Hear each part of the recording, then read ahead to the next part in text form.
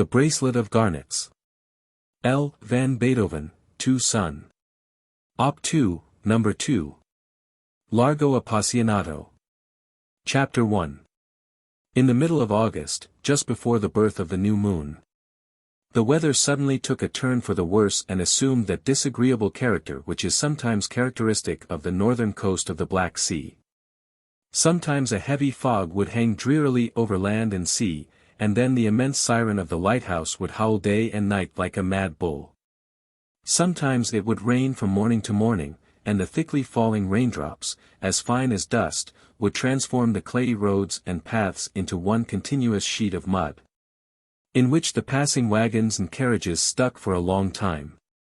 Sometimes a hurricane-like wind would begin to blow from the steppes lying toward the northwest, and then the tops of the trees would bend down to the ground, and again sweep up like waves during a storm.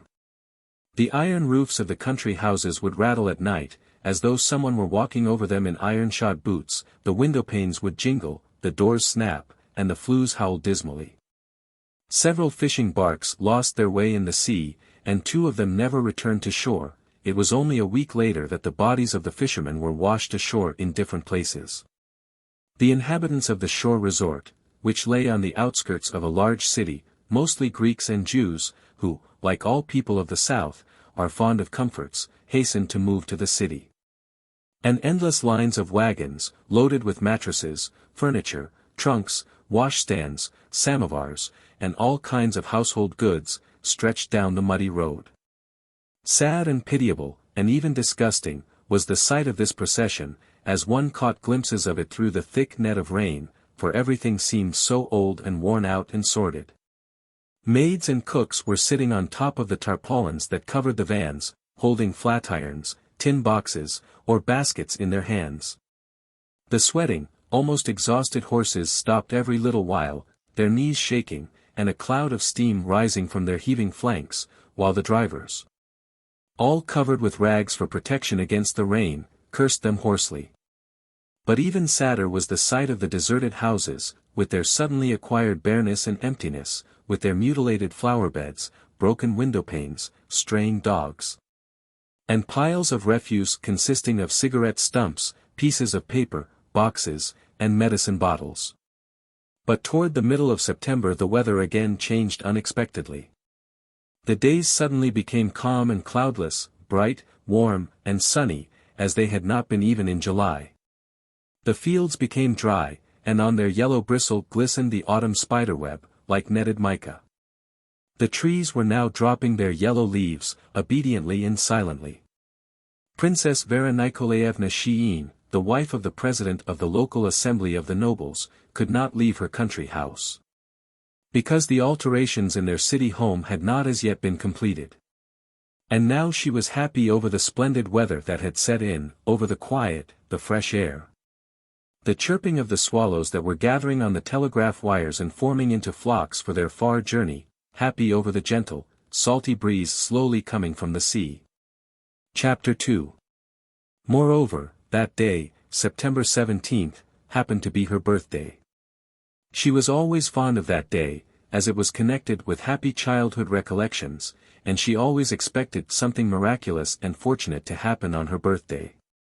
This time, before leaving for the city, where he had an urgent engagement, her husband had put on her night table a little case, containing beautiful earrings with shapely pearl pendants. And this present made her still happier. She was all alone in the house. Her bachelor brother Nikolai, who was living with them, had also gone to the city, as he had to appear in court that morning in his capacity of assistant district attorney. Her husband had promised to bring a few intimate friends for dinner. She thought it was well that her birthday came at the time when they were still in their country home. If it had happened in the city, it would have been necessary to provide a formal banquet, while here, on the seashore, a simple dinner would do just as well.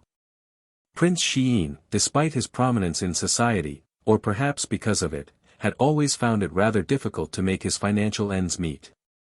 His immense hereditary estate had been reduced almost to the point of bankruptcy by his predecessors, and he was compelled to live beyond his means, to provide entertainments, give to charity, dress well, keep up a good stable.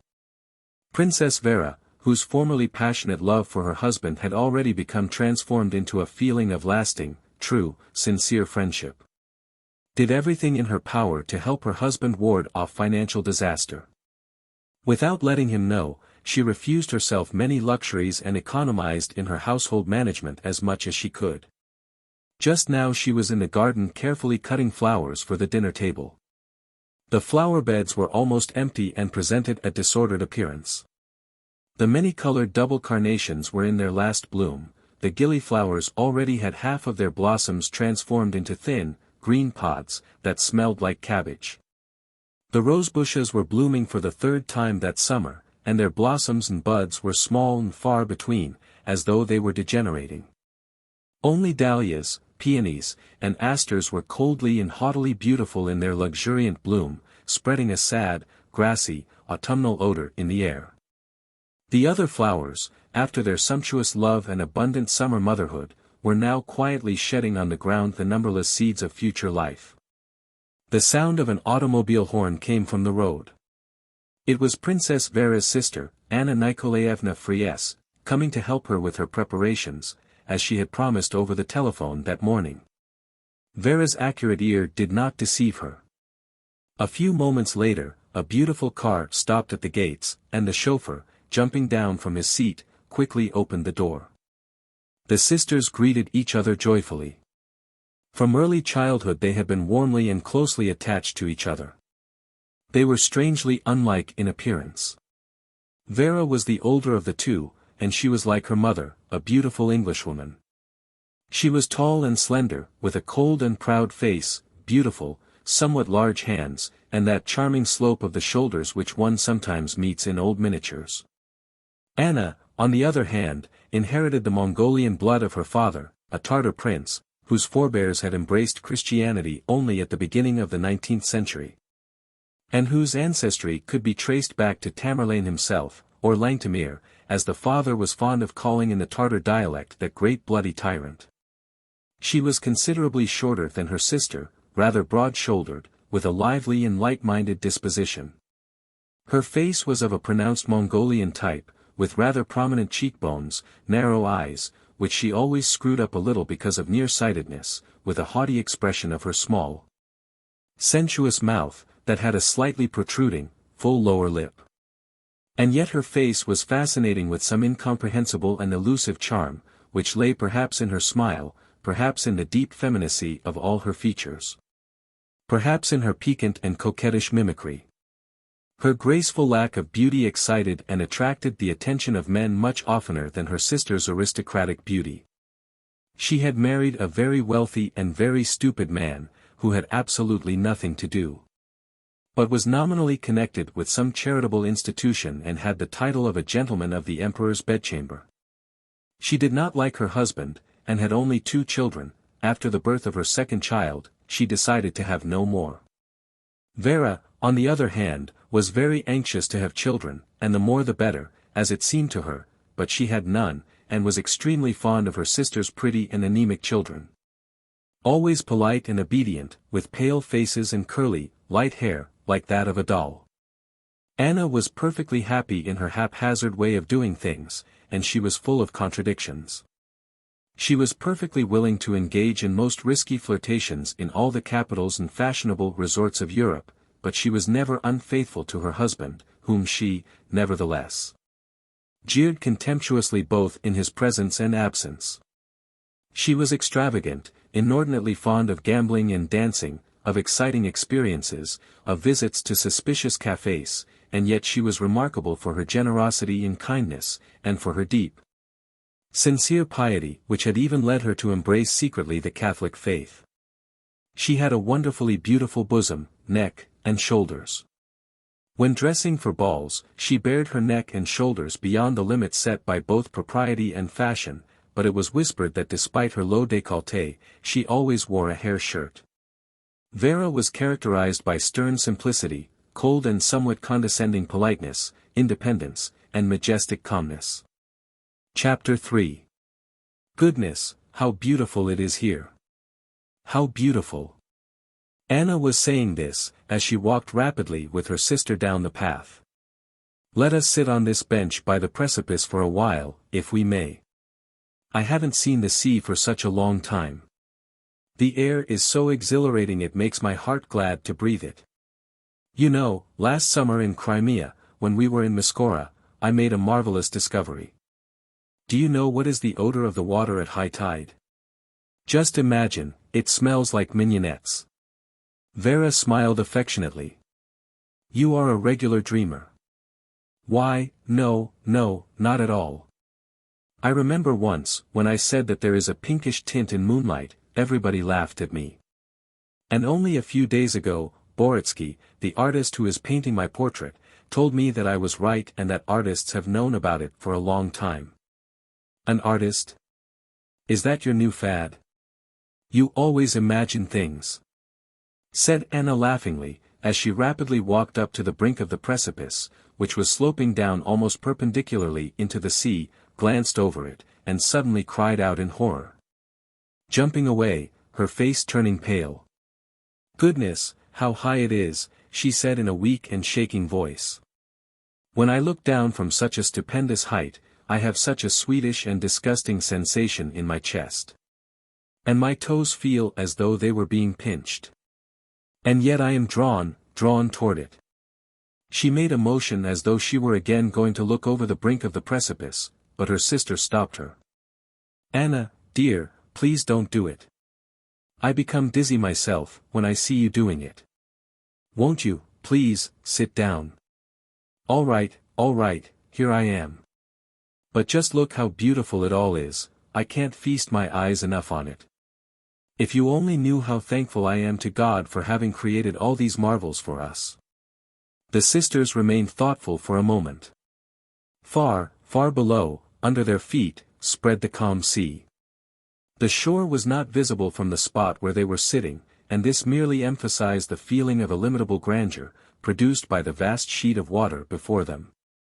And the water was gently quiet, joyfully blue, shining with occasional, oblique bands of smoothness, that marked the currents, and changing its color into a deeper blue near the horizon line.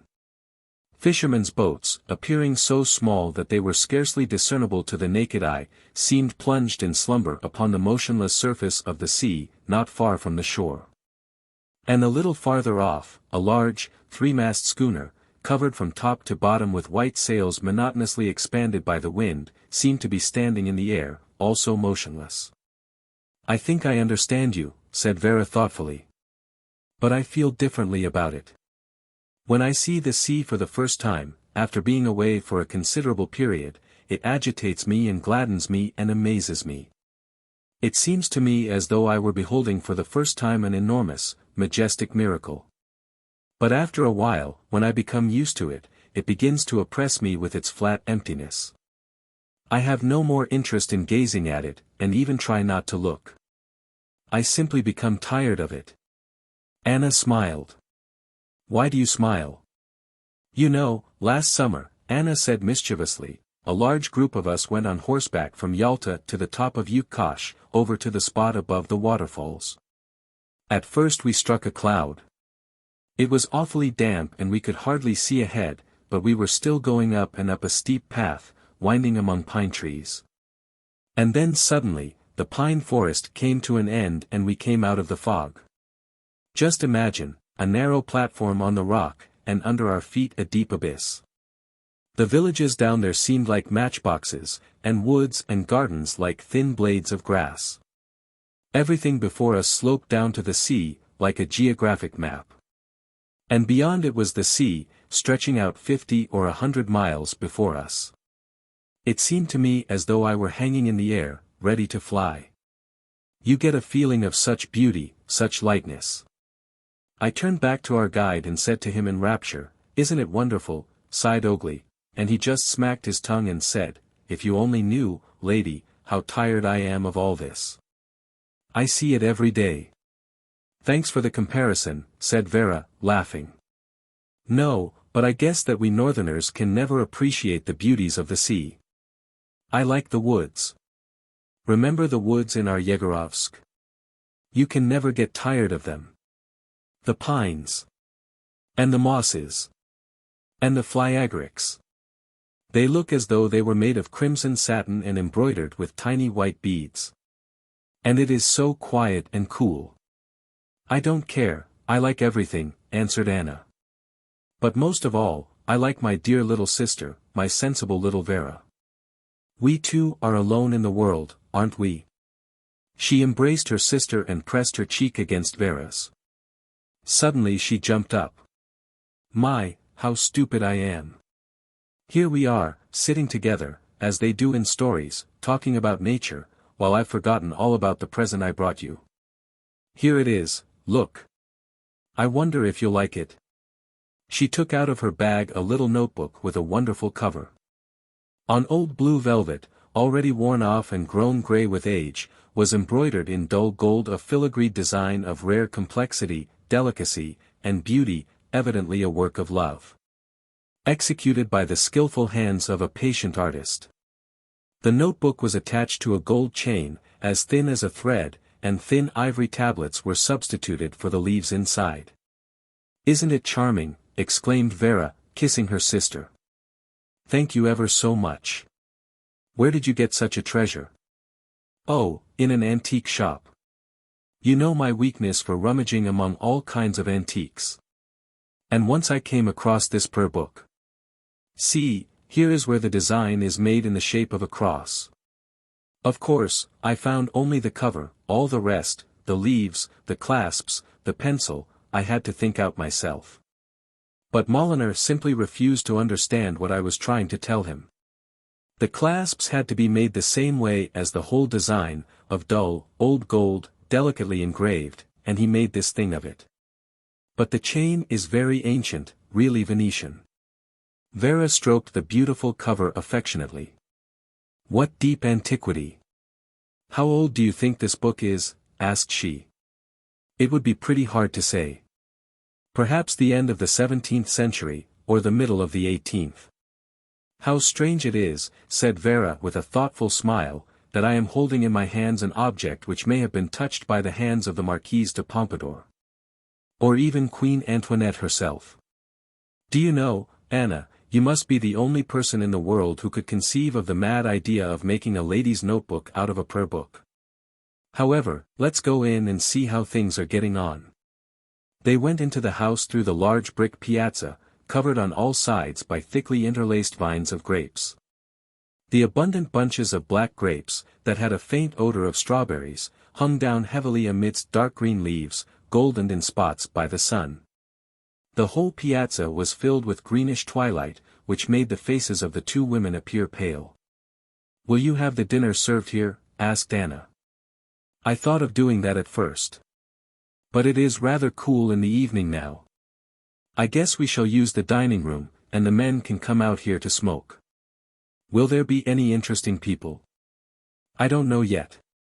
But I do know that Grandpa is coming. Grandpa! Isn't that fine? Exclaimed Anna. It seems to me that I haven't seen him in ages. Vasily's sister is coming, and I think Professor Sveshnikov. Why, I simply lost my head yesterday, Anna. You know that they both like a good dinner, Grandpa and the Professor, and you cannot get anything, either here or in the city. Luca has gotten some quails and is trying to do something with them now. The roast beef we got isn't bad. Alas! The inevitable roast beef. The lobsters, too, are pretty good. Well, that isn't bad at all. Don't trouble yourself about that. Still, between us two, you must admit that you like a good dinner yourself. And then we'll have something rare. The fisherman brought us a seacock this morning. It's a monster. Anna, interested in everything that concerned her and did not concern her, immediately expressed a desire to see the seacock. The tall, yellow-faced cook, Luca, brought in a large, oval basin of water, holding it carefully so as not to spill the water on the parquet floor. 12.5 pounds, Your Highness, said he with that pride which is so characteristic of cooks. We weighed him a few minutes ago. The fish was too large for the basin, and was lying on the bottom, with its tail curled up. Its scales had a golden tint, the fins were of bright scarlet color, while on either side of the ravenous head was a long, fan-shaped wing of light blue color. The fish was still alive and was breathing heavily. Anna touched the head of the fish with her little finger. The animal swept up its tail, and Anna drew her hand away in fright. "Don't trouble yourself, Your Highness," said Luka, evidently understanding Vera's worry. "Everything will be first class. The Bulgarian has just brought 2 fine cantaloupes. And then, may I ask of Your Highness, what kind of sauce to serve with the fish, tartar or Polish or just toast and butter?" "Do as you like," said the princess. Chapter 4. The guests began to arrive after 5 o'clock. Prince Vasily Lvovich brought his sister, Ludmila Lvovna Durasova, a stout, kindly, and unusually taciturn woman. A very rich young man, familiarly known in society as Vasachok, who was famous for his ability to sing, recite poetry, organized charity balls and entertainments. The famous pianist, Jenny Reiter, Princess Vera's school friend, and Vera's brother, Nikolai Nikolaevich. Then came Anna's husband in his automobile, bringing with him the clean-shaven, fat Professor Speshnikov, and the Vice-Governor von Zek. The last one to arrive was General Anisov, in a fine hired landau, accompanied by 2 army officers, Ponomarev, a colonel of the staff, and Lieutenant Bakhtinsky, who was famous in Petersburg as a splendid dancer and Catalan leader. General Anisov was a stout, tall old man with silver hair. He alighted heavily from his carriage, holding on to it with both hands. Usually he had an ear tube in his left hand and a walking stick with a rubber head in the right.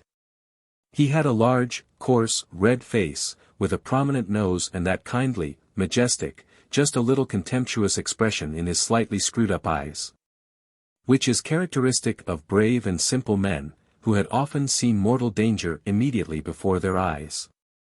The 2 sisters, recognizing him at a distance, ran to the carriage just in time to support him by both arms, half in jest and half seriously. "Just like an archbishop," said the general in a kindly, hoarse bass. "Grandpa, Grandpa," said Vera in a tone of light reproach, "we wait for you every day almost, and you never show yourself." "Grandpa must have lost all conscience down here in the south," continued Anna. "Might at least have remembered his goddaughter. Shame on you.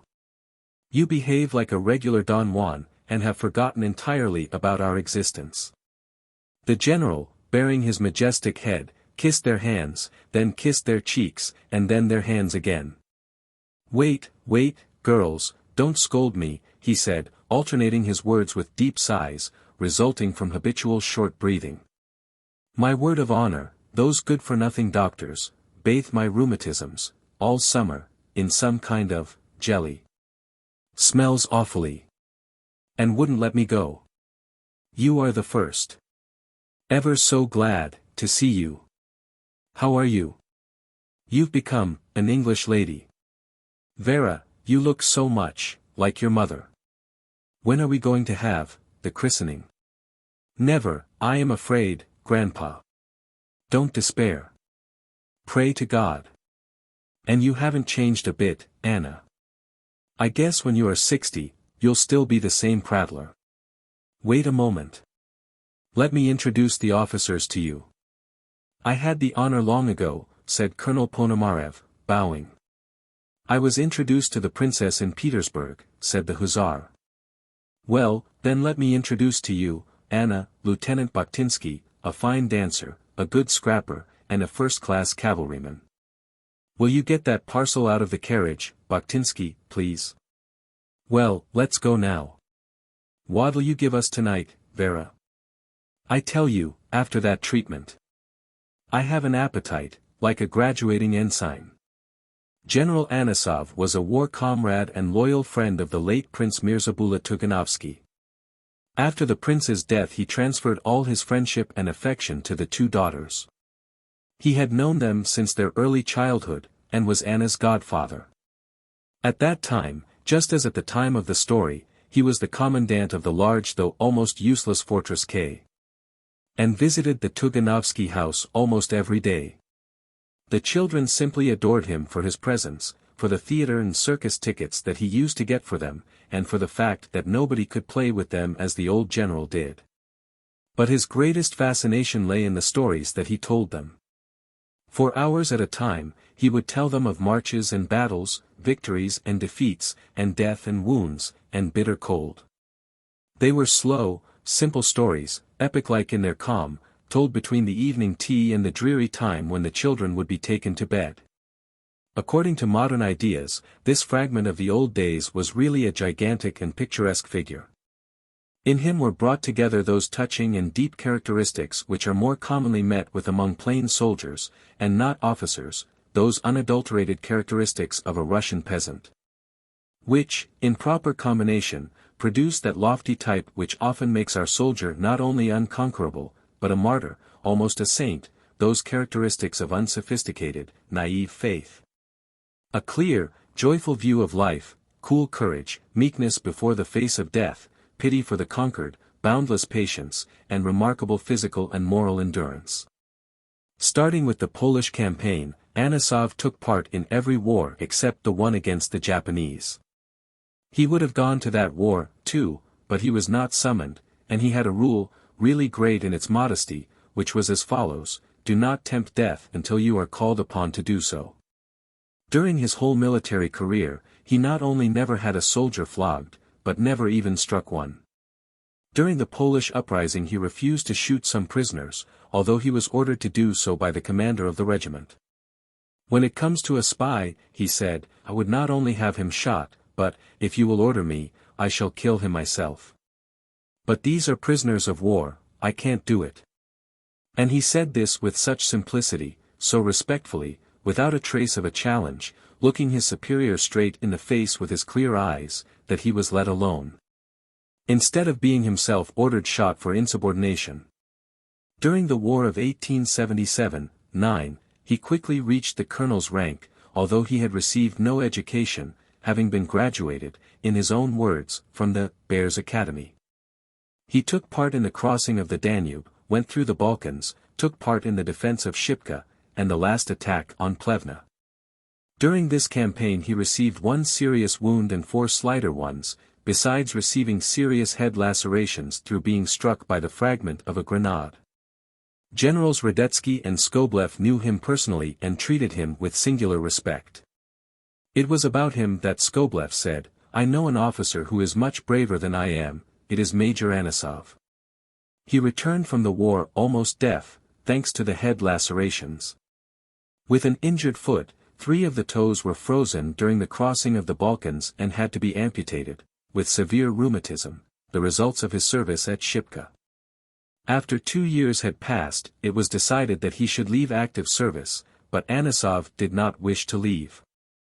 The commander of the district, who still remembered his remarkable bravery displayed during the crossing of the Danube, helped him, and the authorities in Petersburg changed their minds. Fearing to hurt the old colonel's feelings, he was given for life the position of commandant of the Fortress K, which was, as a matter of fact, merely an honorary post. Everybody in the city knew him and made fun, in a kindly way, of his weaknesses, his habits, and his manner of dressing. He always went about unarmed, in an old-fashioned coat, a cap with large rims and huge straight visor, a walking stick in his right hand, and an ear horn in the left. He was always accompanied by 2 fat, lazy dogs, the tips of whose tongues were forever between their teeth. If, during his morning walks he happened to meet his acquaintances, the passers-by would hear blocks away the general's loud voice and the barking of his dogs. Like many deaf people, he was very fond of the opera, and sometimes, in the course of a love duet, the whole theater would hear his loud bass, saying, "Didn't he take that do clear? The devil take him!" Just like cracking a nut. And the whole theater would restrain its laughter, while the general himself would be entirely unconscious of the whole thing. He would be sure that he had whispered his opinion to his neighbor. As the commandant of the fortress, he often visited the guardhouse, accompanied by his loudly breathing dogs. There, spending their time rather pleasantly in playing cards, sipping tea, and telling anecdotes, the imprisoned officers rested from the strenuous duties of army life. He would ask each one attentively for his name, the cause of his arrest, by whom ordered, and the period of time to be spent in confinement.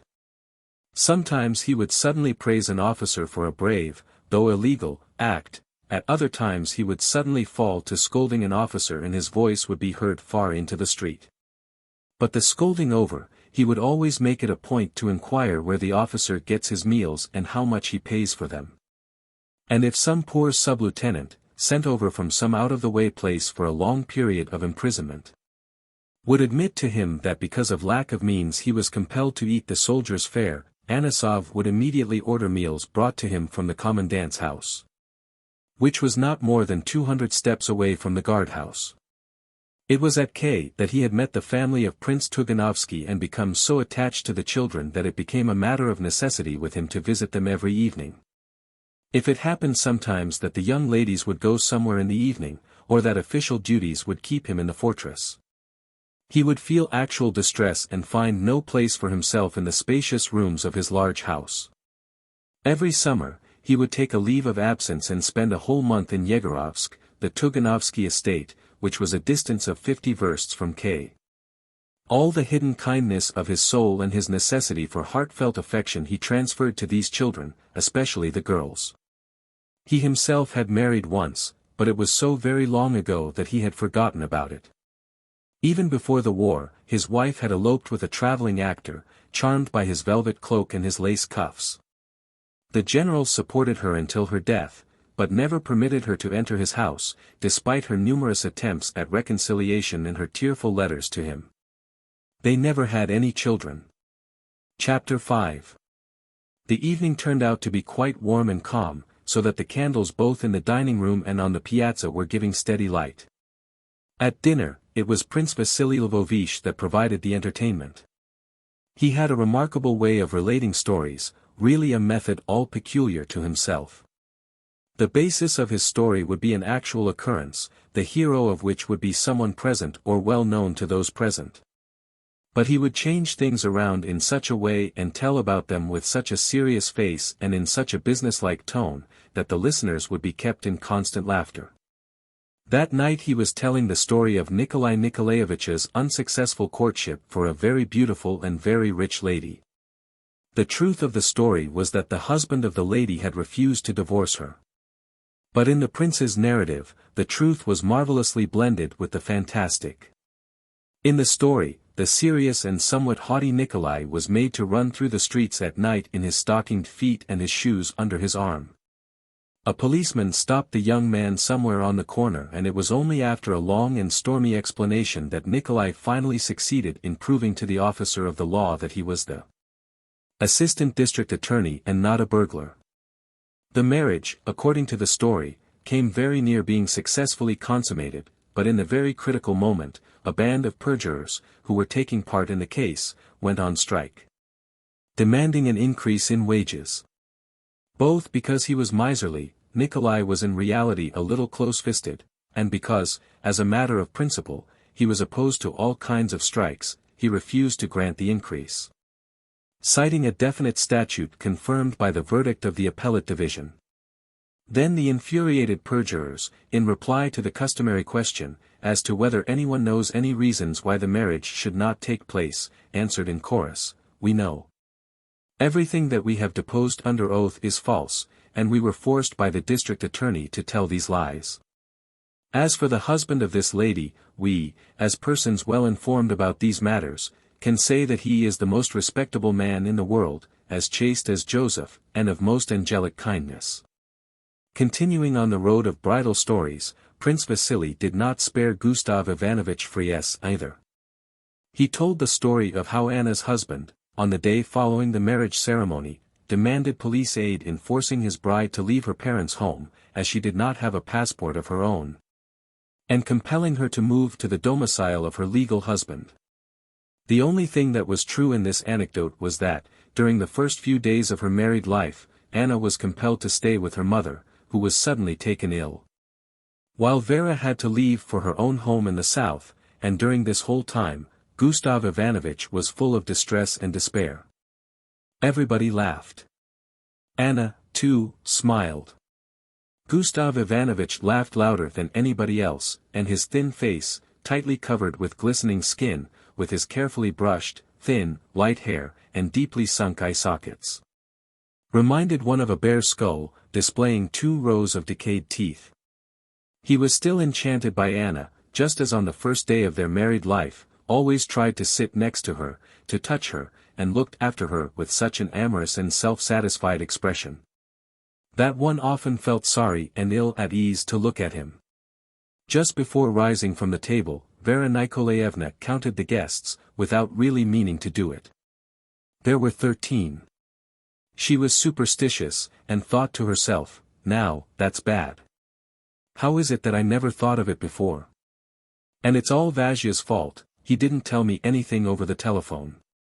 Whenever friends met either at the Sheehan's or at the Fries's, it was customary to play poker, as both sisters were very fond of games of chance. Special rules were even worked out in both homes.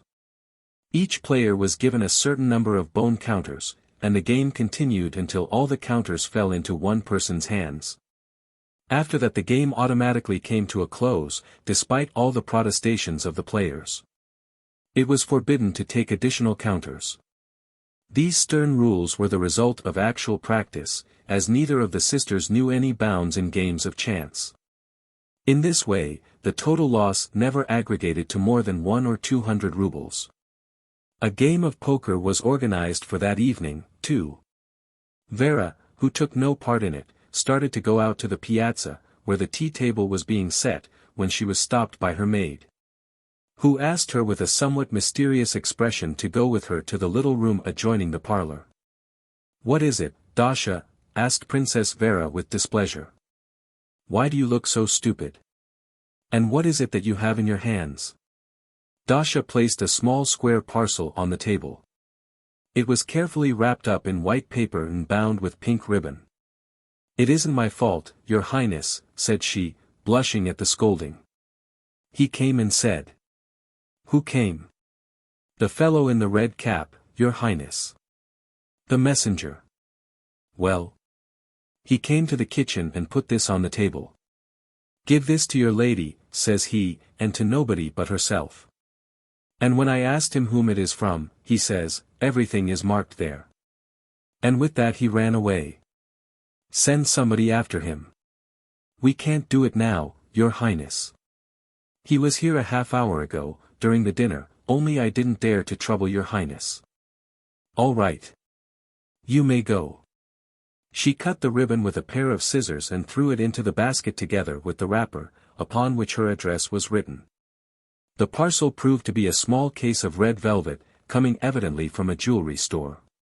Vera raised the top lined with light blue silk and found inside an oval gold bracelet, under which was lying a note prettily folded into an 8-cornered figure. She quickly unfolded the paper. The handwriting seemed familiar to her, but, like a real woman, she pushed the note aside and began to examine the bracelet.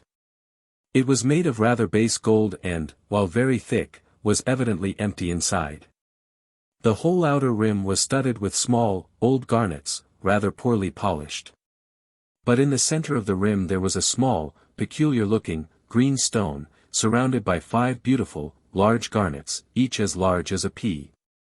When Vera accidentally turned the bracelet so that the 5 large garnets came under the light of the electric lamp, 5 crimson lights suddenly flared up before her eyes. "Like blood," thought she involuntarily, with a sudden, unexpected alarm. Then she thought of the letter and opened it again. She read the following lines, written in a beautiful, small hand. "Your Highness, Princess Vera Nikolaevna. I take the courage to send you my modest gift, together with my most respectful congratulations upon this joyous and bright occasion of your birthday." "Oh, it's the same man again," thought the princess with displeasure. Still, she finished the letter. "I should never have dared to send you as a gift anything chosen by myself, as I have neither the right nor the taste, nor, I admit, the money for this. Moreover, I am sure that there is not a treasure in the world which would be worthy of adorning you. But this bracelet was the property of my great-grandmother and was worn last by my late mother. In the middle, among the large stones, you will see a green one. This is a very rare kind of garnet, a green garnet. According to an old tradition, still believed in by our family, it has the property of rendering prophetic the women who carry it and driving away all their painful thoughts. While with men it is a talisman that protects them from violent death. All the stones have been carefully transferred from the old silver bracelet, and you may be certain that no one before you had ever worn this bracelet. You may immediately throw away this ludicrous toy, or give it to somebody, but I will still be happy when thinking of the fact that your hands touched it. I beg you not to be angry with me. I blush at the recollection of the insolence which led me, 7 years ago, to write you foolish and wild letters and even to expect you to reply to them. Now nothing remains in me but reverence, eternal devotion, and slavish loyalty. Now I can only wish for your happiness every minute of my life, and to be joyful in the knowledge of your happiness. In my thoughts I bow to the ground before the chairs on which you sit, the floor on which you walk, the trees which you touch, the maid with whom you speak. I do not even envy either human beings or inanimate things. Once more I beg your forgiveness for having troubled you with this long and unnecessary letter. Your obedient servant, unto death and beyond the grave, G.S.Z. I wonder if I ought to show this to Vasya. And if I ought to, would it be better to do it now, or after everybody is gone? No, I guess I'll wait until everybody is gone. If I do it now, not only this unfortunate fellow will appear ridiculous, but I also. So thought Princess Vera as she gazed upon the 5 crimson lights trembling beneath the surface of the 5 garnets, unable to turn her gaze away. Chapter 6.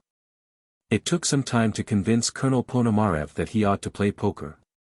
He said that he did not know the game, that he did not believe in playing games of chance even for fun, that the only games he played with any degree of success were of the milder varieties.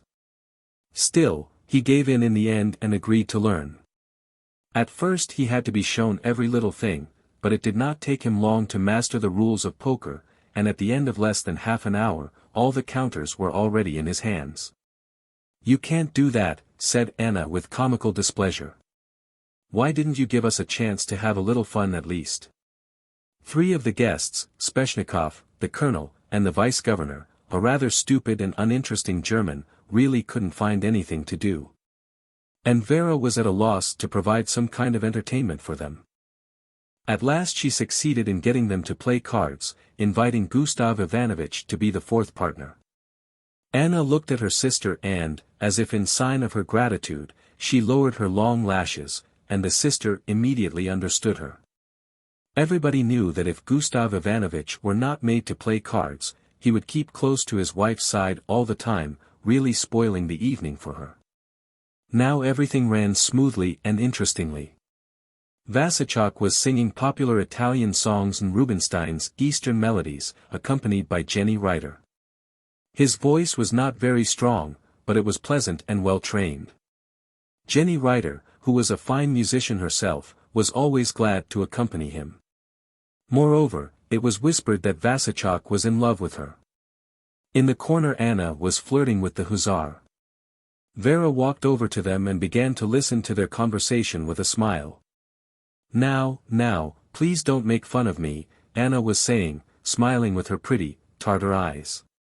"Of course, you consider it hard work to gallop in front of your squadron as though you were mad, or to take part in horse races. But just look at what we have to do. It was only a few days ago that we finally got through with the lottery.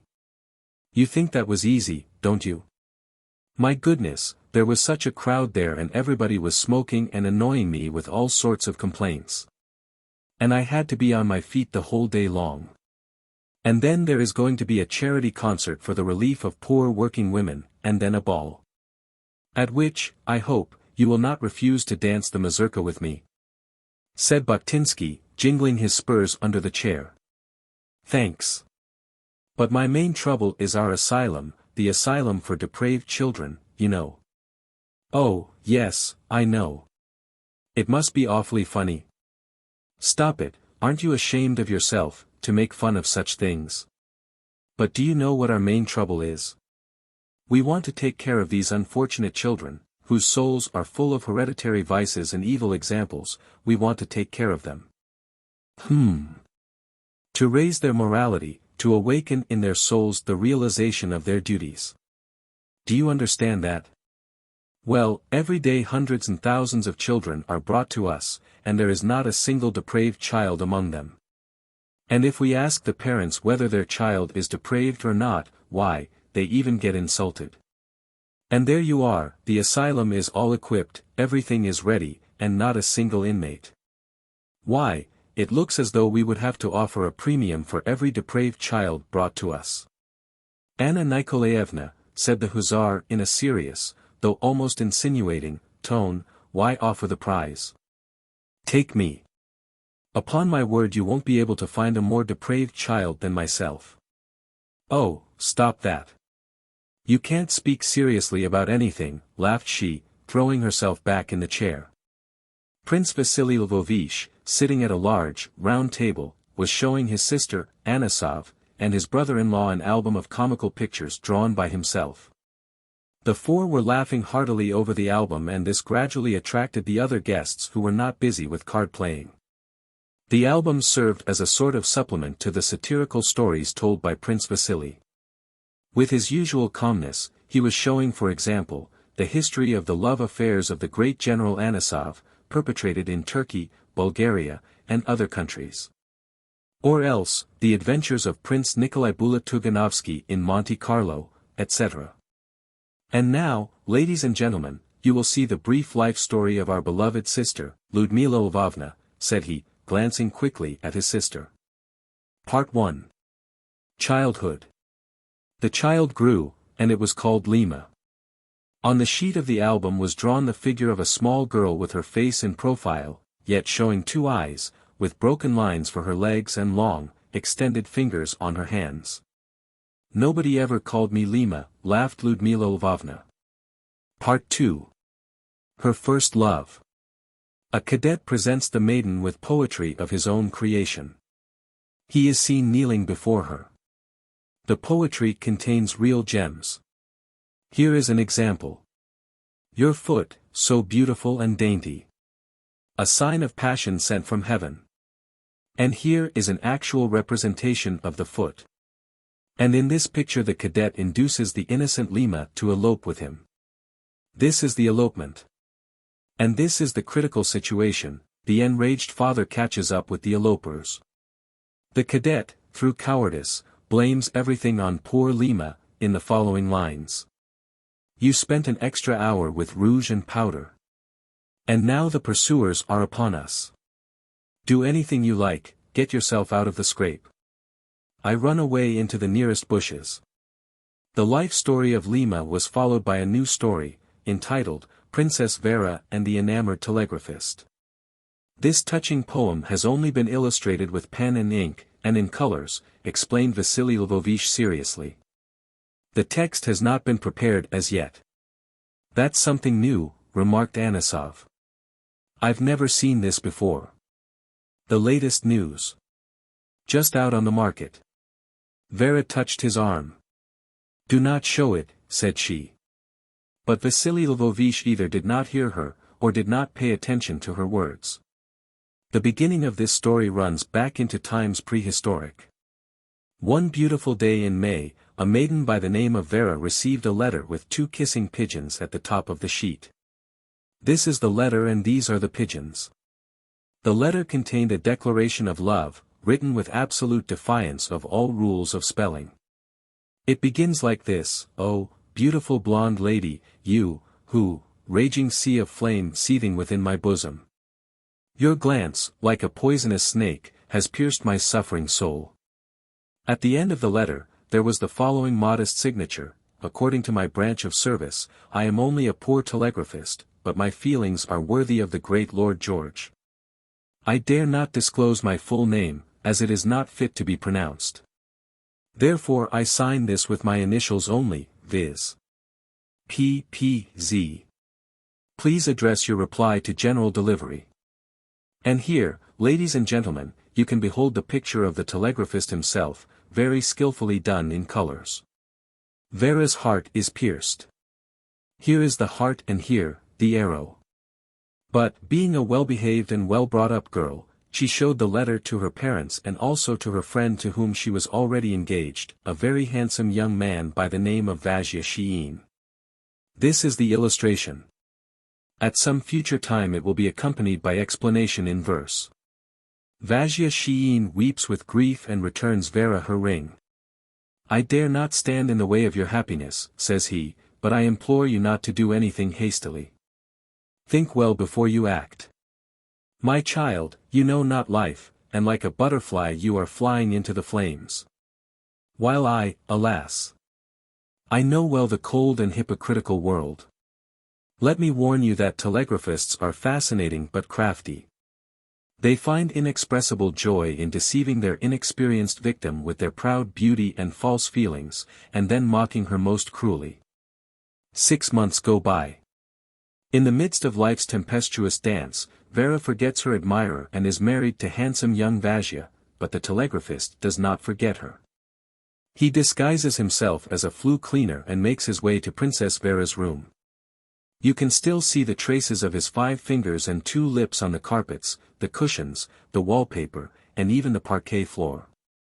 Then he disguises himself as a peasant woman and is hired as a dishwasher.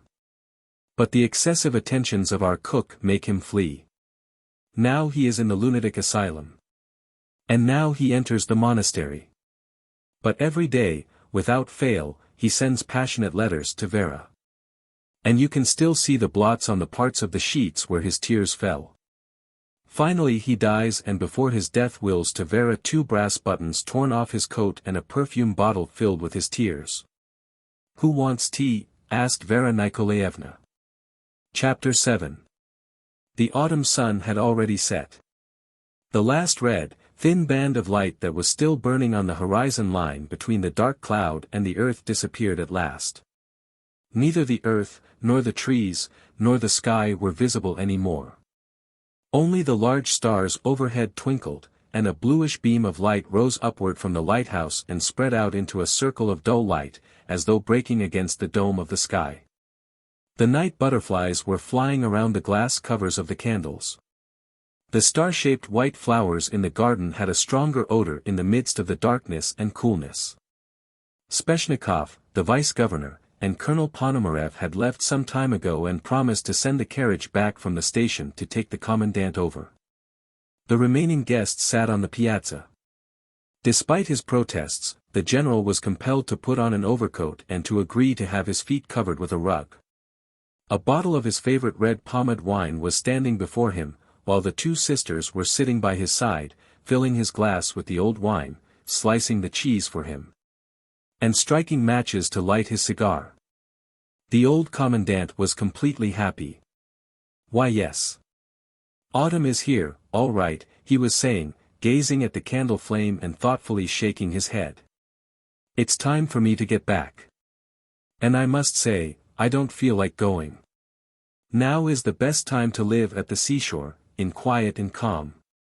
Why don't you stay with us, Grandpa? Said Vera. Can't do it, my dear, can't do it.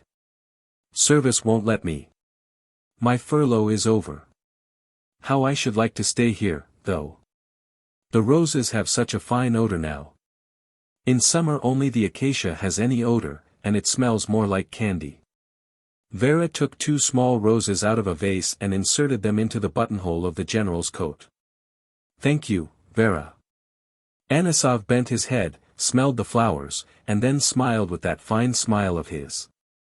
This reminds me of how we came to Bucharest. Once I was walking in the street, when a very strong odor of roses stopped me. In front of me were 2 soldiers holding a beautiful cut-glass bottle of rose oil. They had already rubbed their boots with it and oiled their rifle locks. What have you got there? I asked them. Some kind of oil, Your Honor. We tried to use it in cooking, but it doesn't work. And it smells fine. I gave them a ruble, and they were very glad to part with the bottle. Although the bottle was no more than half full, the way prices stood then, the oil was worth at least 60 rubles. The soldiers, greatly pleased with the bargain, added, and here is some kind of Turkish peas, Your Honor. We tried to cook them but they are as hard as before. It was coffee. I said to them, "This is good only for the Turks, it will never do for our soldiers." It was luck that they didn't eat any opium. I saw opium tablets in several places. "Grandpa, tell me frankly," said Anna, "were you ever afraid during battles?" "That's a funny question to ask, Anna." "Of course I was afraid. Don't you believe the people who tell you that they are not afraid and that the whistle of bullets is the sweetest music in the world to them? A man like that is either crazy or else he is boasting. Everybody is afraid. Only one fellow will lose all self-control, and another holds himself well in hand. You see, the fear always remains the same, but the ability to hold yourself in hand develops with practice. That's why we have heroes and great men. And yet, there was one occasion when I was almost frightened to death." "Won't you tell us about it, Grandpa?" asked both sisters together. They were still fond of listening to Anasov's stories, just as they had been in early childhood. Anna even placed her elbows on the table and rested her chin on the palms of her hands, just as she had done when she was a child. There was a peculiar charm in his slow and artless manner of narrating. Even the phraseology with which he narrated his reminiscences often assumed a peculiarly awkward, somewhat bookish character. Sometimes it seemed that he had learned a story in some dear old volume. "It isn't a long story," said Anasov. "It was in winter, at Shipka, after I was wounded in the head. There were 4 of us living in a dugout, and it was there that a peculiar thing happened to me. One morning, as I was getting up, it suddenly appeared to me that my name was not Yakov but Nikolai, and I could not possibly convince myself of the fact that it was Yakov. I realized that I was losing my senses and cried for some water, with which I moistened my head, and that brought me back to myself." "I can just imagine how many conquests you made among the women there, Yakov Mihailovich," said Jenny Ryder. "You must have been very handsome in your youth." "Oh, our grandpa is still handsome," exclaimed Anna. "No, I guess I never was very handsome," said Anasov, with a quiet smile. "But I was never disliked, overmuch, either." A rather touching incident occurred in Bucharest. When we entered the city, the inhabitants met us with salutes of cannon from the public square, which damaged many window panes. But the windows, on whose sills stood glasses of water, were not damaged. And this is how I found it out. When I came to the house to which I was billeted, I saw a small cage over which stood a large cut-glass bottle, filled with water. There were fishes swimming in the water, and among them sat a canary. That astonished me. But when I looked closely, I saw that the bottom of the bottle was so blown that it formed an arched space over the open top of the cage, and the canary could fly in and sit on a perch. Afterward I admitted to myself that I was rather slow in grasping things. I went into the house and saw a beautiful little Bulgarian girl. I showed her my card, and asked her, by the way, why their window panes were not broken. She said that it was on account of the water, and explained to me about the canary, too. That's how slow I was.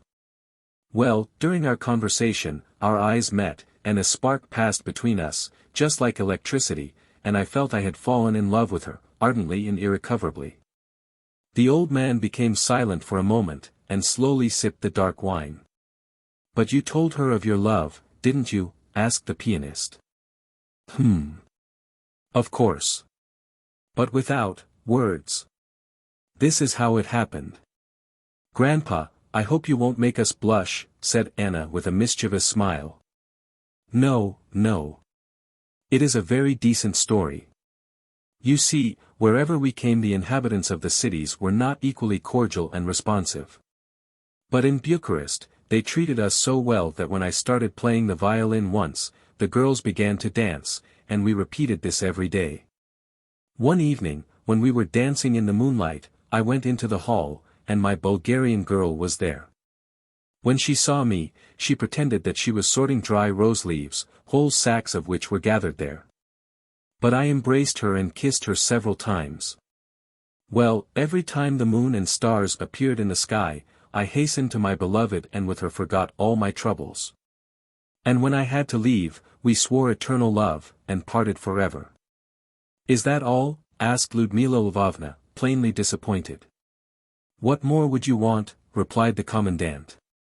You will excuse me, Yakov Mihailovich, but that was not love.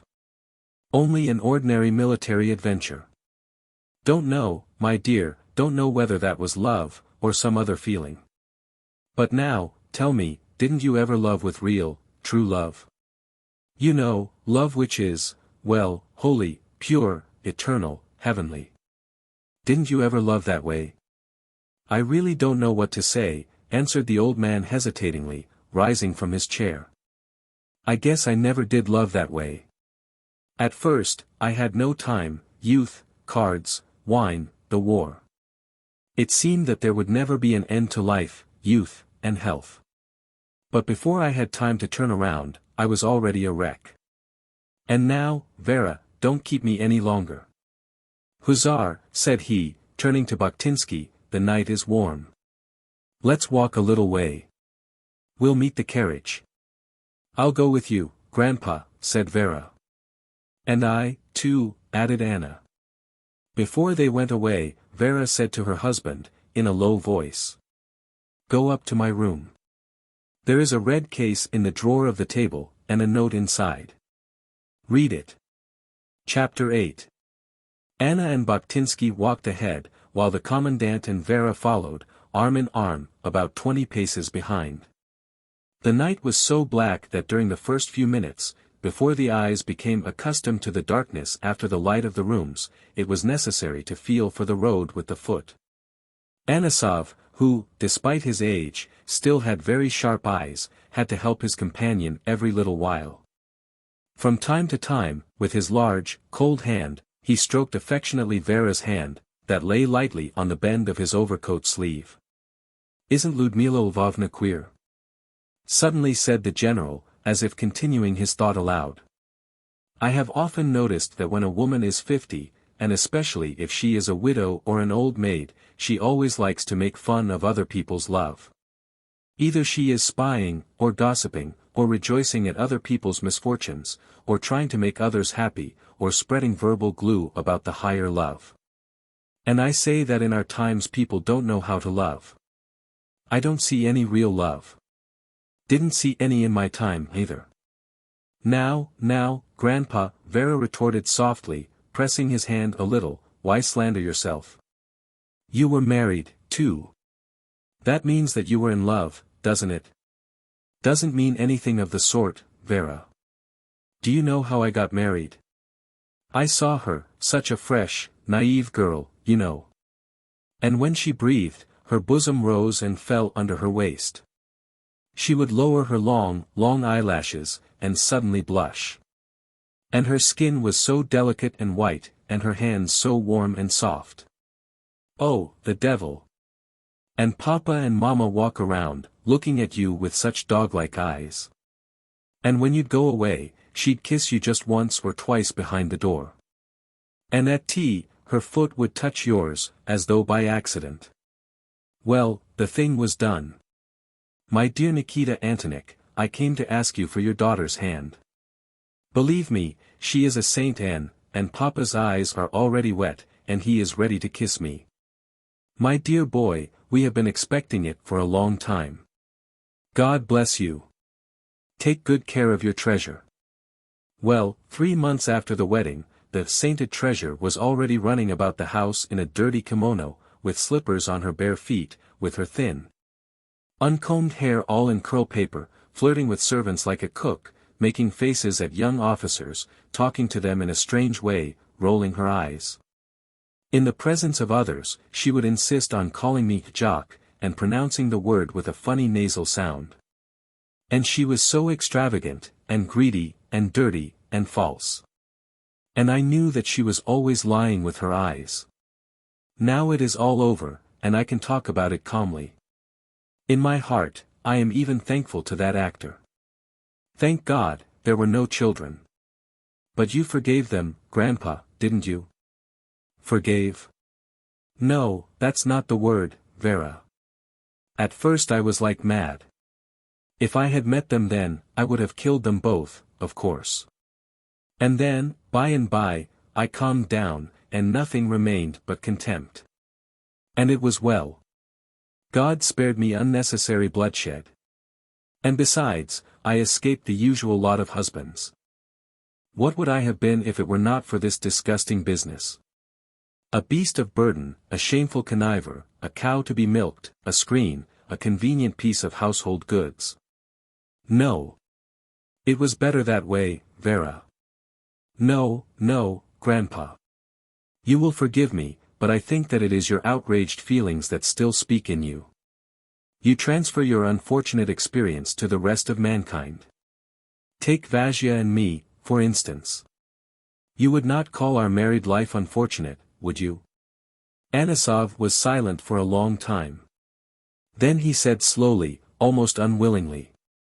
Well, let us say, that you are an exception. But look, why do most people marry? Take a woman.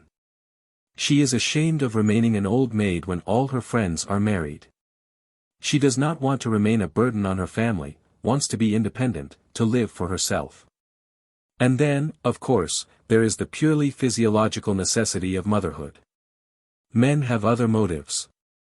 In the first place, he is tired of single life, of lack of order in his room, of restaurants, dirt, cigarette stumps, torn clothes, debts, unceremonious friends, and so on.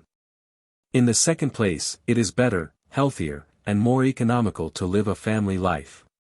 In the third place, he thinks of the possible children, and says to himself, I shall die, but a part of me will still remain behind, something like the illusion of immortality. Then, again, there is the temptation of innocence, as with me, for instance. Sometimes men think of the dowry. But where is love, disinterested, self-sacrificing, expecting no reward, the love about which it has been said that it is more powerful than death? Where is the love, for which it is joy, and not labor, to make a sacrifice, give up life, suffer pains? Wait, Vera, I know that you are going to tell me about your Vasya. Yes, I like him. He is a good fellow. And, perhaps, in the future, his love will appear in the light of great beauty. But, think of the kind of love I mean. Love must be a tragedy, the greatest mystery in the world. No life comforts, calculations, or compromises must ever affect it. Did you ever see such love, Grandpa? Asked Vera quietly. No, said the old man decisively. I do know of two cases somewhat like it, though. Still, one of them was the result of foolishness, and the other, of weakness. I'll tell you about them, if you like. It won't take long. Please, Grandpa. Well, the colonel of one of the regiments of our division, not of mine, though, had a wife. The ugliest looking thing imaginable. Red-haired, and bony, and long, and with a big mouth. Plastering used to come from her face, as though it were the wall of an old Moscow residence. You know the kind, temperamental, imperious, full of contempt for everybody, and a passion for variety. A morphine fiend into the bargain. Well, once, in the fall, a newly baked ensign was sent to the regiment, a regular yellow-mouthed sparrow just out of a military school. In a month's time, the old mare had him under her thumb. He was her page, and her servant, and her slave, always danced with her, carried her fan and handkerchief, rushed out into the cold to call her carriage. It is an awful thing when a clean-minded and innocent boy lays his first love at the feet of an old, experienced, and imperious libertine. Even if he comes out unhurt, you can still count him as lost. It's a stamp for life. Toward Christmas, she was already tired of him. She went back to one of her former passions. But he couldn't give her up. He would trail her, like a ghost. He grew thin and dark. Using exalted language, death already lay upon his lofty brow. He was terribly jealous of everybody. It was said that he used to stand for whole nights under her window. Once, in the spring, their regiment had an outing or a picnic. I knew both her and him personally, although I was not present when it happened. As usual, everybody drank a good deal. They were coming back on foot, along the railroad tracks. Suddenly a freight train appeared, coming toward them. It was going up a steep slope, very slowly, signaling all the time. And when the headlights were already very near, she whispered in the ensign's ears, "You always say that you love me. And if I were to order you to throw yourself under the train, I am sure you wouldn't do it." He never said a word, but rushed right under the train. They say that he had calculated correctly to land between the front and the rear wheels of a car, so as to be cut in half, but some idiot started holding him back. Only he wasn't strong enough to pull the ensign off the rail, which he clutched with his hands.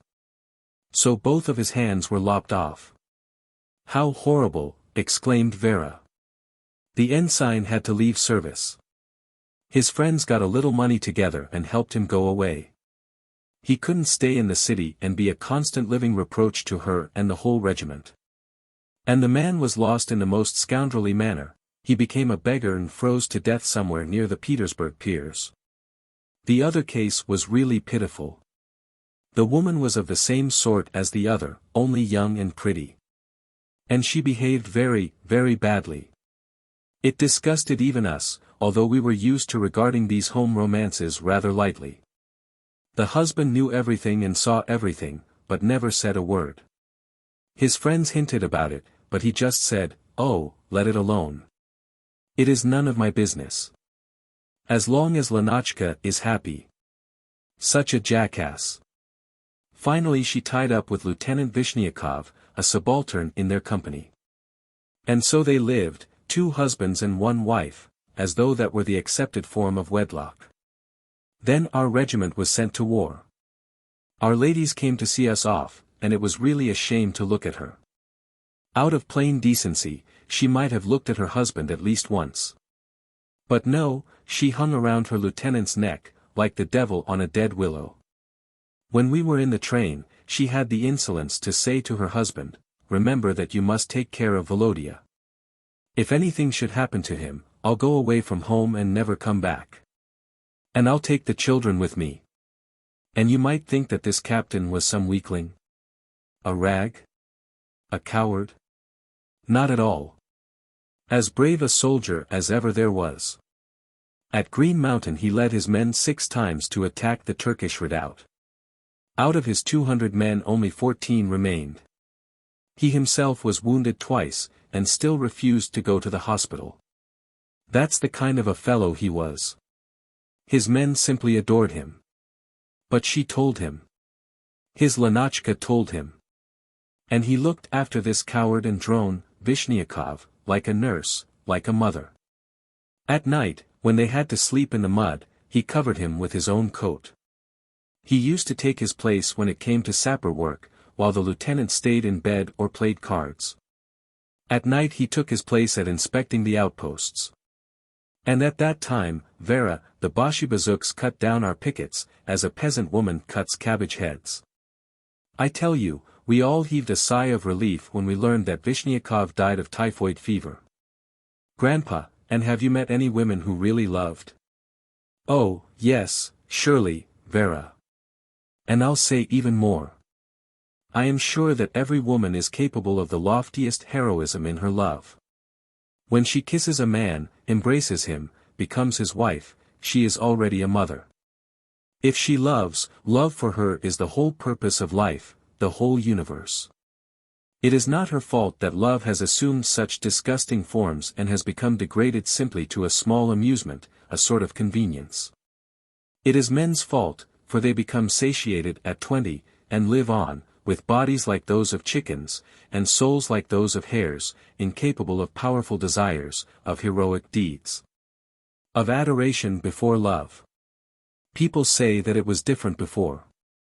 And if it wasn't, did not the best human minds and souls dream of it, the poets, the novelists, the artists, the musicians? A few days ago, I read the story of Manon Lescaut and Cavalier de Gros. Would you believe me that I wept over it? Now tell me truly, doesn't every woman, in her inmost soul, dream of such a love, which is all-forgiving, modest, self-sacrificing, self-denying? Oh, surely, surely, Grandpa. And if they do not have love like that, women take vengeance. Another 30 years will go by. I shall not see it, but you, Vera, may. In some 30 years from now, women will have an unheard of power. They will be dressed like Hindu idols. They will trample us men underfoot, like contemptible, cringing slaves. Their mad fancies and whims will become painful laws for us. And all this will come about because, in the course of whole generations, we had not learned to adore love. That will be the revenge. You know the law of action and reaction, don't you? After a moment's silence, he suddenly asked. Tell me, Vera, if it isn't too hard, what kind of a story is that one about the telegraphist, the one that Prince Vasily told tonight? How much of it is truth, and how much is just imagination, as in all his stories? Does it interest you, Grandpa? Just as you like, Vera. If you wouldn't like. Why, no, not at all. I should be very glad to tell you. And she told the commandant how some madman began to annoy her with his love 2 years before her marriage. She had never seen him and did not know his name. He only wrote to her, and signed his letters, G.S.Z. In one of the letters he mentioned the fact that he was a petty official in some government institution. He had never said anything about being a telegraphist. He was evidently watching all her movements, as in his letters he mentioned accurately the places that she had visited, as well as the dresses she had worn. At first the letters were rather vulgar and curiously passionate. But once Vera sent him a note, this fact should not be mentioned at home, as no one there knows about it, asking him to stop annoying her with his declarations of love. From that time on he never mentioned his love, and wrote but seldom, on New Year's Day, Easter, and her birthday. Princess Vera told Anisov also about that morning's present and repeated, almost word for word, the strange letter of her mysterious admirer. Yes, said the general slowly, when she had finished. Perhaps this fellow is mad, a plain maniac. But then, who knows? Perhaps your life path has been crossed by the kind of love of which all women dream, and of which men are incapable nowadays. Don't you see any lights over there? That must be my carriage. At the same time, the loud snorting of an automobile was heard from behind, and the rough road shone with white acetylene light. It was Gustav Ivanovitch's car. I took your things along, Anna. Get in, said he. Won't you allow me to take you over, Your Excellency? No, thanks, said the general. I don't like that machine. It only shakes you up and has all sorts of smells, but you can't enjoy it. Well, good night, Vera. I am going to come often now, added he, kissing Vera's hand and forehead. They parted. Mr. Fries brought Vera Nikolaevna to the gates of her home, then swung his car around and disappeared in the darkness, together with his snorting and howling automobile. Chapter 9. It was with an unpleasant feeling that Princess Vera came up the steps of the piazza and entered the house. Even at a distance she heard the loud voice of her brother Nikolai, and when she came nearer to the house she saw him walking rapidly from one end of the room to the other. Vasily Lvovich was sitting at the card table and, his large, light-haired head bent over the table, was drawing figures on the green cloth. Haven't I been insisting on it for a long time? Nikolai was saying angrily, making a gesture with his right hand as though he was trying to throw a heavy object on the floor. Haven't I been insisting for a long time that this whole history of foolish letters must come to an end? Even before you and Vera were married, when I was assuring you that you were both merely amusing yourselves like children, and saw nothing but fun and amusement in them. Oh, here is Vera herself. Why, we were just talking with Vasily Lvovich, about that crazy fellow of yours, that P.Z. I consider this correspondence both insolent and disgusting. There was no correspondence at all, interrupted Prince Sheen coldly. He was the only one that wrote. Vera blushed at this and sat down on the couch in the shadow of the large house-plant. I apologize for using that expression, said Nikolai Nikolaevich, and again threw to the ground some invisible, heavy object which he seemed to have torn away from his chest. And I do not understand at all why you insist on calling him mine, added Vera, glad of her husband's support. He is just as much yours as mine. All right, I apologize again. But at any rate what I want to say is that it is time to put an end to all this nonsense. It seems to me that things have gone beyond the limit within which one can laugh and draw funny pictures. And believe me, if there is anything that I am worrying about just now, it is the good name of Vera, and yours, too, Vasily Lvovich. Oh, I am afraid that is putting the thing a little bit too strong, Kolya, replied Sheehan. That's possible, but both of you run a risk of finding yourselves in a very funny situation. I do not see how, said the prince. Just imagine that this idiotic bracelet. Nikolai picked up the red case from the table and immediately replaced it with a gesture of aversion. That this monstrous trinket will remain in your hands, or we shall throw it away, or give it to the maid. Then, in the first place, P.Z. can boast to his friends of the fact that Princess Vera Nikolaevna Sheehan accepts his presents, and in the second place, he might be encouraged to repeat the same feat. Tomorrow he might send you a diamond ring, the day after tomorrow, a pearl necklace, and then, all of a sudden, he will find himself on trial for embezzlement or forgery. And Prince Sheehan together with his wife will have to appear as witnesses at the trial. That would be a fine situation, indeed. Oh, no, the bracelet must be sent back at once, exclaimed Vasily Lvovich.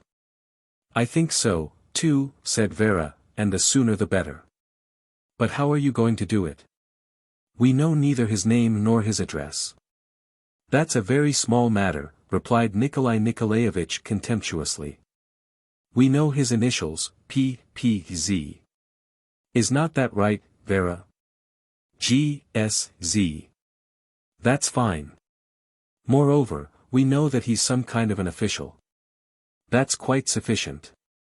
Tomorrow I will get a copy of the city directory and will find there an official with these initials. And if for some reason or other, I do not find him that way, I shall simply call in a detective and order him to find the man for me. In case of difficulty, I shall make use of this note which gives us an idea of his handwriting. At any rate, by 2 o'clock tomorrow afternoon, I shall know exactly the name and address of this young fellow and even the time when he can be found at home. And once I know this, we can see him tomorrow, return him his treasure, and take proper measures to make sure that he will never again remind us of his existence. What do you propose to do? Asked Prince Vasily Lvovich. I will go to the governor and ask him. Oh, no, not to the governor. You know the relations that exist between us two. If you do that, then we shall be sure to find ourselves in a funny situation. All right, then, I will go to the colonel of the gendarmes. We belong to the same club. I will ask him to get this Romeo down to his office and tell him a few things. You know how he does it? He just brings a finger right close to the man's nose and shakes it there, as though to say, I won't stand for anything like that, sir. No, not through the gendarmes, said Vera. That's right, Vera, added the prince. It would be better not to mix in any outsiders. There would be all sorts of rumors and gossip if we do. We know our town well enough. Everybody lives here as though in a glass jar. I guess I myself will go to see this young fellow. Though, the Lord knows, he may be 60. I will return him the bracelet, and have it out with him. Then I will go with you, interrupted Nikolai Nikolaevich. You are not stern enough. Let me do the talking. And now, my friends, he took out his watch and consulted it, you will have to excuse me. I shall go up to my room now. I have 2 cases to look over before tomorrow morning. I begin to feel sorry for this unfortunate fellow, somehow or other, said Vera indecisively. There is nothing to feel sorry for, said Nikolai sharply turning around, already in the doorway. If a man of our circle had permitted himself to send this bracelet and the letter, Prince Vasily would have had to challenge him to a duel. And if he would not have done it, I certainly would. And if this had happened a good many years ago, the chances are I would have ordered him taken to my stable and flogged there. Wait for me tomorrow at your office, Vasily, I shall let you know by telephone. Chapter 10. The filthy staircase smelled of mice, cats, kerosene, and washings. On the 6th floor, Prince Vasily Lvovich stopped for a moment. "Wait a few seconds," said he to his brother-in-law. "Let me rest a while. I am afraid we should not have done this, Kolya." They went up another 2 flights. It was so dark in the hall that Nikolai Nikolaevich had to light 2 matches before he finally found the number of the apartment he was looking for. When he rang the bell, the door was opened by a stout, grey-haired woman, with her body bent forward a little, as though by some disease. "Is Mr. Zeltkov in?" asked Nikolai Nikolaevich. The woman looked hastily and in confusion from one to the other, and back again. The respectable appearance of both of them evidently reassured her. "Yes, he is in." "Step in, please," said she, opening the door. "First door to the left." Bulatuganovsky knocked 3 times. A rustle was heard inside the room. He knocked again. "Come in," was heard weakly from the room. The room was very low but very large, and almost square in shape. 2 round windows, that reminded one of steamer windows, lighted it dimly. The whole room looked more like the cabin of a freight steamer. A narrow bed stood against one of its walls, a very large and broad divan covered with a worn, though still beautiful carpet, rested against another. And a table with a colored Little Russian cloth stood in the middle. The face of the occupant of this room was not visible at first, as he was standing with his back to the light, rubbing his hands in confusion. He was tall and thin, with long, soft hair. "Mr. Zeltkov, if I am not mistaken?" asked Nikolai Nikolaevich haughtily. "Yes. I am very glad to see you." He made 2 steps in the direction toward Tuganovsky with his hand outstretched, but at that moment, as though not noting his greeting, Nikolai Nikolaevich turned around to where Shein was standing. "I told you that we did not make any mistake." Zeltkov's thin, nervous ringers moved rapidly up and down the front of his brown coat, unbuttoning it and buttoning it again. Finally he said, bowing awkwardly and pointing to the divan. "Won't you be seated, please?" Now his face was visible. It was very pale, almost effeminate, with blue eyes and a dimpled chin that indicated stubbornness. He looked about 30 or 35. "Thank you," said Prince Shein, looking at him attentively. "Merci," replied Nikolai Nikolaevich. Both remained standing. "We came here only for a few minutes. This is Prince Vasily Lvovich Shein, President of the Local Assembly of Nobles. My name is Mirza Bulatuganovsky. I am Assistant District Attorney. The matter about which I shall have the honor of speaking to you concerns equally both the prince and myself, or, rather, the prince's wife, and my sister." Zeltkov became even more confused, sat down silently on the divan and whispered, "Won't you be seated?"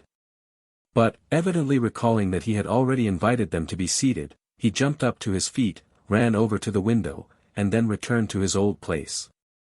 And again his trembling fingers moved up and down the front of his coat, tugging at the buttons, then moving up to his face and touching his light mustache. "I am at your service, your highness," said he in a dull voice, looking at Vasily Lvovich with entreaty in his eyes.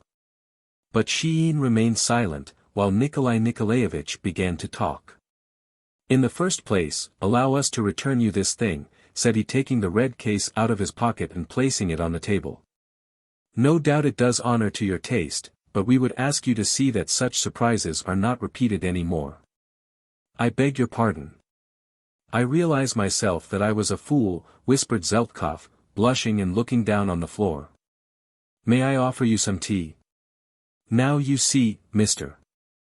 Zeltkov," continued Nikolai Nikolaevich, as though he did not hear Zeltkov's last words, "I am very glad to find you a gentleman, and one who understands things perfectly. It seems to me that we will be able to come to an understanding very soon. Unless I am mistaken, you have been writing letters to Vera Nikolaevna for 7 or 8 years. "Yes," answered Zeltkov quietly, lowering his eyelashes reverently. "Until the present time we did not undertake anything against you, although, as you will yourself agree, we not only could have, but should have done it." "Yes. Yes. But your last action in sending this bracelet of garnets carried you beyond the limit of our patience. Do you understand? Our patience is at an end. I shall be frank with you. Our first thought was to seek the aid of the authorities. But we did not do that, and I am very glad that we didn't, because, I repeat, I realized immediately that you are a man of nobleness of mind. I beg your pardon. What did you say just then? Suddenly asked Zeltkov and laughed. You wanted to seek the aid of the authorities? Isn't that what you said? He put his hands in his pockets, sat down comfortably on the divan, then took out a cigarette case and matches, and lighted a cigarette. And so you said that you were going to seek the aid of the authorities? You will excuse me for sitting down, won't you, said he, turning to Shein. Yes, I am listening. The prince moved the chair over to the table and sat down. He could not take his gaze from the face of this peculiar man and was gazing at him with perplexity and curiosity. But you see, my dear fellow, that we can always fall back on this measure, continued Nikolai Nikolaevich, a little insolently. To break into another man's family. I beg your pardon, but I shall have to interrupt you. I beg your pardon, but I shall have to interrupt you, now, almost shouted Tuganovsky. Just as you like. Proceed. I am listening to you. But I have a few words to say to Prince Vasily Lvovich. And without paying any more attention to Tuganovsky, he said. This is the most difficult moment of my life. And I must speak to you, Prince, outside of all conventionalities. Will you listen to me? I am listening, said Shein. Now, won't you keep quiet for a few minutes, Kolya, said he impatiently, noting Tuganovsky's angry gesture. I am listening. For a few seconds it seemed as though Zeltkov was suffocating. Then he suddenly began to talk, though his white lips seemed to be perfectly motionless. It is hard to say that I love your wife. But 7 years of hopeless and perfectly polite love give me a right to say this. I agree with you that I was at fault when I wrote foolish letters to Vera Nikolaevna before she was married, and even expected to receive a reply. I agree also that my last act, in sending this bracelet, was even more foolish. But I am looking you straight in the eyes now, and I feel that you will understand me. I know it is outside of my power to stop loving her. Tell me, Prince, suppose that this is unpleasant to you, tell me, what you would have done in order to make me stop it. Would you have sent me to another city, as Nikolai Nikolaevich has just said? What difference would that make? I would still continue to love Vera Nikolaevna just as before. Would you send me to prison? But even there I will find some way of letting her know of my existence. There is only one thing that remains, and that is death. If you wish it, I shall take death in any form you prescribe. Now, look here, this sounds more like reciting dramatic poetry than doing business, said Nikolai Nikolaevich, putting on his hat. The matter is quite simple. You will choose one of the two, either you will stop pestering Vera Nikolaevna with your letters, or else, if you do not stop, we shall have to take measures which our position enables us to take. But Zeltkov did not even look at him, although he heard his words. He turned to Prince Vasily Lvovich and said, Will you allow me to leave you for 10 minutes? I will not conceal from you that I am going to speak to Princess Vera Nikolaevna on the telephone. I assure you that I shall repeat to you everything that I will find it possible to repeat. Go, said Shein. When Vasily Lvovich and Tuganovsky remained alone, Nikolai Nikolaevich immediately began to scold his brother-in-law. Now, this is impossible, he was shouting and making gestures as though he were throwing an object to the ground. Did I not warn you that I was going to do all of the talking? And there you went, and weakened down, and let him tell all about his feelings. I would have done the thing in 2 words. Wait a few minutes, said Prince Vasily Lvovich. Things will become clear in a few minutes. The main thing is that when I see his face I feel that this man is unable to deceive and to lie. And just think, Kolya, it is not his fault that he cannot control his love. Nobody can do it. You know perfectly well it is a feeling that has not even now been explained. After a moment's reflection, the prince continued, I am sorry for this man. And not only sorry for him, but I feel that we stand in the presence of a great tragedy, and I cannot play the part of the clown. This is decadence and nothing else, said Nikolai Nikolaevich. 10 minutes later Zeltkov returned. His eyes were glistening and had an expression of profundity as though filled with unshed tears. It was evident that he had forgotten who was expected to sit and where. And again Sheehan understood. I am ready, said Zeltkov. Tomorrow you will see nothing more of me. You may consider me dead. But there is one condition, I am saying this to you, Prince Vasily Lvovich, you see, I have spent money that did not belong to me, and I have to leave the city immediately. Will you allow me to write my last letter to Princess Vera Nikolaevna? No. Everything is over now. No more letters, shouted Nikolai Nikolaevich. All right, write it, said Sheehan. That's all, said Zeltkov, with a haughty smile. You will never again hear from me, nor, of course, see me. Princess Vera Nikolaevna did not wish to speak with me. But when I asked her whether I may remain in the city, in order to see her from time to time, without, of course, her seeing me, she replied, oh, if you only knew how tired I am of all this. Won't you please put an end to it? And now I am putting an end to it. I think I have done all that I can.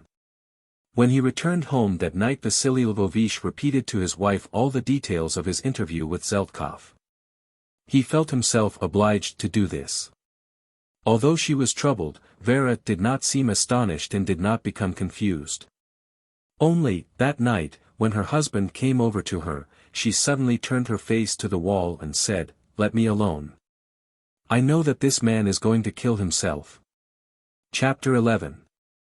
Princess Vera Nikolaevna never read the newspapers. In the first place because they soiled her hands and, in the second, because she could not make anything out of the way the news is reported nowadays. But fate made her open the newspaper sheet almost at the spot where she read the following. A mysterious death.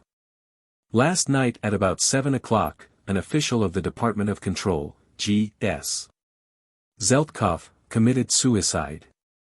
According to the information obtained by the coroner, the suicide came as a result of the late Zeltkov's embezzlement.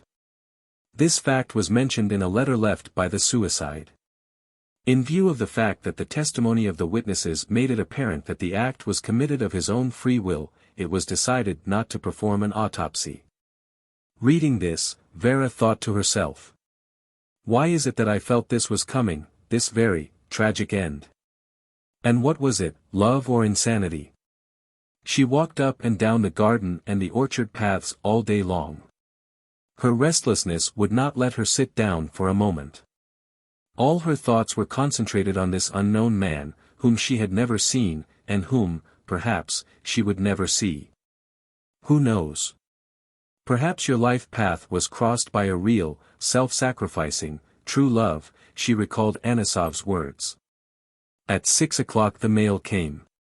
Vera readily recognized Zeltkov's handwriting, and with a tenderness, which she did not herself expect, she opened the letter.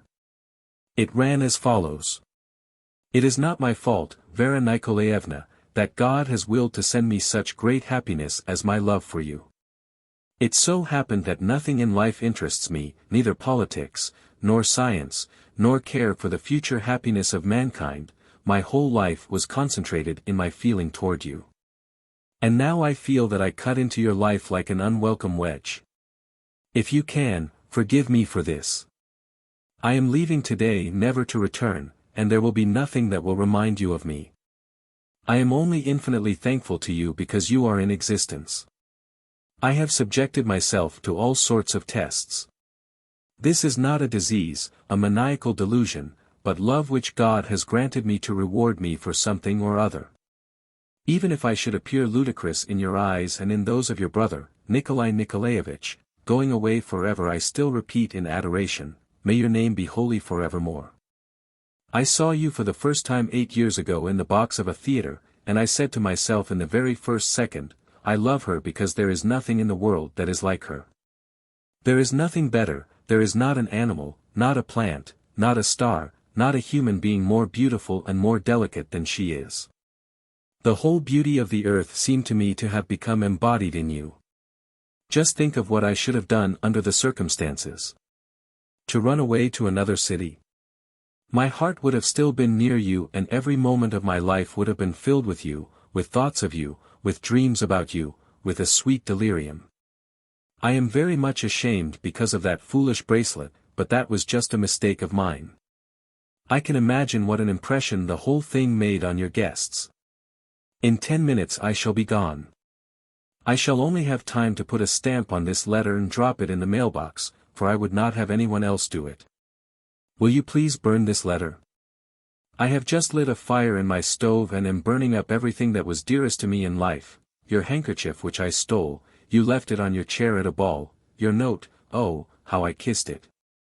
In which you forbade me to write to you, the program of an art exhibition which you once held in your hands and left on your chair on going out. Everything is finished. I have put an end to everything, but I still think, and I am even sure of it, that you will remember me sometimes. And if you should happen to remember, then. I know that you are musical, for oftenest of all I saw you at the Beethoven concerts. If you should remember, will you please play or have somebody else play for you the sonata in D-dur, no. 2, Op. 2. I do not know how to finish this letter. From the bottom of my heart I thank you because you were the only joy of my life, my only solace, my only thought. May God grant you happiness, may nothing transient and vain trouble your beautiful soul. I kiss your hand. G.S.Z. She came to her husband with her eyes red from tears and, showing him the letter, said, I do not want to conceal anything from you. But I feel that something terrible has forced itself into our life. You and Nikolai must have done something that should not have been done. Prince Sheen read the letter attentively, folded it carefully, and said, after a long silence, I have no doubt that this man was sincere, and what is more, I do not dare to analyze his feelings toward you. Is he dead? Asked Vera. Yes, he is dead.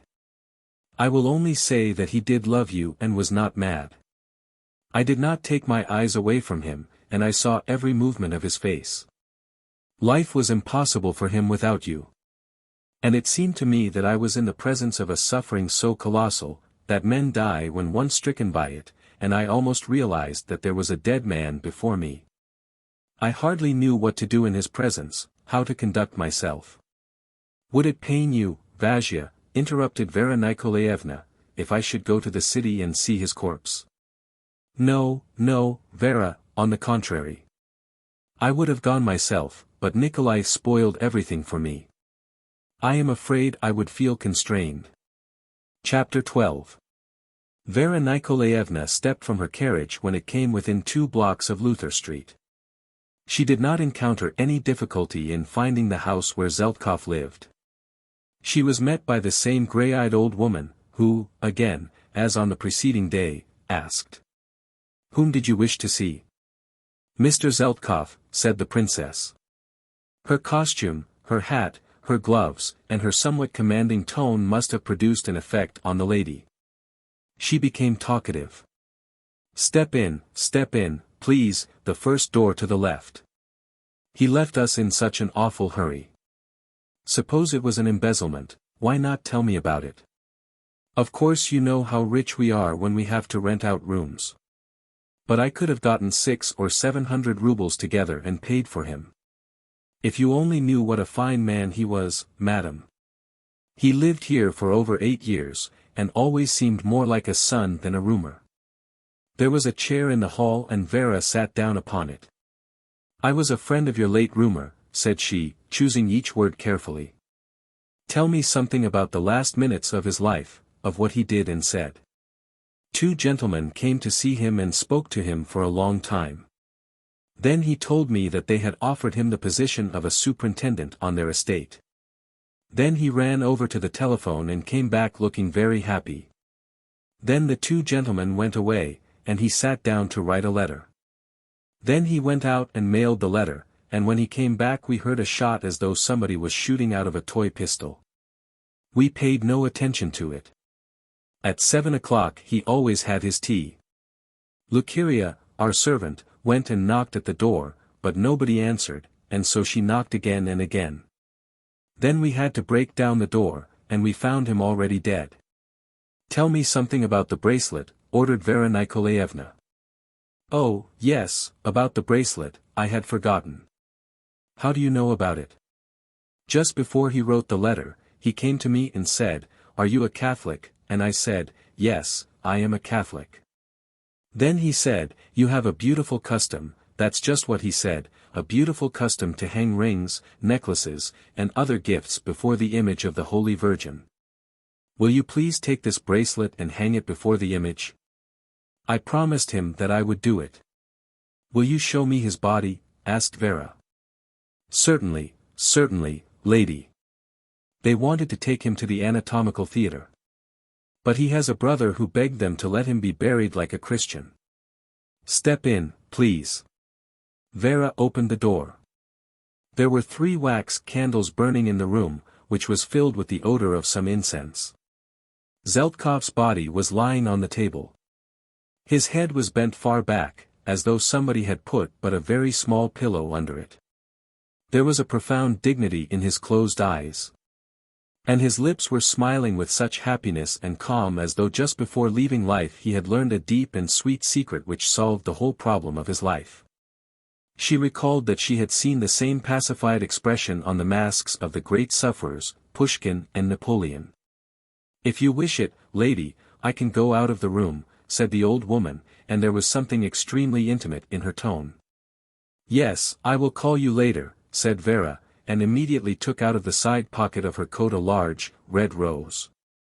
Then, with her left hand, she raised Zeltkov's head a little and placed the flower under it. At that moment she realized that the love of the kind that is the dream of every woman had gone by her.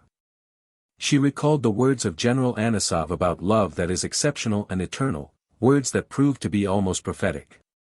She pushed away the hair on the forehead of the dead man, pressed his temples with her hand, and kissed the cold, moist forehead with a long, friendly kiss.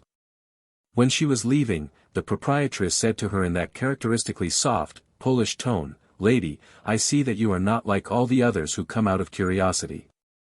Mr. Zeltkov told me before his death that if he should happen to die and a lady came to see his corpse, I should tell her that Beethoven's best work is," he wrote it down on a piece of paper. "Here it is." "Let me see it," said Vera Nikolaevna, and suddenly burst into tears. "Excuse me, but his death affected me so much that I cannot help this." Then she read the following words, written in the well-known handwriting. L. van Beethoven, Sonata No. 2, Op. 2, Largo Appassionato. Chapter 13.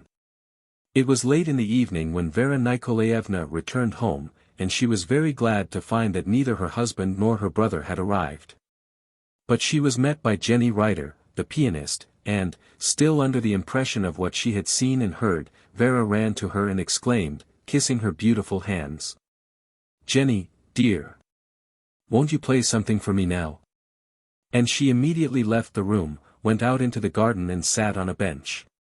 She did not doubt for a moment that Jenny would play the very part of the second sonata about which that dead man with such a funny name had told her in his last note. So it was. She recognized the very first chords as belonging to that remarkable creation of musical genius, unique for its profoundness. And her soul seemed to have split in twain. She was thinking of the great love, which is repeated but once in 1,000 years, and which had gone past her. She recalled the words of General Anisov, and asked herself why it was that this man had compelled her to listen to this particular work of Beethoven, even against her wishes. In her mind she began to improvise words. Her thoughts seemed to have so blended with the music, that they really fell into cantos, each of which ended with the words, "May your name be holy forevermore. Now I will show you in gentle sounds, a love that joyfully and obediently gave itself to pains, sufferings, and death. Not a complaint, not a reproach, not a pain of self-love, did I ever know. Before you, I am this one prayer, may your name be holy forevermore. I foresee suffering, blood, and death. I think that it is hard for the body to part with the soul, but my praise for you, my passionate praise, and my silent love are eternal, may your name be holy forevermore. I recall your every step, smile, look, the sound of your footsteps. My last recollections are intertwined with a sweet sadness, a beautiful, quiet sadness. But I will cause you no grief. I am parting alone and in silence, for God and fate have willed this. May your name be holy forevermore. In the sad hour of death, I pray but to you. Life might have been beautiful for me, too. Do not complain, my poor heart, do not complain. In my soul I call for death, but my heart is full of prayers for you, may your name be holy forevermore. Neither you yourself nor those around you know how beautiful you are. The hour strikes. The time has come. And on the brink of death, in this sorrowful hour of parting from life, I still sing, glory be to you. Here it comes, the all-pacifying death, and I still say, glory be to you. Princess Vera stood under an acacia tree, leaning against it, weeping softly. And the tree was swaying gently under the light wind, which made the leaves rustle, as though to sympathize with her. The star-shaped flowers in the garden exhaled their fragrance. And the wonderful music, as if obeying her grief, rang on. Be calm, my dear, be calm. Do you remember me? Do you remember? You were my only and my last love. Be calm, for I am with you. Think about me, and I shall be with you, because we loved each other but for a short instant, yet forever. Do you remember me? Do you remember? Do you remember? Now I feel your tears. Be calm. My sleep is so sweet, sweet, sweet. When she had finished playing, Jenny Ryder came out into the garden and saw Princess Vera sitting on the bench in tears. What is it? Asked the pianist. And with her eyes still glistening with tears, Vera began to kiss her face, her lips, her eyes, saying, No, no, he has forgiven me now. Everything is well. The Horse-Thieves. Chapter 1. One evening, in the middle of July, two men were lying in the rushes on the shore of the small Polyes river Zolnia. One of them was a beggar from the village of Kazimirovka, named Anathema Kozel, while the other one was his grandson, Vasya, a boy of 13. The old man was half asleep, his face covered by his torn, sheep fur cap for protection against the flies. While Vasya lay with his chin resting on the palms of his hands and his screwed-up eyes gazing vacantly at the river, at the warm, cloudless, sky. And at the far-away pine trees that stood black against the fiery light of the sunset. The wide river, as still as a swamp, was hidden almost entirely by the firm leaves of pond lilies, with their beautiful, gentle, white flowers standing out languidly. Only on the other side, near the opposite shore, there was a clear, smooth band of water uncovered by the leaves, and the boy saw reflected in it, with remarkable distinctness, the rushes, the black, broken line of the forest, and the light behind it. On this shore of the river, very close to the water, stood old, hollow, white willows, placed at almost equal distances from one another. Their short, straight branches were rising upward, and the trees themselves, short, large, and crooked, looked like so many old men raising their thin arms toward the sky. The river birds were whistling sadly. At times a large fish would splash in the water. The thrips flew above the water in a transparent, thin, trembling column. Suddenly Kozel raised his head from the ground and looked at Vasya with a vacant, meaningless glance. "What did you say?" asked he in a scarcely audible voice. The boy did not answer. He did not even turn around to look at the old man, only slowly, and with a stubborn, tired expression, lowered and raised again his long eyelashes. "I guess they will come soon," continued the old man, as though addressing himself. "Guess I'll take a smoke." Drowsily rolling from side to side, he finally landed in a squatting position. The fingers of both his hands were cut off, with the exception of the thumb of the left hand. And with the use of this finger, he quickly filled his pipe, holding it against his knee with the stump of his right hand, took a box of matches from his cap, and lit the pipe. A sweetish smoke of cheap tobacco, with a faint odor of mignonettes, floated in the air in bluish curls. "Did you see Buzyga yourself?" asked Vasil, apparently with reluctance, without taking his eyes away from the opposite bank of the river. Kozel took the pipe out of his mouth, and, bending over to one side, spat on the ground. "Sure, I did. But he is a desperate man. Just the way I was, when I was younger. He gets drunk as the night and then goes out into the village, and hires a band of Jewish musicians to walk in front of him and play. Carries a handkerchief in his right hand and has new rubbers on his boots, and wears a nice silver chain. And then he comes to Gripa Kovalieva and demands some whiskey. He throws a silver ruble into the glass, drinks the whiskey, and then gives the money to his musicians. The boys all run after him. Of course, everybody looks at him as though they were dogs and he was a wolf, but they can't do anything. Just snap their teeth." "Oh," exclaimed the boy with adoration, though almost incredulously. "Why, sure. What does he care? He just spits on them all. Just tells them to let him alone, because he never stole their horses. Of course, if he had stolen their horses and they had caught him, then they would have the upper hand, then they'd have the right to beat him. But that way, it won't go." The boy gazed at the river in silence. The resounding cries of the frogs were now heard from the nearby bank, at first coming slowly and infrequently. The evening fog was like smoke in the rushes and hung over the water like light steam. The sky grew darker and greenish, and on it was now distinctly visible the hitherto concealed disk of the young moon. "Kozel, and is it true that Buzyga has double ribs?" asked Vasil meditatively. "Is it true that you can't kill him?" "Of course, it's true. What do you expect? All his ribs are grown together. You can beat a man like Buzyga as much as you want, but you will never hurt his liver." "Oh, no. Because his liver is attached to his ribs. And the liver is the first thing in a man's body. A man can't live, once you hurt his liver. He'll get weak, start spitting blood, won't be able to eat or drink, and then it's all over." The boy touched his narrow chest, his sides, and heaved a long sigh. "And then they say that people have double backs like horses," said he sadly. "Is it true, too, Kozel?" "Yes, that's true. Happens sometimes." "And Buzyga, too?" "What about Buzyga? Is it true that he's got a double back?" "Well, I don't know about that, can't say. I think that it must be double. Everything is possible," and the old man shook his head. "Everything is possible. But the main thing is that Buzyga's got a clever head. He's a wonderful man. Once he got caught in Shepelevka. Well, even that time he was not really caught, he was betrayed by another man. It was about some woman or something like that. At any rate, they got him in the open field, and the horses were with him. It was toward evening.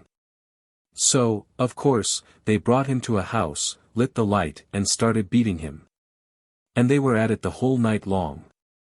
When the peasants start beating somebody, they have a rule that everybody must take part in it.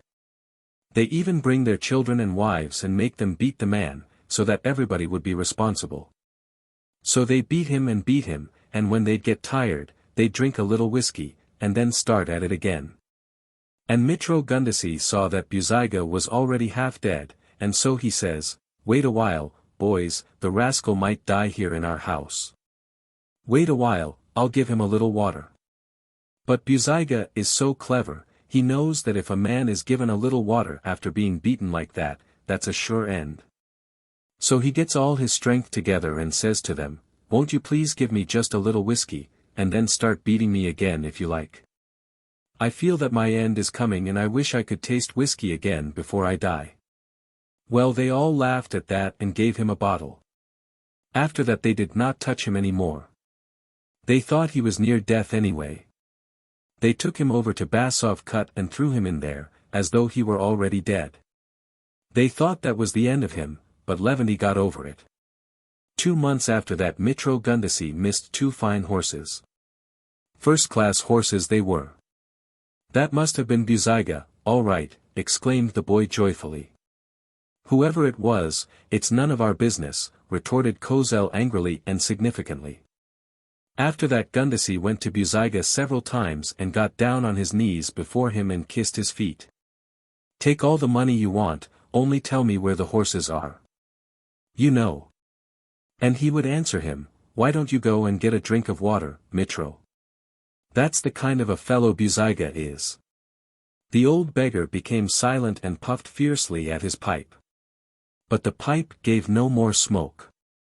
Then Kozel sighed, emptied the pipe over his bare foot, and thrust it into his shirt. The frogs were now croaking on all sides. It seemed that the whole air trembled with their passionate, ringing cries, accompanied by the dull, prolonged, slow groans of large toads. The sky had changed from green into dark blue and the moon was shining like the curved blade of a silver halberd. It was already dark all around. Only near the very bank of the other side of the river were burning 2 long, bloody bands. Kozel, when I grow up, I'll be a horse thief too, said the boy suddenly, in a low, passionate whisper. I don't want to be a beggar, I'll be like Buziga. Sh. Wait a minute, said the old man suddenly. He raised upward his terrible thumb, bent his head to one side and listened attentively. They are coming. Vasya jumped to his feet. From the thick rushes that stood near the very waterline came scarcely audible splashes of somebody's footsteps. Dull, monotonous voices were heard. Shout to them, Vasya, ordered the old man. Only not very loud. Hop hop, shouted the boy, but his voice was not very strong because of excitement. Hop. Came a restrained, calm bass from a distance. Chapter 2. The curly tops of the rushes trembled as they were carefully pushed aside by someone's hand. A short, stocky, apparently awkward peasant in a torn brown coat appeared from the rushes, and, with body bent forward, stepped upon the trampled down. Dry spot where the beggar and the boy were sitting. His straight, hard hair fell down his face, almost covering his black, slanting eyes, which had a gloomy and suspicious look. He held his head bent downward and a little to one side, somewhat like a bear, and when he had to look to one side, he slowly and awkwardly turned with his whole body. As is usually done by men with short necks or diseased throats. This was Akim Shpak, the well-known dealer in stolen goods. He often informed the horse-thieves of likely opportunities and sometimes even helped them. Shpak looked at the old man and the boy closely, and with an expression of enmity, then turned back with his whole ridiculous body in his immovable neck, and said hoarsely. Over here, Buziga. Here, came back in a merry, low, self-confident voice, the word being pronounced in a military fashion. Good evening to you, gentlemen rascals. A tall, red-haired man, dressed in city clothes, with high, elegant boots, stepped into the clearing. He extended his hand to Kozel but drew it back immediately, noting his blunder. Oh, the devil. I've forgotten that you have nothing to shake hands with, said he carelessly. Well, good evening anyway. Is this the lad you were talking about? And he pointed to Vasya. Yes, yes, the old beggar nodded his head hastily. He is quick, just like a bullet. Well, sit down, Leventi. I will sit down all right, and be a guest, and if I treat you to some whiskey, I will be the host, jested Buziga indifferently, sitting down on the ground. Let's see what you've got there, Akim. Akim took from the bag a bottle of whiskey, a few hard-boiled eggs, and half a loaf of bread, and placed them all on the grass in front of Buziga. Kozel followed every one of his movements greedily, and nervously tugged with his only finger at his greyish mustache. And I thought you would never come, said the old beggar, turning his face toward Buziga, but without taking his eyes from Akim's hands. I saw you in Berezna a few hours ago and you were more drunk than whiskey itself. And I thought that you would not come this evening. But you don't show it now. Whiskey doesn't affect me, said Buziga slowly. I was bluffing more than anything else. And besides, I slept until evening. At Gripa's? Any of your business? And suppose it was there? Oh, nothing, nothing. Only, women like you. Oh, the devil take them. Let them like me. Buzyga shrugged his shoulders indifferently. Are you jealous? Who, I? My time is past. I have forgotten how to think about it. I guess she did not want to let you go. Oh, yes, as if she could hold me back. Buzyga threw up his chin with a self-confident expression on his face. You had better take a drink of this whiskey, old fellow. I see that you are trying to get somewhere. Why don't you ask straight out? Oh, I have nothing to ask, nothing at all. I was just wondering. Well, to your health, Buzyga, may God send you health and success in all your enterprises. The old man clasped the neck of the bottle with his thumb as though it were a movable hook, and raised the bottle to his mouth with a shaking hand. For a long time he strained the whiskey through his teeth, then returned the bottle to Buzyga, dried his mouth with the sleeve of his coat, and asked. Did she ask you where you were going? Who? Gripa. Buzyga looked at the old man seriously and attentively. Suppose she did ask. What of that? He said slowly, knitting his eyebrows. Why, nothing at all. I know, anyway, that you would not tell. You had better shut your mouth, Uncle Kozel, the taciturn Akim advised him weightily, looking off at a distance to one side.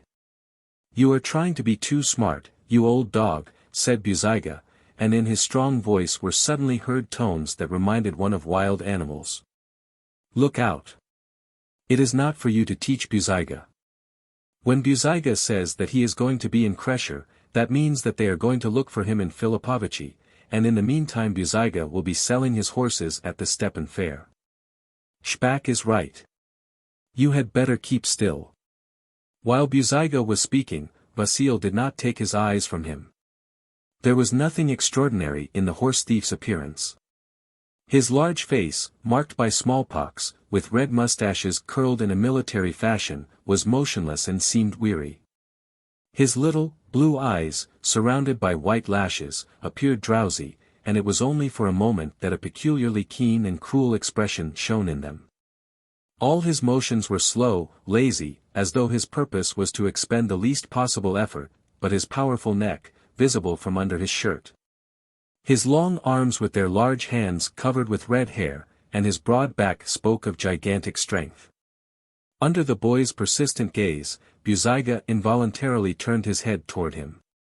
The light in his eyes immediately became extinguished, and his face became indifferent once more.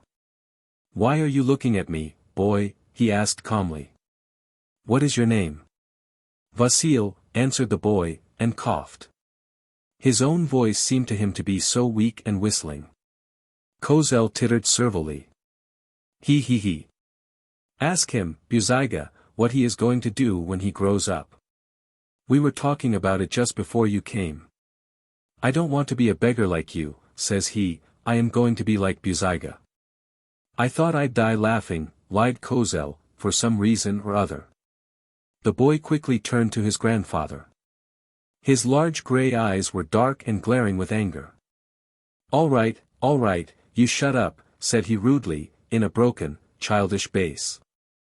You're a good lad, exclaimed Buzyga, with astonishment and sudden tenderness in his voice. Come over here. Do you drink whiskey? He put Vasil between his knees and placed his strong, large arms around his thin body. Yes, answered the boy bravely. But you are going to be a fine thief, by and by. Here, swallow some of this. Maybe it will hurt him, said Kozel with hypocritical solicitude, gazing at the bottle greedily. Shut up, you old fox. There will be enough for you, too, said Buzyga. Vasil swallowed some whiskey and began to cough. Something that had the most unpleasant taste and was as hot as fire burned his throat and took away his breath for a moment. He groaned for a few minutes, catching the air with his open mouth like a fish taken out of the water. Tears began to stream from his eyes. "That's right. Now sit down, and be a Cossack among other Cossacks," said Buzyga and pushed Vasil lightly away from him. And, as though he had immediately forgotten all about the boy, he turned again to Kozel. "I have been wanting for some time to ask you where you lost your fingers." Buzyga spoke this slowly, in a low, lazy voice. "Oh, it happened once," said the old beggar with affected reluctance. "It was about horses." "Yes, I know it was." "Well. Well. It isn't very interesting," replied Kozel slowly. He was anxious to tell in detail of the terrible accident that cut his life into two halves. And he was purposely tuning up the attention of his hearers. "It was some 30 years ago. Maybe the man who did this to me is not alive anymore. He was a German colonist." Vasil was lying on his back. He felt a pleasant warmth all over his body which appeared very light, while before his eyes countless tiny spots of light were moving to and fro. Around him were heard human voices. Human hands and heads were moving over him. The low, black branches of bushes swayed above him while over his head was the dark sky. But he saw and heard all this without understanding it, as though not he, but someone else were lying there on the ground among the rushes. Then, suddenly, he heard with remarkable distinctness the voice of the old beggar, and consciousness returned to him with renewed force and aroused in him an unexpectedly profound attention toward everything around him. And the story which he had heard from Kozel at least 30 times again filled his soul with curiosity, excitement, and horror. Chapter 3. "Over at the roadhouse I saw a pair of horses tied to a post," Kozel was saying in a doleful sing-song. "The moment I looked at the wagon I knew that they were German horses. The colonists always use wagons like that. And they were a fine pair of horses. My heart almost stopped beating when I saw them. And I know something about horses. There they were standing as if their feet were grown into the ground, and their little ears all standing up, and they were looking at me like two beasts. You can't say that they were very large, would not call them very good just by looking at them either, but I knew immediately what kind of horses they were. You could drive a pair like that for 100 versts and nothing would happen to them. Just brush their mouths with hay, give them a little water, and go on with your journey. Well, what's the use of talking? I'll say one thing. If God himself, or some saint, would come to me now and say, 'Look here, Anasim, I will give you back your fingers, if you will promise never to steal horses again,' I'll tell you, Buzyga. If I saw those horses, I would take them. May God punish me if I wouldn't." "So, what happened?" interrupted Buzyga. "We're coming to that. Akim, roll me a cigarette, will you?" "Yes." "So I walked and walked around that wagon, maybe for a whole half-hour. I tell you, the main thing is that a man never knows his own time. If I had untied them right then and there, everything would have been all right. The road was through the woods and it was a dark night, everything was muddy and a good strong wind was blowing. What else could you wish? But I got scared. I just walked around the horses like a fool, thinking to myself, now I've lost my chance. Guess the German will come out of the roadhouse and that will be the end of it. Then I would come over again and walk around and think again, lost my chance again. Can't do it now at all. And I don't know what it was that made me so scared then." "You have got to do it quickly," said Buzyga resolutely. "Why weren't you with me then, Levandy?" exclaimed Kozel in a tone of passionate reproach. "But then. I guess you hadn't been born yet." "Yes.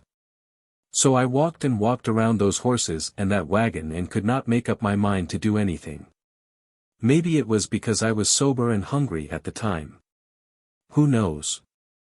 At first I just waited and moped there, and then suddenly, as though somebody had hit me on the back of the neck, I ran over to the horses, untied the reins, and began to tie up the bells.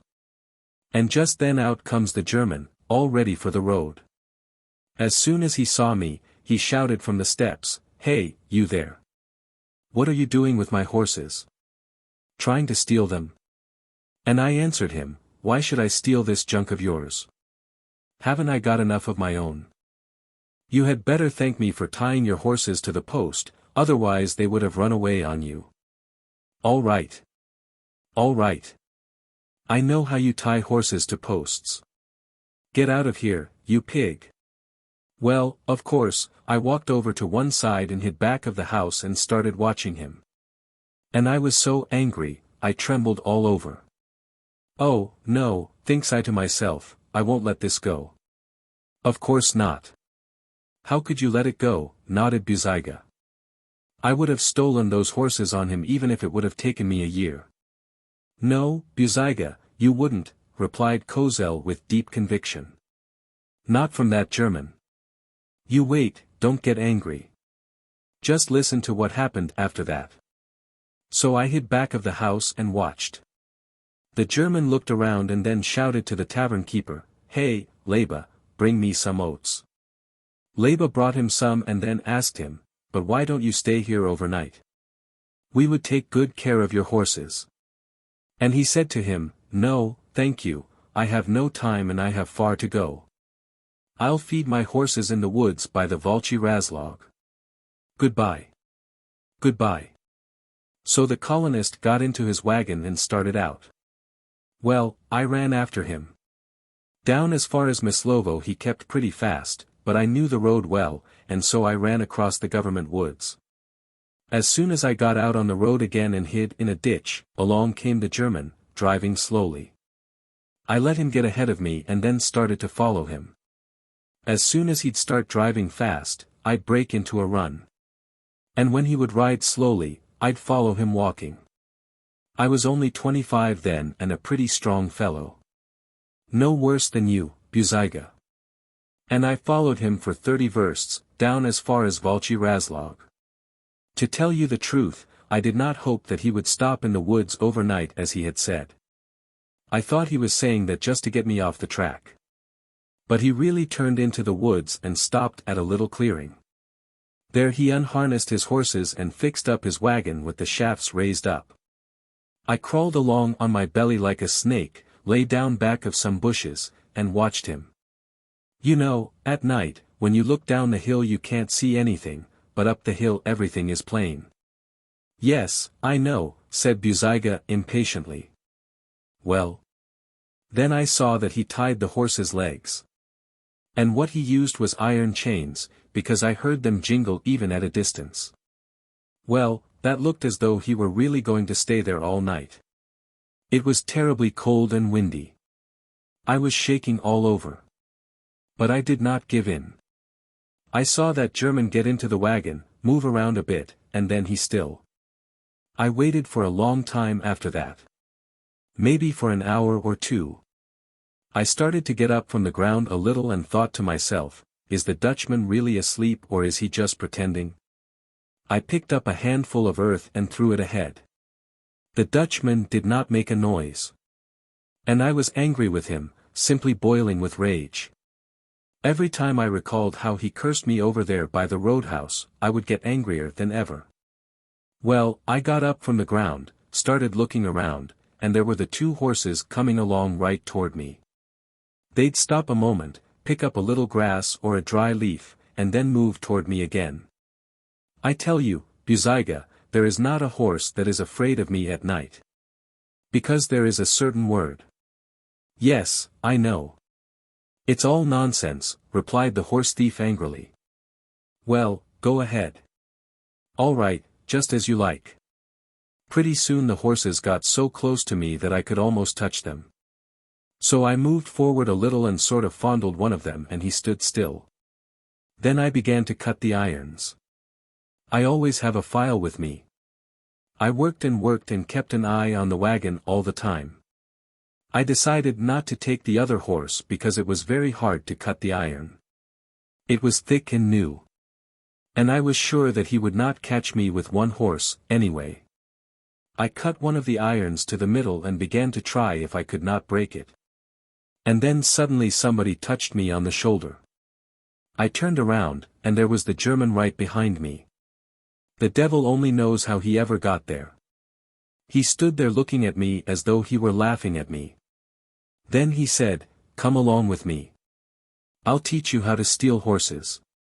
I was so frightened I could not use my feet, and my tongue seemed to be glued to the roof of my mouth. But he lifted me up from the ground. "What then?" exclaimed Buzyga wrathfully. The old man made a sad gesture with his mutilated hand. "I don't know," he said quietly. "May God strike me dead on this very spot if I know even now how he did it. He was just a little fellow. Not much to look at, only up to my shoulders, head and all. And he dragged me along like a little child. And I let him do it, had a sort of feeling that I could not get away from him. I could not even stir. And he got me as though with a pair of pincers and dragged me toward the wagon. How do I know? Maybe he wasn't human at all. So we got to the wagon. He held me with one hand and started feeling for something with the other. And I think to myself, what is he going to do now? He looked for something and then said, "Oh, I guess it isn't here." Then he led me over to the other side of the wagon, felt there for a while, and finally got a hatchet. "Here it is," says he. "I've found it. Well now, put your hand on the log." And he said it quietly, without any anger at all. Then I understood that he was going to cut my hands off. And I began to cry like a child. And he says to me, "Don't cry. It won't take long." So I stood there like an ox that was being slaughtered, could not say anything, only shook all over. And he took my hand, put it on a piece of wood and brought the hatchet down. "Don't steal horses, if you don't know how." 3 fingers flew right off. One of them hit me in the face. Then he hit again and again, saying all the time, "Don't steal horses, if you don't know how." Then he told me to give him the other hand. I obeyed him like a little child, and put my left hand there. And he says again, "Don't steal horses," and down came the hatchet again. This time he cut off 4 fingers at one blow. Left only this one, and Kozel stretched before him his mutilated hand with its single finger. He looked at the thumb, looked at it, and then said, "Well, I guess you won't be able to steal any horses with this one finger. Only you might help another thief with it. Still, I will give it to you so that you can eat and drink with it, light your pipe, and remember me all your life." The blood was just spurting out of the 9 fingers. I could not stand it any more and almost fainted away. Then he grabbed me again like a kitten and carried me over to a big pool of water. The night was dreadfully cold and the water had frozen over. The German brought me there, broke the ice with his foot and told me to stick my hands into the water. I obeyed him and felt much easier right away. And he said to me, "You'd better stay there until morning. It'll be worse for you if you take your hands out." And with that he walked away toward his horses and went off. Then I thought to myself that I ought to go to the doctor. But the moment I took my hands out of the water, I started hollering so that I could be heard all over the woods. The fingers hurt as though somebody were burning them with hot irons. Then I stuck them into the water again and felt better. And I stayed there until morning. As soon as I would take my hands out, it would hurt terribly, but as long as I kept them in the water it did not hurt at all. Toward morning I was almost frozen, and the water became red as blood. Somebody came along, took me into his carriage and brought me to the hospital. Well, they kept me there a month until my hands healed up a little and then let me out. But what was the use? Exclaimed he bitterly. It would have been 100 times better if I had died there in the Volchy Razlog. He became silent and sat there bent over, with his head bowed low. For a few minutes the Horse-Thieves sat motionless without saying a word. Suddenly a quiver went through Buzyga's body as though he had just awakened from terrible dreams. He sighed loudly. "And what did you do with the German after that?" asked he in a restrained voice, which quivered with fury. "And what could I have done with him?" asked Kozel sadly. "What would you have done if you were in my place?" I.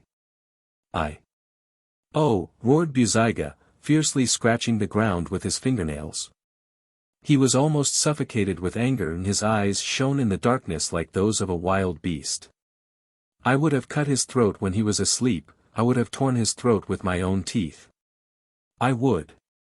You would, interrupted Kozel with a bitter sneer. And how would you have found him? Who was he? Where did he live? What was his name? Maybe he was not human at all. That's a lie, said Akim Shpak slowly. He had been silent until now. There is neither God nor devil in the world. It doesn't make any difference. Shouted Buzyga, striking the ground with his fists. It doesn't make any difference. I would have burned all the colonies that I could have laid my hands on. Killed their cattle and maimed their children. And I would do that until death. Kozel laughed quietly and bent his head still lower. Oh, yes, said he with a biting reproach. It's all right to set fire to buildings and you have your 10 fingers. But when you have just one left, the man raised up again his terrible stumps, there is only one road left open for you, over to the church steps with the beggars. And he suddenly began to sing in his old, shaky voice the gloomy words of the ancient beggar song. Woe, woe is me, the cripple. Have pity on me, for the sake of Christ. You are our benefactors. Here we sit, armless, legless. We, poor cripples, here by the road. The song ended in a cry of writhing pain, his head dropped on his knees, and the old beggar began to sob. Not a word was said after that.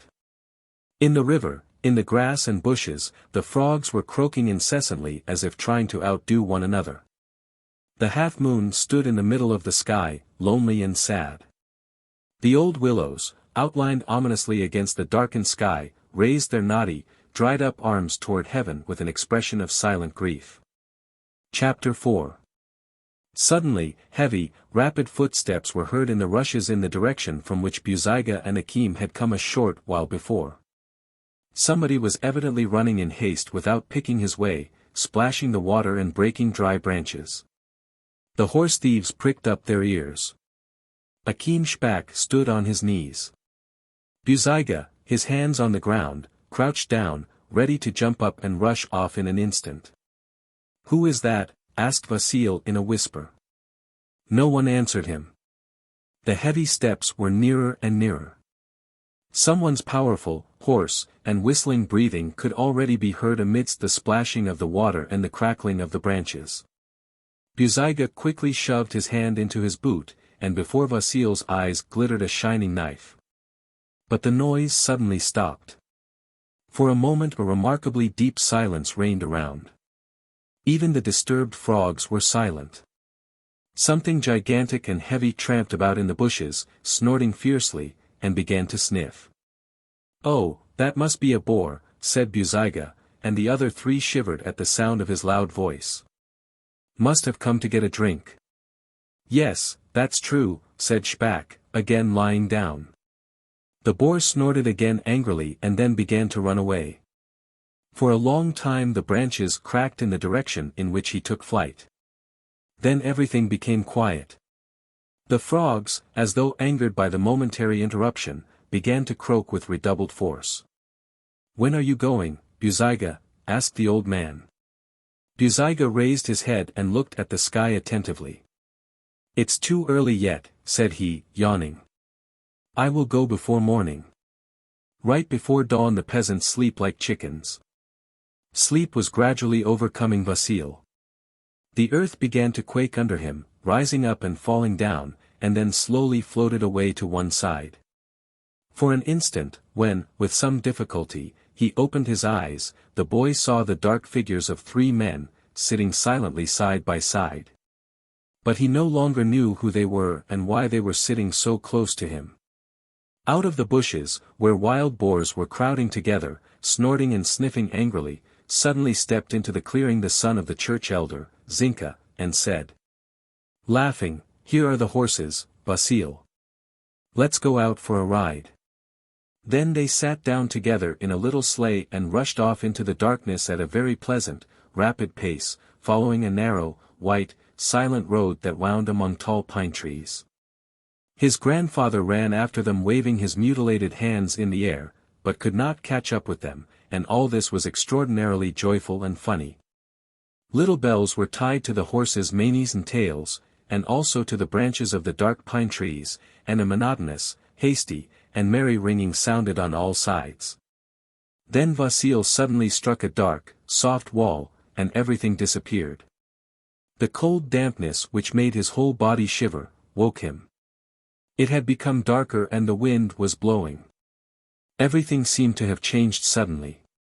Large, black, fluffy clouds with disheveled and chipped white edges were rushing past overhead, very low to the ground. The tops of the rushes, intertwined by the wind, were hastily bending down and trembling all over. And the old willows, with their thin arms raised upward, were shaking in agitation from one side to the other as if they were trying to tell each other some terrible tidings, but could not do it. The horse-thieves lay motionless and their bodies appeared black in the darkness. One of them was smoking, and his pipe flashed every little while. The red, momentary flashes ran over the bronzed faces, alternating with long, slanting shadows. The cold and the interrupted sleep gave the boy the sensation of being tired, indifferent, and upset. He listened without any interest to the low conversation of the horse-thieves and, with a dull feeling of outrage, felt that they were not in the least concerned with him. Just as they were not concerned with the gigantic, rapidly fleeing clouds and the agitated willows. And that for which he had been preparing that night, and which had formerly filled his soul with excitement and pride, suddenly began to seem to him unnecessary, and small, and tiresome. "You're still at it, like a big jackass," Buzyga was saying in a vexed tone. "What the deuce do I want your bay colt for? Why, they know him in every village around here. A year ago I stole a riding horse from the bookkeeper of the sugar refinery. It was all one color, only the left front leg happened to be white, the devil take it. I tried to sell it everywhere, and they all made fun of me, as though I were a fool. 'We're not crazy yet,' they'd say to me. 'You can't sell this horse anywhere. Everybody in the province knows him.' And do you know, Kozel, what I sold it for? For a mug of sour milk. What are you whistling about? I'm telling you the truth. Folka Fishkin got it. He saw that my tongue was almost sticking out on account of the heat, and so he said to me, 'Look here, Buzyga, come inside and have a glass of milk.' I went in, and later on he says to me, 'Now listen, Buzyga, I always like to deal with you, but it will take a fool to buy this horse from you. You'll have to leave it somewhere, in the evening, anyhow. Better give it to me. I'll take it over to the refinery and maybe I'll get a few pennies for it.'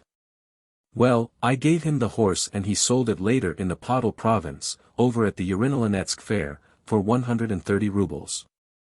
That's what you get out of stealing horses like that, Kozel." "Yes. That's so," said the old man slowly and thoughtfully, and chewed a little with his toothless gums. "Vikendi Sirota has fine dark horses. And it's easy to get them, too." "Vikendi." "Yes, that's so, of course," Buzyga agreed with him hesitatingly. "Vikendi, that's right. Only, do you know, Kozel, that I hate to harm Vikendi. He is not very rich and always treats you so well. How many times did it happen that my head would be aching like blazes, and when I'd say to him, 'Get us a drink, Vikendi,' he'd get it right off. No, I am sorry for Vikendi." "Nonsense. Don't be sorry for anybody," said Akim Shpak angrily. "No, you let Vikendi alone," ordered Buzyga firmly. "Any others?" "Well. Maybe Mikhailo Groch." "Mikhailo Groch? That's a different brand, only he is as crafty as the devil." "Well, at any rate, we'll keep Groch in mind. You might get Andreev's mare, that white one. It's a pretty good horse." "Go to the devil with your white mare," exclaimed Buzyga angrily. "It's old and the hair is falling out all over. That's the first sign. Do you remember how Zgun got caught with a white horse? Sh. Keep quiet, Kozel." He waved his hand at the old man. "What's the matter with the boy over there? Vasya was wriggling on the ground, trying to curl up in such a way that as little as possible of the cold and dampness would reach him. His teeth were clattering. "What is it, boy? What's the trouble?" he suddenly heard above his head. This was said in a deep voice that expressed an unaccustomed softness. The boy opened his eyes and saw Buzyga's large face bending over him. "Wait a minute, I'll cover you," the horse thief said, as he took off his coat. "Why didn't you say before that you were cold, you fool? Turn around a little, like that."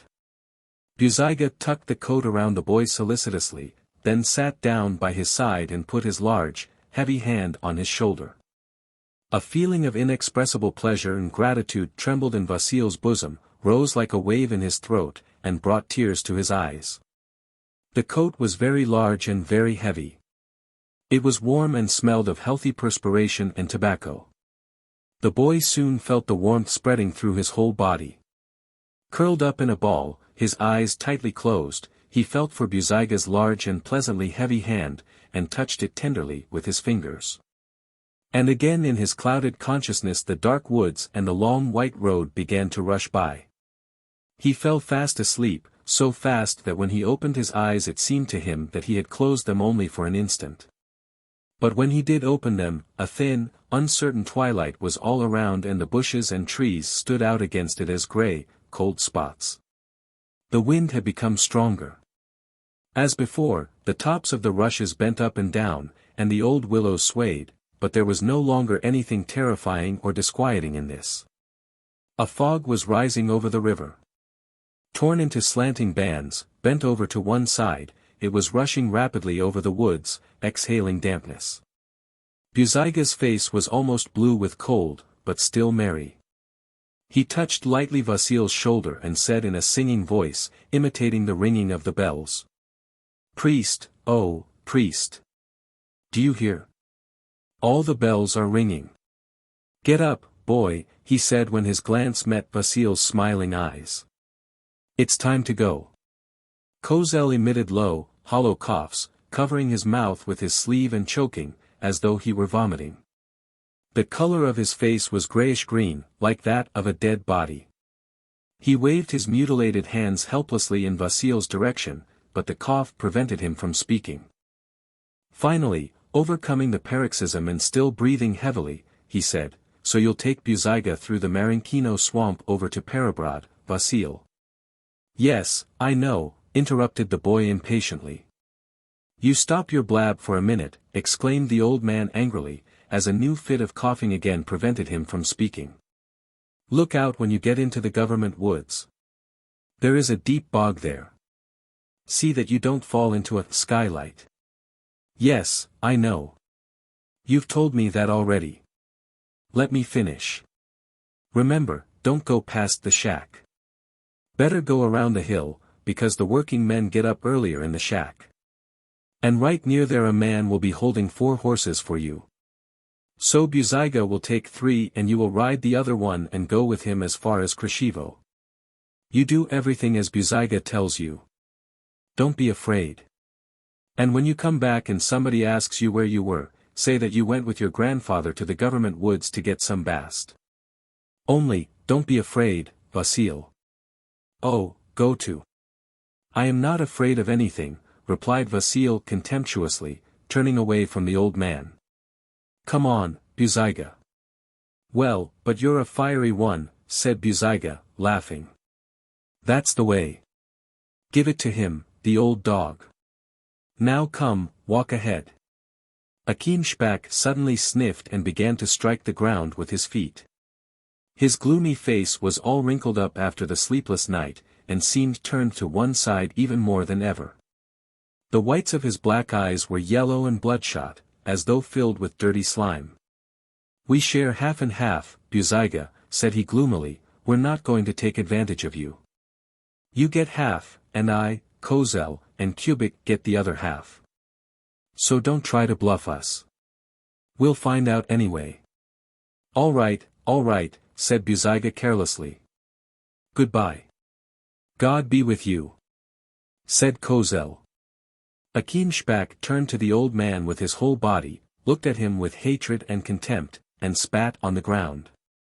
"You beggar," he hissed through his clenched teeth. Chapter 5.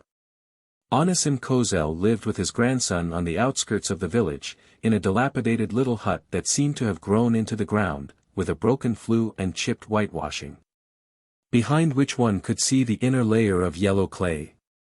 The window panes, for which rags were substituted in many places, had become dull green with time and now shone with all the colors of the rainbow.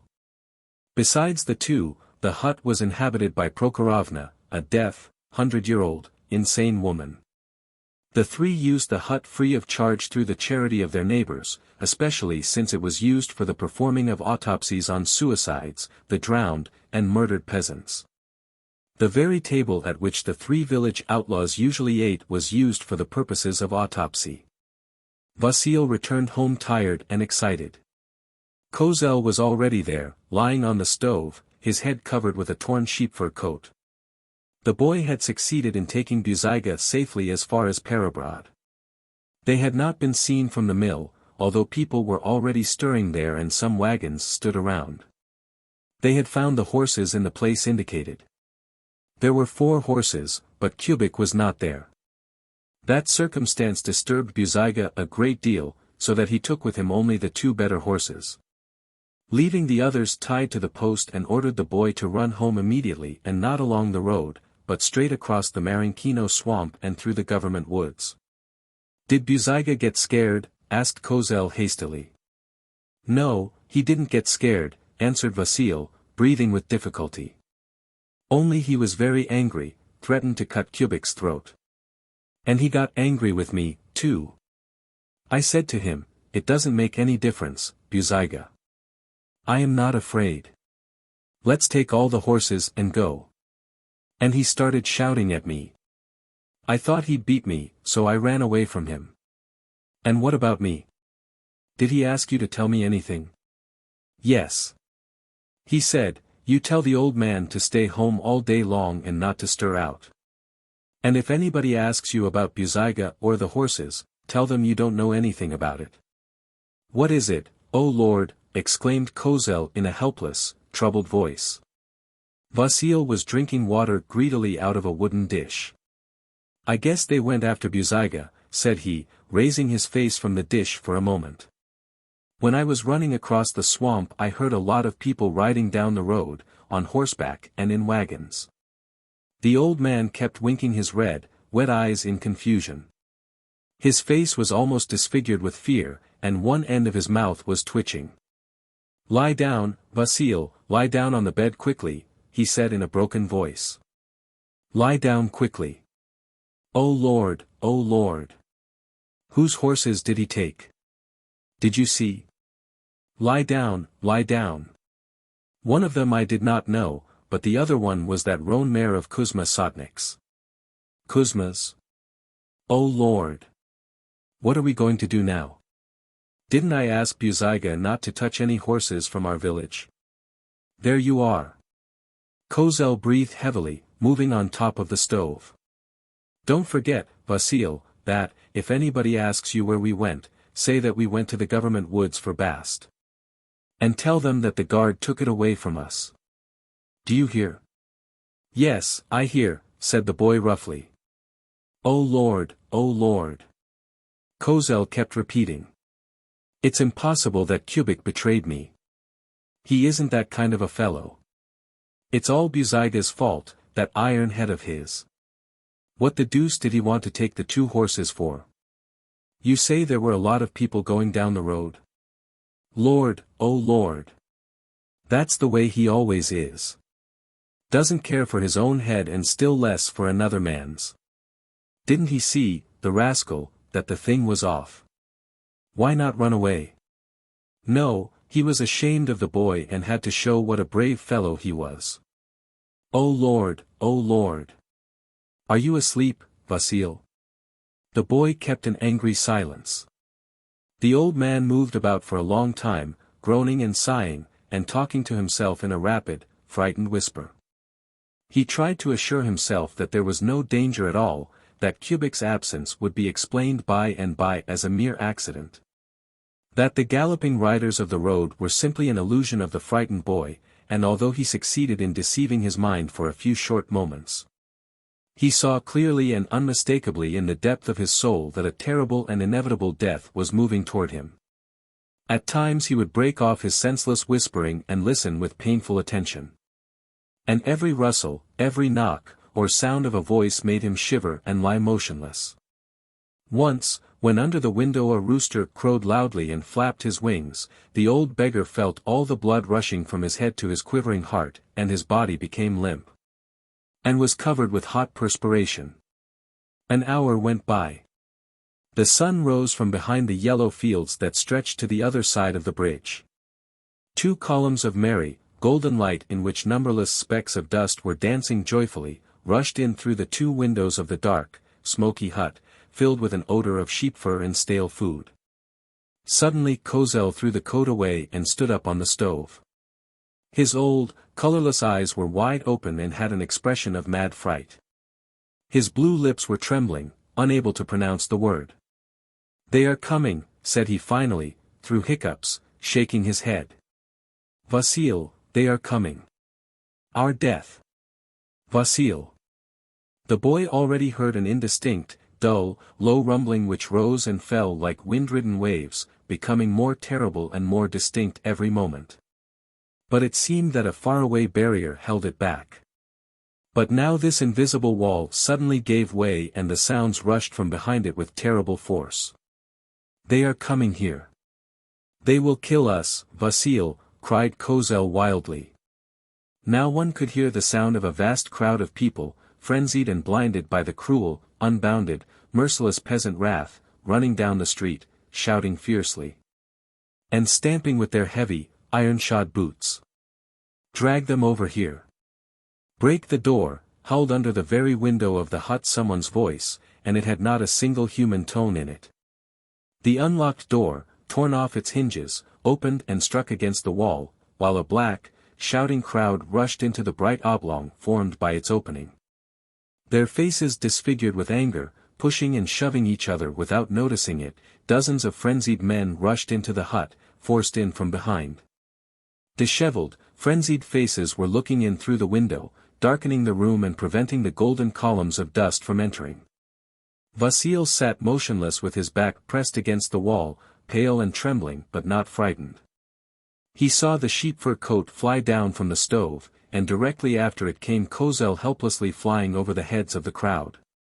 The old beggar was shouting something, opening wide his toothless mouth, twitching his face into shameless contortions of cringing terror, which made his whole wrinkled face horribly disgusting.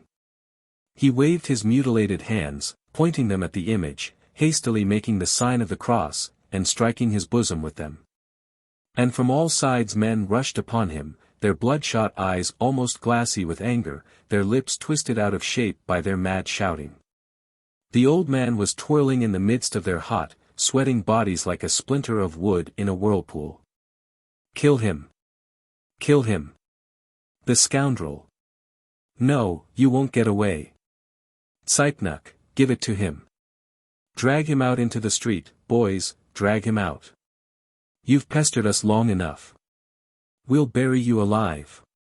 Kill him!" was heard as separate exclamations in the midst of the general uproar. Suddenly, covering all this tempest of curses and vituperations, was heard the mighty voice of Kuzma Sotnik, who shouted, towering above the crowd, his face red with the effort. "Wait a moment, brethren, we have to investigate this. Take him over to where Buzyga is. Drag him. Take him. Let's put an end to them all." With the same elemental impetuosity with which it rushed into the hut, the crowd now surged back into the street. Somebody picked up Vasil and threw him into this crowd of wriggling bodies. Crushed in on all sides, deafened by the noise, he was thrown outside by this rushing current. The village presented an unusual, peculiar sight on that beautiful summer morning. Despite the fact that it was a working day, in the middle of the week, the streets were crowded with people. And wagons and plows with horses already harnessed, stood abandoned in front of almost every gate. Children and women were running in one direction, toward the church. Dogs barked all around. Hens cackled, flapping their wings and flying to all sides. The crowd was growing fast and occupied the whole width of the street. Crowded in a dense mass, half suffocated, constantly pushing and shoving each other, these men were running along, shouting hoarsely, their mouths foaming as though they were a pack of wild beasts. On a little meadow in front of the wine shop, there was a dense, black ring of people. The two crowds joined together, mingled, and pressed against each other. Some monstrously elastic force threw Kozel and Vasil forward. In the middle of a narrow spot instinctively set apart by the crowd, Buzyga was lying on the grass, which was wet and dark with blood. His face had the appearance of a large piece of bloody meat, torn to shreds. One of his eyes was torn out and was hanging on something that looked like a red rag. The other eye was closed. What had been his nose was now a large bloody, round cake. His mustaches were covered with blood. But what was most terrible, inexpressibly terrible, was the fact that this mutilated and disfigured man was lying on the ground in silence, while around him the wild crowd was shouting and howling. Intoxicated with cruelty. Kuzma Sotnik caught Kozel by the collar of his coat and bent him down with such force that the old man fell on his knees. "Hey, there! Quiet," shouted Kuzma, turning around. "Keep quiet there." He was the leader on that day and his word was obeyed. The crowd's roar gradually died away, as though running back from rank to rank. "Buzyga!" shouted Kuzma when silence set in, bending low over the horse thief. "Do you hear me? We won't beat you any more. Will you tell me truly whether Kozel was with you or not?" Buzyga remained silent and did not open his one eye. His chest rose often and so high that it seemed impossible for a man to breathe in that way, and each breath made something whistle in his throat. As though a fluid were flowing with difficulty through a narrow tube. "Don't try to bluff us, you devil," shouted Kuzma threateningly, and raising his foot, he struck Buzyga on the lower part of the chest with all the force of his iron-shod boot. "Ugh!" The whole crowd sighed in unison, heavily and greedily. Buzyga groaned and opened his eyes slowly. It fell on Vasil's face. Buzyga looked at the boy slowly for a long time, closely and indifferently, and then it suddenly seemed to Vasil that the bloody mouth of the horse thief twisted into a suffering, tender smile. And this seemed so unnatural, so pitiful, and so dreadful that Vasil cried involuntarily, and covered his face with his hands. "Now, tell us, you Satan!" Sotnik shouted this in Buzyga's ear. "Listen. If you will tell us who helped you, we'll let you go immediately. Otherwise, we'll kill you like a dog. Am I telling the truth or not, boys? Tell him." "That's right. Tell us, Buzyga, and we won't do anything else to you," rumbled through the crowd like a dull wave of sound. Buzyga looked at Vasil with that same long and peculiar gaze and, opening with difficulty his mutilated lips, said in a scarcely audible voice. "No one was there. I was alone." He closed his eye and his chest began to rise and fall. "Kill him," came a tremulous, nervous, half-childish voice, shrieking somewhere in the back ranks. The crowd moved forward, hulled dully, and closed in on the spot where the horse thief was lying. Without rising, Kozel dragged himself over to where Kuzma was standing and threw his arms about his feet. "My benefactor," he was saying senselessly and entreatingly. "See, I kiss your feet.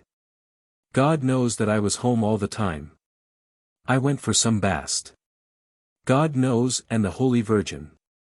My benefactors. Here I kiss your feet. I am only a poor cripple."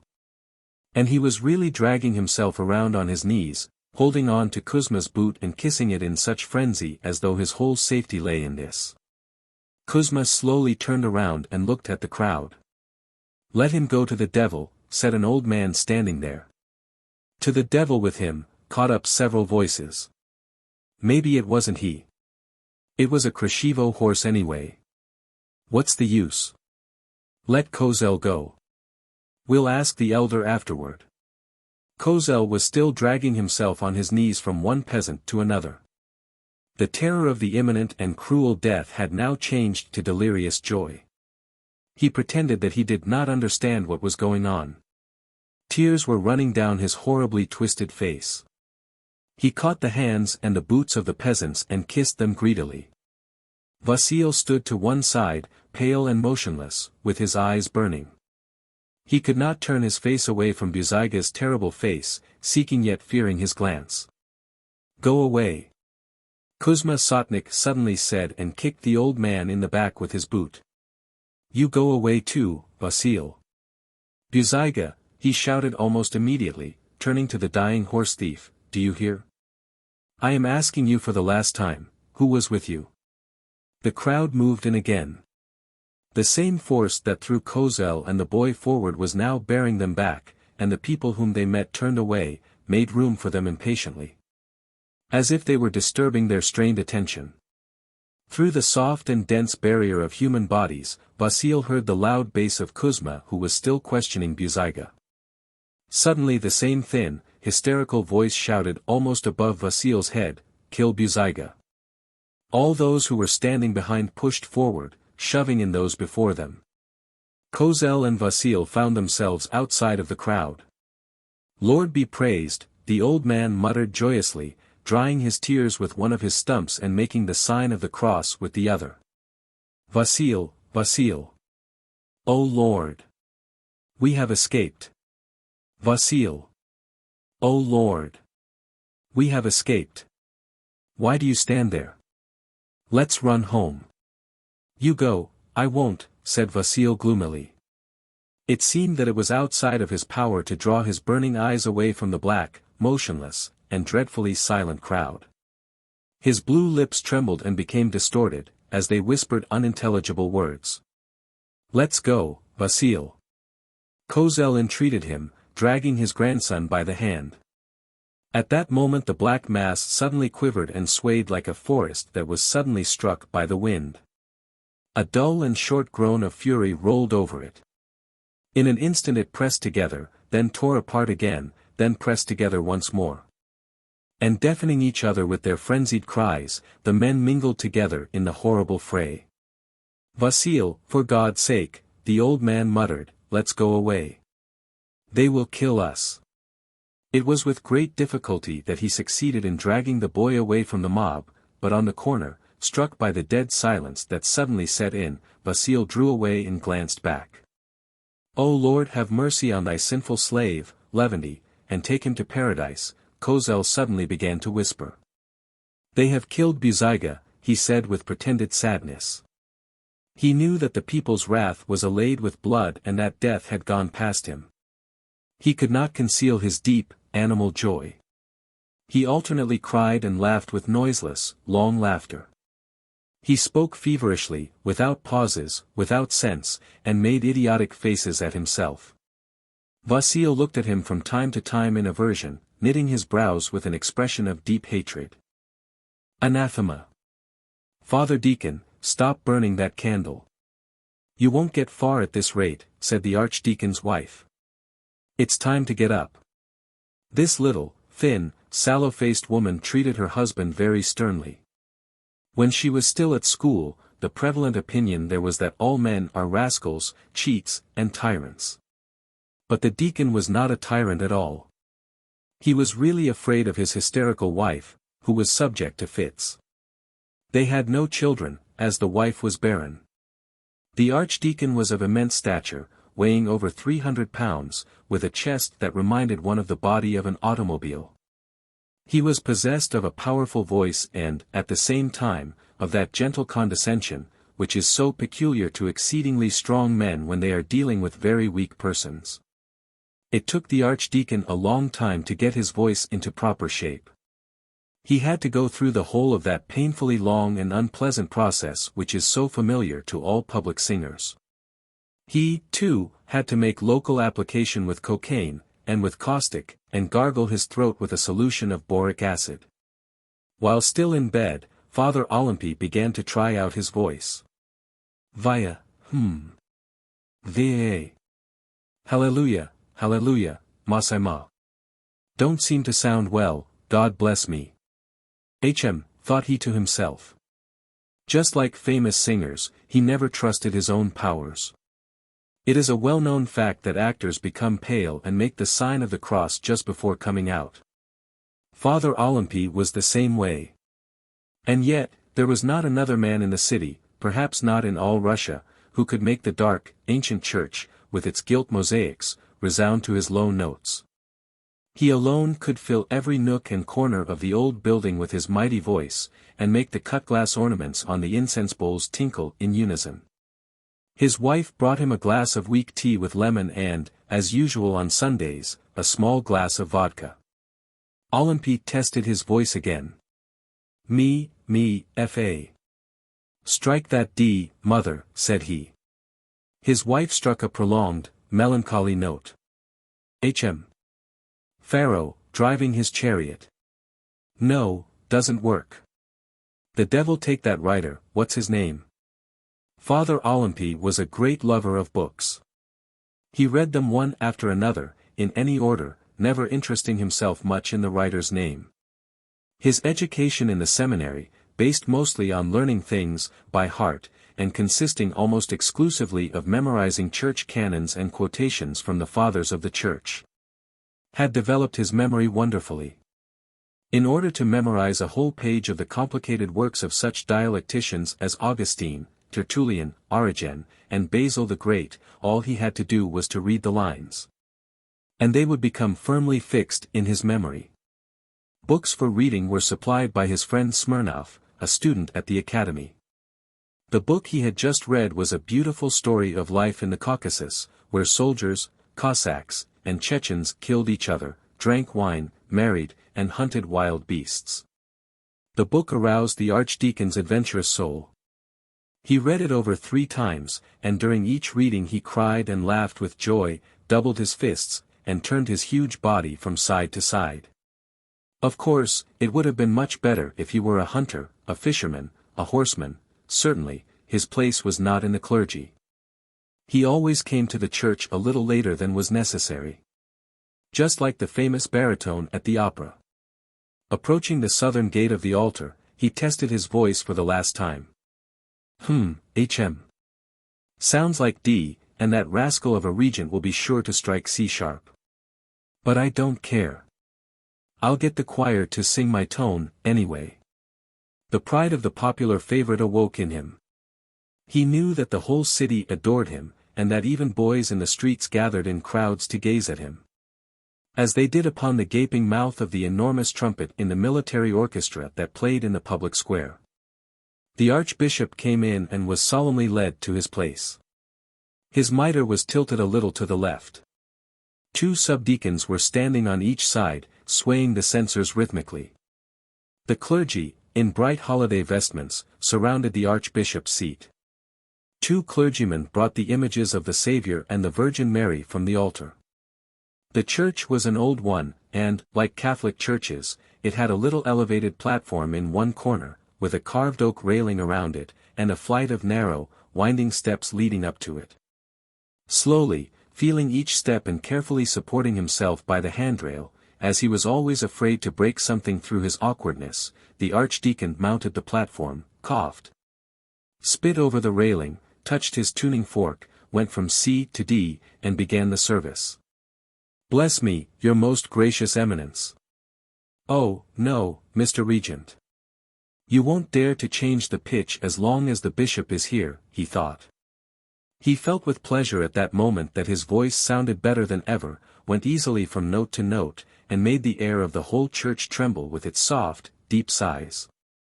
It was Quadragesima Sunday, in the first week of Lent. At first there was very little work for Father Allez. The reader monotonously mumbled the psalms. The deacon, an academician and future professor of homiletics, spoke rapidly through his nose. From time to time the archdeacon roared, "We shall attend," or, "We shall pray to the Lord." His huge body, in a surplice embroidered with gold, towered over the crowd. He stood there shaking his black, silvering hair, that was like a lion's mane, and testing his voice from time to time. The church was filled with old women and grey-bearded little old men who reminded one of fish traders, or moneylenders. "It's funny," thought Olympie, that all women's profiles remind you either of a fish or of a hen's head. There's my wife, too. But his professional habits compelled him to follow closely the service, which was in accordance with the 17th-century Mass book. Finally, the psalm reader finished his part, concluding it with the words, "The Most High Lord, our Master and Creator, Amen." Then began the rite of the affirmation of orthodoxy. Who is more supreme than our Lord? Thou, O Lord, art supreme above all, thou, alone, performest miracles. The melody was slow, and not very distinct. The service for Quadragesima Sunday and the rite of anathematization may be varied at will. For example, the Holy Church knows anathemas written for special occasions, e.g. anathemas against Ivashka Mazepa, Stenka Razin, the heretic Arius, the iconoclasts, the archpriest Habakkuk, etc., etc. But something peculiar happened to the archdeacon that morning, something that had never happened before. Perhaps it was the whiskey that his wife gave him with his tea. Somehow his thoughts could not become detached from the story he had read the night before. Simple, beautiful, fascinating pictures rose in his mind with unusual clearness and distinctness. But, through sheer force of habit, he completed this part of the service, pronounced the word Amen, and concluded. This apostolic faith, this paternal faith, this orthodox faith. This universal faith, affirm. The archbishop was an extreme formalist and pedant. He never permitted any omission in the canons of the Most Blessed Father Andrew of Crete, or the funeral rites, or any other service. And Father Olympie, making the whole church tremble with his mighty voice, and the glass ornaments on the lustres tinkle in unison with it, cursed, anathematized, and excommunicated the following, all iconoclasts, all heretics, beginning with Arius, all followers of the teachings of Italus, the pseudo-monk Nile, Constantine and Irenica, Varlam and Akindina, Hierontius and Isaac Argyra, all Mohammedans, Jews, those who mock the Holy Church, those who blaspheme the day of Annunciation, tavern keepers who rob widows and orphans, old believers. The traitors and rebels Gregory Otrepiev, Timoshka Akundinov, Stenka Razin, Ivashka Mazepa, Imelka Pugachev, and also all who profess faith contrary to the Holy Orthodox faith. Then followed categorical anathemas against those who refuse the blessing of redemption, who deny the holy sacraments, who do not recognize the counsels of the Fathers of the Church and their traditions. All those who dare to presume that the Orthodox rulers are not seated on their thrones by the special grace of God, and that at their anointing and their elevation to that high station the blessings of the Holy Ghost do not descend upon them, and who dare, therefore, to rise in rebellion against them and to betray them. All those who blaspheme and mock the holy images. And after each exclamation the choir answered him sadly, the gentle, angelic voices groaning the word, anathema. Hysterics began among the women. The archdeacon had already finished the long life service to all the deceased zealots of the church, when the psalm reader mounted the platform and handed him a short note from the archpriest, in which he was instructed, by the order of the archbishop, to anathematize the Boyard Leo Tolstoy. See Chapt. L of the Mass book, was added in the note. The archdeacon's throat was already tired after its long exertions. Yet he cleared it again and began, "Bless me, your most gracious eminence."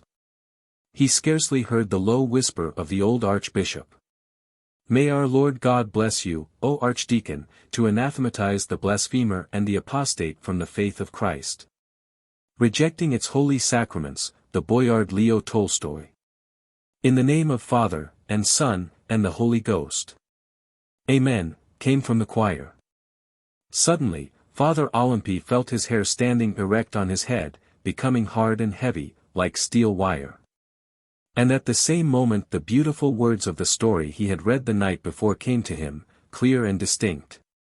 Awaking, Eroshka raised his head and began to watch intently the night butterflies, which were flying around the trembling flame of the candle, and falling into it. "You fool," said he. "Where are you flying? Fool, fool." And, sitting up, he began to chase the butterflies away from the flame with his thick fingers. "Why, you'll get burned, you little fools. Fly over there, there's lots of room," he was saying gently, catching butterflies by the wings, holding them carefully in his thick fingers, and then letting them go. "You're hurting yourself, and I'm trying to save you." "My God! Whom am I anathematizing?" thought the archdeacon in terror. "Him. Is it possible? Didn't I weep all night in joy, and rapture, and admiration?" But, obedient to the traditions of centuries, he continued to hurl those awful, stupefying words of anathema and excommunication, which fell into the crowd like the peals of a huge brass bell.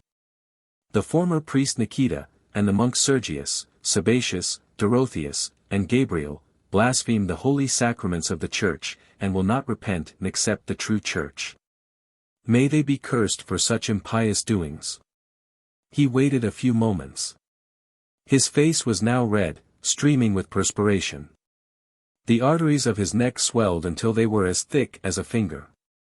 "Once I was sitting by the river and saw a cradle floating down. A perfectly good cradle it was, only one side broken off a little.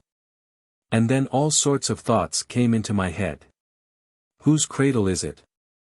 Those devils of soldiers of yours must have come to the village, taken the women with them, and some one of them, maybe, killed the child. Just swung him by the feet and dashed him against the corner of the house. As though such things were not done. There is no soul in men. And such thoughts came to me, such thoughts. They must have taken the woman with them, I thought, thrown the cradle away, burned the house. And the man, I guess, took his gun and went over to our side to be a robber. And though he tempt the Holy Spirit, like Simon the magician, or like Ananias and Sapphira, returning like a dog to the matter he has vomited, may his days be short and hard.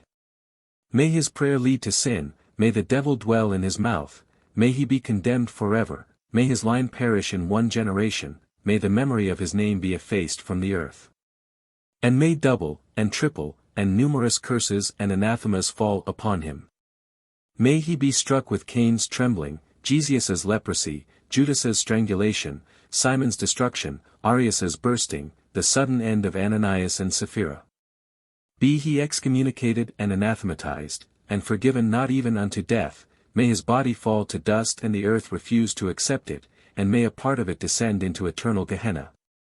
And be tortured there day and night.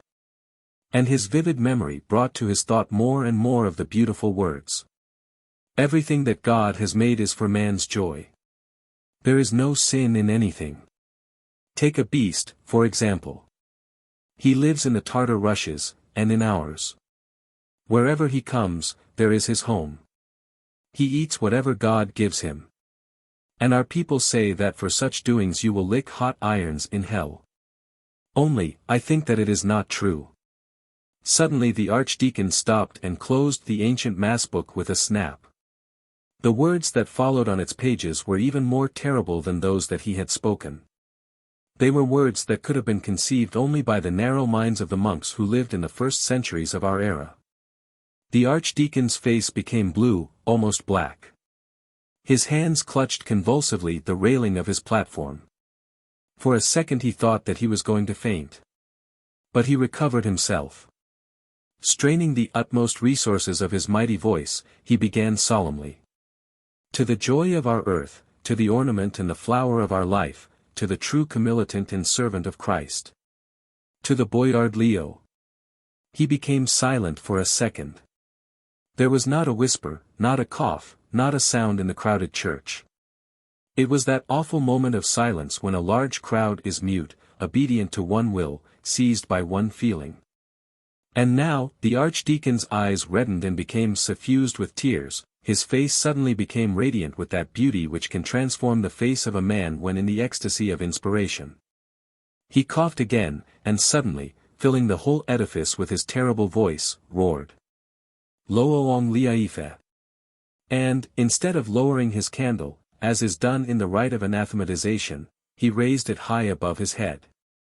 It was in vain that the regent hissed at his choir boys, struck them on the heads with his tuning fork, closed their mouths with his hand. Joyfully, like the silvery sounds of the archangel's trumpets, their voices rang out through the church, "Long life! Long life!" In the meantime, Father Prior, Father Provost, an official of the consistory, the psalm reader, and the archdeacon's wife had mounted on the platform. "Let me alone. Let me alone," said Father Olympie in a wrathful, hissing whisper, contemptuously brushing aside Father Provost. "I've spoiled my voice, but it was for the glory of the Lord. Go away." He took off the surplice embroidered with gold, reverently kissed the stole, made the sign of the cross, and came down. He went out through the aisle, towering over the crowd, immense, majestic, and sad, and people involuntarily moved away, experiencing strange fear. As if made of stone, he walked past the archbishop's place without even glancing at it. It was only in the churchyard that his wife caught up with him. Crying and pulling him by the sleeve, she began to shriek. "What have you done, you crazy idiot? Got drunk in the morning, and started up. It'll be lucky if they only send you to some monastery to clean cesspools. How much trouble I'm going to have now, and all on account of you, you blockhead." "Doesn't make any difference," said the archdeacon, looking at the ground. "I'll go as a common laborer, become a switchman or a janitor, but I won't serve in the church any more. I'll go tomorrow. Don't want it any more. My soul can't stand it. I believe truly, according to the symbol of the faith, yes, I believe in Christ and the Apostolic Church. Yet I feel no wrath." And then again, the familiar, beautiful words rushed through his mind. "Everything that God has made is for man's joy." "Idiot! Blockhead!" shrieked his wife. "I'll send you to the insane asylum. I'll go to the governor, to the Tsar. Got drunk out of his senses, the blockhead." Then Father Olympie paused, turned around, and, opening wide his large, angry eyes, said sternly and heavily. "Well?" For the first time his wife became timidly silent. She turned away from her husband, covered her face with a handkerchief, and burst into tears. And he walked on, immense, dark, and majestic, like a monument. The Laestrygonians. Chapter 1. Silence. At the end of October, or the beginning of November, the city of Balaklava, that most original corner of the variegated Russian Empire, begins to live a life all its own. The days are still warm and pleasant, as they sometimes are in the fall, but at night it grows cold and the ground resounds under your step. The last summer visitors have gone to Sebastopol with their bundles, suitcases, trunks, sickly children, and decadente young ladies. As mementos of the recent guests, there still remain grapeskins which the invalid summer visitors had scattered in abundant quantities on every pier and in every narrow street. All for the purpose of aiding their precious health, and piles of paper, refuse, cigarette stumps, scraps of letters and newspapers, which always remain behind when the summer visitors go away.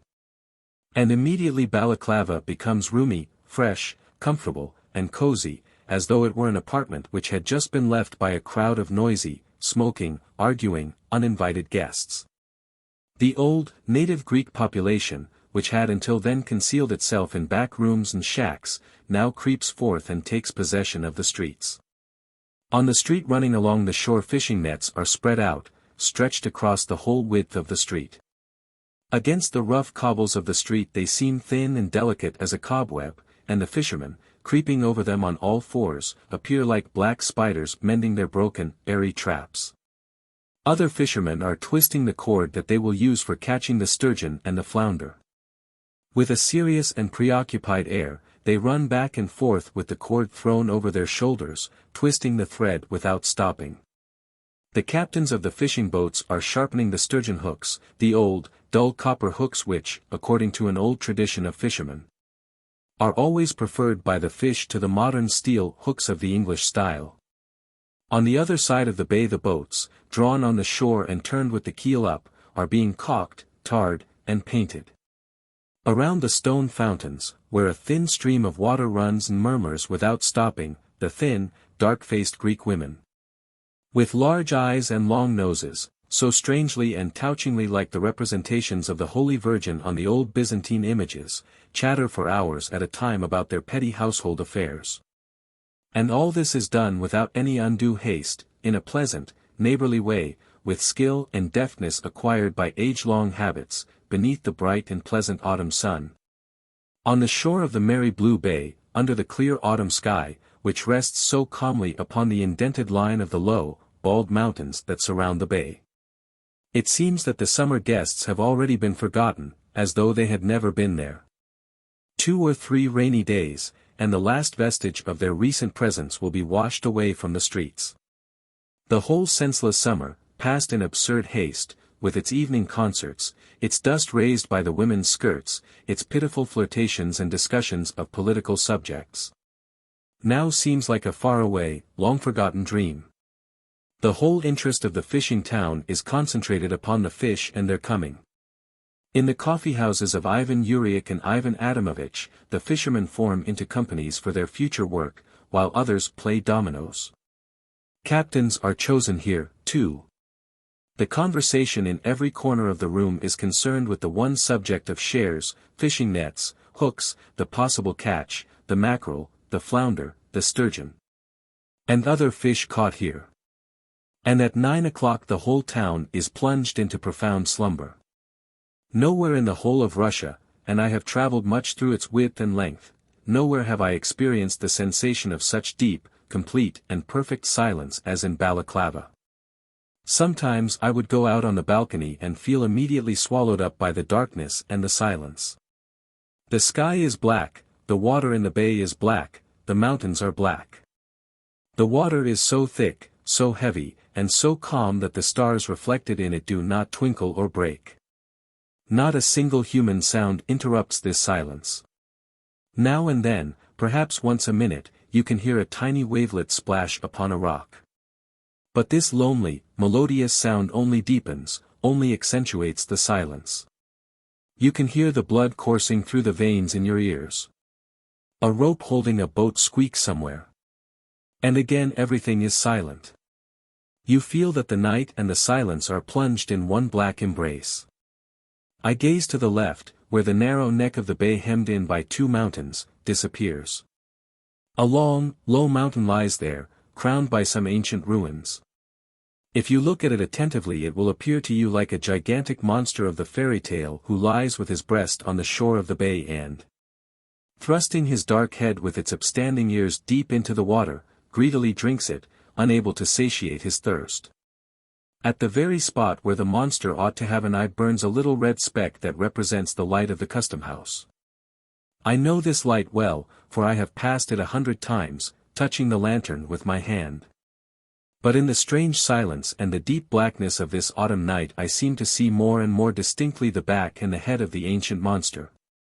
And I feel that its sly and wicked eye is watching me intently with a feeling of concealed hatred. Suddenly I recall that verse from Homer in which Odysseus sees bloodthirsty Laestrygonians in a small, narrow-necked Black Sea bay. I also think of the enterprising, supple, handsome Genoese who erected their colossal fortifications upon the brow of this mountain. And in my mind rises the picture of a stormy winter night when a whole English squadron, headed by the haughty flagship, the Black Prince, was dashed to bits against the bosom of the old monster.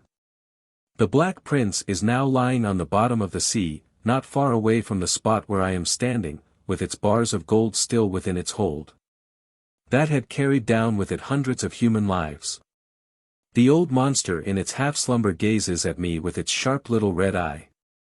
It appears to me like an old, forgotten divinity, which dreams its 1,000-year-old dreams amidst this black silence. And I feel a strange disquiet.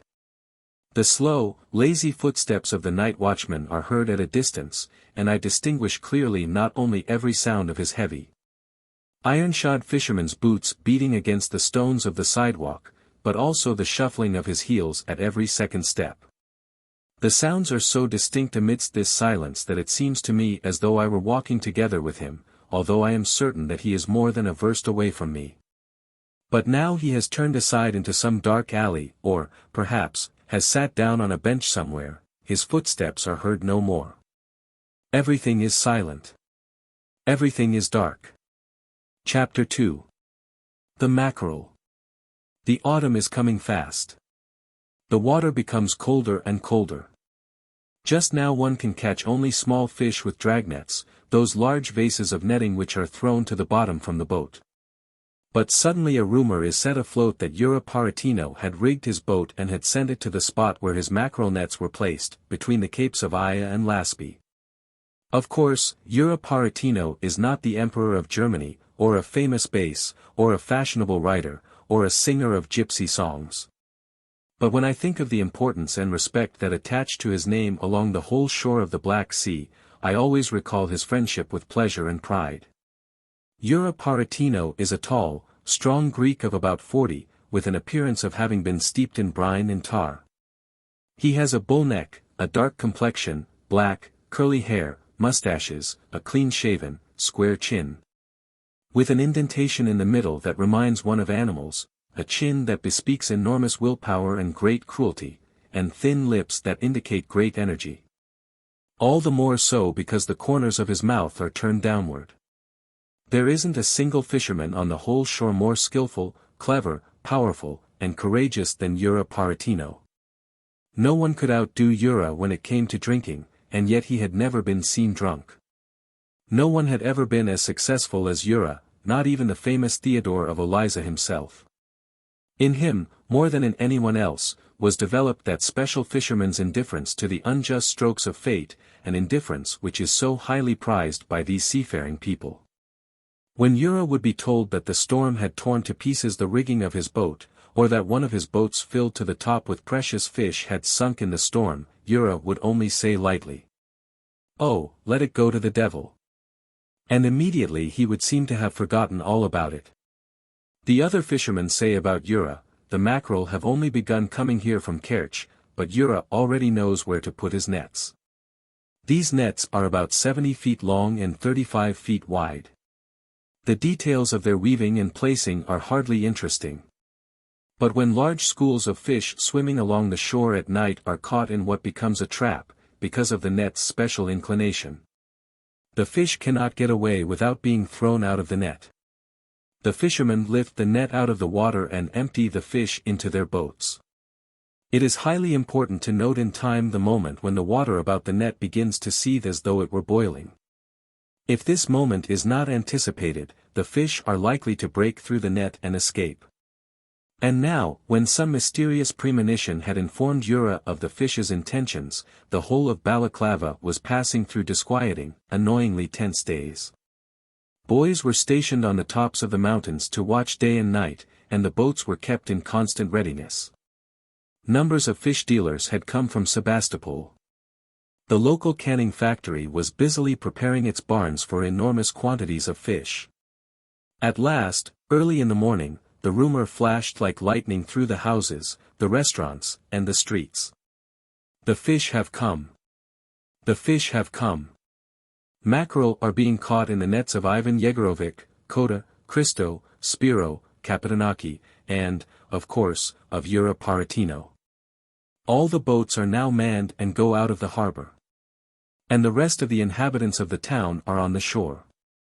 They are all there, the old men, the women, the children, the two fat saloon keepers, the gray-haired coffee-house keeper, Ivan Adamovich, the proprietor of the drugstore, who is a very busy man and has come out but for a moment, the good-natured assistant surgeon, Yevsy Markovich, and the two local physicians.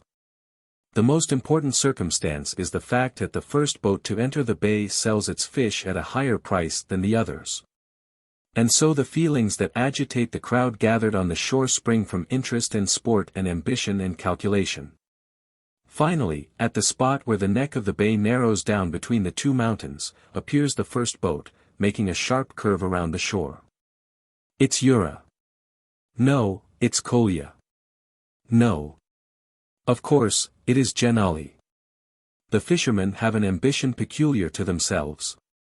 When the catch is particularly large they consider it a mark of special elegance fairly to fly into the bay instead of entering it slowly. And the three men at the oars, straining their back and arm muscles to the utmost, their necks bent forward, their bodies almost falling back at each of their frequent and measured strokes. Send the boat flying across the smooth surface of the bay with short, rapid strokes. The captain, his face turned toward them, is standing up, guiding the direction of the boat. Of course, it is Yura Paratino. The boat is brimful of white, silvery fish, and the feet of the oarsmen are above them, tramping them down. Carelessly, while the boat is still in motion and the oarsmen have scarcely begun to slow down the motion of the boat, Yura jumps upon the wooden pier. The bargaining with the fish dealers immediately begins. 30, says Yura and slaps, with the palm of his hand, the long, bony hand of one of the fish dealers. This means that he wants to sell his fish at 30 rubles 1,000. 15, shouts the Greek and, in his turn, having liberated his hand, slaps Yura's palm. 28. 18. Slap, slap. 26. 20. 25, says Yura hoarsely. There's another of my boats coming along. And at that moment another boat appears through the neck of the bay, followed by a second, a third, then two together. They make every effort to overtake one another, as the price of fish is falling and falling. In another half hour the fish will be worth no more than 15 rubles 1,000. In an hour, 10 rubles, and finally 5, and even 3. Toward evening the whole of Balaclava is permeated with the odor of fish. Mackerel is fried or canned in every house. The wide mouths of bread ovens are full of tile boards on which the fish are being fried in their own juice. This is considered the most delicious food by the local lovers of fish. And all the coffeehouses and saloons are filled with smoke and the odor of fried fish. Yura Paratino, the most open-handed man in all Balaclava, goes into the coffeehouse where the Balaclava fishermen are gathered surrounded by its heavy clouds of tobacco and fish smoke. He shouts to the proprietor in a tone of command, his voice rising above the uproar. A cup of coffee for everybody. A moment of universal silence, amazement, and joy sets in. With sugar or without, asks the proprietor of the coffeehouse, the immense and dark Ivan Yuriak. Yura hesitates for a second. A cup of unsweetened coffee costs 3 kopecks. With sugar it costs 5. But Yura is far from being mean-spirited. The most unskilled laborer of his boat had earned no less than 10 rubles that day. He says contemptuously. With sugar. And let's have some music, too. The musicians appear immediately, a man with a clarinet and one with a tambourine. Late into the night they play their monotonous, mournful Tartar melodies.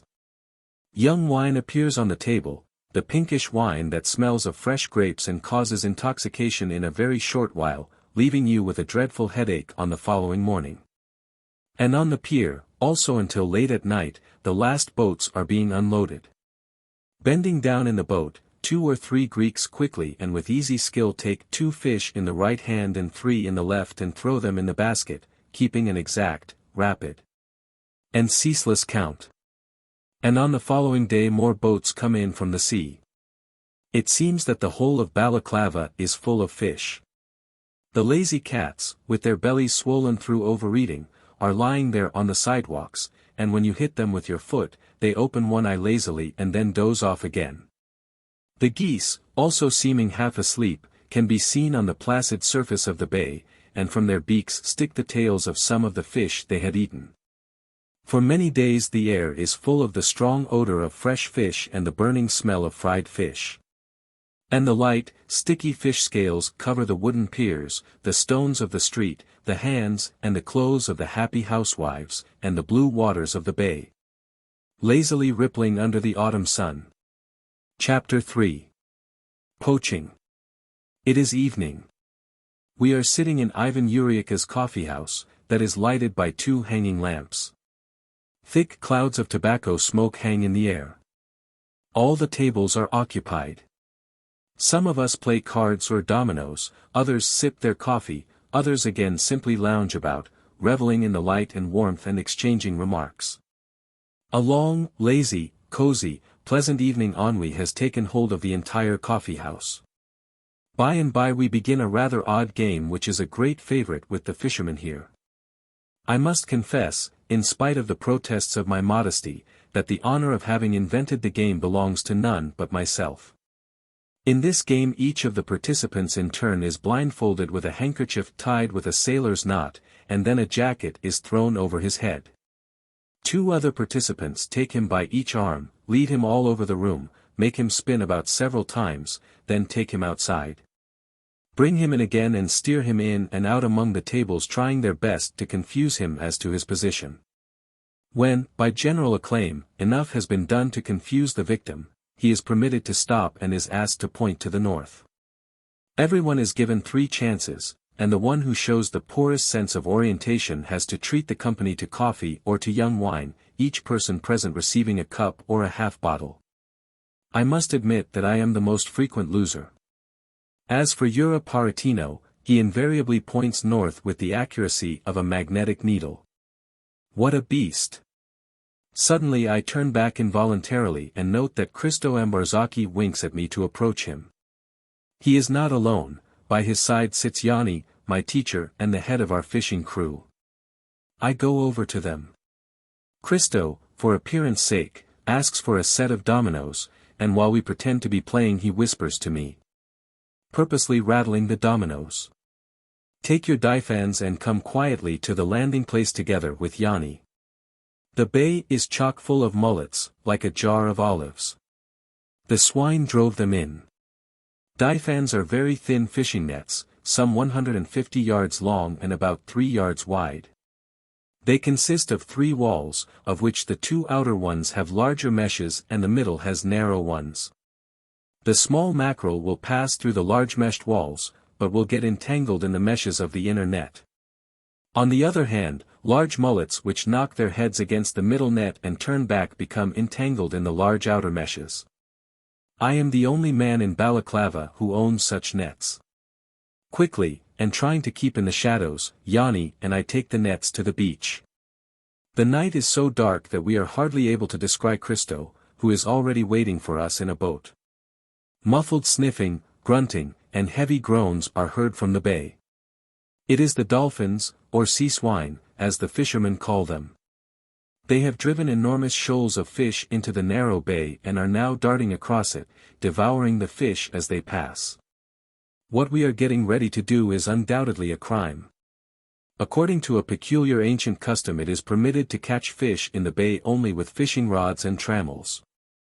Only once a year, and for no more than 3 days, are fish caught in municipal nets. This unwritten law is a sort of fisherman's taboo. But the night is so black, the groans and the grunting of the dolphins goad so violently the hunter's curiosity in us, that, repressing an involuntary sigh of repentance, I cautiously leap into the boat, and, while Christo rows noiselessly, I help Yanni to get the nets in shape. He pays out the lower edge of the net laden with large leaden plummets, while I hand him quickly the upper edge, along which cork floats are strung. But suddenly a wonderful spectacle, which I had never seen before, fascinates me. Nearby, to the left of the boat, sounds the snorting of the dolphin, and all of a sudden I notice a great number of sinuous silvery streamlets, resembling the rays of bursting fireworks, dashing around the boat with incredible speed. It is the frightened fish fleeing before the rapacious dolphin. And here I notice that the entire sea is ablaze with fire. Pale blue jewels shimmer on the tops of small, scarcely rippling wavelets. Where the oars touch the water, deep, gleaming bands flame up in magic splendor. I dip my hand into the sea, and when I draw it out a handful of shimmering diamonds drips into the water, and for a long time delicate, bluish phosphoric lights glow on my fingers. This is one of those magic nights when, as the fishermen say, the sea is ablaze. Another shoal of fish darts under the boat, furrowing the deep with short, silvery arrows. I hear the snorting of the dolphin near at hand. Here he is, at last. He appears alongside the boat, disappears for a second under the keel and immediately forges ahead. He swims deep under the water, but with extraordinary clearness I distinguish his powerful body, strained in the race. Wrapped in the shimmer of infusoria, his contours set off by myriads of spangles, he looks like a shining glass skeleton, darting at a terrific speed. Christo rows with absolute noiselessness, and Yanni only once hits the side of the boat with the lead plummets. We have unwound the entire net, and now we can start. We cross to the opposite shore. Yanni plants himself firmly on the prow, his feet wide apart. A large, flat stone, tied to a rope, quietly slides from his hands and sinks to the bottom, hardly splashing the water. A big cork buoy rises to the surface, a scarcely visible black dot on the surface of the bay. Now we make our boat trace a half circle, as far as the length of our net allows, then we come again to the shore and lower another buoy. We are inside a closed half circle. If, instead of poaching, we had been working openly and freely, the next thing to do would have been to make as much noise as possible with our oars and otherwise, so as to drive the fish within our half circle, into the nets, where they would become entangled in the meshes. But our business needs secrecy, so that all we can do is to go twice from buoy to buoy, noiselessly churning the water with our oars and making it boil in beautiful pale blue knolls. Then we return to the first buoy. Yanni cautiously lifts up the stone which served us as an anchor and drops it without the slightest noise to the bottom of the boat. Standing on the prow and leaning on his left foot, which is put forward, he draws out the net, rhythmically raising and lowering his hands in turn. Slightly leaning overboard, I see the net emerging from the water, and I distinguish clearly every mesh of it, every thread, like an enchanting fiery web. Little, flickering lights slide down Yanni's fingers, and fall back into the water. And I hear the fish, large and alive, fall to the bottom of the boat with a heavy, wet thud, writhe vigorously, and strike the boards with their tails. Gradually we come to the second buoy and cautiously raise it out of the water. It is now my turn to row. Christo and Yanni again examine the nets and pick out the mullets from the meshes. Christo cannot refrain from throwing a big, fat, silvery mullet to my feet over Yanni's head. "Some fish," he whispers in my ear, chuckling with bliss. Yanni quietly stops him. When their work is done and the wet net again lies on the prow platform of the long boat, I see that the entire bottom is carpeted with fish, which are still alive and writhing. But we must make haste. We describe a few more circles, although prudence bids us return to town. Finally, we land in a spot which is but little frequented. Yanni brings a basket and armfuls of big, plump fish, which spread a fresh, delightful odor, fall into it with a savory smack. 10 minutes later we come back to the coffee house, one after another. Everyone invents some pretext for his absence. But our trousers and jackets are wet, Yanni has fish scales in his mustache and beard, and we all smell of the sea and wet fish. Christo, who cannot control the excitement he has just been through, now and then throws in an allusion to our adventure. "I was just on the beach. Lots of swine in the bay, it's simply terrible." And he would dart a sly, mischievous glance at us. Yanni, who, with Christo, had carried and hid the basket, sits near me and mumbles into his cup of coffee in a scarcely audible whisper. "About 2,000, all big. I brought some 30 over to your place. This is my share of the booty." I nod. But now I am somewhat ashamed of my crime. Still there is comfort in catching quick, knowing glances around us. It seems that we were not the only ones poaching that night. Chapter 4. White Sturgeon. Winter is setting in. One evening it began to snow, and during the night everything had become white, the embankment, the boats on the beach, the roofs, the trees. Only the water of the bay remains black and somber, and splashes restlessly in this calm white frame. All along the shores of Crimea, at Anapa, Sudak, Kerch, Theodosia, Yalta, Balaklava, and Sebastopol, the fishermen prepare for the white sturgeon season. They clean the fishing boots, enormous horse-leather boots reaching to the thigh, each weighing some 20 pounds. They repair their waterproof coats painted with yellow oil paint, and their leather trousers. They mend sails and knit seines. Long before the beginning of the white sturgeon season the devout fisherman Fyodor, from Allez, burns wax tapers and lamps filled with the finest olive oil before the image of St. Nicholas, the miracle worker of Myra in Lycia and the patron saint of seamen. When he will put out to sea with his crew of Tartars, the image of the sea saint will be taken from his shanty and nailed to the prow, as a guide and lodestar of luck. This is known to all the seamen of Crimea, because Fyodor does it every year and because he has the reputation of a brave and lucky fisherman.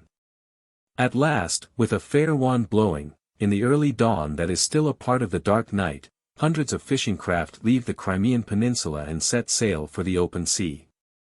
How glorious is the moment of departure! All 5 men sit on the prow of the long boat. God speed! God's help with you! God speed! The loosened sail falls, and, after flapping hesitatingly in the air for some moments, suddenly swells like a sharp, convex, upturned white wing. The boat, careening all the way to one side, gracefully moves out of the mouth of the bay into the open sea. The water sizzles and foams around the prow and the spray dashes into the boat, while one of the fishermen carelessly sits on the very gunwale. The lower hem of his jacket now and then skimming the surface of the water, and with a swaggering air lights a rolled cigarette. Beneath the grate of the prow is kept a small stock of provisions, consisting of strong whiskey, bread, smoked fish, and a barrel of water. They sail away a distance of some 30 miles from shore. During this long journey, the leader of the crew and his assistant prepare the fishing implements. These consist of a strong rope about a mile long with bits of cord, about 2 yards long, tied to it at intervals of 2 or 3 yards. The pieces of cord are provided with hooks baited with small fish. And the whole thing is sunk to the bottom of the sea by means of 2 stones which are placed on the ends of the rope and which serve as anchors. Their position is indicated by 2 cork buoys floating above the anchors on the surface of the sea, and surmounted by small red flags. The assistant baits the hooks with extraordinary dexterity and rapidity, while the leader carefully coils the rope into a round basket, arranging it in a neat spiral close to the side of the basket. The bait is put inside the circle. The work, done almost in absolute darkness, is not so easy as would appear at first glance. When the time comes for lowering the rope into the water, one carelessly adjusted hook may catch the main cable and hopelessly entangle the entire outfit. At dawn the place is reached. Each ataman, head of a fishing gang, has his favorite, lucky, spots, and he finds them in the open, tens of miles off the coast, as easily as we find a box of steel pens on our desk. The only thing to do is to sail east until the Foros lighthouse is sighted, taking care that the polar star should be visible above the belfry of the monastery of St. George. Every ataman has his secret signs in the form of lighthouses, large rocks, houses, solitary pines on the mountains, or stars. When the place is selected, the first stone is lowered, soundings are made, and a buoy tied to the anchor. Then the fishermen row the entire length of the rope while the leader pays it out from the basket with a fabulous speed. When the entire rope is in the sea, the second stone is lowered, the buoy adjusted, and the work is done. The fishermen row or sail back to shore, as the wind permits. A day or 2 later they return to their places and drag out the rope. If Providence wills or chance permits, the hooks with the bait will be swallowed by the sturgeon, and the fishermen will have a rich catch of this big, sharp-nosed fish, which normally weigh from 300 to 700 pounds, and in rare instances even as much as half a ton. It was thus that, one night, Vanya Andritsaki put out to sea in his long boat. To tell the truth, no one expected any good to come of his enterprise. Old Andritsaki had died the preceding spring, and Vanya was much too young as yet. According to the opinion of experienced fishermen, he should have served for 2 years more as a mere oarsman, and then worked another year as an assistant. But instead, he gathered a gang of green youngsters of the devil-may-care sort, rudely scolded his old mother who had begun to weep, abused the grumbling old fisherman with the profanest oaths, and had sailed off, he and his whole crew dead drunk. His sheep-fur cap was rowdily tilted to the back of his head, and his curly hair, as black as a poodle's, fell in disorder over his sunburnt forehead as he stood on the prow of his boat. A stormy gale was blowing on the sea that night, and a thick snow fell. Several fishing craft came back soon after leaving the bay, for Greek fishermen, in spite of their long experience, are exceedingly prudent, not to say cowardly. Bad weather, they said in explanation. But Vanya Andritsaki returned about noon, his long boat chock full of the largest white sturgeon. In addition, he towed in a monstrous fish, a sturgeon weighing about 750 pounds, which the crew had to thump with mallets and oars for a long time before they could put it to death. This monster had given the crew no little trouble. Fishermen say that, as a rule, it is enough to bring the sturgeon's head to the level of the sternboard, and it will leap into the boat of its own accord. It is true that sometimes, while leaping into the boat, the sturgeon, with a powerful stroke of its tail, sends the careless fisherman flying into the sea. Besides, in catching sturgeon there are even more serious moments which threaten fishermen with real danger. That is exactly what had happened to Vanya Andritsaki. Standing on the very prow, which now rose to the foamy crest of broad waves and now sank into smooth, green water pits, Vanya hauled in the rope with a rhythmical motion of his arms and back. 5 small sturgeons, which had been taken off at the very beginning, lay motionless on the bottom of the boat. Then the catch became poorer, some 150 hooks were empty, with their bait untouched. The men rowed in silence, with their eyes fixed on the 2 points of the beach indicated by their ataman. His assistant sat at his feet, taking the bait off the hooks and putting the rope into the basket in a neat bale. Suddenly one of the fish on the bottom of the boat began to writhe and shake. "When a fish kicks, another is coming," said the young fisher Pavel, repeating an old fisherman's saying. That very moment Vanya Andritsaki felt, deep in the sea, an enormous living weight shaking and resisting and straining on the rope, which became taut like a string. Leaning over the side, he noticed under the water the long, silvery, floating, shimmering body of a monstrous white sturgeon, and, unable to restrain his feelings, he turned to the crew and whispered, his eyes shining with excitement. "A large one. Like a bull. More than 1,000 pounds, I guess." That was just what he should not have done. God forbid that you anticipate events or express joy over your success while at sea. And the ancient, mysterious belief immediately proved true in the case of Vanya Andritsaki. He saw clearly the fish's long, sharp, bony head half a yard below the surface of the sea, and, stilling his wildly beating heart, he was getting ready to bring it to the board.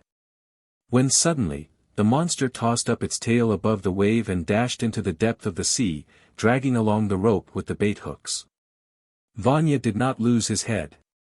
Back astern, he cried to the fisherman, swore savagely and elaborately, and started to pay out the rope after the disappearing fish.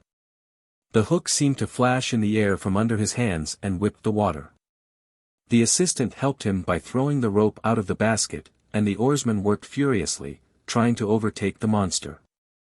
The work required extraordinary speed and perfect accuracy. A few hooks became entangled in the assistant's hands. He shouted to Vanya to stop feeding the rope and started to set free the hooks with that speed and care which seamen alone manifest in moments of danger.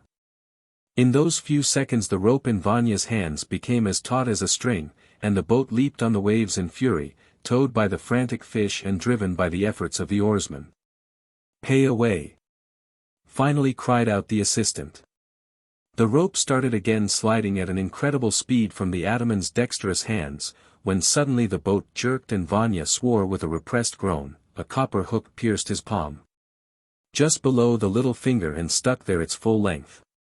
It is here that Vanya showed himself a real saltwater fisherman. Having wound the rope around the fingers of the wounded hand, he stopped feeding it for a second, and, producing a knife with his other hand, he cut the cord to which the hook was attached. The hook stuck fast in the palm, but Vanya tore it out with the flesh and threw it into the sea. And although both his hands and the rope were stained with his blood, although the boards of the boat and the water inside grew red, he did his work to the end and was the first to deal the obstinate monster a heavy blow with a mallet. His was the first sturgeon catch of the season. The crew sold the fish at a very high price so that each member's share amounted to no less than 40 rubles. On this occasion a good bit of wine was drunk, and toward evening the entire crew of St. George the Conqueror, as Vanya's long boat was called, set out with music for Sebastopol in a two-horse vehicle. There the gallant Balaclava fishermen, together with some navy sailors, smashed the piano, the bedsteads, the chairs, and the windows in a house of ill fame. Then they thrashed one another thoroughly and came back only at dawn, drunk, bruised, but singing. And as soon as they left the cab, they got into the boat, set sail, and put out to sea again. From that day Vanya's reputation as a real saltwater ataman was firmly established. Chapter 5. The Lord's Fish. An apocryphal tale. This charming ancient legend was related to me at Balaclava by the ataman, Kolya Konstandy, a real saltwater Greek, an excellent seaman, and a heavy drinker. At that time he was instructing me in all those wise and strange things which make up the fisherman's lore. He showed me how to make sea knots and mend torn nets, how to bait hooks for white sturgeon, how to launch and clean seines, how to take out the mullet from the three-walled net, how to fry it. How to separate with a knife the petalide which grow on rocks, how to eat shrimps raw, how to forecast the night's weather by the day's surf, how to set sail, weigh anchor, and sound the depths of the sea. He patiently explained to me the different directions and peculiarities of the winds, the levanter, the sirocco, the tramontane, the terrible bora, the propitious sea wind, and the capricious land breeze. To him I also owe my knowledge of fishermen's customs and superstitions. It is not permissible, during the catch, to whistle aboard the craft or to spit except overboard. One should never mention the devil, though one is permitted to curse by faith, the grave, the coffin, the soul, one's forefathers, their eyes, livers, spleen, and so on. It is well to leave in the net, as if by chance, a little fish. This brings luck, and God forbid that any article of food be thrown overboard while the boat is at sea. But the most terrible, unpardonable and objectionable breach of fisherman's etiquette, is to ask a fisherman, "Where are you bound for?" For a question like this one is likely to be roundly thrashed. It is from him that I learned about the poisonous fish Dracus, that resembles a small mackerel, and about the manner in which it ought to be taken off the hook. Also about the sea gramil which causes sores by stinging with its fin, and the terrible double tail of the electric ray. He also told me how skillfully a sea crab eats an oyster by first putting a pebble into its valve. And many a strange and mysterious sea tale did I hear from Kolya in those sweet, quiet hours of the night in early autumn, when our yawl rocked gently on the sea, far away from the unseen shores. And when the 2 or 3 of us, sitting by the yellow light of a hand lantern, leisurely sipped the local pink wine, that smelled of freshly crushed grapes. There lives in the ocean a sea serpent a verst long. Very seldom, not more than once in 10 years, he comes up to the surface and breathes. He lives all alone. In former times there were many of them, males and females, but they did so much evil to the small fish, that God condemned them to sterility. And now only this 1,000-year-old male serpent lives his last in loneliness. Seamen meet him occasionally, here and there, all over the world, in all the oceans. There lives, somewheres in the sea, on a deserted island, in a deep, submerged cave, the king of sea lobsters. When he strikes claw against claw, there arises a great turmoil on the surface of the water. Fish converse among themselves, this is known to every fisherman. They warn each other about various dangers and traps, and an inexperienced, awkward fisherman can spoil a lucky spot if he lets some fish out of the net. From Kolya I heard also about the Flying Dutchman, that eternal sea wanderer, with black sails and a lifeless crew. This tale is known and believed all over the seashores of Europe. But one old legend, told by him, especially touched me with its fresh and naive simplicity. Once at dawn, when the sun had not yet risen but the sky was already orange-colored and a pink mist hovered over the sea, Kolya and I were hauling out a net which had been placed along the shore in the evening for mackerel. The catch was very poor. It consisted of about 100 mackerels, 5 or 6 gramils, a few dozen fat, golden crucians, and a lot of jelly-like mother-of-pearl-colored medusas, that resembled huge, colorless, many-legged mushroom pileuses. But we also caught a very queer fish which I had never seen before. It had a flat, oval shape and would scarcely cover a woman's palm. Its edges were fringed with frequent, small, transparent hairs. Its head was small, and in it were set eyes that were not like those of a fish, they were black, rimmed with gold, and unusually lively. Its body was of an even, golden color. But most striking in this fish were two spots, one in the middle of each side. They were as large as a dime, but of an irregular shape and of a bright azure hue so remarkable that it is not found on any painter's palette. "Look," said Kolya. "This is the Lord's fish. It seldom gets into our nets." We placed it first into the boat pail, and later on, when we returned home, I poured some sea water into a big, enameled basin, and put the Lord's fish in it. The fish immediately began to swim round and round, along the sides of the basin, almost touching them, and all the time in one direction. When touched, it emitted a short, scarcely audible, rattling sound, and increased its speed. Its black eyes rolled around, and the wavering of the countless hairs set the water in swift, wave-like motion. I wanted to keep the Lord's fish in order to take it later to the aquarium of the biological station at Sebastopol, but Kolya said, waving his hand, "It does not pay to bother. Anyway, it won't live long enough. That's the kind of fish it is. If you take it out of the sea even for a second, it won't live. It is the Lord's fish." Toward evening it died. And at night, while sitting in the yawl, I thought of it, and said, "Kolya, why is this fish the Lord's?" "Well," answered Kolya with devout earnestness, "our old men here tell the story this way: when our Lord Jesus Christ rose from the dead on the third day after his burial, no one believed him. Many miracles wrought by him were witnessed while he was alive, but people could not believe this one and they were afraid. His disciples renounced him, his apostles denied him, the faithful women abandoned him. Then he comes to his mother. At that moment, she was standing at the fireplace, frying some fish, preparing dinner for herself and hers. Said the Lord to her, 'Greetings. Here I am, thy son, risen from the dead, as it is written in the Scriptures. Peace be with thee.' But she shuddered and cried out in affright, 'If thou art truly my son, work thou a miracle, so I may be convinced.'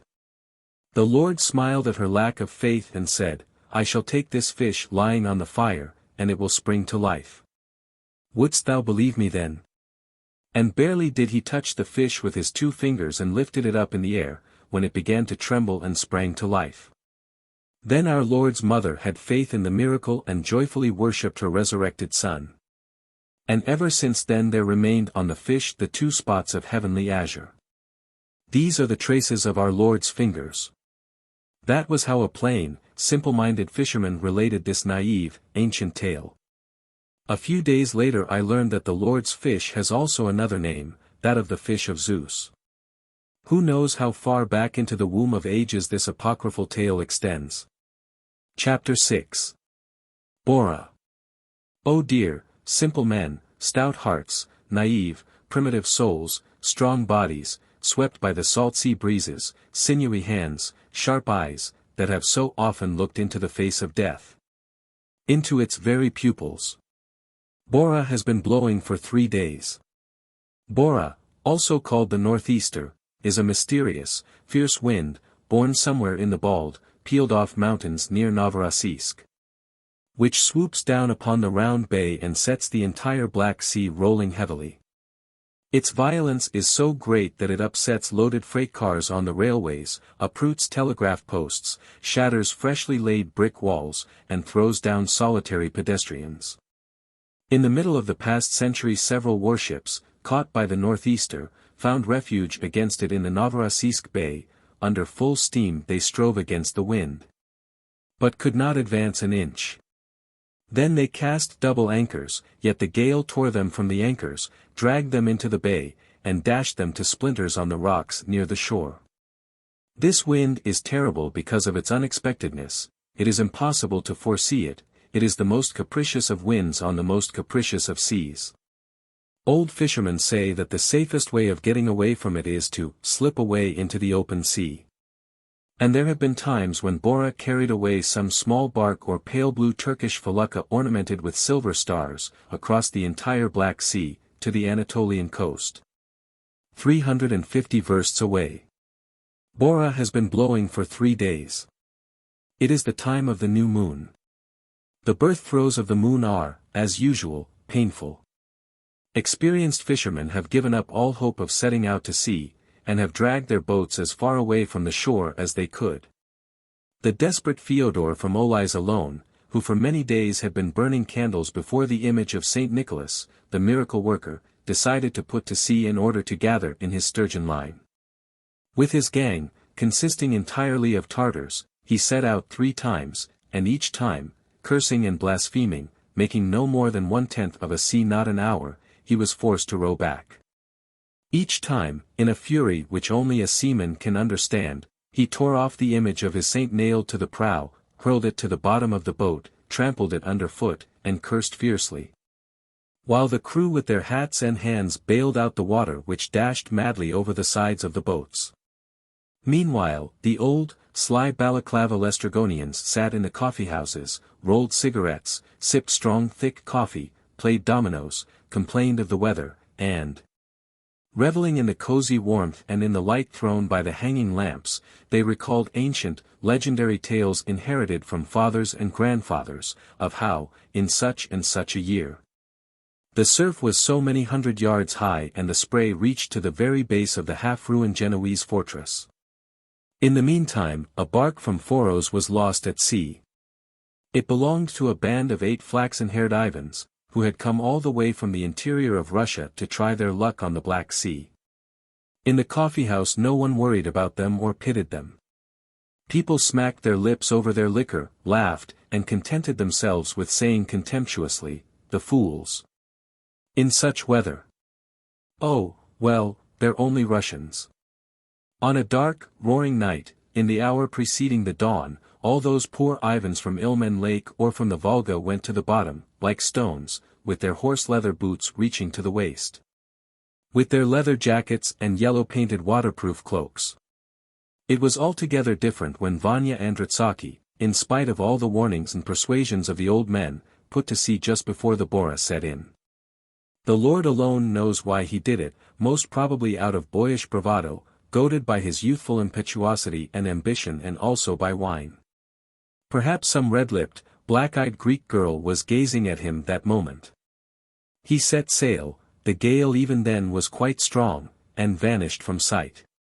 The boat dashed out of the bay with the swiftness of a fine prize horse. For 5 minutes the white sail flashed on the blue of the deep, and then it became impossible to distinguish it from the white froth that leaped from wave to wave. Only 3 days later he returned home. 3 days and 3 nights without food or sleep, in a tiny cockleshell amidst a furious sea, with no coast in sight, no sail, no beckoning lighthouse, no steamer's smoke on the horizon. But once back from his journey, Vanya forgot all about it, as though nothing had happened to him, as though he had taken a ride in a mail coach to Sebastopol and bought a box of cigarettes there. There were, however, several details which I squeezed with great difficulty out of Vanya's memory. For instance, at the end of the second night Eurolipiadi was overcome by some sort of hysteric fit, all of a sudden he broke out weeping and laughing. And would surely have jumped overboard had not Vanya hit him on the head with an oar. There was also a moment when the crew, frightened by the furious speed of the boat, wanted to lower the sails. And it must have cost Vanya tremendous effort to curb the will of these 5 men and subjugate them to his own in the very face of death. I also learned that the oarsmen worked so furiously that blood gushed from under their fingernails. But all this was related to me in fragments, reluctantly, incidentally. Yes, in those days of feverish, tense struggle with death, many things were said and done which the crew of the bark will never relate to anyone, not for the whole world. During those 3 days and 3 nights no one at Balaclava closed his eyes except Fat Petalidi, the owner of the Hotel, Paris. Young and old, women and children, roamed along the coast in anxiety, scaled the cliffs and climbed up the Genoese fortress which overshadows the city with its 2 ancient battlements.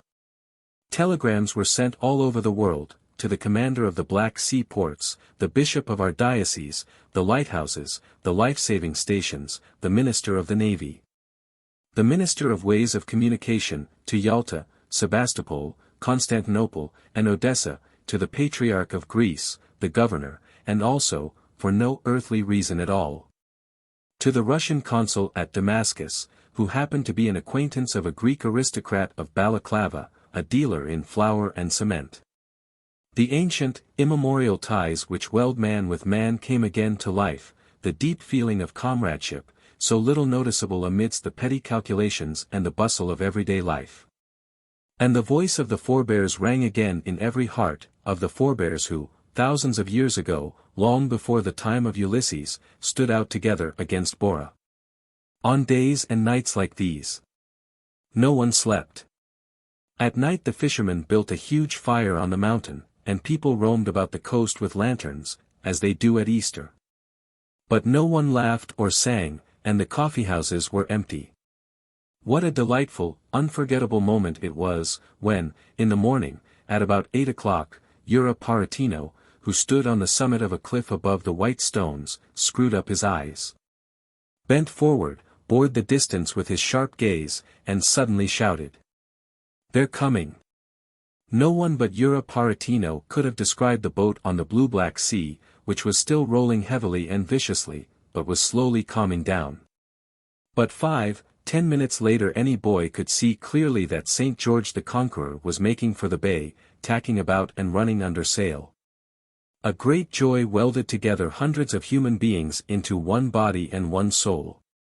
Before entering the bay they lowered their sails and took to oars. Their entry was at top speed, as triumphant as though they returned after an excellent catch of sturgeon. All around people wept with joy, mothers, wives, brides, sisters, little brothers. Do you think that even one of the crew softened, burst into tears, or wept on someone's bosom? Not at all. Soaked, hoarse, and windswept, the 6 of them made straight for Yura's coffeehouse, ordered wine and music, and for hours shouted songs and danced like madmen, leaving pools of salt water on the floor. Late at night their comrades carried them, drunk and exhausted, to their homes. There every one of them slept 20 hours at a stretch. And when they awoke, their journey appeared to them like a trip to Sebastopol, where they had had a good time, and then returned home.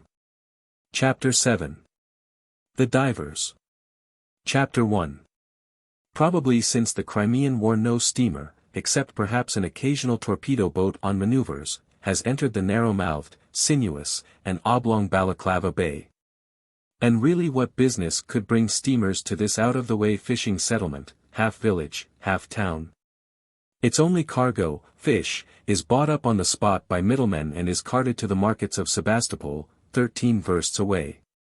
It is also from Sebastopol that a few people come to spend the summer months at Balaclava, using for that purpose the mail coach, which charges them 50 kopecks for the trip. The small but desperately brave steam tug, the Hero, which plies daily between Yalta and Alupka, panting like a fagged-out dog, and tossing and pitching in the slightest breeze as if caught in a hurricane, tried to establish passenger communication with Balaclava.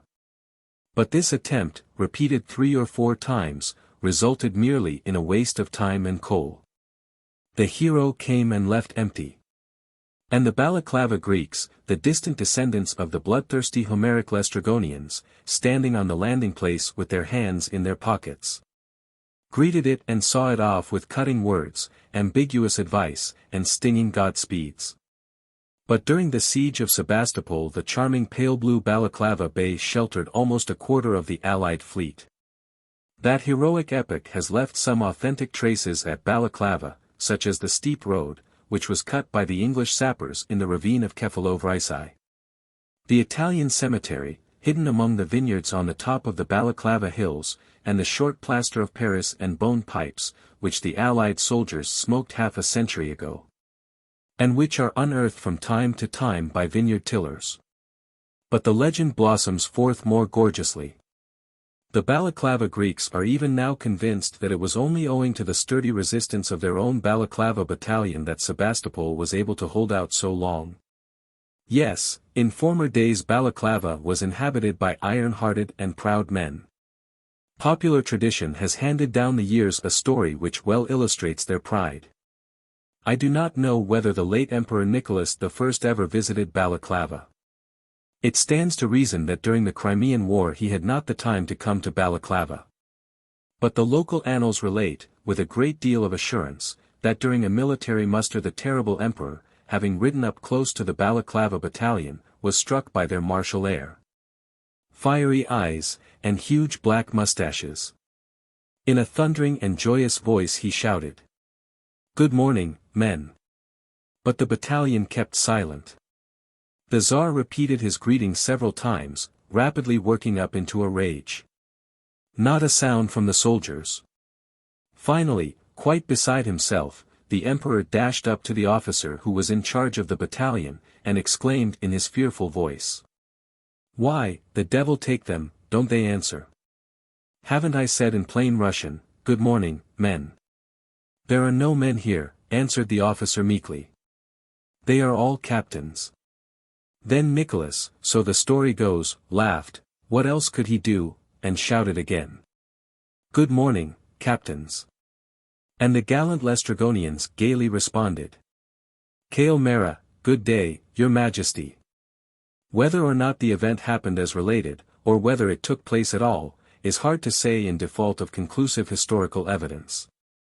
But up to this day a goodly portion of the brave Balaclavians bear the family name of Kapitánaki, and if you ever run across a Greek with the name of Kapitánaki, you may be sure that either he or his near ancestors come from Balaclava.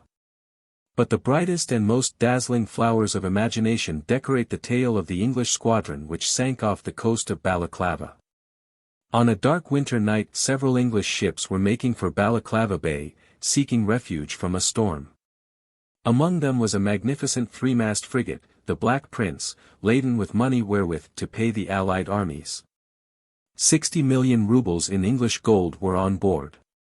Old men even know the precise amount. The same old men say that nowadays there blow no longer such hurricanes as the one that raged on that terrible night. Monstrous waves, breaking upon the vertical cliffs, tossed up to the very foot of the Genoese tower, 50 yards up, and washed its old grey walls. The fleet could not locate the narrow mouth of the bay, or probably, having found it, the men of war were not able to enter the inlet. All the ships were smashed on the cliffs, and together with the magnificent Black Prince and the English gold went down by the white stones, which up to this very day emerged threateningly from the sea where the narrow mouth of the bay broadens out seaward, toward the right, as you leave Balaclava. Nowadays steamers pass far away from the bay, 15 to 20 versts off. From the Genoese fortress it is almost impossible to descry the dark, seemingly stationary body of the steamer, its long, trailing tail of grey, melting smoke, and its two masts gracefully bent backward. But the sharp eye of a fisherman almost unfailingly distinguishes these vessels by signs which are incomprehensible to both our sight and experience. Here is a freighter from Eupatoria. And here a Russian company steamer. This is a Russian one, and there is one of Koshkin's boats. And here is the Pushkin, tossing on the ripples, this one rocks even on a quiet sea. Chapter 2. One day, quite unexpectedly, a huge, old-fashioned, unusually dirty Italian steamer, the Genova, entered the bay. It happened late in the evening, during that part of autumn when all the summer visitors have left for the north, but the sea is still so warm that real fishing has not yet begun. And the fishermen mend their nets in leisurely fashion and prepare hooks, play dominoes in the coffee-houses, drink wine, and, in general, enjoy their temporary leisure. The evening was quiet and dark, with big calm stars twinkling both in the sky and in the slumbering water of the bay. Along the embankment the lanterns began to gleam, forming a chain of yellow dots. The bright rectangles of the stores were disappearing. Light, black silhouettes were slowly moving along the streets and sidewalks. And then, I do not know who, perhaps the boys who were playing at the Genoese tower, brought the news that a steamer had turned in from the sea and was heading for the bay. In a few minutes the entire native male population was on the quay. It is well known that a Greek is always a Greek, and, therefore, is curious first of all.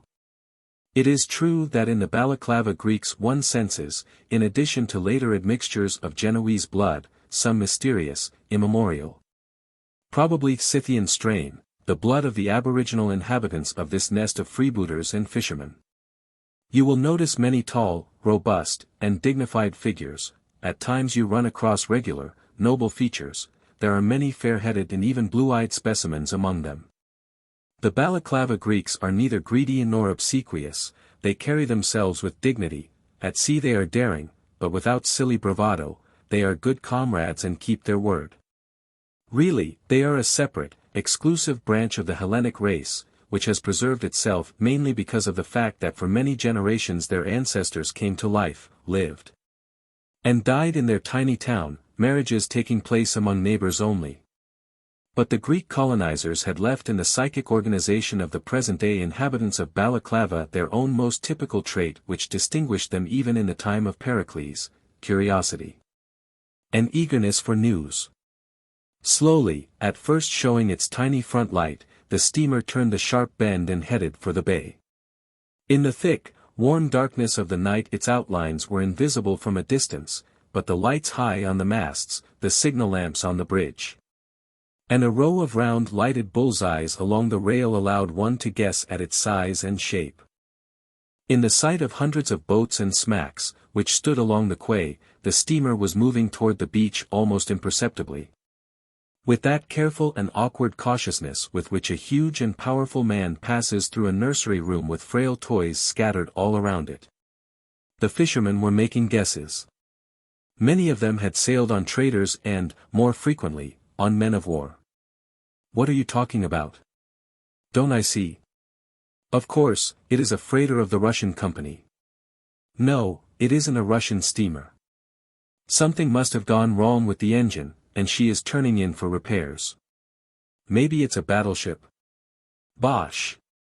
Only Kolya Konstanty, who had sailed a long time on a gunboat on the Black Sea and on the Mediterranean, guessed correctly, declaring it an Italian vessel. And he did so only when the steamer had come very near the beach, and it was possible to make out her faded, peeled-off boards, the dirty streams running from the hatches, and the motley crew on the deck. The end of a rope shot from the steamer in a spiral, and, uncoiling like a snake in the air, it flew at the spectators' heads. To hurl the end from the steamer adroitly, and to catch it as skillfully, is, as everybody knows, the first requirement of sea chic. Young Apostolidi, without removing his cigarette from his mouth, caught the end of the rope with an air as if he were doing it for the 100th time that day, and carelessly to all appearances. But firmly, he wound it around one of the two cast-iron cannon which, from time immemorial, have been standing on the embankment, dug upright in the ground. A boat pulled off from the steamer. 3 Italians leaped ashore and busied themselves with ropes. One of them wore a cloth beretta, the other, a cap with a straight quadrangular visor, the third had on a nondescript knitted cap. They were all small, robust, alert, and wiry, like monkeys. Unceremoniously they shoved the crowd with their shoulders, babbled something in their rapid, musical, tender Genoese dialect, and exchanged remarks with the men on the steamer. And all the time their big, black eyes smiled kindly and pleasantly, and their white, young teeth flashed from their sunburnt faces.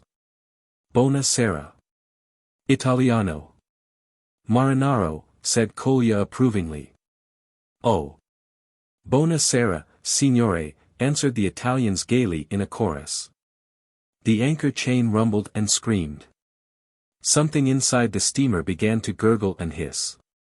The lights went out in the lanterns. In half an hour the Italian sailors were sent ashore. The Italians, short, swarthy, and young, proved to be sociable and gay fellows. Full of light, charming ease, they made overtures that evening to the fishermen in the beer halls and rathskellars. But the local people met them dryly and with reserve. They wanted, probably, to show these strangers that the visit of a foreign vessel was no rarity to them, that such things happened daily, and that, therefore, there was no reason for undue excitement or joy. Was it the voice of their local patriotism that spoke in them? And, oh, it was an unseemly trick that they played that evening on the good, gay, trusting Italians, when the latter pointed at bread, wine, cheese, and other objects and asked the Russian words for them, blandly showing their magnificent teeth. Such were the words which the fishermen taught their guests, that later on, whenever the Genoese tried to make themselves understood in Russian in the stores or on the marketplace, the salesmen roared with laughter and the women fled, covering up their faces in shame. That same evening the rumor spread all over the town with the speed of an electric message, the Lord knows how, that the Italians had come for the express purpose of raising the sunken frigate the Black Prince with its cargo of gold. And that the work was going to last the entire winter. Chapter 3. No one at Balaclava believed in the success of this undertaking. In the first place, of course, a mysterious spell lay on the sea treasure. Hoary, white old men, all bent with age, said that attempts to get the English gold from the bottom had already been made, Englishmen and also some fabulous Americans had come, wasted heaps of money, and had left Balaclava with empty hands. What, indeed, could such people as Englishmen or Americans do if the legendary Balaclava heroes of yore had failed here?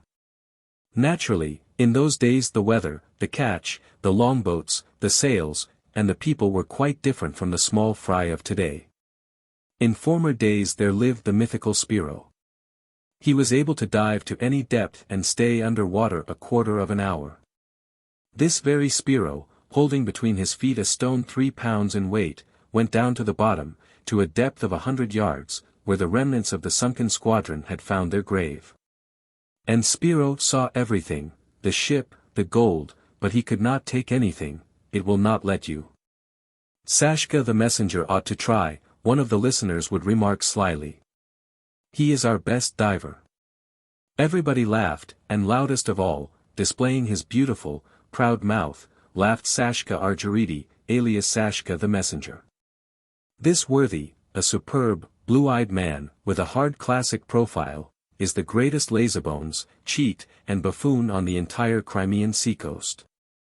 He was nicknamed the Messenger because sometimes, at the very height of the summer season, he would sew a pair of gold stripes on the band of his cap and would seat himself on a chair in the street very near to the hotel. And if some giddy tourists had the misfortune of addressing a question to the self-styled commissionaire, no earthly power could save them from becoming Sasha's victims. He would drag them over hills, through courtyards, vineyards, cemeteries, and regale them with all kinds of impossible stories. He would run into somebody's courtyard, break into pieces a fragment of an old pot, and then coax the tourists into buying the potsherds, the remnants, he would swear, of an ancient Greek vase dating to the time before Christ. At other times he would hold up in front of their noses an ordinary, thin, oval-shaped, and grooved pebble which the fishermen use as plummets for their nets, trying to persuade the poor tourists that no Greek fisherman ever goes to sea without such a talisman, which is hallowed at the shrine of St. Nicholas, and which saves them from storms. But his most remarkable trick is diving. While accompanying a boating party of simple-minded tourists whom he bores with the inevitable, "Our sea is deserted, down Mother Volga," and similar songs, he would skillfully and imperceptibly turn the conversation to the sunken squadron, the mythical Spiro, and the subject of diving in general. A quarter of an hour under water, even to the credulous members of the boating party this sounded like a lie, like a specifically Greek lie. 2 or 3 minutes, well, that may be possible. But 15. Of course, Sasha is cut to the quick. He frowns, offended. Well, if people don't believe him, he will personally and on the spot, this very minute, prove that he, Sasha, will dive and stay under water all of 10 minutes. It is true that the job is not an easy one, he says rather gloomily. In the evening blood will come out of my ears and eyes. But I will not let anybody say that Sasha Argeriti is a braggart. The tourists try to make him listen to reason and to dissuade from such a reckless undertaking, but to no avail, since the man is insulted in his tenderest spot. Quickly and angrily he takes off his coat and trousers, in a twinkling strips off the rest of his clothes, making the ladies turn away and screen themselves with umbrellas. And then with a noise and a splash he throws himself into the water, head first, without forgetting, however, to measure with his eye the distance between the boat and the nearby public baths for men. Sasha is really an excellent swimmer and diver. Deep down in the water he turns about under the keel of the boat and heads straight for the baths. And while the holiday makers in the boat are greatly alarmed, reproach one another and, in general, make much and noisy ado, Sasha sits on one of the steps of the baths and hurriedly finishes smoking someone's cigarette end. He returns in the same manner, and quite unexpectedly bobs up out of the water, to everybody's relief and delight, close to the boat, trying his best to make his eyes bulge and his chest pant from the exertion. Of course, all this hocus-pocus is for Sasha a source of income. But it must be recognized that what guides him in his tricks is not at all greed, but rather the imp of gay, boyish mischief that lives in him. Chapter 4. The Italians did not conceal the purpose of their visit.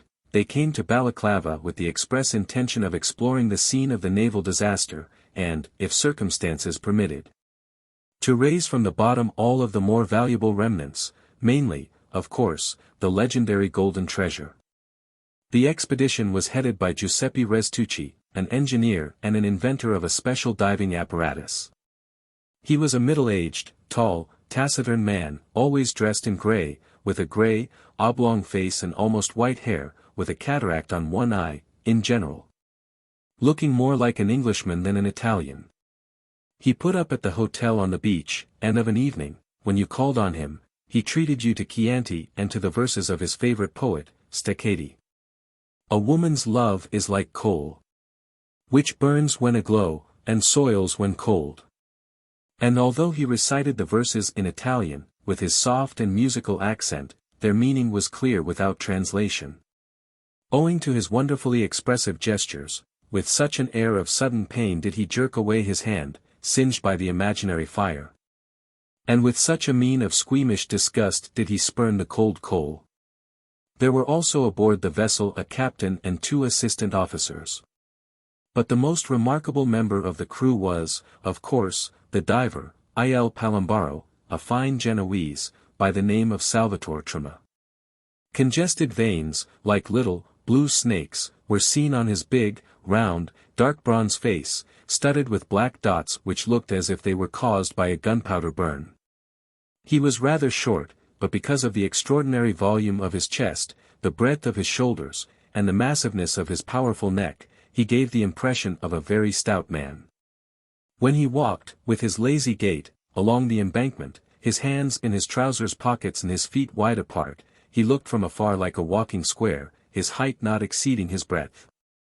Salvatore Trema was an affable, indolently jovial, and trustful man, with a tendency toward apoplexy. He was not unwilling to relate strange, marvelous things about his professional experiences.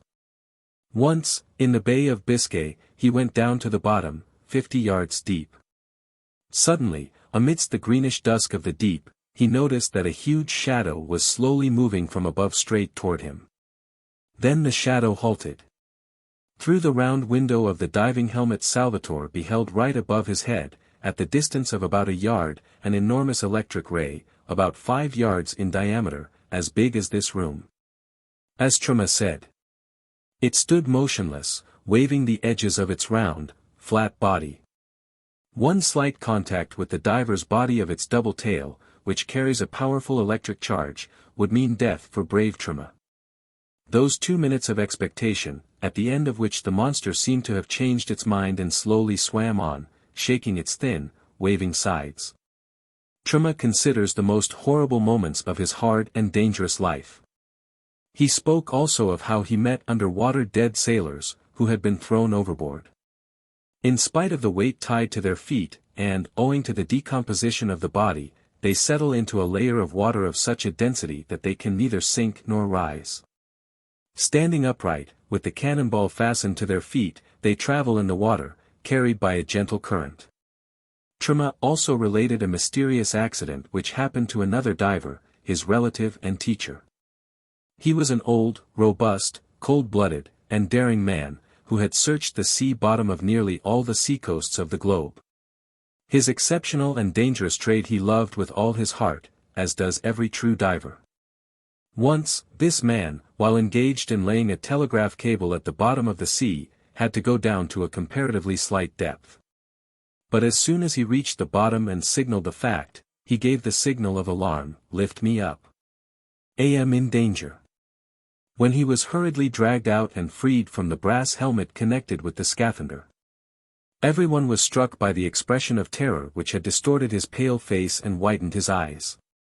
They stripped the diver of his clothes, made him swallow a few gulps of cognac, and did all they could to soothe him. For a long time his jaws clattered, and he could not say a word. Finally he came to himself and said, "Basta. I don't go down any more. I have seen." Until his dying hour he told no one what sight or hallucination had shaken his mind so fearfully. If the conversation turned to that subject he became sulkily silent and left the company at once. And he kept his word, never again did he go down to the bottom of the sea. Chapter 5. There were about 15 sailors aboard the Genova. They all lived on the steamer and seldom went ashore. Their relations with the Balaclava fishermen remained distant and coldly polite. Only Kolya Konstanty greeted them good-naturedly from time to time. "Bona giorna, signori. Vino rosso." These gay young southern lads must have felt very lonesome at Balaclava after their visits to Rio Janeiro, Madagascar, Ireland, Africa, and many lively ports of the European continent. At sea, constant danger and the straining of all one's forces, ashore, wine, women, singing, dancing, and a good fight, this is the life of a true seaman. But Balaclava is only a tiny, quiet place, a narrow, pale blue inlet, lost amidst naked cliffs, with several dozen shanties perched on them. The wine here is sour and strong, as for women, there are none for the amusement of a gallant seaman. The Balaclava wives and daughters lead a reserved and chaste life. Their only diversion is a leisurely chat at the fountain, where housewives come to fill their jars with water. Men, even close friends or relatives, avoid calling on one another at home, preferring to meet in a coffeehouse or on the landing. Once, however, the fishermen rendered the Italians a small service. There was on the Genova a steam launch with an old, very poor engine. Several sailors, under the command of the assistant captain, went out into the open sea in this launch. But, as often happens in the Black Sea, a strong gale began blowing from the land and drove the frail craft into the open sea with increasing speed. For a long time the Italians refused to give up, for an hour they struggled with the wind and the waves, and it was nerve-wracking to watch from the rocks the tiny cockleshell, crowned with a tail of smoke. Now it appeared on the crests of the waves, now it disappeared completely, as if foundering in the waves. The launch could not overcome the wind, and it was driven farther and farther out to sea. At last, those who watched the boat from the Genoese fortress noticed a white rag hoisted on the smokestack. In the language of signals it meant, "I am in danger." Two of the best Balaclava barks, Russia's Glory and Svietlana, at once set sail and made seaward. 2 hours later they towed in the launch. The Italians were somewhat crestfallen, and poked fun at their own situation in a rather constrained manner. The fishermen, too, cracked jokes, but with an air of marked superiority. Sometimes, while catching flat fish or white sturgeon, the fishermen happened to hook a sea cat, a species of electric ray. With all necessary precaution, the fisherman would take it off and throw it overboard. But someone, probably that student of the Italian language, Kolya, spread a rumor that Italians consider the sea cat one of the choicest of dainties. Frequently after that, a fisherman on his way back from the sea would shout as he passed the steamer, "Italiano, Signoro. Take this for your lunch." The round, flat electric ray would shoot through the air and fall on the deck with a heavy thud.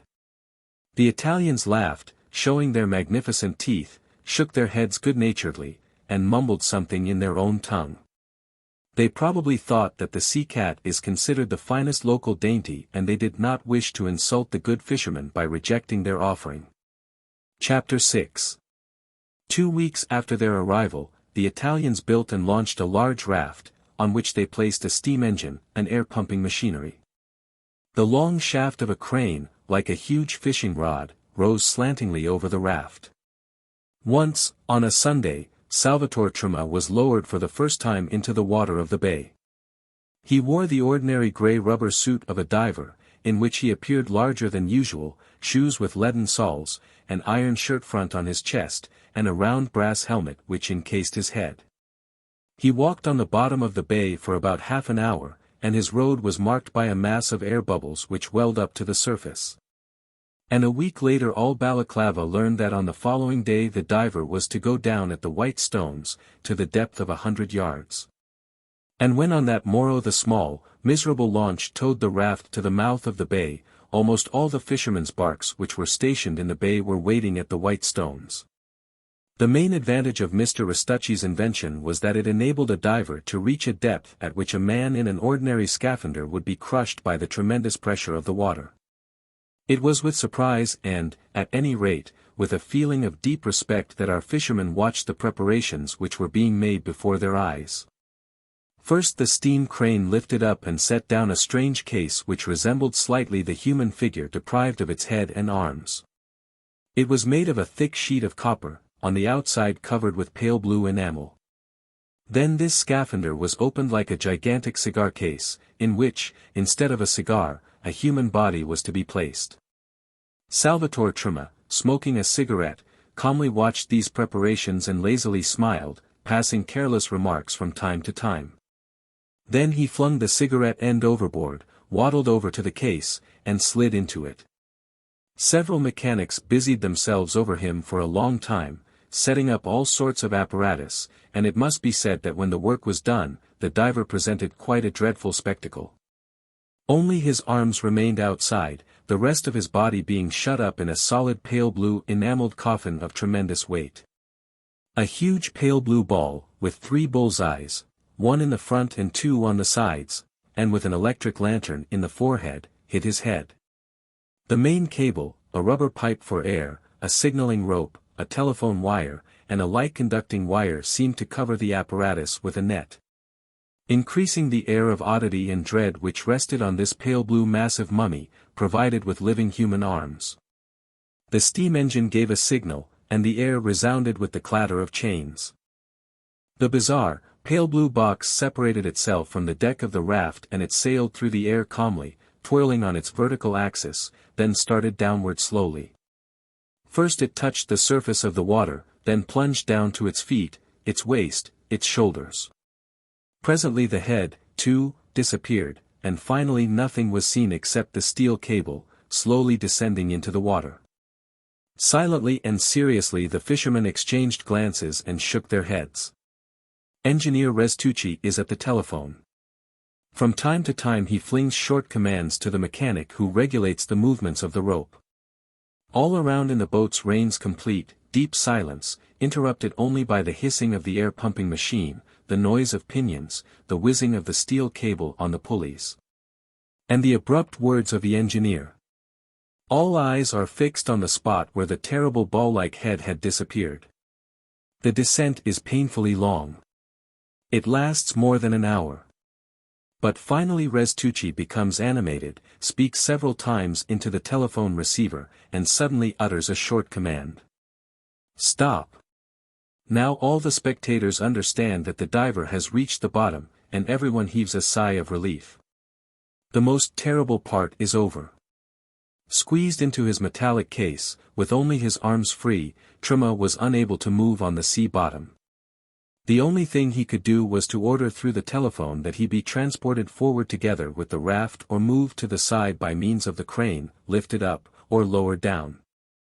Without leaving the telephone, Restucci calmly and imperiously repeated his orders, and it seemed as if the raft, the crane, and all the machines were set in motion by the will of an invisible, mysterious being under the water.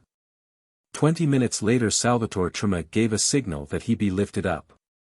Slowly, as before, he was dragged up to the surface, and when he was again suspended in the air, he gave the odd impression of a terrible and at the same time helpless animal, miraculously extracted from the deep.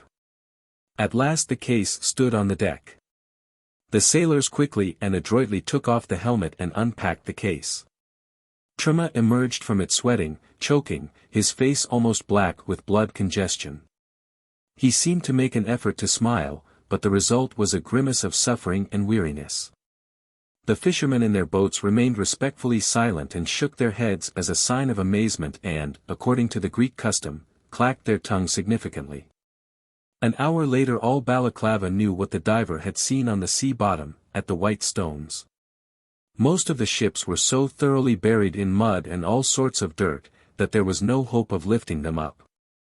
As for the three-mast frigate with gold which had been sucked in by the sea bottom, the only part of it which was still visible was a bit of the prow on which were the green copper letters, CKPR. Trima also told that around the sunken squadron he saw many boat anchors, and this news moved the fishermen, because each of them, at least once in his life, had to leave his anchor there. Caught in the rocks and the fragments of the ill-fated fleet. Chapter 7. The Balaklava fishermen, too, once succeeded in offering the Italians an extraordinary and, in a sense, magnificent spectacle. It was on the 6th of January, on the day of our Lord's baptism, which at Balaklava is celebrated in quite a peculiar manner. By this time the Italian divers were completely convinced of the uselessness of further efforts to lift up the squadron. In a few days they were to sail home to their beloved gay Genoa, and they were hastily putting the steamer in order, scrubbing and washing the deck, and cleaning the engines. The church procession, the clergy in gold-wrought vestures, the banners, the cross, and the saints' images, the church singing, all this attracted their attention and they stood on the deck, leaning over its railing. The clergy ascended the boards of the landing place. Behind them women, old men, and children were crowded together. As for the younger men, they sat in their boats, which formed a narrow semicircle around the landing place. The day was sunny, transparent, and cold. The snow which had fallen the night before covered the streets, roofs, and the bald, brown hills. The water in the bay was an amethyst blue, and the azure of the heavens smiled festively. The young fishermen wore underwear merely for the sake of decorum, and many of them were stripped to the waist. They all shivered with cold, and rubbed their frozen hands and chests. The singing of the chorus, harmonious and sweet, floated over the motionless stretch of the clear waters. On the river Jordan, sang the priest in a thin falsetto, and the cross, raised high, sparkled in his hand. The most critical moment had arrived.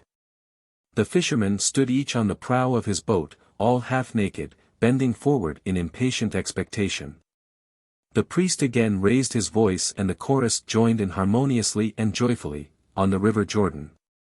At last, the cross rose for the third time above the crowd, and suddenly, sent flying by the priest's hand, it described a shining arc in the air and fell into the sea with a splash.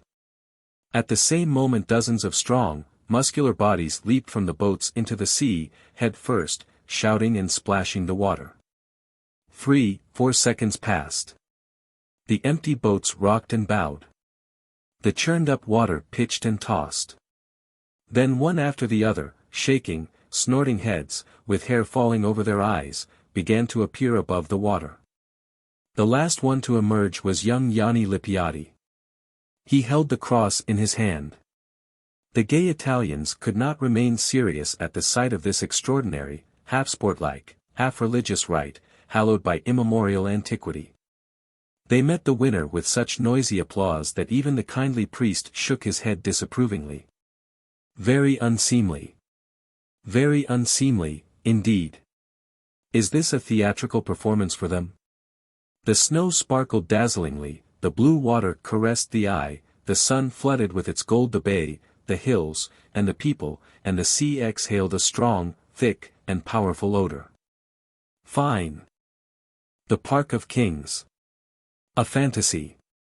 It was the beginning of the 26th century of the Christian era.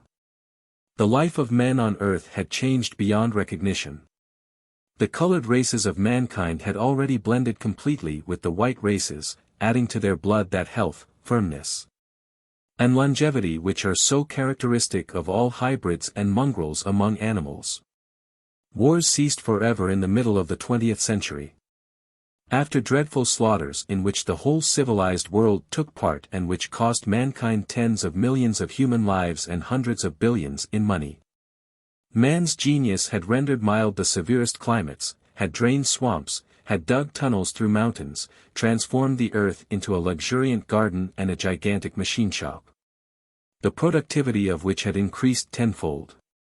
Improvements in machinery reduced the working day to 4 hours, while work became compulsory for everybody. Vices disappeared entirely and virtue blossomed out. To tell the truth, however, all this was tiresome enough. And it was no wonder that in the middle of the 32nd century, after the great South African insurrection, which took the form of a protest against the existing wearisome order of things, the whole of humanity, in a frenzy of intoxication, entered again upon the road of war, blood, plots, corruption, and cruel despotism, and, for Lord knows which time in the long history of our planet, destroyed and turned into dust and ashes all the great achievements of the world's civilization. But the contented prosperity which preceded this elemental destruction came as by itself, without blood or violence. The rulers of the earth obediently and silently gave in to the spirit of the times. Voluntarily they came down from their thrones in order to lose themselves in the masses of the people, and take a part in its creative work. They realized that the charm of their power had long since become an empty phrase. It was not for nothing that for centuries in succession their princesses had been running away from the palaces with servants, grooms, gypsies, and wandering magicians. And it was not for nothing that their princes and grand dukes pawned their hereditary scepters and laid their 1,000-year-old crowns at the feet of courtesans, who used them as ornaments for their false hair. But some of their descendants, blindly, haughtily, fearlessly, and, in a way, tragically certain of the divine and endless character of their power, which rests upon them by reason of heredity, contemptuously refused to live in common with the masses of the people and never ceased to regard themselves the rulers and the fathers of the people. They considered it below their dignity to commit suicide, which in their minds was a degrading weakness, unworthy of persons of royal blood. They refused to dim the halo of their escutcheons by contracting marriages below their rank, and their effeminate, thin, white hands were never made dirty by physical work, which they still considered the lot of slaves. Then the popular government, which had long since abolished prisons, violence, and punishment, decided to build for them in a beautiful public park a large, light, and comfortable house with a common sitting room, dining room, and parlor, and with smaller but comfortable living rooms. Their food and clothes had to come from voluntary contributions of the people, and the former rulers tacitly agreed to regard these small gifts as the legal tribute of their vassals. And in order that the existence of these grand personages should not be wholly aimless, the practical government decided to permit school children to study the history of the past by observing these living fragments of past times. And so, gathered in one place, left to themselves and to their inactivity, they soon began to deteriorate in body and become degraded in soul within the walls of this public asylum. Their external appearance still retained an afterglow of their former grandeur. Their fine faces, rendered noble by careful selection in the course of hundreds of generations, still retained their sloping foreheads, their eagle noses, their strong chins, fit for metal profiles. Their hands and feet were still small and shapely, as formerly. Their movements were still majestic, and their smiles charming. But they were such only in the presence of strangers who came to visit the park. When left alone within the walls of their asylum, they changed into wrinkled, groaning, sickly old men, envious, suspicious, quarrelsome, and unfeeling. In the evenings they usually played cards, 2 kings and 2 grand dukes. When dealing, they would be polite and calm. But their mutual dislike, which always accumulates among men pent up together, added to their nervousness and irritability, spoiled their relations. The King of Sardinia would remark most politely to the Duke of St. Bernard, "I hope, your Highness, that you have not put away an extra ace of clubs, as you did on a former occasion. Only the activity of my enemies and the lowering of the standard of morality could compel me to live in the same cage with such an old monkey as you, sir. They all knew perfectly well that the card representing the Queen of Diamonds had a corner torn off, and that the 9 of Spades had an ink stain on its back. But, making a little compromise with conscience, they secretly made use of these signs. Sometimes at dinner they would still repeat high-sounding phrases, like the following. My people and my army. Oh, if you only knew how my father was loved by his subjects. And they are still. Why, I could show you a letter which I have received from my party. Only I don't know where it is just now. Yes. And I, too, have received information about a powerful movement on foot in my country.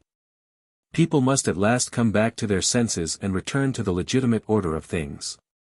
But no one ever heard these mutterings, and if anyone had heard, he would not have believed them.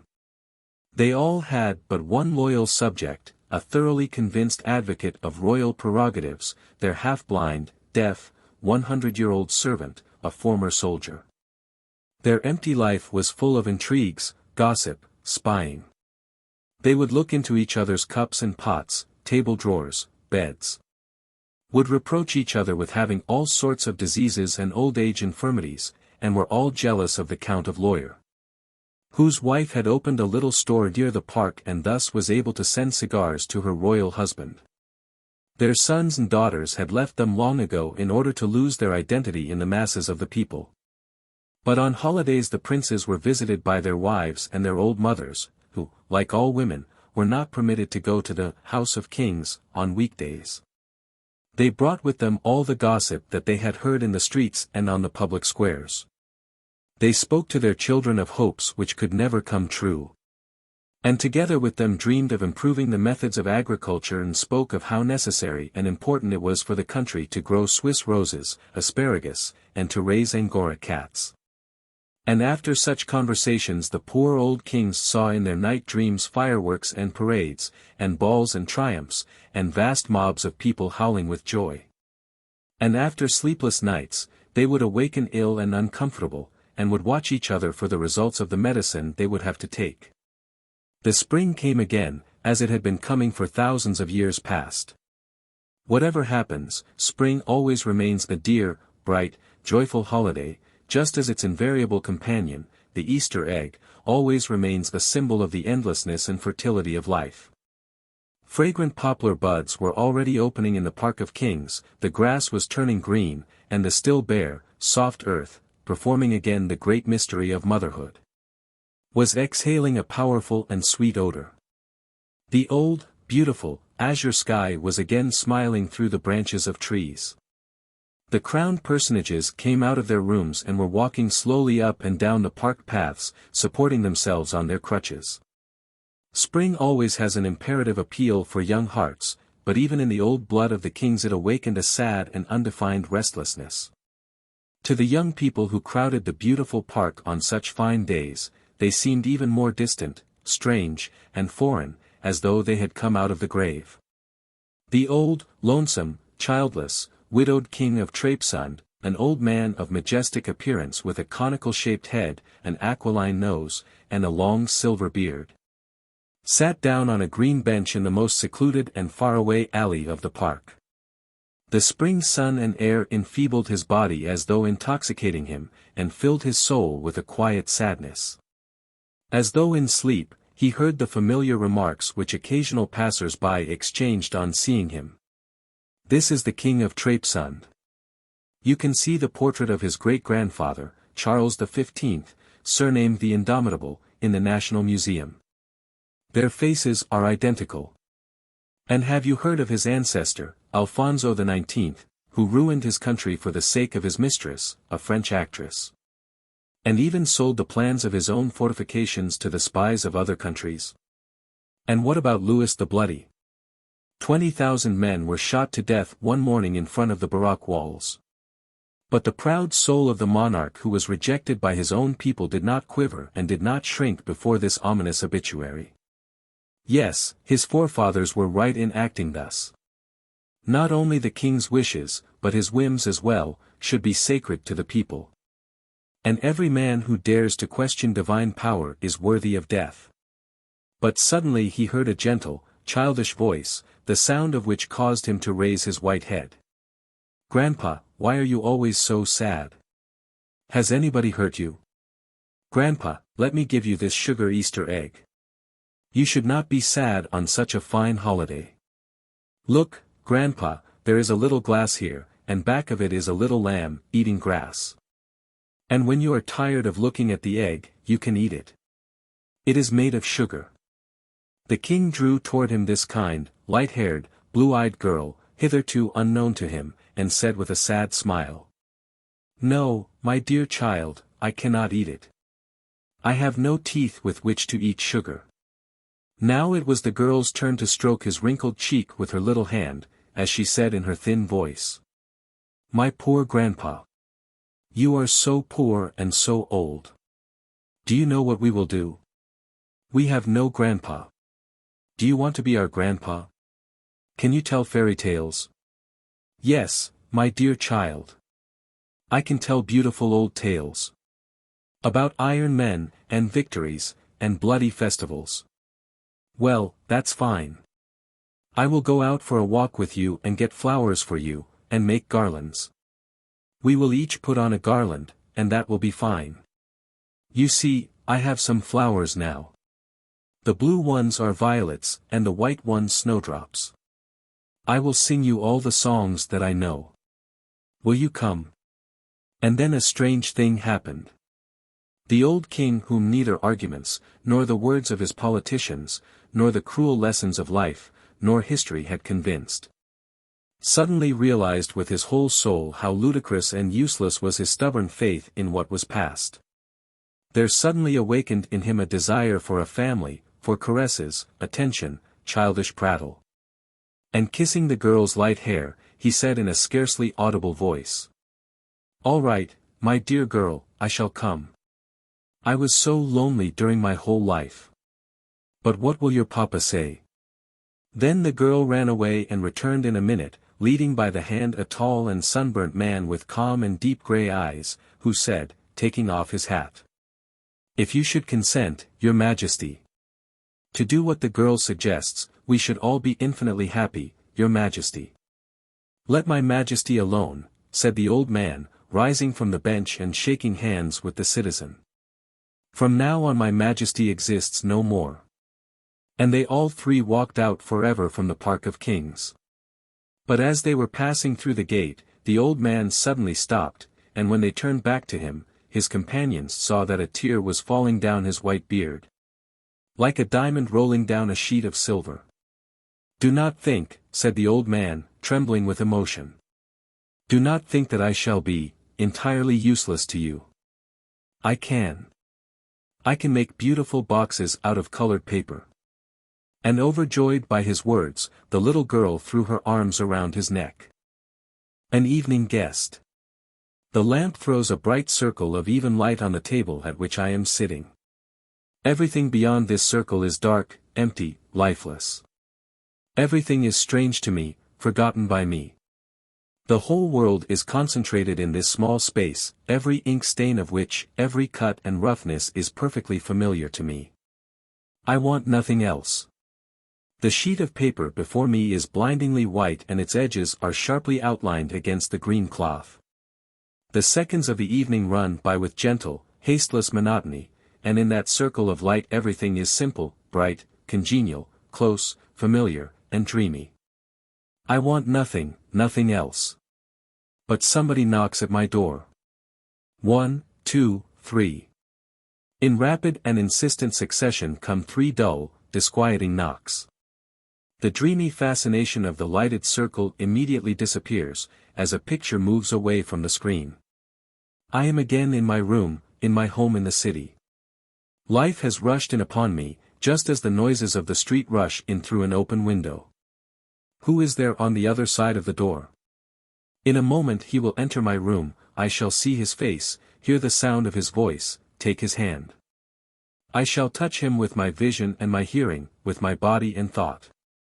Oh, how simple is all this, yet how mysterious, incomprehensible, almost terrifying. For there is not a single phenomenon, however trifling, that would not leave in me its indelible trace. The quiet stirring of a mouse under my floor, and an execution, the birth of a child, and the rustle of a leaf in autumn, a storm on the ocean, and the ticking of a watch. The embrace of a loved woman, and an ordinary advertisement, everything, large and small, consciously or unconsciously perceived by me, touches my brain and traces on it unintelligible lines and curves. Every instant of my life leaves an indelible, though unconscious, impress on my character, on my love or hatred of life, my mind, my health, my memory, my imagination, my future life, and, perhaps, even on the life of my children and my grandchildren. But I know neither the sequence of events, nor the time of their coming, nor their elemental force, nor their hidden meaning. I do not know what will happen to me tomorrow. Only the shallow, self-satisfied, dull Pharisees, or the chosen clairvoyants, with extraordinarily sensitized spirits, know it, or deceive themselves and others into a belief that they know it. I do not know what will happen to me in an hour or in a minute. I live like a player, and fate turns constantly my wheel of surprises. Why is it that gambling excites people? Because if we stake a certain sum on the 9 of spades, we cannot tell beforehand where it will fall. If to the right, we lose, if to the left, we win. Because before our very eyes the future immediately becomes the past, while our hopes and plans change into disappointment or joy. Because a game of cards is also life, only more contracted and intensified, like life in a jar of oxygen. Because in a game of cards we feel with our souls that before us walks a dread divinity that holds sway over probabilities and possibilities. But the phenomena of plain, ordinary life do not affect us deeply, we live in their midst blindly and indifferently. And yet, every day, every hour, whether we eat, or hasten to a tryst, or sign a business document, or sit in a theater, or play cards, or bring a new friend to our home, or buy or sell, or sleep or stay awake, in reality we are constantly drawing lots out of the colossal urn that life presents to us at each step. After all, in a game of cards there are only 2 chances, you either win or lose, while life has millions of chances, multiplied by other millions, and no tickets are blank. In a game of cards, when it is over, you pay in money immediately, while life has countless methods and dates of payment. Sometimes it pays with the miserliness of a moneylender, and sometimes with the extravagance of a man who has just come into a large fortune. Sometimes its payment is open, like that of a charitable benefactor, and sometimes it is secret, like that of the biblical widow. Sometimes it pays with the suddenness and rapidity of a revolver shot, and sometimes with the slowness of an incurable disease. All this is inexplicable, mysterious, and, thanks to its simplicity, really dreadful. Imagine some tyrant, a real human tyrant, a madman endowed with genius, who becomes weary of the ordinary forms of enjoying his unlimited power, and hits upon the idea of introducing in his kingdom an annual lottery of life. On a certain hour of the appointed day, the soldiers would drive all the people to a public square, in the center of which would stand an enormous vase filled with cards, definitely stating in detail the life of each person for the coming year. Everything that human ingenuity can devise is stated on some of these cards: wealth, fame, power, disgrace, imprisonment, love, suicide, honors, exile, war, labor, titles, torture, capital punishment. Now try to imagine yourself awaiting your turn in a crowd of the unfortunate subjects of this exquisite tyrant. Oh, how your face would suddenly turn pale, how your knees would begin to shake. When you would be led to the fatal urn, how painfully your heart would beat with 2 diametrically opposed, yet equally potent, desires, to hasten and to postpone the moment of your choice. And yet, we draw lots every day, only through blindness, superstition, cowardice, or plain habit. We never notice this, do not want to notice, do not think about it or believe in it. A man says, I will order my life in such a way. Another says, I know that a year or 2, or 10 years from now, I shall still be sitting in this chair, signing papers. Still another man is more certain of the fact that until his very death he will not leave the walls of his asylum than he is of the fact of his very existence. And if their confidence will not deceive them, these self-satisfied men will say to themselves or to their children, or to their friends, "Now, you see, I wanted to get those honors. And I got them." Persistence and labor will bring you anything you desire. Every man forges his own happiness. But their words are just as foolish and naive as the words of the man who says, in order to prove his independence of fate, "Now I will strike the table with my finger," and does strike. And the former think even more foolishly than the latter, because their foolishness is more complicated and intricate. For, in the first place, once a man becomes petrified in any one definite and final form, he enters upon the first symptomatic phase of death, for life consists in constant motion. In the second place, if we could show him, as he is today, his soul of that time, he would be astonished and would not believe that the soul is really his, and if he would believe it, he would be at a loss to explain those influences and concatenations through which it could have undergone such amazing changes. And in the third place, this man, who recognizes not the soul, but merely the filament that envelopes it, will never understand that the most important phenomena of life, birth, love, and death, evidently for the purpose of striking us with terror, are subjected to the uncertitude of chance. Who of us knows the meaning and the cause of our appearance in the world? Surely, our parents know least about it. In the conception and the birth of a child, in the formation of its soul and its body, and therefore in the determination of its whole future life, thousands of causes play an equally important part. The dinner eaten during the day, the odor of flowers in the garden, the fragmentary tune implanted in the conscious memory, all these are possible factors. And there are thousands upon thousands of others. And the simplest and, apparently, least important of them, which remains unnoticed and totally forgotten, may prove to be the most important and potent cause. It is the same in love. Who can tell when, where, and how we shall become enthralled by its power, beautiful, destructive, or disgusting? One can never know beforehand either one's wife or one's lover. A friend introduces me to some of his friends, while there, I meet others, through these, I meet a woman hitherto totally unknown to me. And when I am introduced to her, I do not know that at that moment I drew a ticket out of the urn of fate, upon which is written the following: "You are destined to eat at the same table with this woman for many years to come, to sleep next to her, to have children with her, to be called her husband." And how many times does it happen that two men, who are longing for years for an opportunity to meet, pass each other in the street, even touch elbows, and separate once more, perhaps never to meet again? And the children?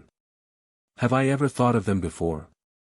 Can I tell even approximately what part of my body, my mind, and my soul I shall transmit to them?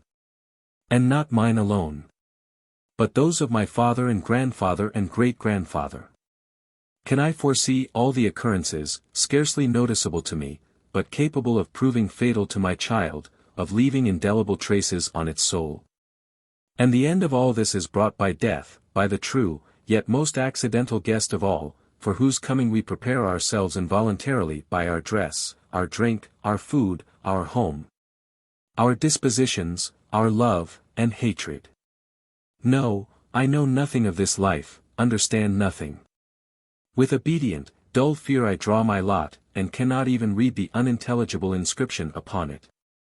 And never before has this been so clear to me as on this night when the disquieting knock was heard at my door. Here is fate, rushed through my mind, come with her magic wheel. I must go and draw my lot. Who can tell whether the person standing behind my door has brought me joy or grief, love or hatred? Will his coming mark a turning point of my life, or will it glide past, leaving a scarcely perceptible trace, which I shall immediately forget, and not recall until death or even beyond it?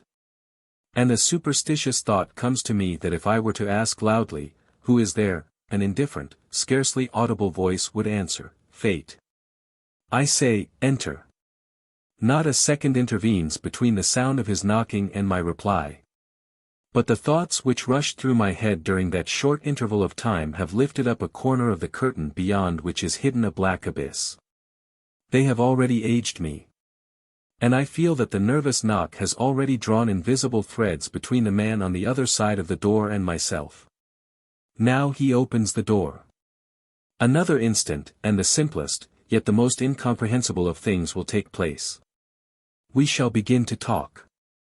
With the aid of sounds of different pitch and intensity, he will express his thoughts in the customary form, while I shall receive those sound vibrations and decipher their meaning. And the other man's thoughts will become mine. Oh, how unintelligible to us, how mysterious, how strange are the commonest phenomena of life.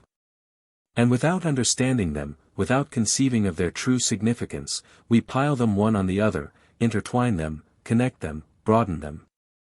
We meet people and marry, write books, preach sermons, establish ministries, fight wars, conduct trade, make new inventions, and write history.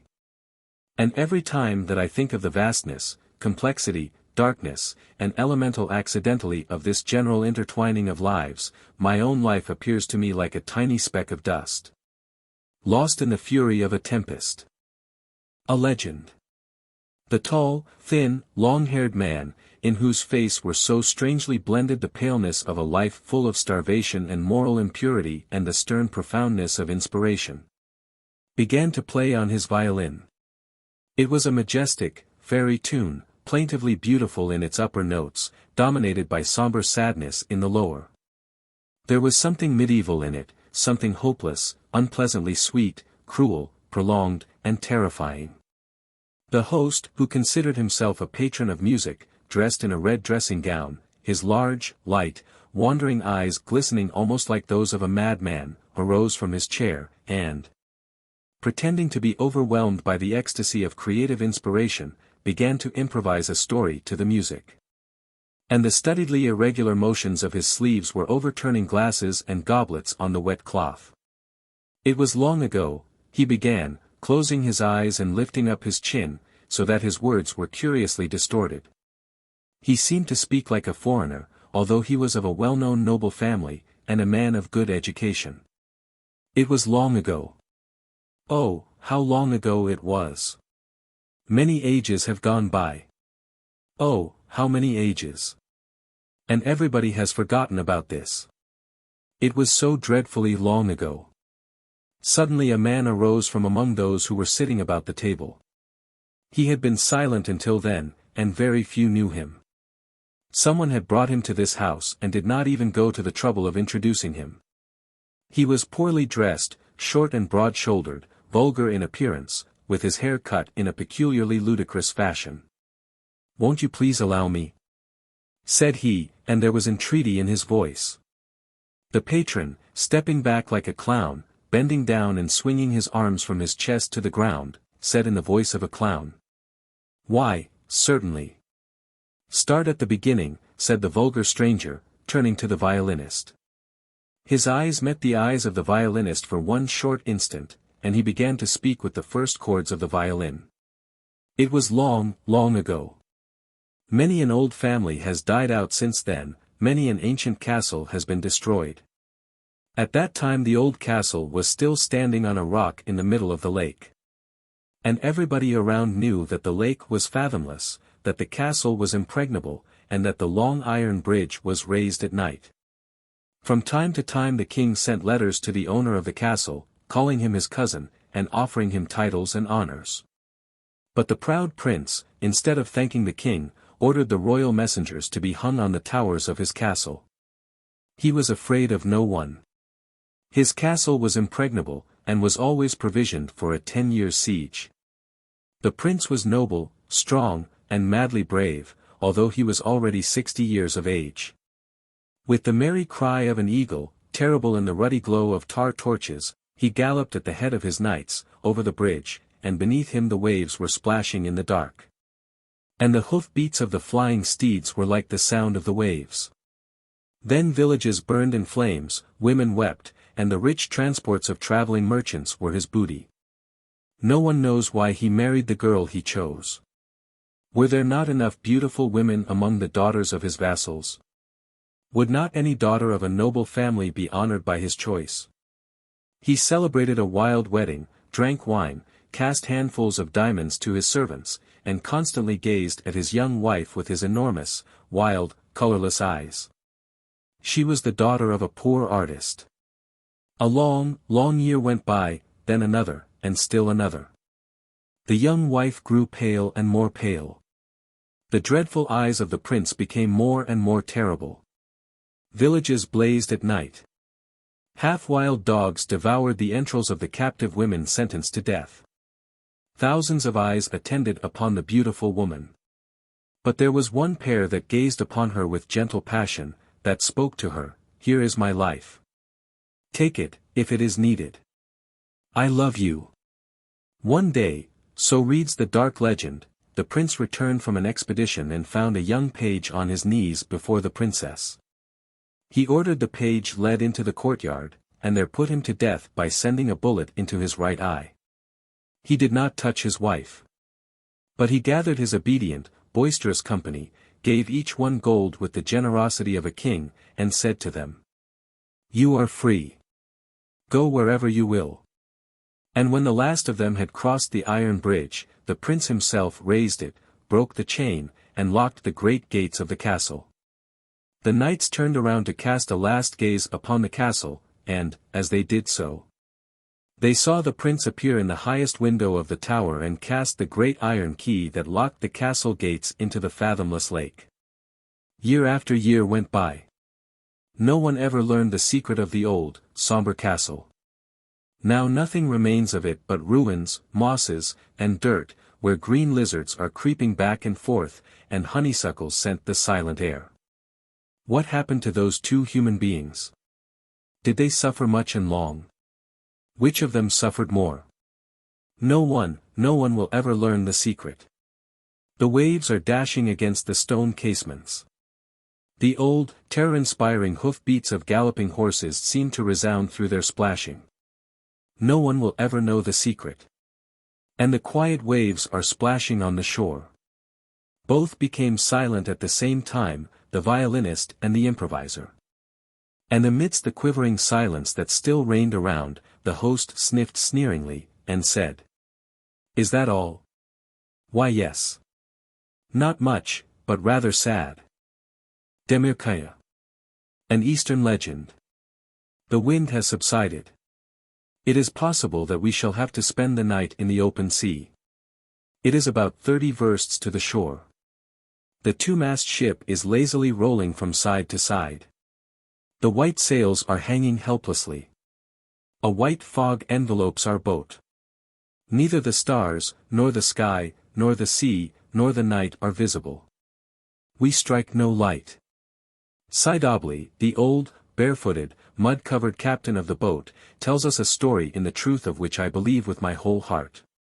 His voice is low, dignified, and deep. And I believe in the truth of his story because the night is so strangely silent, because the invisible sea is slumbering under our feet. And, enveloped by the fog, we are sailing slowly in the midst of the thick white clouds. His name was Demir-Kayá. In your language, it means, iron rock. He was given this name because he knew neither pity, nor shame, nor fear. His band of robbers was active in the vicinity of Stambul, in blessed Thessaly, in mountainous Macedonia, and in the fertile pastures of Bulgaria. He himself had killed 99 human beings, and among them were women, old men, and children. But one day a powerful army of the Padishah, may Allah bless his days, surrounded him in the mountains. For 3 days Demir-Kayá defended himself like a wolf brought to bay by a pack of dogs. On the morning of the 4th day, he cut his way through the ranks of his besiegers and escaped, alone. Part of his band perished during the struggle, the other found death at the hands of the hangman upon the round square of Stambul. Wounded and bleeding, Demir-Kayá lay by the fire in the inaccessible cave where he found refuge with wild shepherds of the mountains. But in the middle of the night a bright angel with a flaming sword appeared before him. And Demir-Kayá recognized Azrael, the messenger of death sent from heaven. And he said, "Let the will of Allah be done. I am ready." But the angel said, "No, Demir-Kayá, your hour has not yet come. Hearken now to the will of God.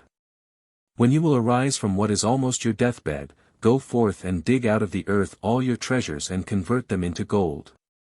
Then you will walk on toward the east, on and on, until you come to a place where 7 roads meet.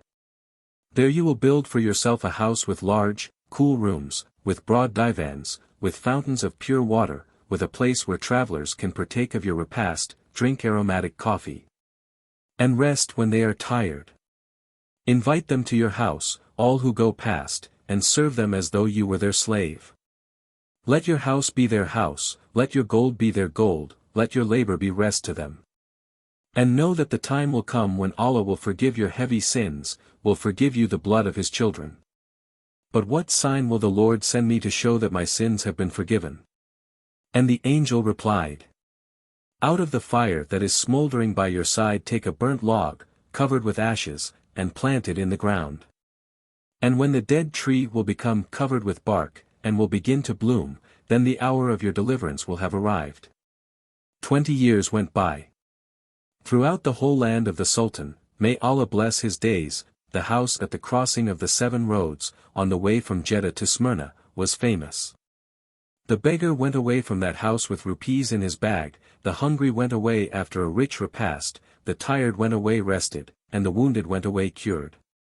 For 20 years, for 20 long years, Demir-Kayá turned his gaze every evening to the marvelous stump of wood dug into the ground of his courtyard, but the wood remained black and dead.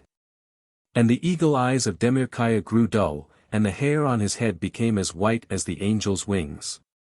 But one morning, early, he heard hurried hoof-beats on the road and saw a horseman galloping toward him. Demir-Kayá ran to him, seized the horse by the reins, and began to beg the horseman. Brother mine, won't you enter my home? Step in and refresh your face with water, strengthen yourself with food and drink, and sweeten your breath with the pleasant odor of smoke. But the traveler exclaimed in wrath. Let me go, old man, let me go. And he spat into Demir-Kayá's face, and he struck him on the head with the handle of his whip, and galloped on. Then the proud blood of the robber flamed up in Demir-Kayá. He lifted a heavy stone from the ground, cast it after his offender, and broke his head. And the horseman fell to the ground on the dusty road. With terror in his heart, Demir-Kayá ran to him and said sadly, Brother mine, I have killed you. But the dying man answered, It was not you that killed me, it was Allah's hand. Listen to me. The Pasha of our district is a cruel, greedy, and unjust man. My friends have conspired to assassinate him. But I was won over by a rich reward. I wanted to betray them, and it was when I was hurrying with this information that the rock cast by you stopped me in my haste. The Lord wills it.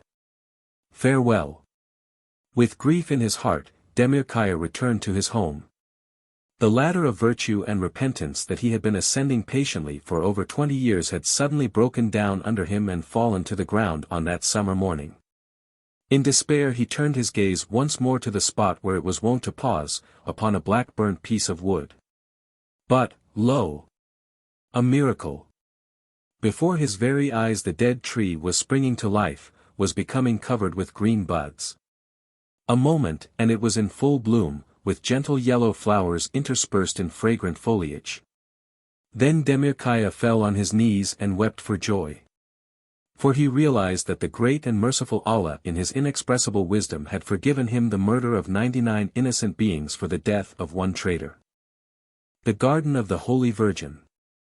Far beyond the bounds of the Milky Way, upon a planet which will never be disclosed to the eye of the most diligent astronomer, blooms the wonderful, mysterious garden of the Holy Virgin Mary.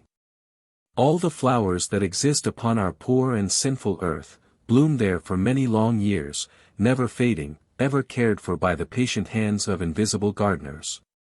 And each flower contains a particle of the soul of a man living on the earth, that particle which sleeps not during our nightly slumber, that leads us through marvelous lands. That shows us the centuries gone by, that conjures up before us the faces of our departed friends, that spins in our imagination the variegated tissues of our slumber being, now sweet, now ludicrous, now terrible, now blissful, that makes us awaken in unreasonable joy, or in bitter tears, that often opens before us the impenetrable curtains, beyond which stretch out the dark paths of the future. Discernible only to children, wise men, and blessed clairvoyants. These flowers are the souls of human dreams.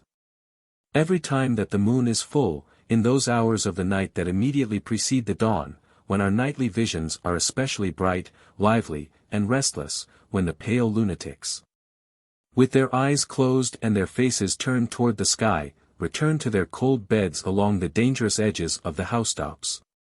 When the night flowers open their chalices, then the Holy Virgin walks through her garden with light and quiet steps. To her right, glides the round moon, while behind it, never tarrying, always keeping the same distance, flows a little star. Like a small boat tied with invisible threads to the stern of a large ship. Soon both the ship and the boat disappear, buried in the vapor-like, orange-colored clouds, and, suddenly, they appear in the dark blue space. Then their light lends a silvery hue to the Holy Virgin's blue chiton and to her beautiful face, whose charm and blessedness no man can describe with word, brush, or music.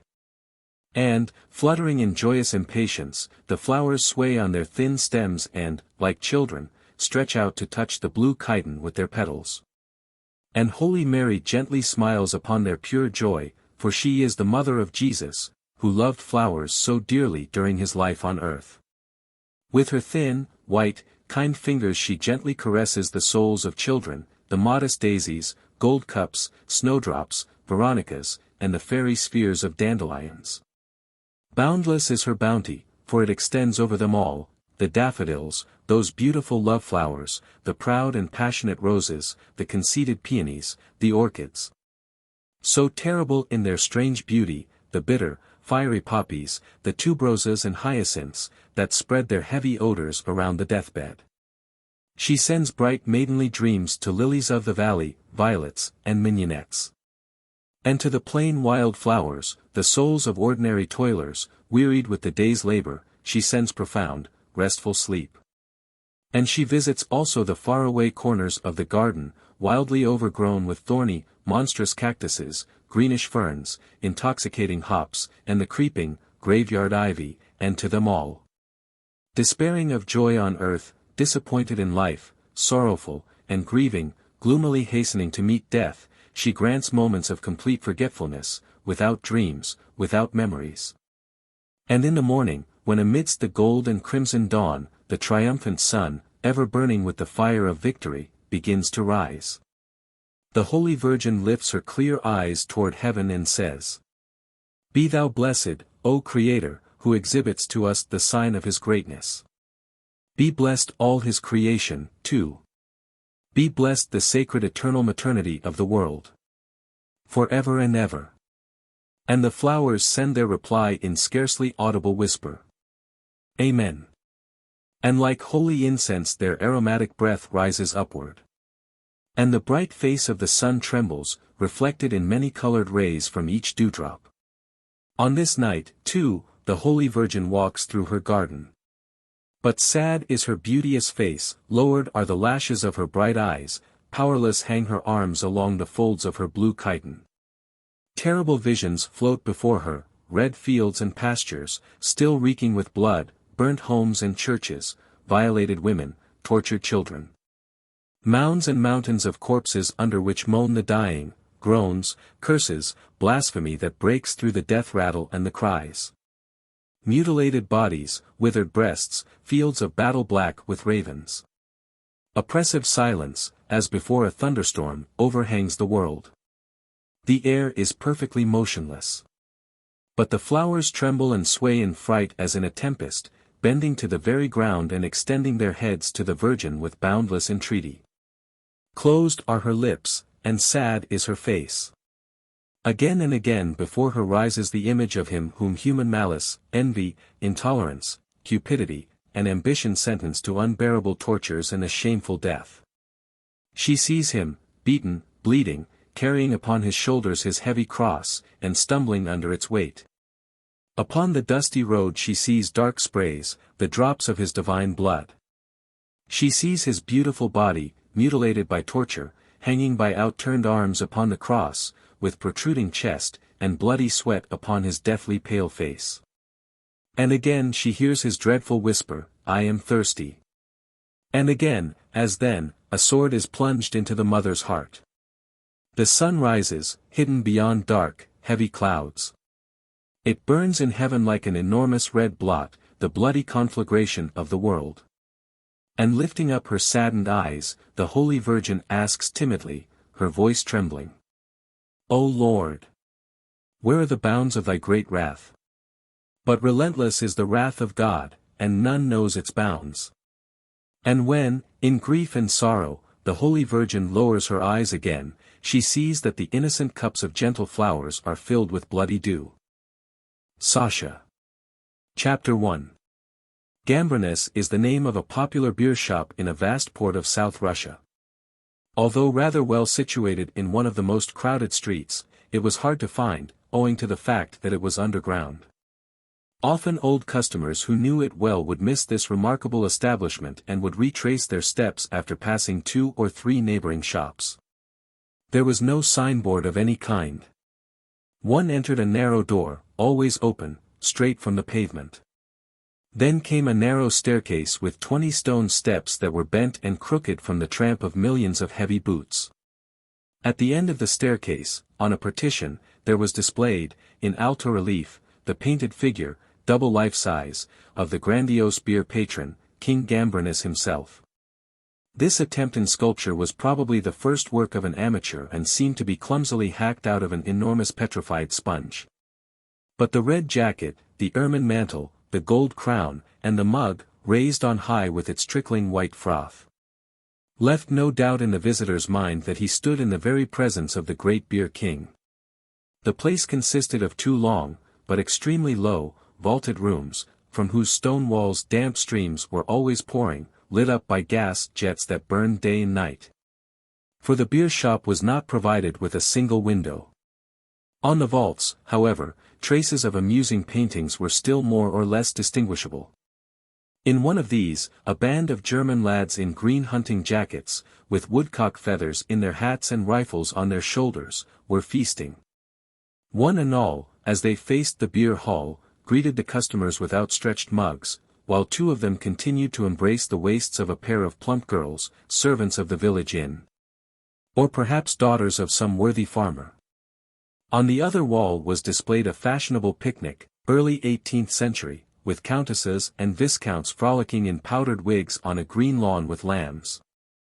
Next to this was a picture of drooping willows, a pond with swans, which ladies and gentlemen, reclining on a kind of gilt shell, were gracefully feeding. Then came a picture of the interior of a Ukrainian hut with a family of happy Ukrainians dancing the gopak with large bottles in their hands. Still further down the room a large barrel sported itself upon which 2 grotesquely fat cupids, wreathed with hop leaves and grapes, with red faces, fat lips, and shamelessly oily eyes, clicked glasses. In the second hall, separated from the other by a small archway, were illustrations from frog life. Frogs were drinking beer in a green marsh, hunting grasshoppers among the thick reeds, playing upon stringed instruments, fighting with swords, and so on. Apparently the walls had been painted by some foreign master. Instead of tables, heavy oak barrels were arranged on the sawdust-strewn floor and small barrels took the place of chairs. To the right of the entrance was a small platform, with a piano on it.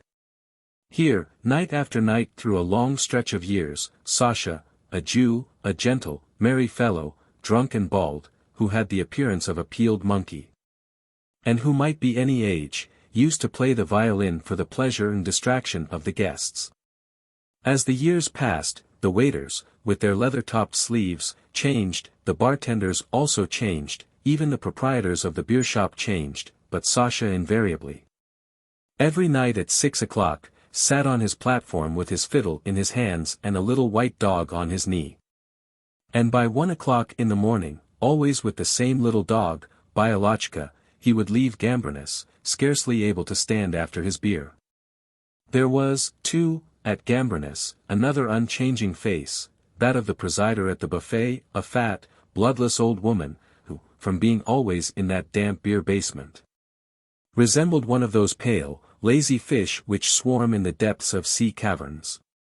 Like the captain of a ship from his bridge, she, from the height of her bar, would give curt orders to the waiters, smoking all the time and holding her cigarette in the right corner of her mouth, while her right eye constantly blinked from the smoke.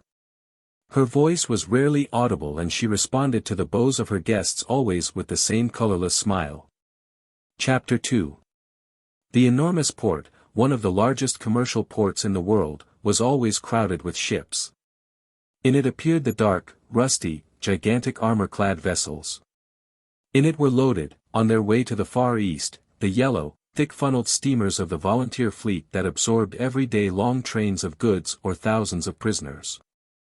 In spring and autumn, hundreds of flags from all points of the globe waved, and from morning until night orders and insults, in every conceivable language, rang out lustily.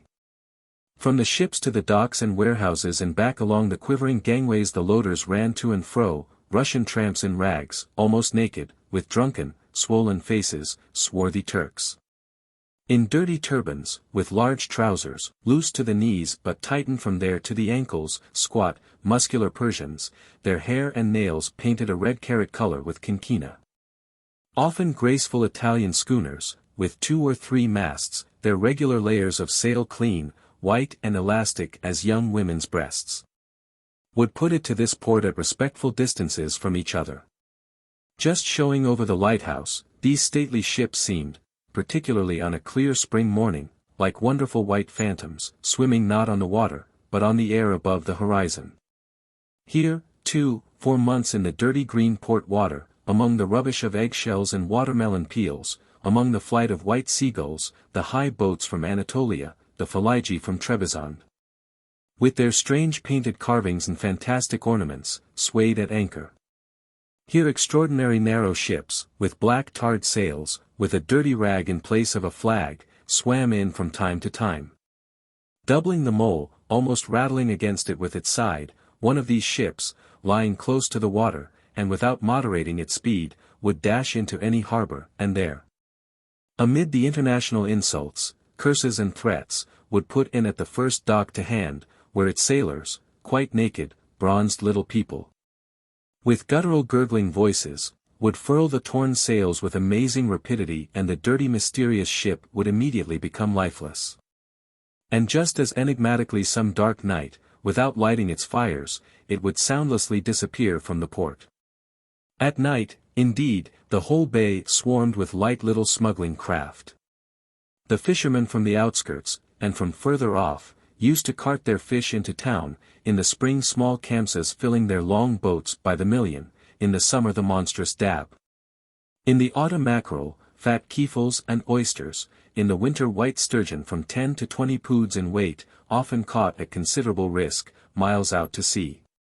All these people, sailors of varied nationalities, fishermen, stokers, merry cabin boys, port thieves, mechanics, workmen, boatmen, loaders, divers, smugglers, all young, healthy, and impregnated with the strong smell of the sea and fish, knew well what it was to endure, enjoyed the delight and the terror of everyday danger, valued, above anything else, courage, daring, the ring of strong slashing words, and, when on shore, would give themselves up with savage delight to debauchery, drunkenness, and fighting.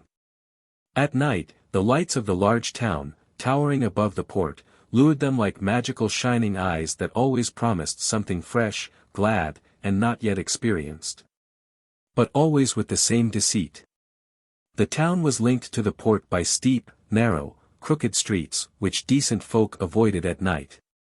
At every step one encountered night shelters with dirty windows, protected by railings and lit up by the gloomy light of the solitary lamp inside. Still oftener one passed little shops in which one could sell anything one happened to have, from the sailor's kit down to his net, and rig oneself out again in whatever sailor's kit one chose. Here, too, were many beer shops, taverns, eating houses and inns, with flamboyant signboards in every known language, and not a few disorderly houses, at once obvious and secret, from the steps of which hideously painted women would call to the sailors in hoarse voices.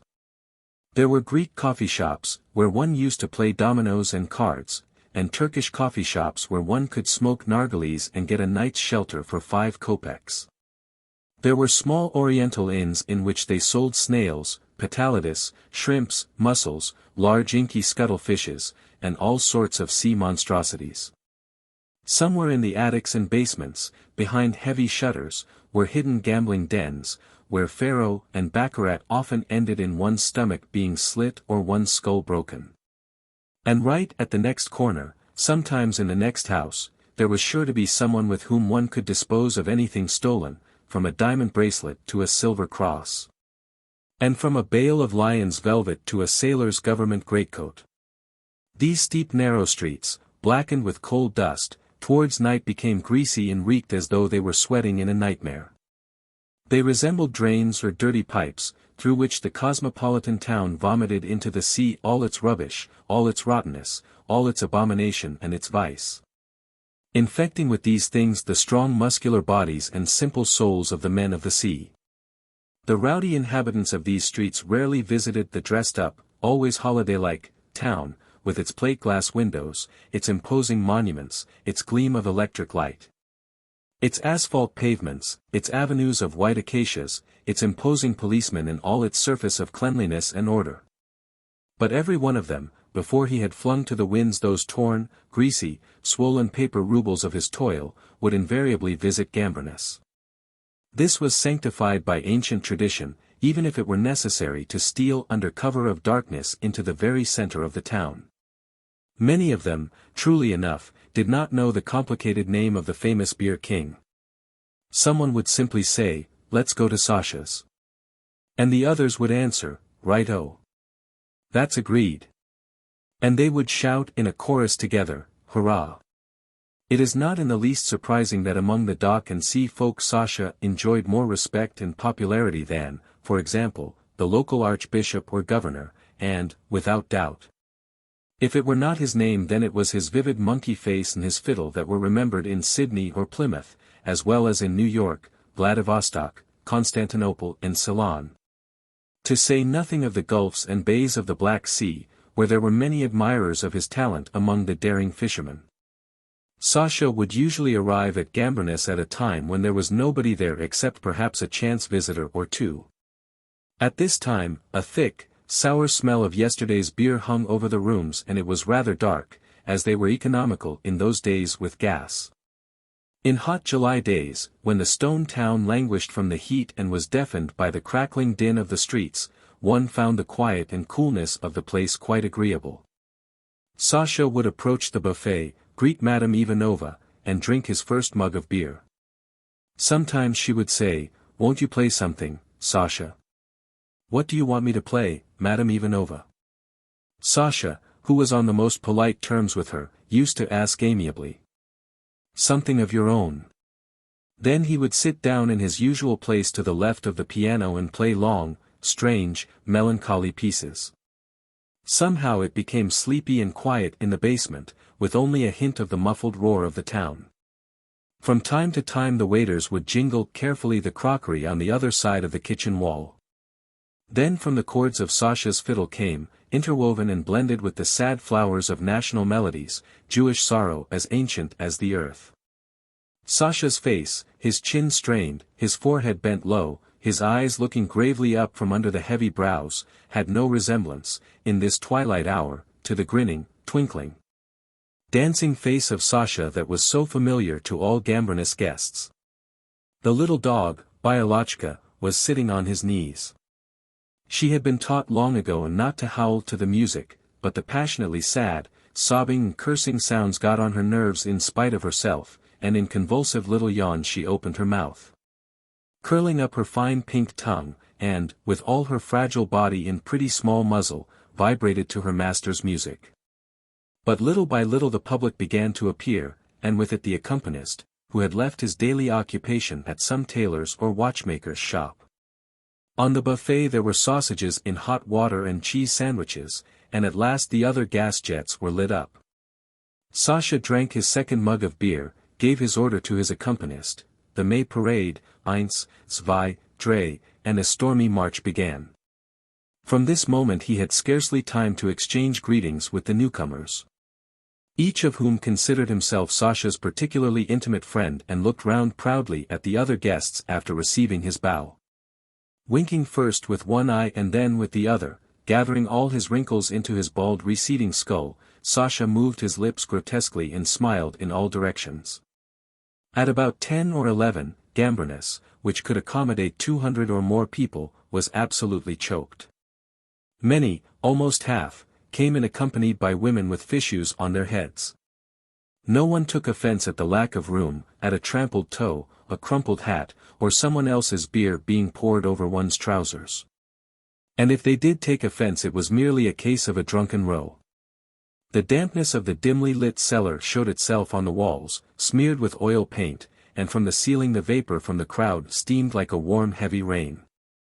At Gambrinus they drank seriously. It was considered the right thing in this establishment to sit together in groups of 2 or 3. Covering so much of the improvised table with empty bottles that one saw one's vis-a-vis as through a glass-green forest. In the turmoil of the evening the guests became hoarse and overheated.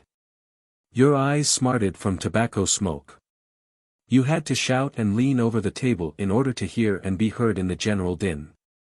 And only the indefatigable fiddle of Sasha, sitting on his platform, triumphed over the stuffiness, the heat and the reek of tobacco, the gas jets, the beer, and the shouting of the unceremonious public. But the guests rapidly became drunk from beer, the proximity of women, and the stifling air. Everyone wanted his own favorite songs. Close to Sasha, 2 or 3 people, with dull eyes and uncertain movements, were constantly bobbing up to pull him by the sleeve and interfere with his playing. Sash, the sad one, do pl, the speaker stammered on, do, please. At once, Sasha would repeat with a quick nod as, with the adroitness of a doctor, he slipped the piece of silver noiselessly into his pocket. At once. Sasha, that's a swindle. I've given the money and this is the 20th time that I'm asking for, I was swimming down the sea to Odessa. At once. Sasha, the nightingale. Sasha, Marussia. Zets, Sasha, zets. At once. The chabin, howled from the other end of the room a scarcely human, but rather a kind of colt's voice. And Sasha, to the general amusement, shouted back to him like a cock. At once. And then without stopping, he would play all the songs they had called for. Apparently he knew every single one of them by heart. Silver coins fell into his pockets from all sides and mugs of beer came to him from every table. When he descended from his platform to get to the bar he would be nearly pulled in pieces. Sashenka, one little mug, like a good chap. Here's to your health, Sasha. You devil, come along when you're asked. Sasha, come and Demir-Kayá some beer, bellowed the colt's voice. The women, inclined, like all women, to admire professionals, would begin to coquette, make themselves conspicuous, and show off their adoration, calling to him in cooing voices and capricious, playful little laughs. Sashechka, you simply must have a drink with me. No, I'm asking you. And then play the cake walk. Sasha smiled, grimaced, bowed right and left, pressed his hand to his heart, blew airy kisses, drank beer at all the tables and, on returning to the piano, where a fresh mug was waiting for him, would begin something like Separation. Sometimes, to amuse his audience, he would make his fiddle whine like a puppy, grunt like a pig, or rattle in heartrending bass sounds, all in perfect time. The audience greeted these antics with benevolent approval. Ho, ho ho ho. It was becoming still hotter. Heat steamed from the ceiling. Some of the guests were already in tears, beating their breasts, others, with bloodshot eyes, were quarreling over women and were clambering towards each other to pay off old scores, only to be held back by their more sober neighbors, generally parasites. The waiters miraculously found room for their legs and bodies to slide between the barrels, large and small, their hands strung with beer mugs raised high above the heads of the carousers. Madame Ivanova, more bloodless, imperturbable, and silent than ever, directed from her counter the performances of the waiters, like a ship captain in a storm. Everyone was overpowered by the desire to sing. Softened by beer, by his own kindness, and even by the coarse delight that his music was giving to others, Sasha was ready to play anything. And at the sounds of his fiddle, hoarse people, with awkward, wooden voices, all bawled out the same tune, looking into one another's eyes with a senseless seriousness. Why should we separate? Why should we live in separation? Isn't it better to marry and cherish love? Then another gang, apparently hostile, tried to howl down its rival by starting another tune. Gambrinus was often visited by Greeks from Asia Minor, Dongalaki, who put into the Russian ports with fish.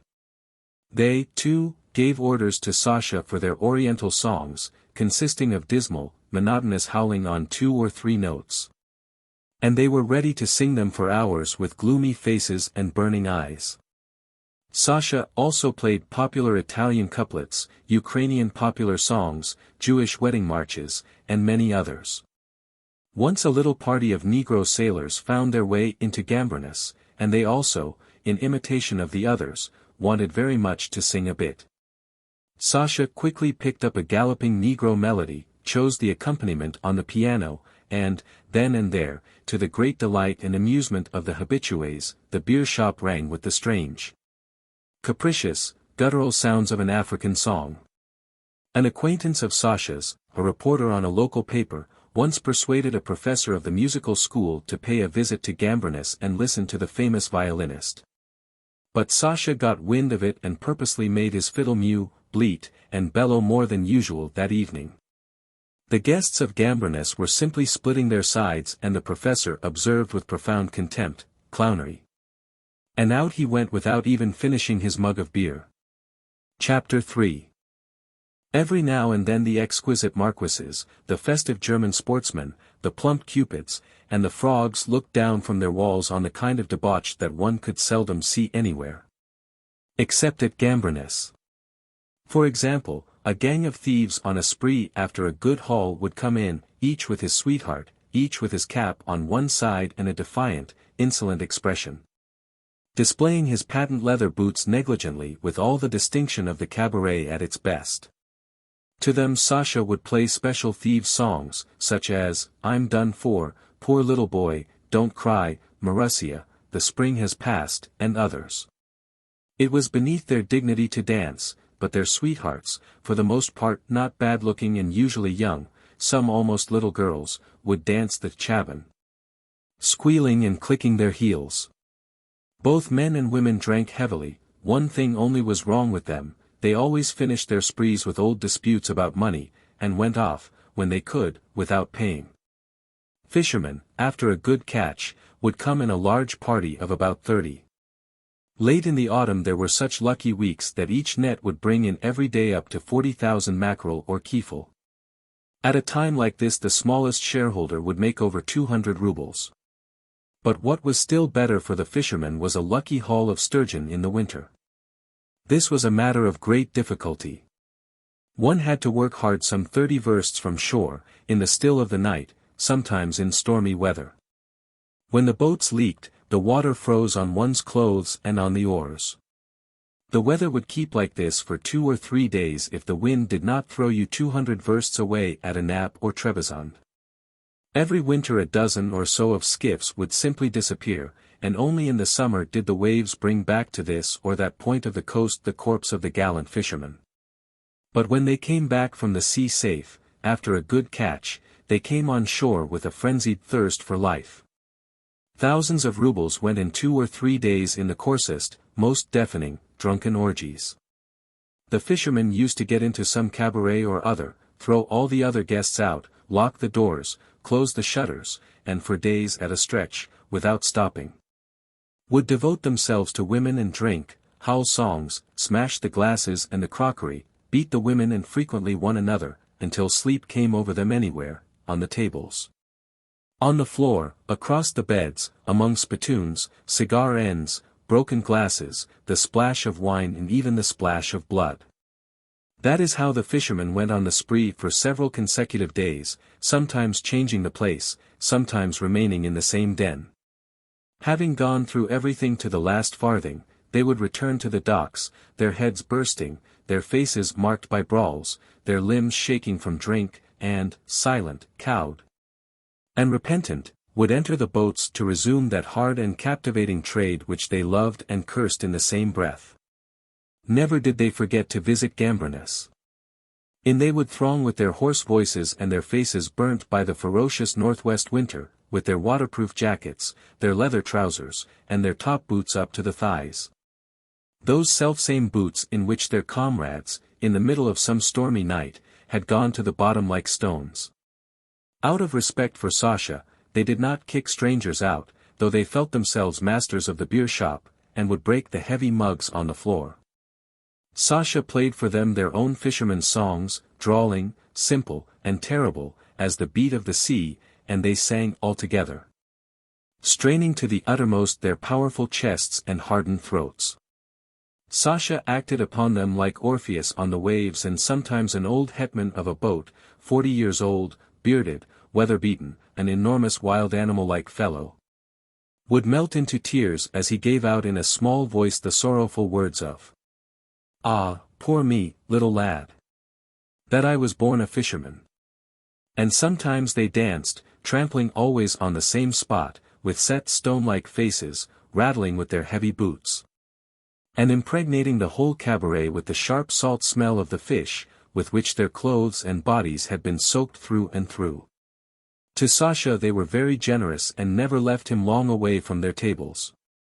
He knew well the outline of their desperate, reckless lives, and often, when playing for them, he felt in his soul a kind of respectful grief. But he was particularly fond of playing for the English sailors from the merchant ships. They would come in a herd, hand in hand, looking like picked men, big-chested, large-shouldered, with white teeth, healthy colors, and merry bold blue eyes. Their strong muscles stood out under their jackets, and from their deep-cut collars rose, straight and strong, their stately necks. Some of them knew Sasha from former visits to this port. They recognized him, grinning with their white teeth, and greeted him in Russian. "Zdrayst, zdrayst." Sasha of his own accord, without invitation, used to play for them, Rule, Britannia. Probably the consciousness that they were now in a country bowed down by centuries of slavery gave a certain proud solemnity to this hymn of English liberty. And when they sang, standing with uncovered heads, the last magnificent words, "Britons never, never, never shall be slaves," then, involuntarily, the most boisterous visitor to Gambrinus took off his hat. The square-built boatswain, with one earring and a beard that fringed his neck, came up to Sasha with 2 mugs of beer and a broad smile, clapped him on the back in a friendly way, and asked him to play a jig. At the very first sound of this bold and daring dance of the sea, the English jumped up and cleared out the place, pushing the little barrels to the walls. The stranger's permission was asked, by gestures, with merry smiles, but if someone was in no hurry, there was no ceremony with him, and his seat was simply knocked from under him with a good kick. This was seldom necessary, however, because at Gambrinus everybody appreciated dances and was particularly fond of the English jig. Even Sasha himself, playing all the time, would mount on a chair so as to see better. The sailors formed a circle, clapping their hands in time with the quick dance music, and then 2 of them came out into the middle. The dance figured the life of a sailor on sea. The ship is ready to start, the weather is superb, everything is in order. The dancers have their hands crossed on their chests, their heads thrown back, their bodies quiet, though the feet mark a frenzied beat. Then a slight wind arises and with it a faint rocking. For a sailor, that is only pleasant, but the steps of the dance become more and more complicated and varied.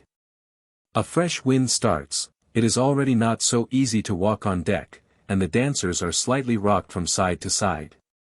At last there comes a real storm and the sailor is hurled from taffrail to taffrail, the business is getting serious. All hands on deck. Reef the sails. By the dancers' movements one detects with amusement how they scramble up the shrouds with hands and feet.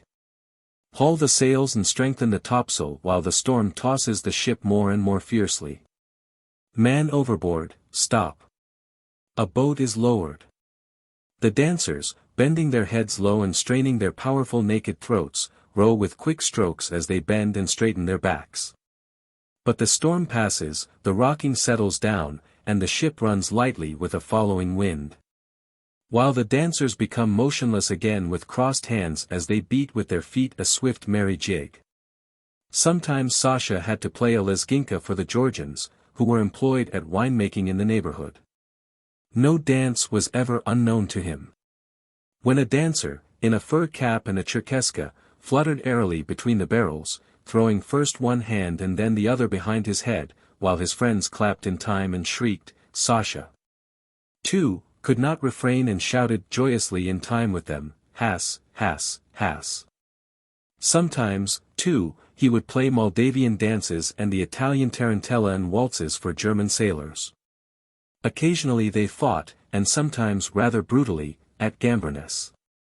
Old visitors liked to yarn about the legendary slaughter between Russian sailors on active service, discharged from some cruiser to the reserve, and a party of English sailors. They fought with fists, castets, beer mugs, and even hurled at each other the little barrels that were used for seats. It must be admitted, and not to the honor of the Russian warriors, that it was they who first started the row, and first took to the knife, and though they were 3-1 in numbers, they only squeezed the English out of the beer shop after a fight of half an hour. Quite often Sasha's interference stopped a quarrel that was within a hair's breadth of bloodshed. He would come up to the disputants, joke, smile, grimace, and at once from all sides mugs would be stretched out to him.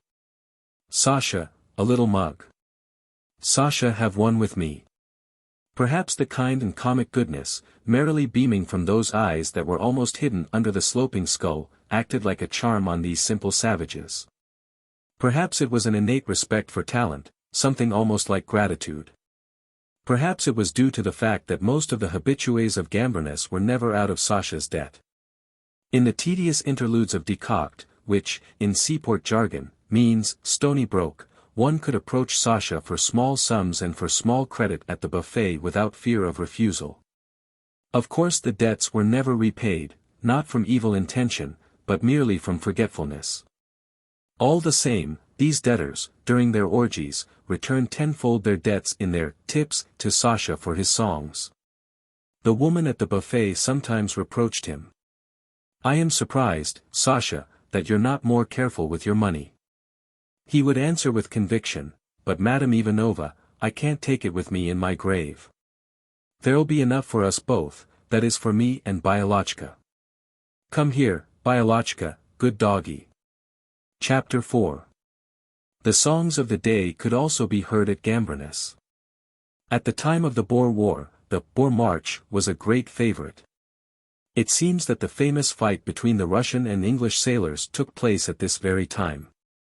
20 times an evening at least they forced Sasha to play this heroic march, and invariably waved their caps and shouted, hurrah! They would look askance, too, at indifferent onlookers, which was not always a good omen at Gambrinus. Then came the Franco-Russian celebrations. The mayor gave a grudged permission for the Marseillaise to be played. It was called for every day, but not so often as the Boer March, and they shouted, hurrah, in a smaller chorus, and did not wave their caps at all. This state of things arose from the fact that no deep sentiment underlay their call for the Marseillaise. Again, the audience at Gambrinus did not grasp sufficiently the political importance of the alliance. Finally, one noticed that it was always the same people every evening who asked for the Marseillaise, and shouted, hurrah. For a short time the cake walk was popular, and once an excited little merchant danced it, in and out between the barrels, without removing his raccoon coat, his high galoshes, and his fox fur hat. However, the Negro dance was soon forgotten. Then came the Great Japanese War. The visitors to Gambrinus began to live at high pressure. Newspapers appeared on the barrels. War was discussed every evening. The most peaceful, simple people were transformed into politicians and strategists. But at the bottom of his heart, each one of them was anxious if not for himself, then for a brother or, still more often, for a close comrade. In those days the conspicuously strong tie which welds together those who have shared long toil, danger, and the near presence of death, showed itself clearly. At the beginning no one doubted our victory. Sasha had procured from somewhere the Kuropatkin March, and for about 29 evenings, one after the other, he played it with a certain success. But, somehow or other, one evening the Kuropatkin March was squeezed out for good by a song brought by the Balaclava fishermen, the Salt Greeks, or the Pindos, as they were called. And why were we turned into soldiers? And sent to the Far East? Are we really at fault because our height is an extra inch? From that moment they would listen to no other song at Gambrinus. For whole evenings one could hear nothing but people clamoring. Sasha, the sorrowful one, the Balaclava one. They sang, cried, and drank twice as much as before, but, so far as drinking went, all Russia was doing much the same. Every evening someone would come to say goodbye, would brag for a bit, puff himself out like a cock, throw his hat on the floor, threaten to smash all the little Japs by himself, and end up with the sorrowful song and tears. Once Sasha came earlier than usual to the beer shop. The woman at the buffet said from habit, as she poured out his first mug, "Sasha, play something of your own." All of a sudden his lips became contorted and his mug shook in his hand. "Do you know, Madame Ivanova," he said in a bewildered way, "they're taking me as a soldier, to the war." Madame Ivanova threw up her hands in astonishment. "But it's impossible, Sasha, you're joking." Sasha shook his head dejectedly and submissively. "I'm not joking." "But you're over age, Sasha." "How old are you?" No one had ever been interested in that question.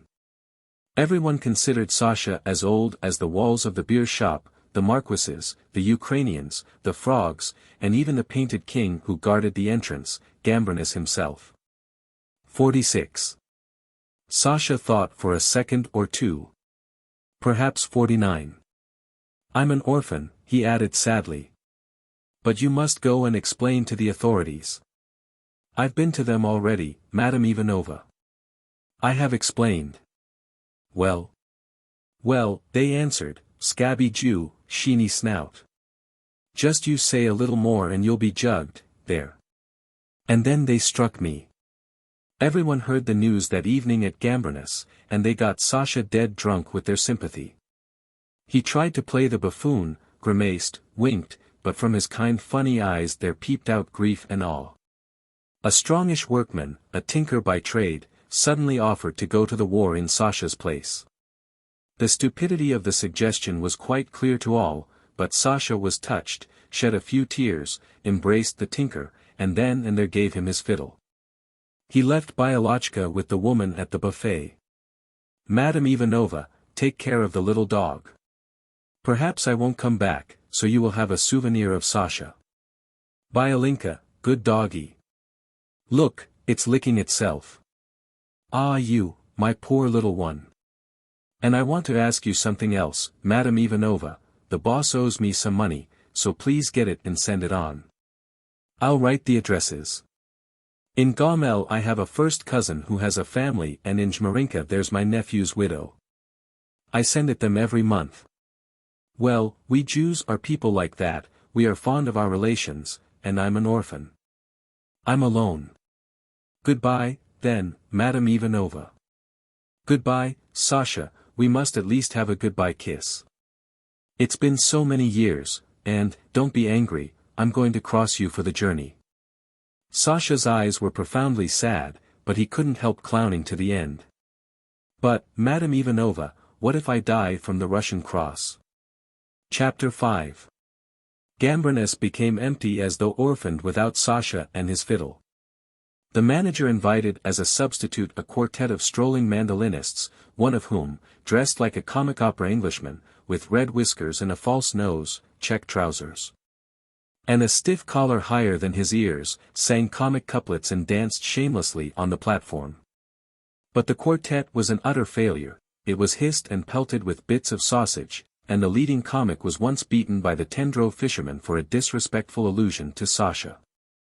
All the same, Gambrinus, from old memory, was visited by the lads of sea and port whom the war had not drawn to death and suffering. Every evening the first subject of conversation would be Sasha. It would be fine to have Sasha back now. One's soul feels heavy without him. Yes, where are you hovering, Sashenka, dear, kind friend? In the fields of Manchuria far away, someone would pipe up in the words of the latest song. Then he would break off in confusion, and another would put in unexpectedly, wounds may be split open and hacked. And there are also torn ones. I congratulate you on victory. You with the torn-out arm. Stop, don't whine. Madame Ivanova, isn't there any news from Sasha? A letter or a little postcard? Madame Ivanova used to read the paper now the whole evening, holding it at arm's length, her head thrown back, her lips constantly moving. Bialochka lay on her knees, giving from time to time little peaceful snores. The presider at the buffet was already far from being like a vigilant captain on his bridge, and her crew wandered about the shop half asleep. At questions about Sasha's fate she would shake her head slowly. I know nothing. There are no letters, and one gets nothing from the newspapers.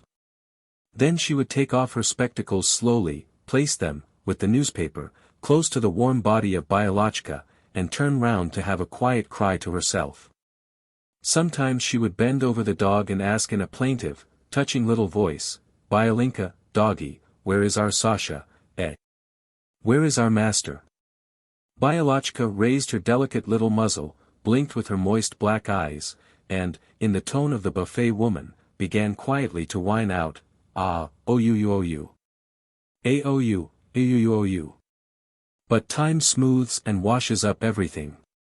The mandolinists were replaced by balalaika players, and they, in their turn, by a choir of Ukrainians with girls. Then the well-known Leshka, the harmonicist, a professional thief who had decided, in view of his marriage, to seek regular employment, established himself at Gambrinus more solidly than the others. He was a familiar figure in different cabarets, which explains why he was tolerated here, or, rather, had to be tolerated, for things were going badly at the beer shop. Months passed, a year passed. No one remembered anything more about Sasha, except Madame Ivanova, who no longer cried when she mentioned his name. Another year went by. Probably even the little white dog had forgotten Sasha. But in spite of Sasha's misgivings, he had not died from the Russian cross.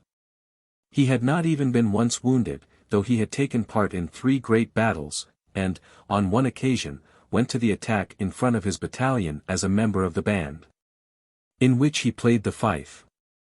At Vafangoa he was taken prisoner, and at the end of the war he was brought back on board a German ship to the very port where his friends continued to work and create uproars. The news of his arrival ran like an electric current round the bays, moles, wharves, and workshops. In the evening there was scarcely standing room at Gambrinus.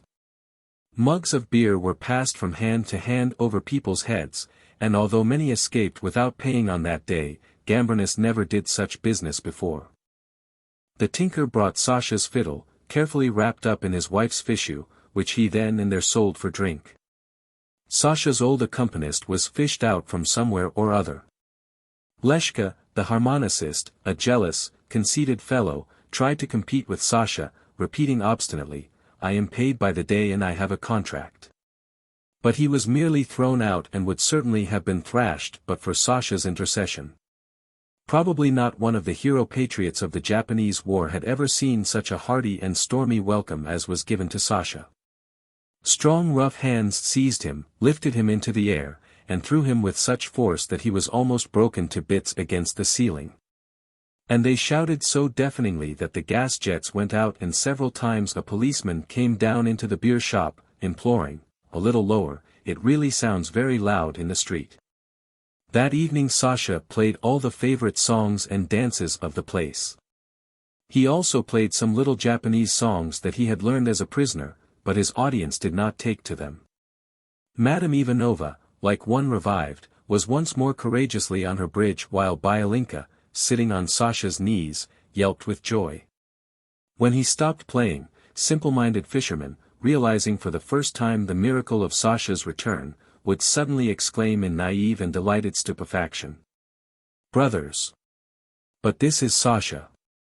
The rooms of Gambrinus then resounded once more with joyous bad words, and Sasha would be again seized and thrown up to the ceiling while they shouted, drank healths, and spilt beer over one another. Sasha, it seemed, had scarcely altered and had not grown older during his absence. His sufferings had produced no more external change on him than on the mottled Gambrinus, the guardian and protector of the beer shop. Only Madame Ivanova, with the sensitiveness of a kind-hearted woman, noticed that the expression of awe and distress, which she had seen in Sasha's eyes when he said goodbye, had not disappeared, but had become yet deeper and more significant. As in old days, he played the buffoon, winked, and puckered up his forehead, but Madame Ivanova felt that he was pretending all the time. Chapter 6. Everything was as usual, just as if there had been no war at all and Sasha had never been imprisoned in Nagasaki. Just as usual the fishermen, with their giant boots, were celebrating a lucky catch of sturgeon, while bands of thieves danced in the old way, Sasha playing, just as he used to do. Sailor songs brought to him from every inlet of the globe. But already dangerous, stormy times were at hand. One evening the whole town became stirred and agitated, as though roused by a tocsin, and, at an unusual hour, the streets grew black with people. Small white sheets were going from hand to hand, bearing the miraculous word, liberty, which the whole immeasurable confident country repeated to itself that evening.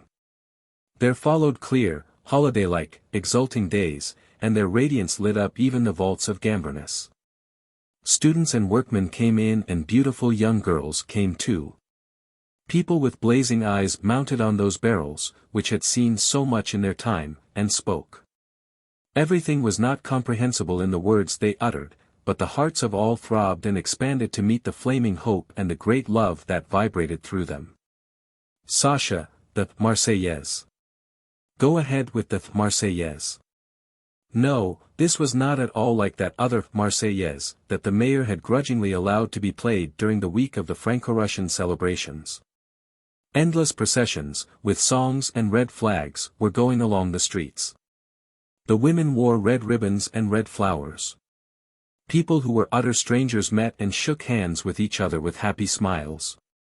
But suddenly all this jubilation disappeared, as if washed out like children's footsteps on the sands.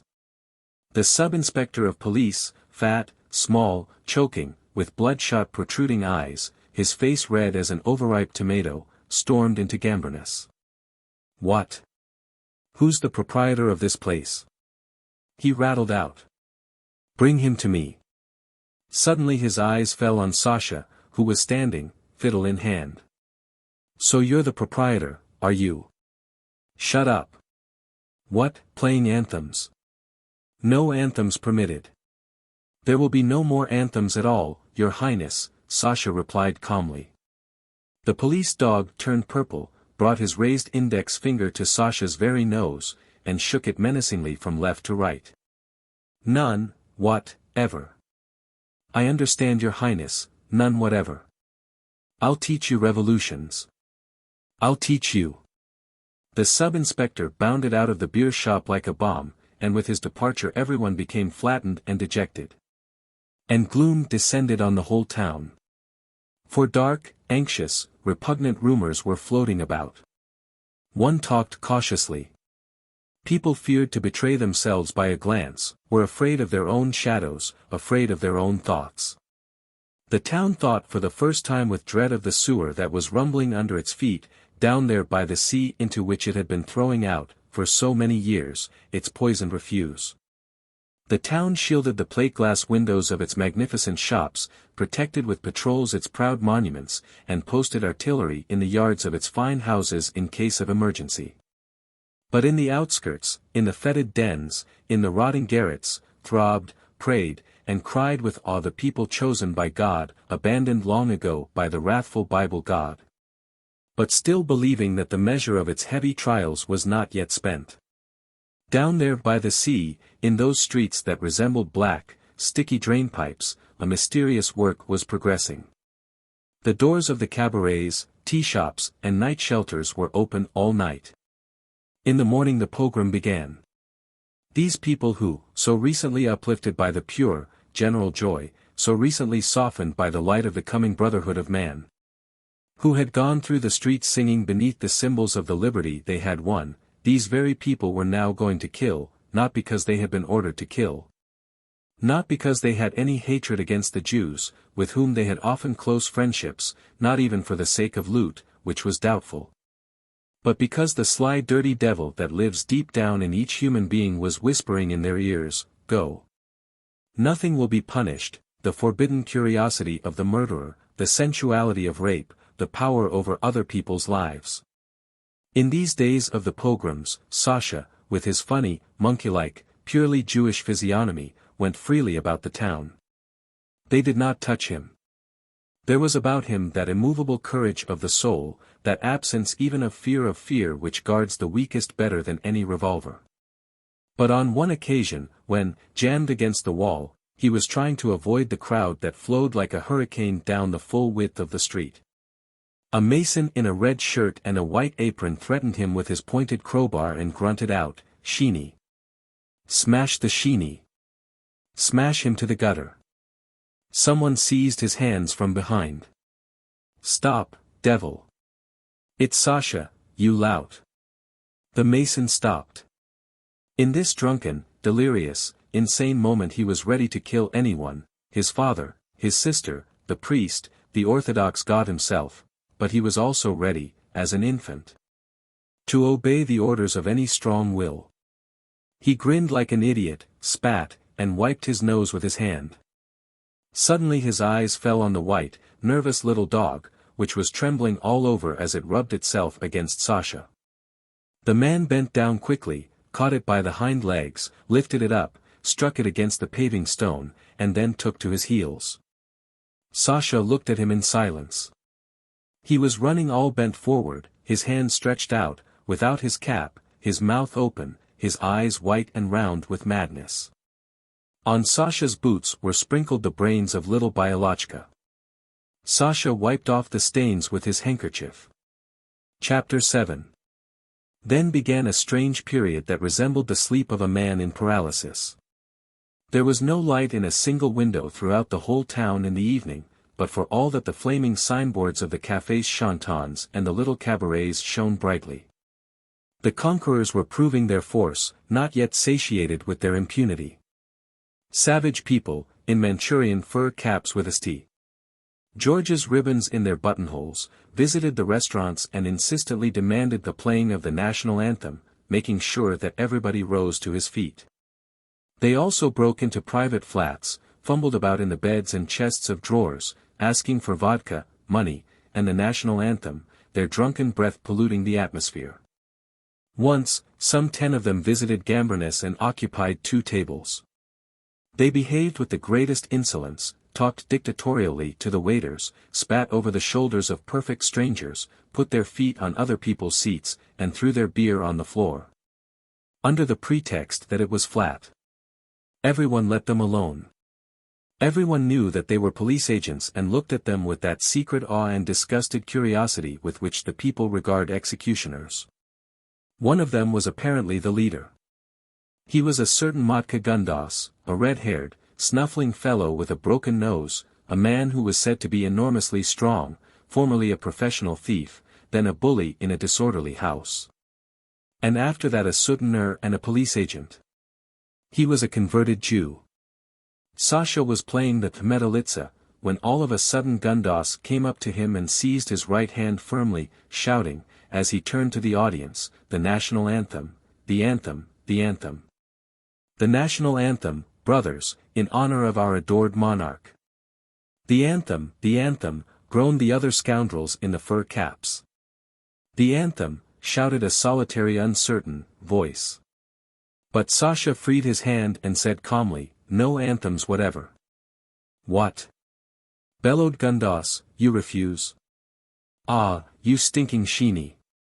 Sasha bent forward quite close to Gundas, holding his lowered fiddle by the fingerboard, his face all wrinkled up, as he said. "And you?" "What, me? I am a stinking sheeny, all right, and you?" "I am Orthodox." "Orthodox? And for how much?" The whole of Gambrinus burst out laughing, and Gundas turned to his comrades, white with rage. "Brothers," he said, in a plaintive, shaking voice, and using words that were not his own but which he had learned by heart. "Brothers, how long are we to tolerate the insults of these sheenies against the throne and the Holy Church?"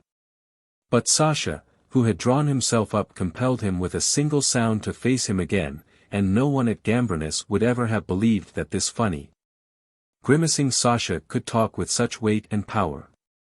"You," shouted Sasha. You son of a dog. Show me your face, you murderer. Look right at me." Well. It all happened in a flash of a second. Sasha's fiddle rose swiftly flashed in the air, and crack, the big fellow in the fur cap reeled from a sound blow on the temple. The fiddle broke into fragments, and in Sasha's hands remained only the fingerboard, which he brandished victoriously over the heads of the crowd. "Barotiers, help! Save me!" howled Gundas. But already it was too late to save him. A powerful wall surrounded Sasha and covered him. And this same wall swept the people in the fur caps out of the place. An hour later, when Sasha, after finishing his night's work in the beer house, was coming out into the street, several people threw themselves on him. Someone struck him in the eye, whistled, and said to the policeman who ran up to the police station, "Secret Service. Here's my badge." Chapter 8. Now for the second time Sasha was considered to be definitely buried. Someone had witnessed the whole scene outside the beer shop and had handed it on to the others. And at Gambrinus there were sittings of experienced people who understood the meaning of such an establishment as the police court, the meaning of a police agent's vengeance. But now they were much less anxious about Sasha's fate than they had been before, they forgot about him much more quickly. 2 months later there appeared in his place a new violinist, incidentally, one of Sasha's pupils, who had been fished up by the accompanist. Then, one quiet spring evening, some 3 months later, just when the musicians were playing the waltz, Expectation, someone's thin voice called out in fright. "Boys, it's Sasha." Everyone turned round and rose from the barrels. Yes, it was he, the twice-resurrected Sasha, but now with a full-grown beard, thin, pale. They threw themselves at him, surrounded him, thronged to him, rumpled him, plied him with mugs of beer, but all at once the same thin voice exclaimed, "Brothers! His hand!" Suddenly they all became silent. Sasha's left hand, hooked and all shriveled up, was turned with the elbow towards his side.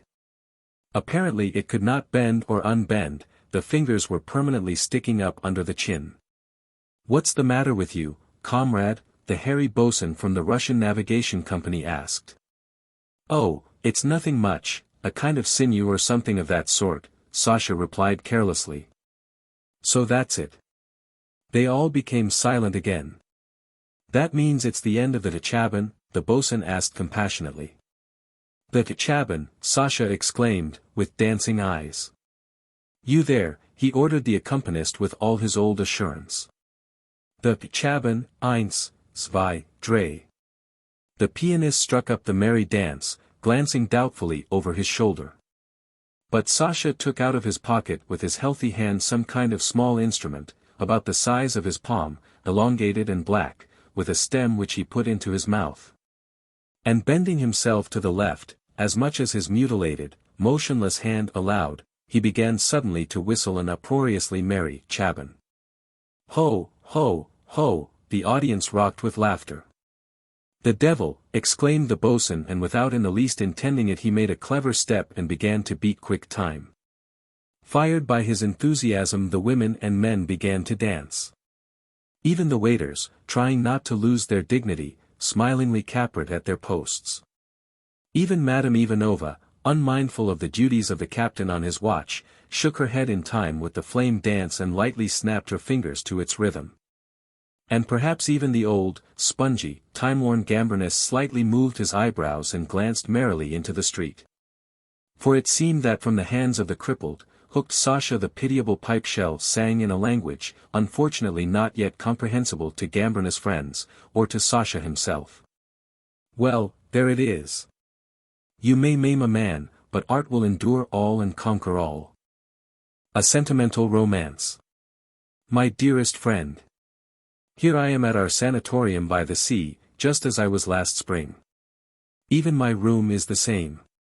Only, during the winter, the wallpaper has been changed and there is a slight smell of paste still in the room. I don't know how other people feel, but this smell always brings back to me that sweet, gentle melancholy which is so indissolubly linked with the memories of childhood. Perhaps it has clung to me ever since my school days. I remember how, in old times, they used to bring me back after the long summer holidays.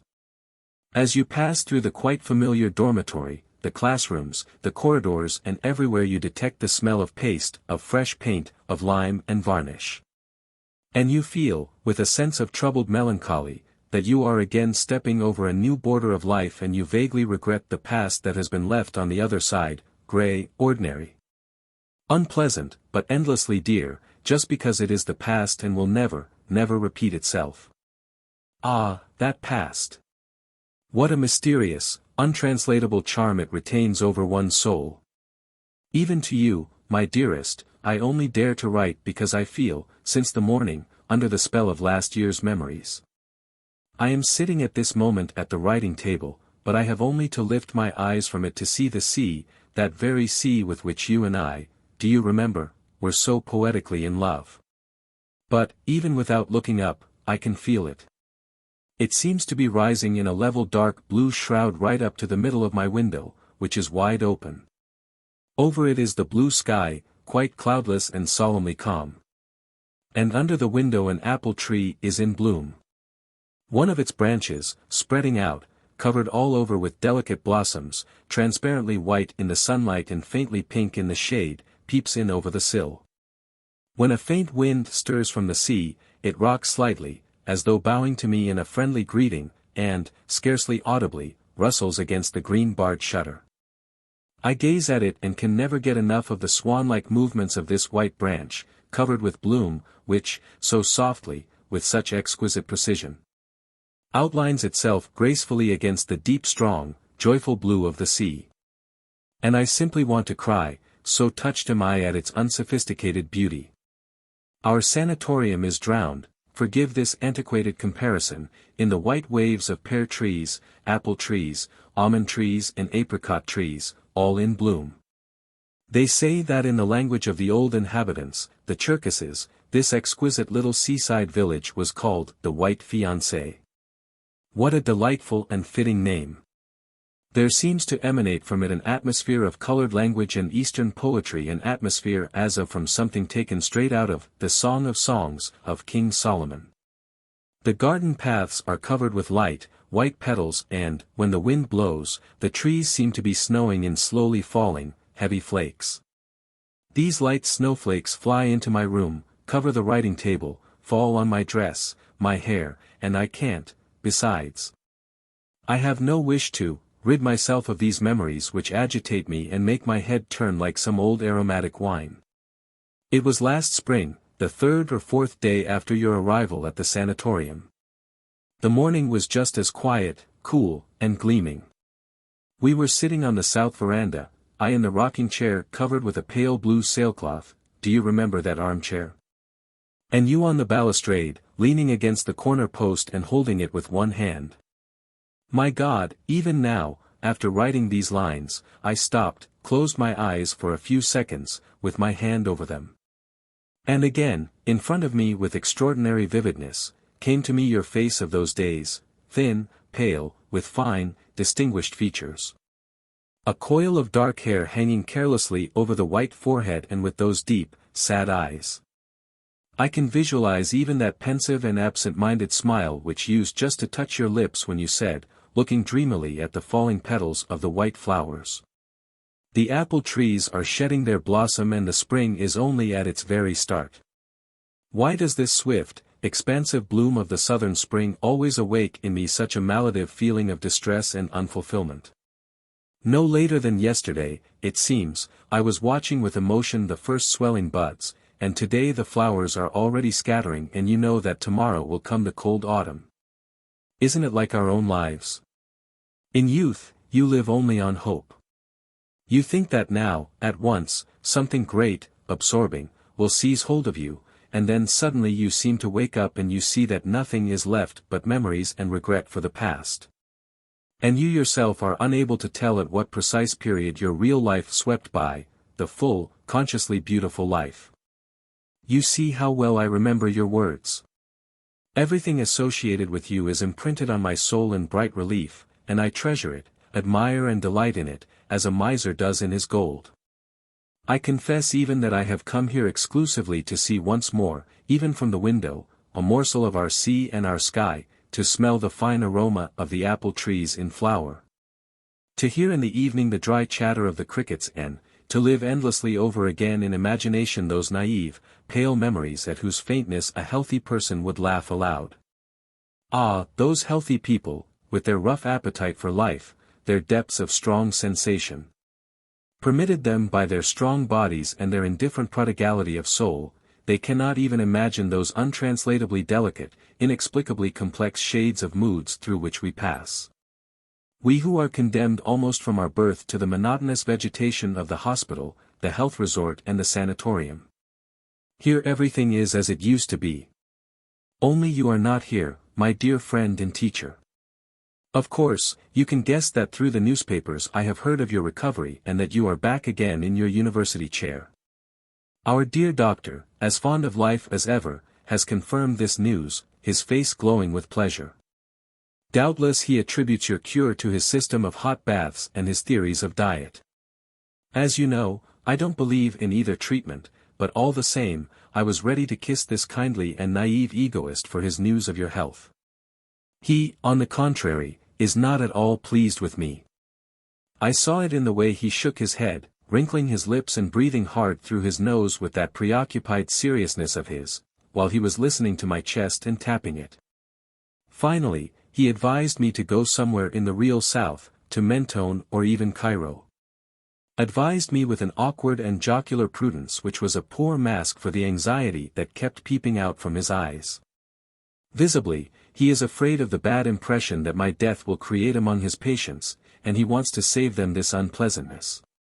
I shall be very sorry to prejudice, involuntarily, the good reputation of his establishment, but, all the same, I do consider myself entitled to the luxury of dying in this particular place. Sanctified by the poignant charm of early autumn. All the more, because this will happen much sooner than he expects, perhaps even before the last white petals of my apple tree have fled. I will confess to you, as a secret, that already I cannot go beyond the veranda, and even that is very difficult, though I still have the courage to answer the doctor's anxious, interrogative looks with an insouciant smile. But don't think that I am complaining to you in the selfish hope of arousing compassion for myself. No, I merely want to avail myself of the right, that a dying human being has, to discuss what healthy people are silent about from conventional shyness. Besides, I want to tell you that death does not frighten me and that it is to you, my dear friend, and only to you, that I owe this philosophic quietude. I understand now perfectly your words. Death is the simplest and most normal of all the phenomena of life. Man comes into this world and lives exclusively through chance, but he dies only through inevitable law. This beautiful aphorism has become to me now particularly clear. Yes, you have taught me a great deal. Without you, I should never have reached those slow, delicate delights, produced by a book one has just read, a deep and beautiful thought from a creative mind, inspired music, the beauty of sunset.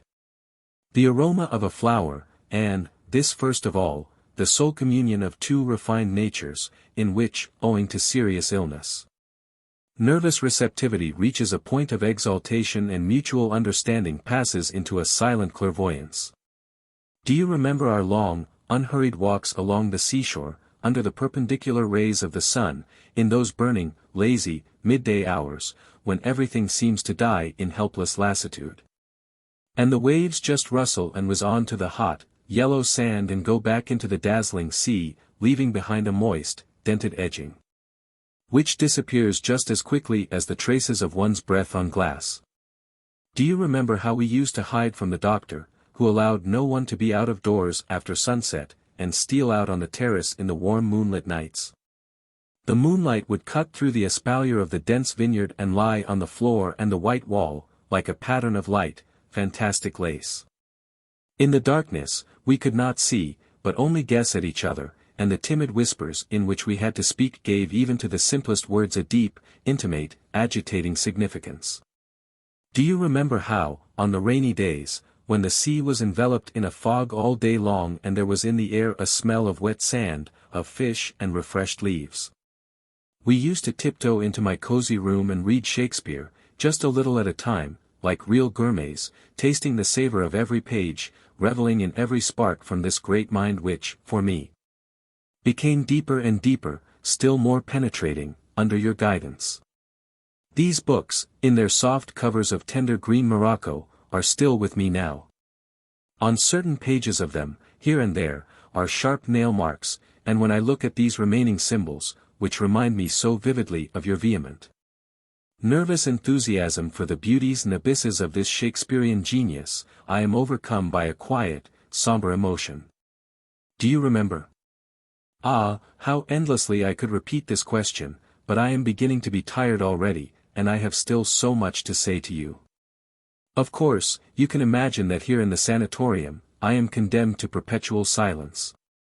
The usual stereotyped sentences which our invalids exchange when they are compelled to meet at breakfast, at dinner, at tea, drive me frantic.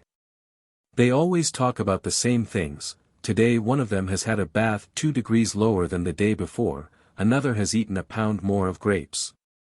A third has climbed a steep slope leading to the sea without stopping and, imagine, without even being out of breath.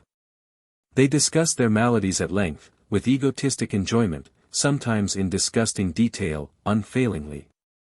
Each wishes to persuade the rest that no one else can possibly have such extraordinary complications of cruel suffering. It is a tragedy when two competitors meet, even if it is only a question of a simple headache. Scornful shrugs come into play, ironical half-hidden smiles, haughty expressions and the most icy glances. What's this you are telling me about your headache? Ha! Ha! This is really funny. I can imagine what you would have said if you had endured once the cruel pain that I suffer every day. Here illness is a cause of pride and rivalry, a fantastic warrant for an odd self-respect, a sort of decoration in a way.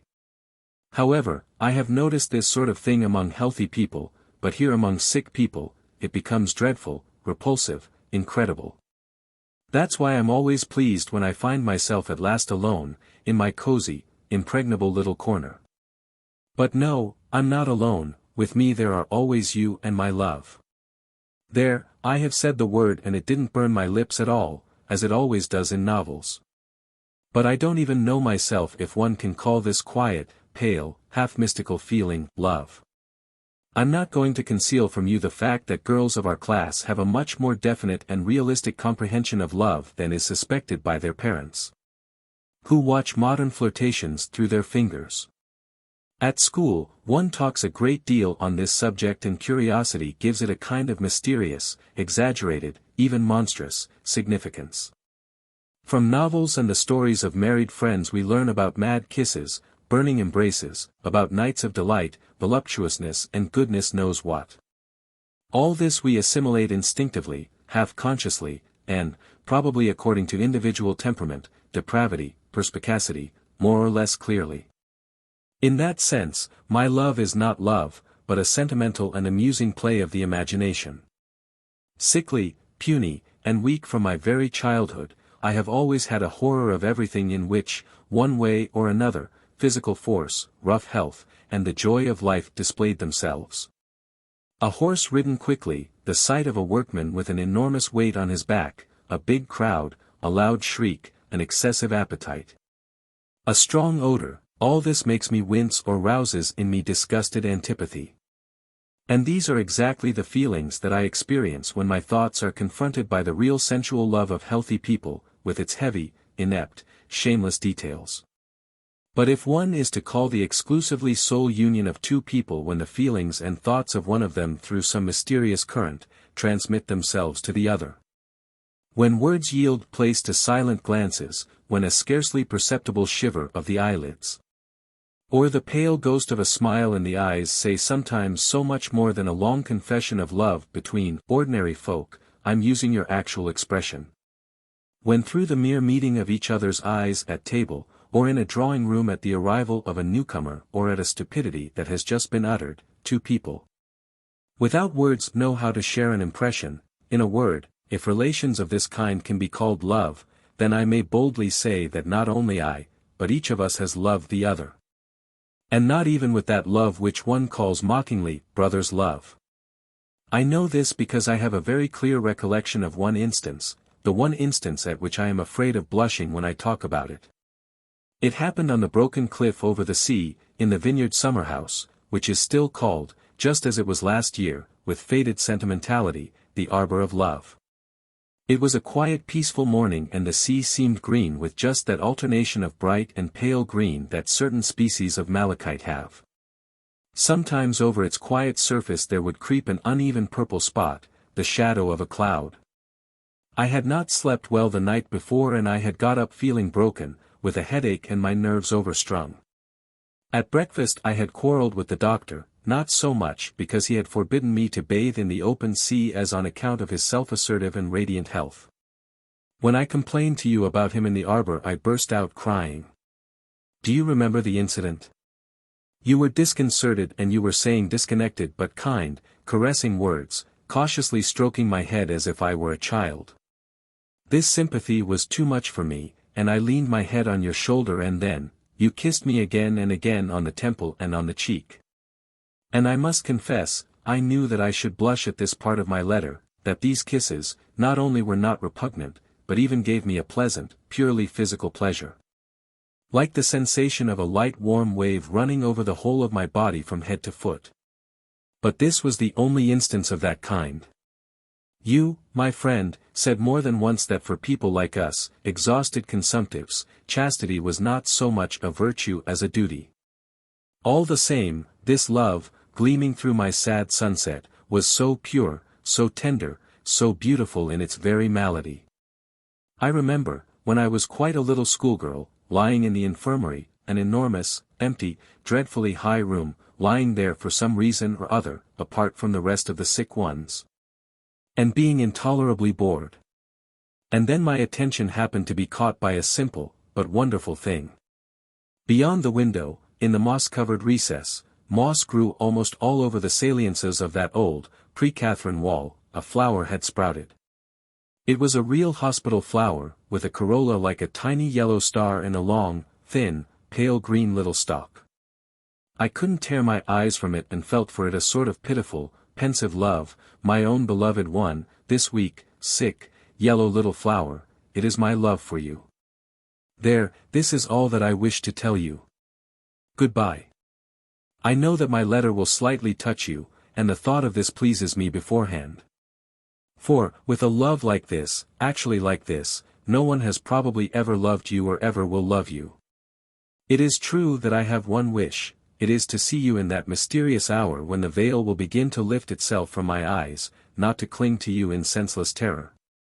But so that in that moment, when the will weakens, in the moment of involuntary fear which, who knows, will perhaps seize me, you might press my hand tightly and say to me with your beautiful eyes, "Courage, my friend, a few more seconds and you will know all."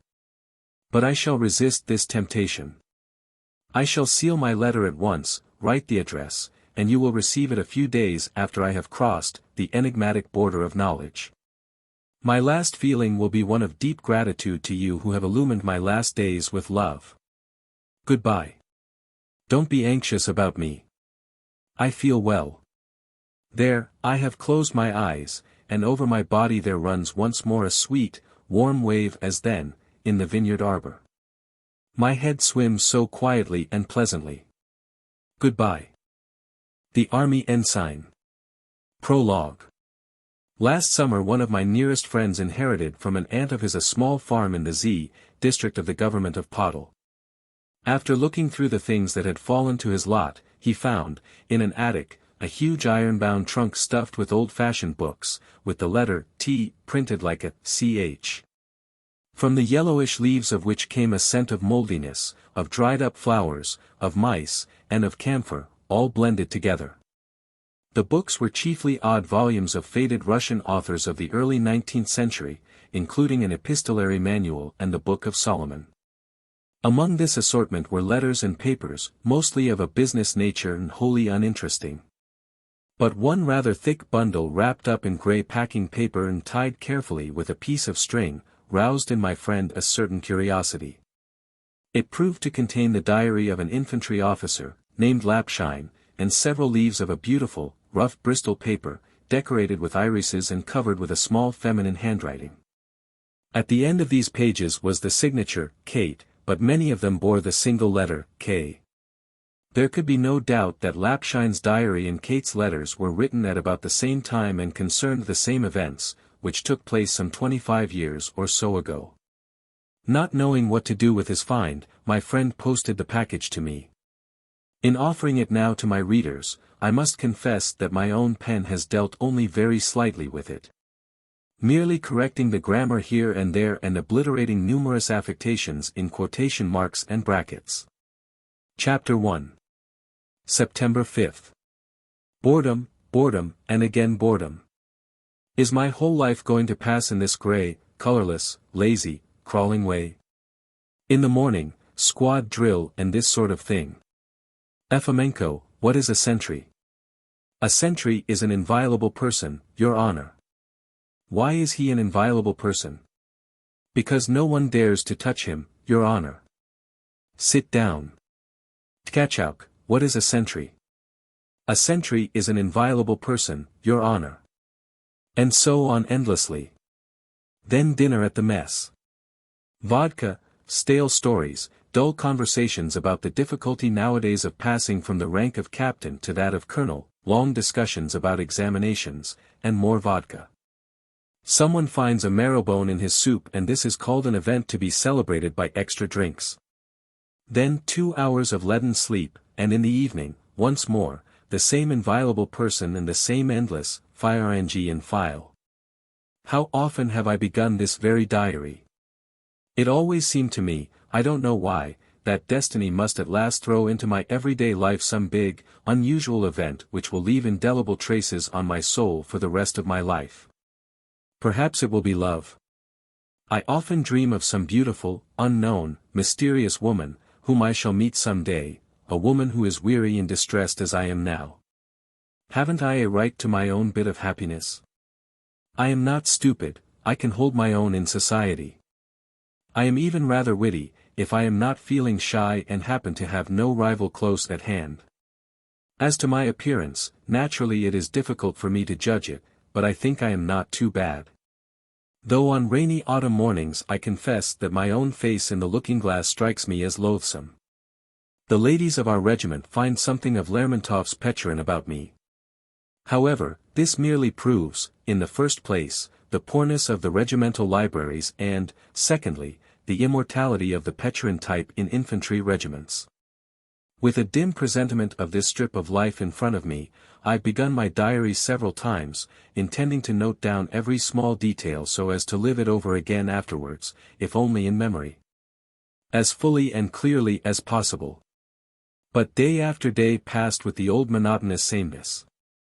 The extraordinary made no start, and, losing all taste for the dry routine of regimental annals, I would throw my diary aside on a shelf for long intervals and then burn it with other rubbish when changing my quarters.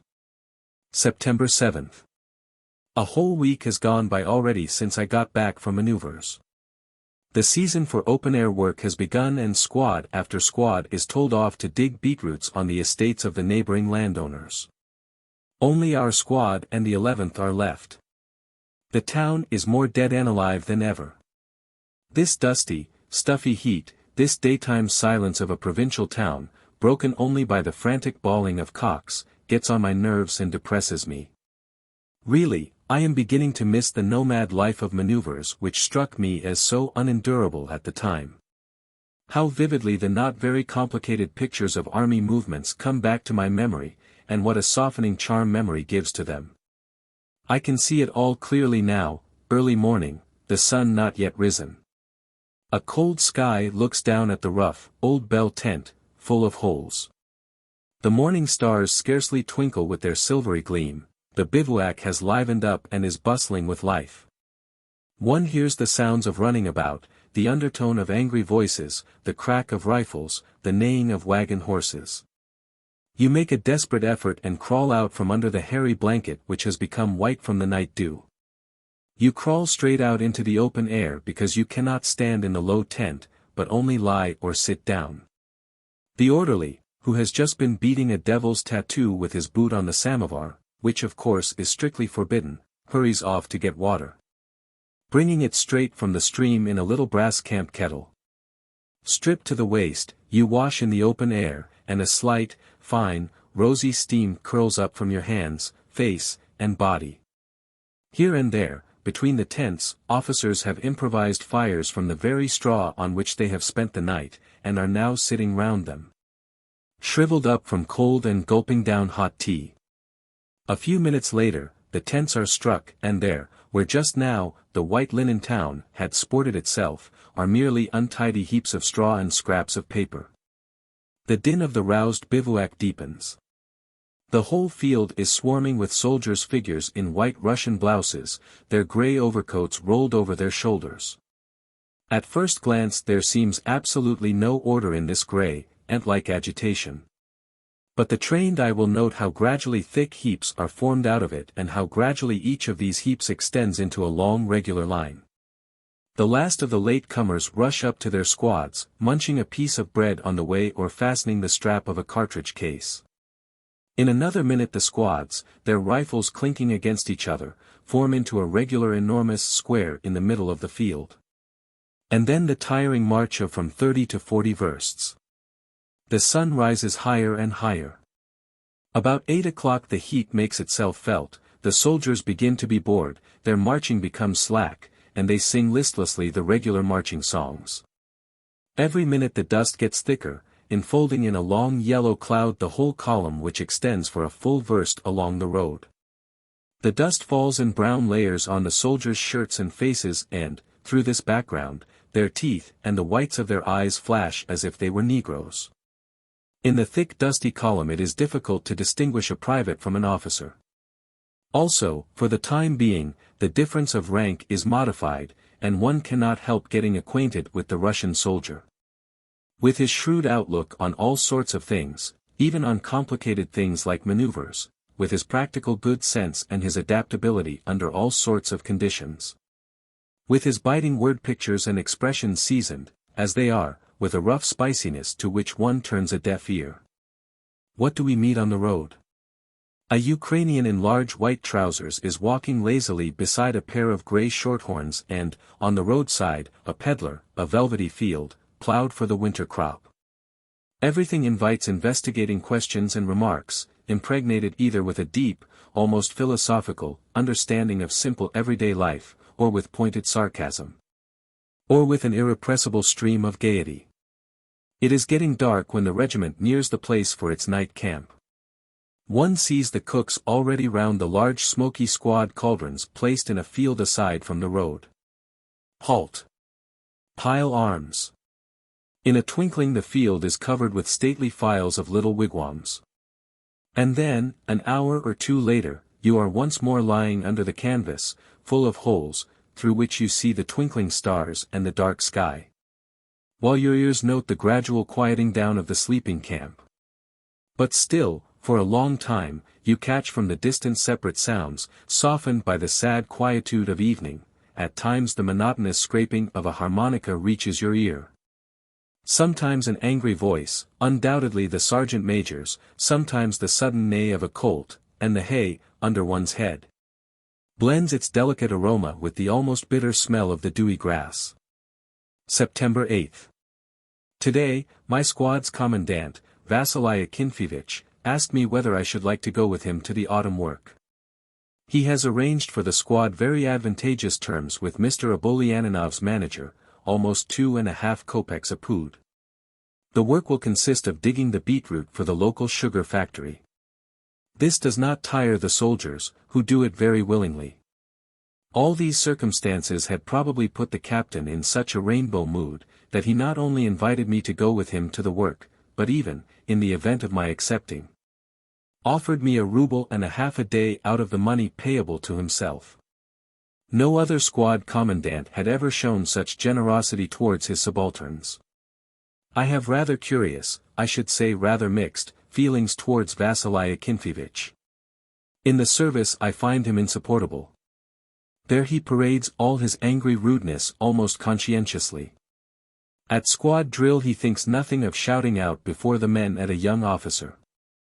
"Lieutenant, please take hold of your men. You walk Hika Deacon in a procession." Even if it's funny, that sort of thing is cruel and tactless. To the men, Vasya Kinfevich metes out justice with his own fists, a measure which not one of the platoon commanders would ever dare to take.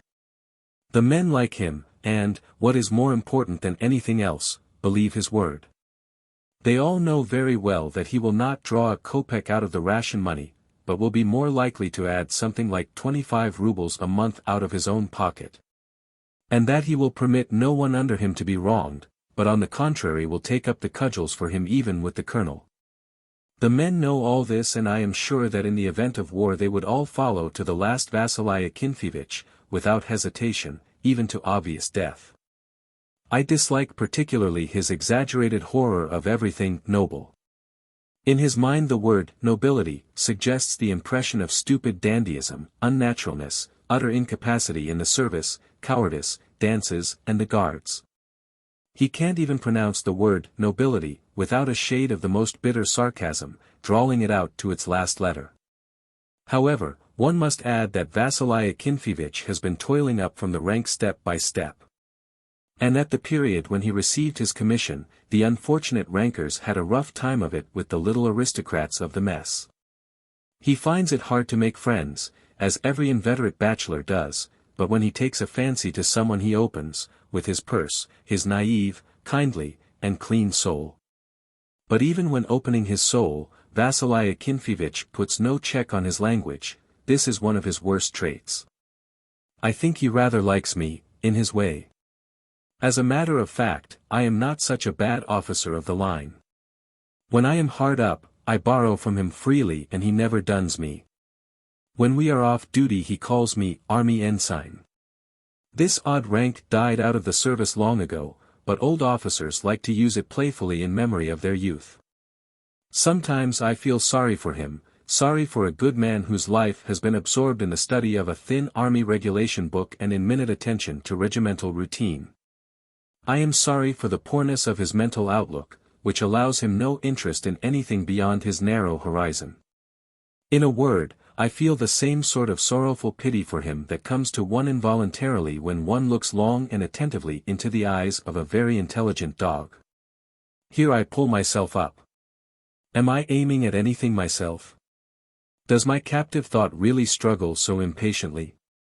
At any rate, Vasya Kinfevich has done something in his life. He has 2 St. Georges on his breast and the scar of a Circassian saber on his forehead.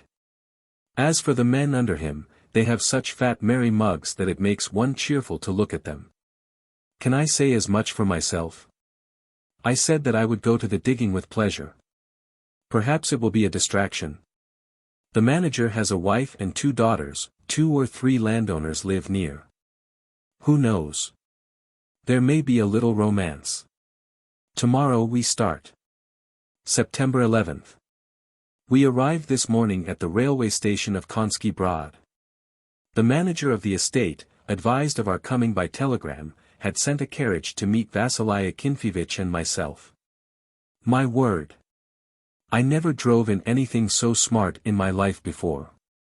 It was a 4-in-hand coach, magnificent horses, cushiony tires, studded harness, driven by a healthy-looking lad, who wore an oilcloth cap and a scarf round his waist. It is about 8 versts to Alkavatka. The road is perfect and smooth, level, straight as an arrow, lined on both sides with thick pyramid-like poplars. On the way, we constantly met long files of carts loaded, to the very top, with cloth bags full of sugar. Apropos of this, Vasya Akinfevich tells me that the output of the Alkavatka factory is about 100,000 poods of sugar every year. That is a respectable figure, particularly in view of the fact that Abolyanov is the sole proprietor of the business. The manager met us at the farm buildings. He has a German surname, Berger, but there's nothing German about his appearance or his accent. In my opinion, he's more like Falstaff, whom I saw somewhere at an exhibition. I think it was in Petersburg, when I went there to pass my unlucky examination at the Academy of the General Staff. He is extraordinarily fat, the fat almost transparent. It shines on his flabby cheeks, which are covered with a network of small red veins. His hair is short, straight, and grizzly, his mustache sticks out on each side in warrior-like brushes. He wears a short imperial under his lower lip. Beneath the thick, disheveled eyebrows his quick, sly eyes are oddly narrowed by the tautness of the checks and cheekbones.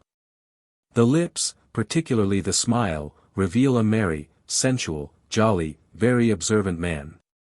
I think he is deaf, because he has a habit of shouting when he talks to one. Berger seemed pleased at our arrival. To people like him a listener and a boon companion are more necessary than air. He kept running up to one or the other of us, and seizing us round the waist, would repeat, "Welcome, gentlemen, you are welcome." To my amazement, Vasya Akinfevich liked him. I did, too. Berger showed us into a pavilion where 4 rooms had been prepared for us. Provided with everything necessary and unnecessary on such a large scale that we might have been coming to spend 3 years there instead of a month. The captain was apparently pleased with these attentions from the owner of the place.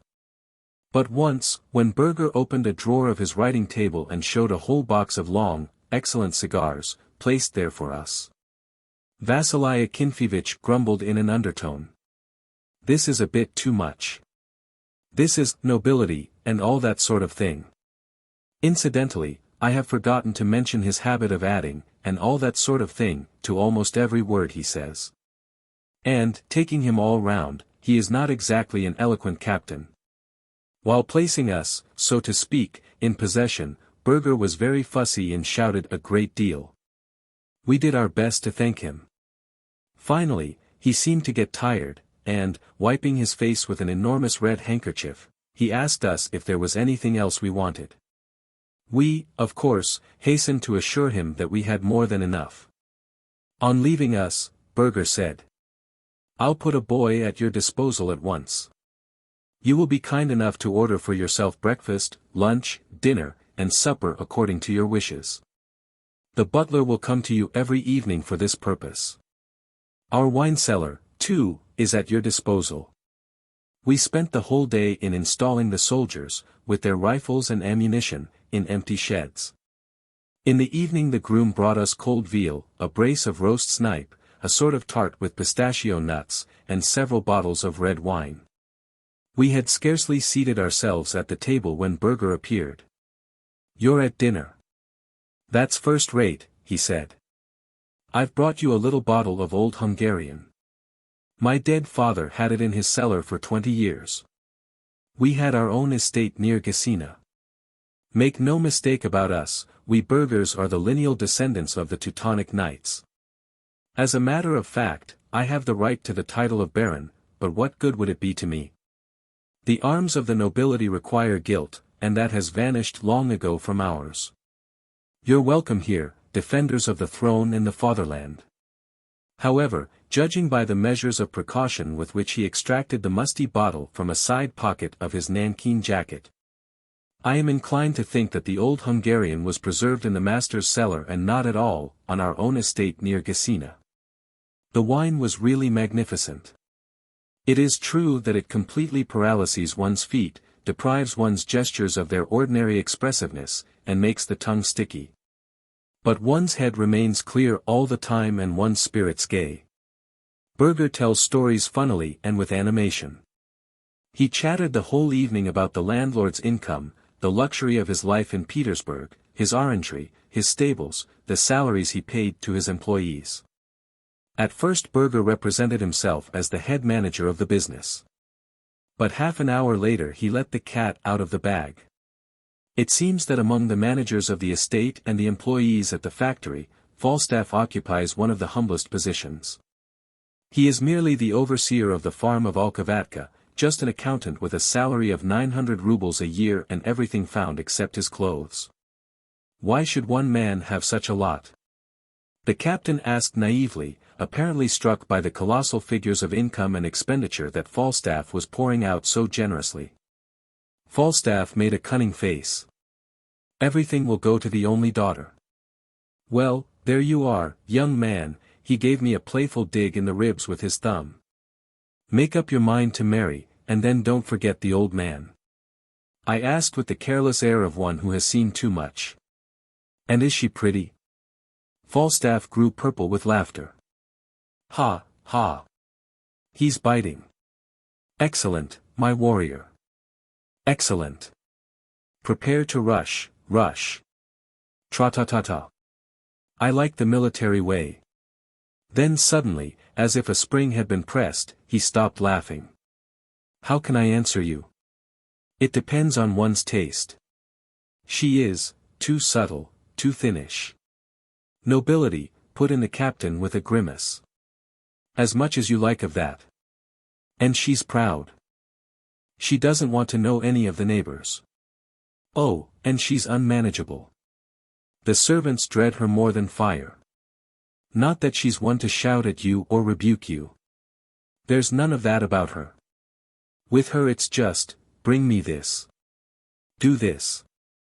Go, and all so coldly, without moving her lips.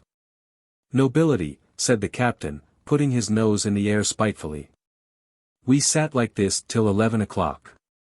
Towards the end, Falstaff was quite knocked out and went to sleep on his chair, snoring lightly and with a peaceful smile round his eyes. We woke him up with difficulty and he went home, respectfully supported under the elbow by our boy. I have forgotten to mention that he is a bachelor, a fact which, to tell the truth, upsets my own plans. It's an odd fact how terribly a day at a new place drags and, at the same time, how few impressions remain from it. Here I am writing these lines and I seem to have been living in Alkavatka for a long, long time, 2 months at least, and my tired memory cannot recall any definite event. September 12th. Today I have been looking over the whole place. The owner's house, or, as the peasants about here call it, the palace, is a long stone building of 1 story, with plate-glass windows, balconies, and 2 lions at the entrance. Yesterday it did not strike me as so big as it did today. Flower beds lie in front of the house, the paths separating them are spread with reddish sand.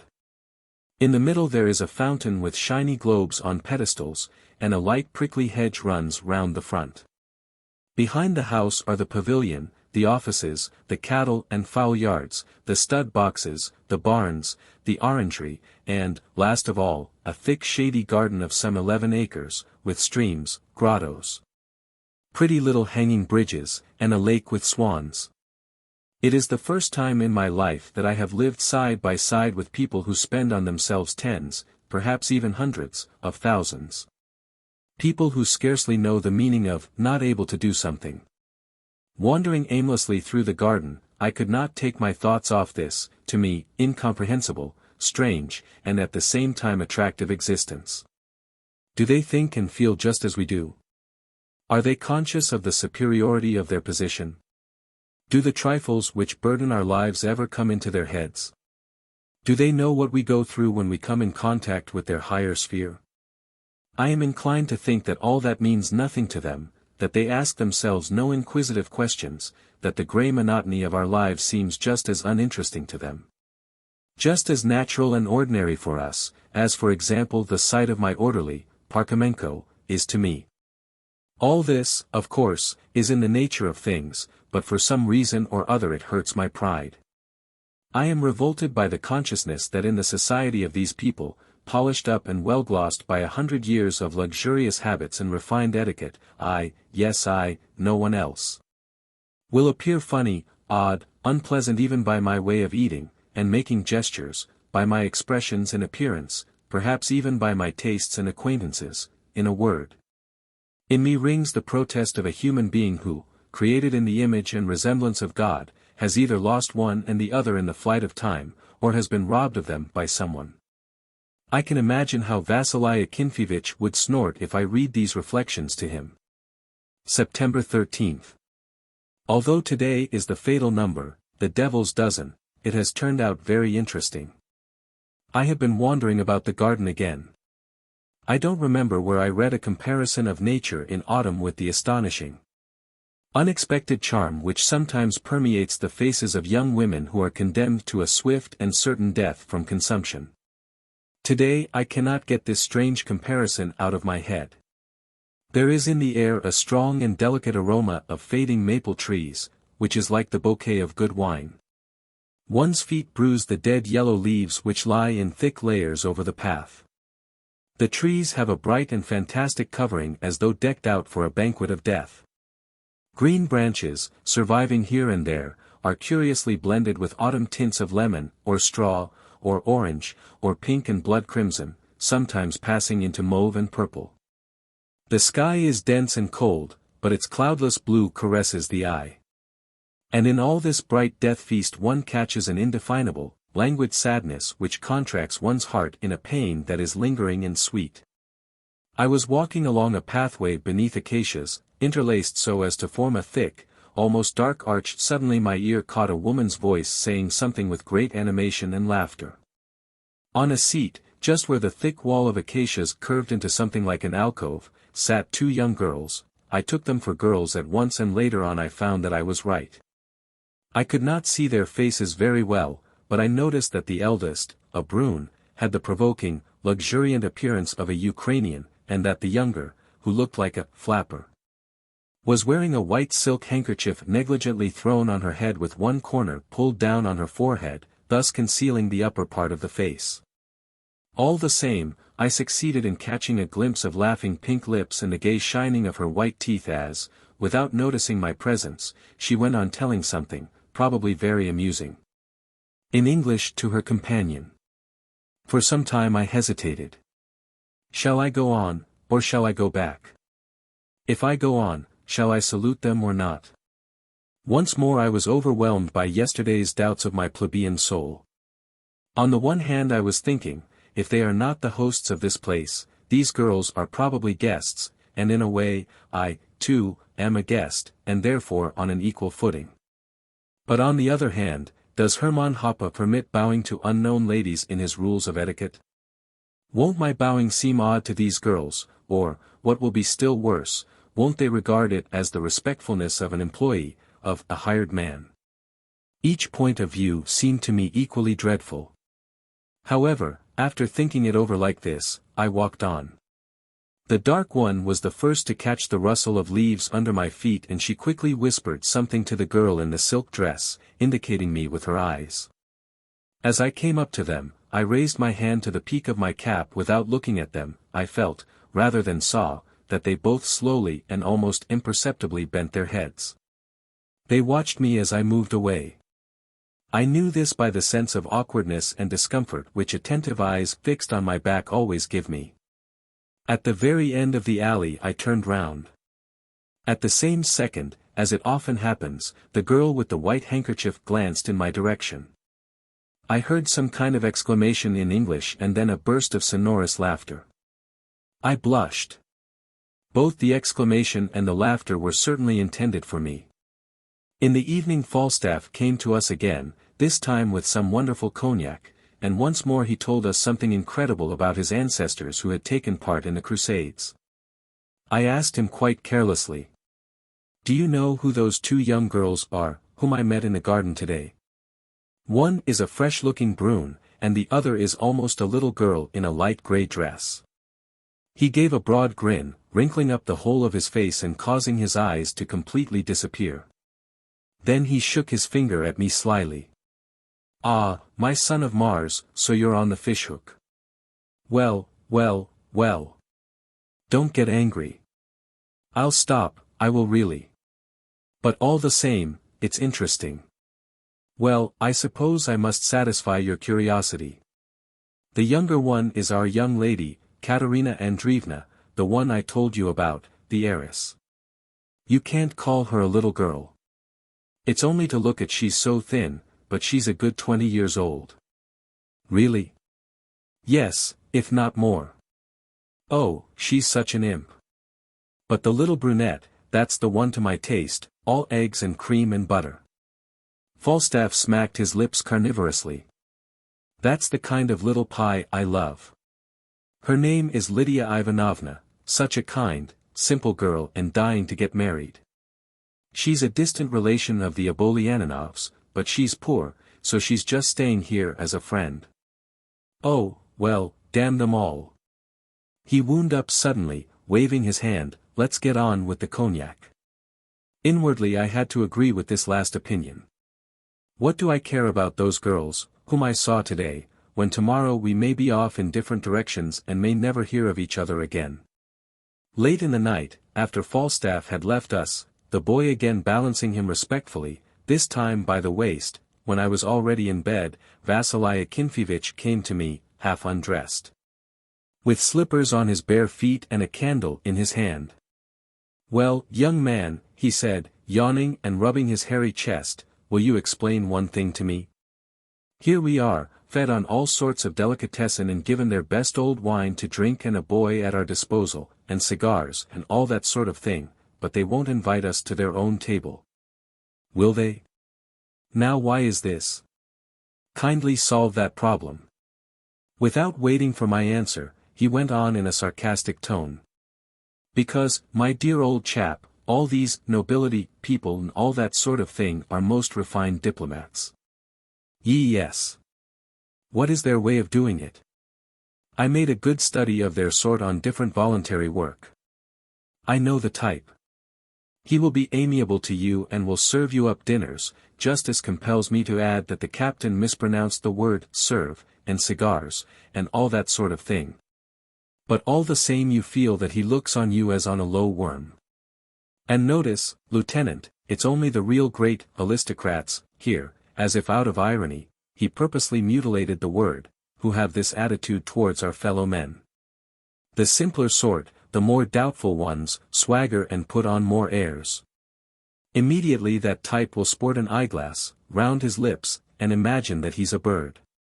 But as for the real sort, the first thing with them is simplicity, because there's no reason for them to put on airs when right in their own blood they feel scorn for our fellow men, and it all comes out very naturally and charmingly.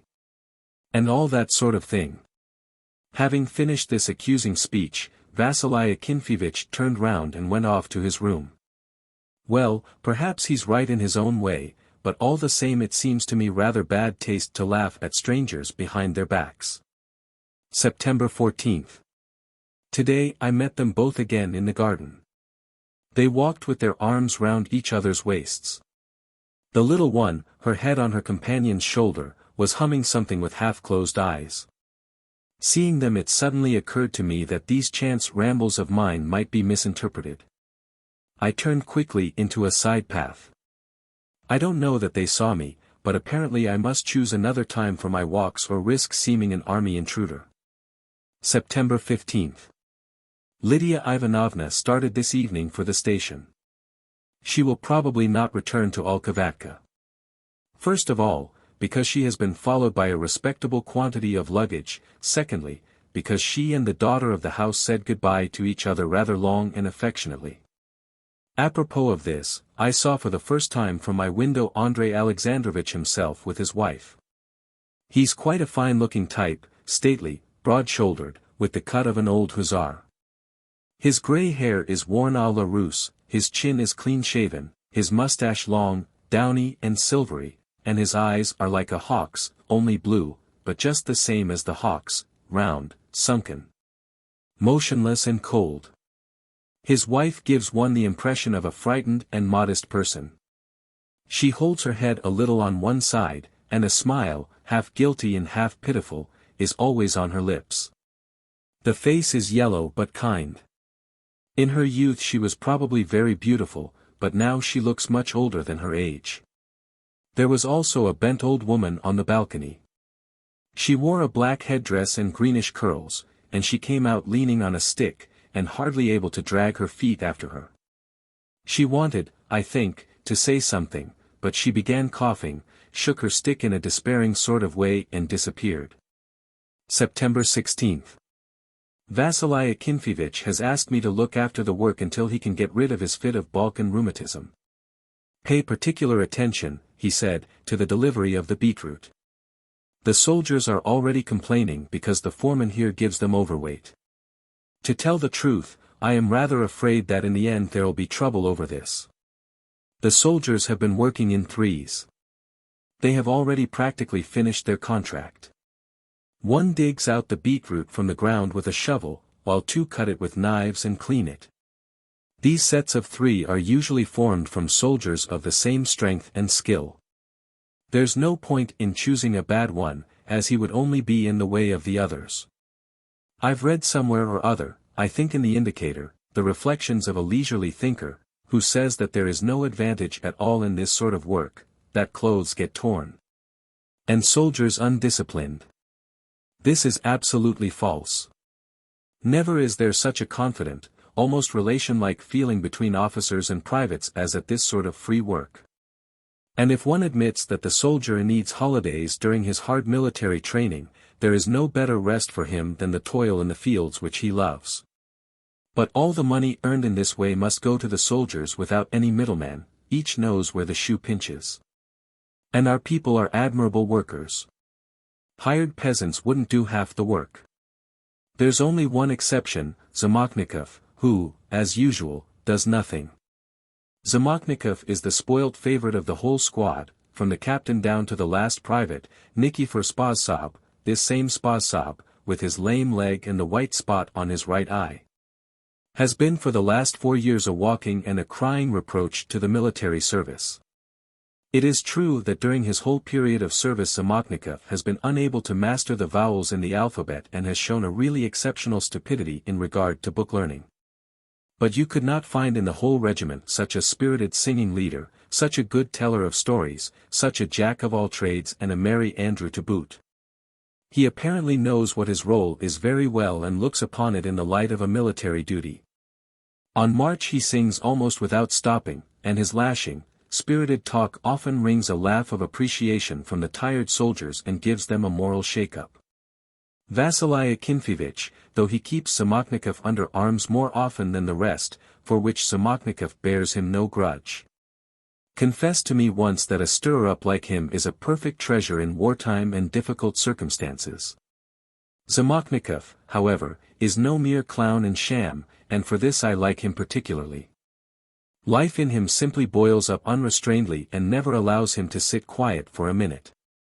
Here he was today, passing from work party to work party and finally arriving at a women's department. He started a long dialogue with the Ukrainians, which made the soldiers near him leave their work and roll on the ground with laughter. I can hear from a distance his imitations of the brisk, shrill quarrels of women, and then again the lazy talk of an old Ukrainian.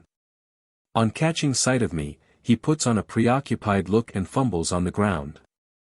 "Well, my fellow countrywomen," he asks, "which of you has sent my shovel to perdition?"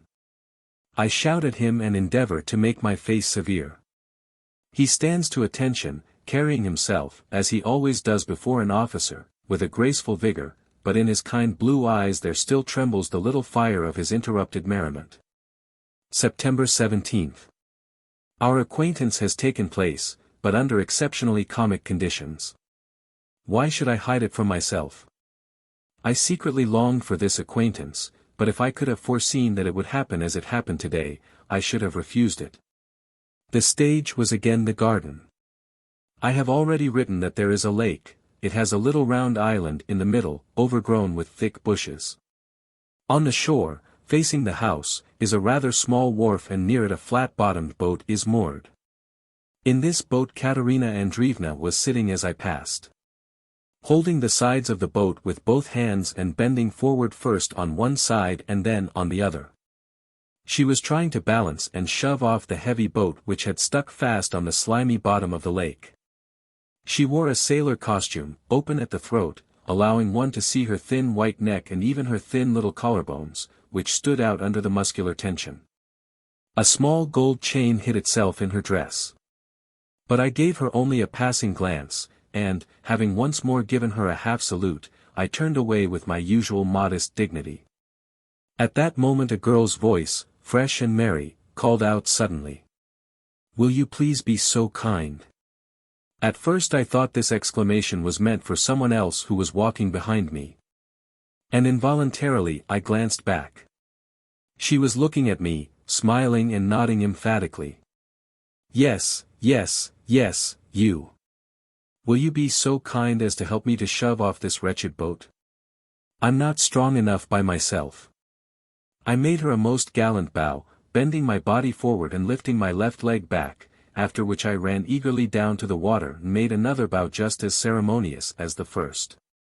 I must have looked fine, I imagine.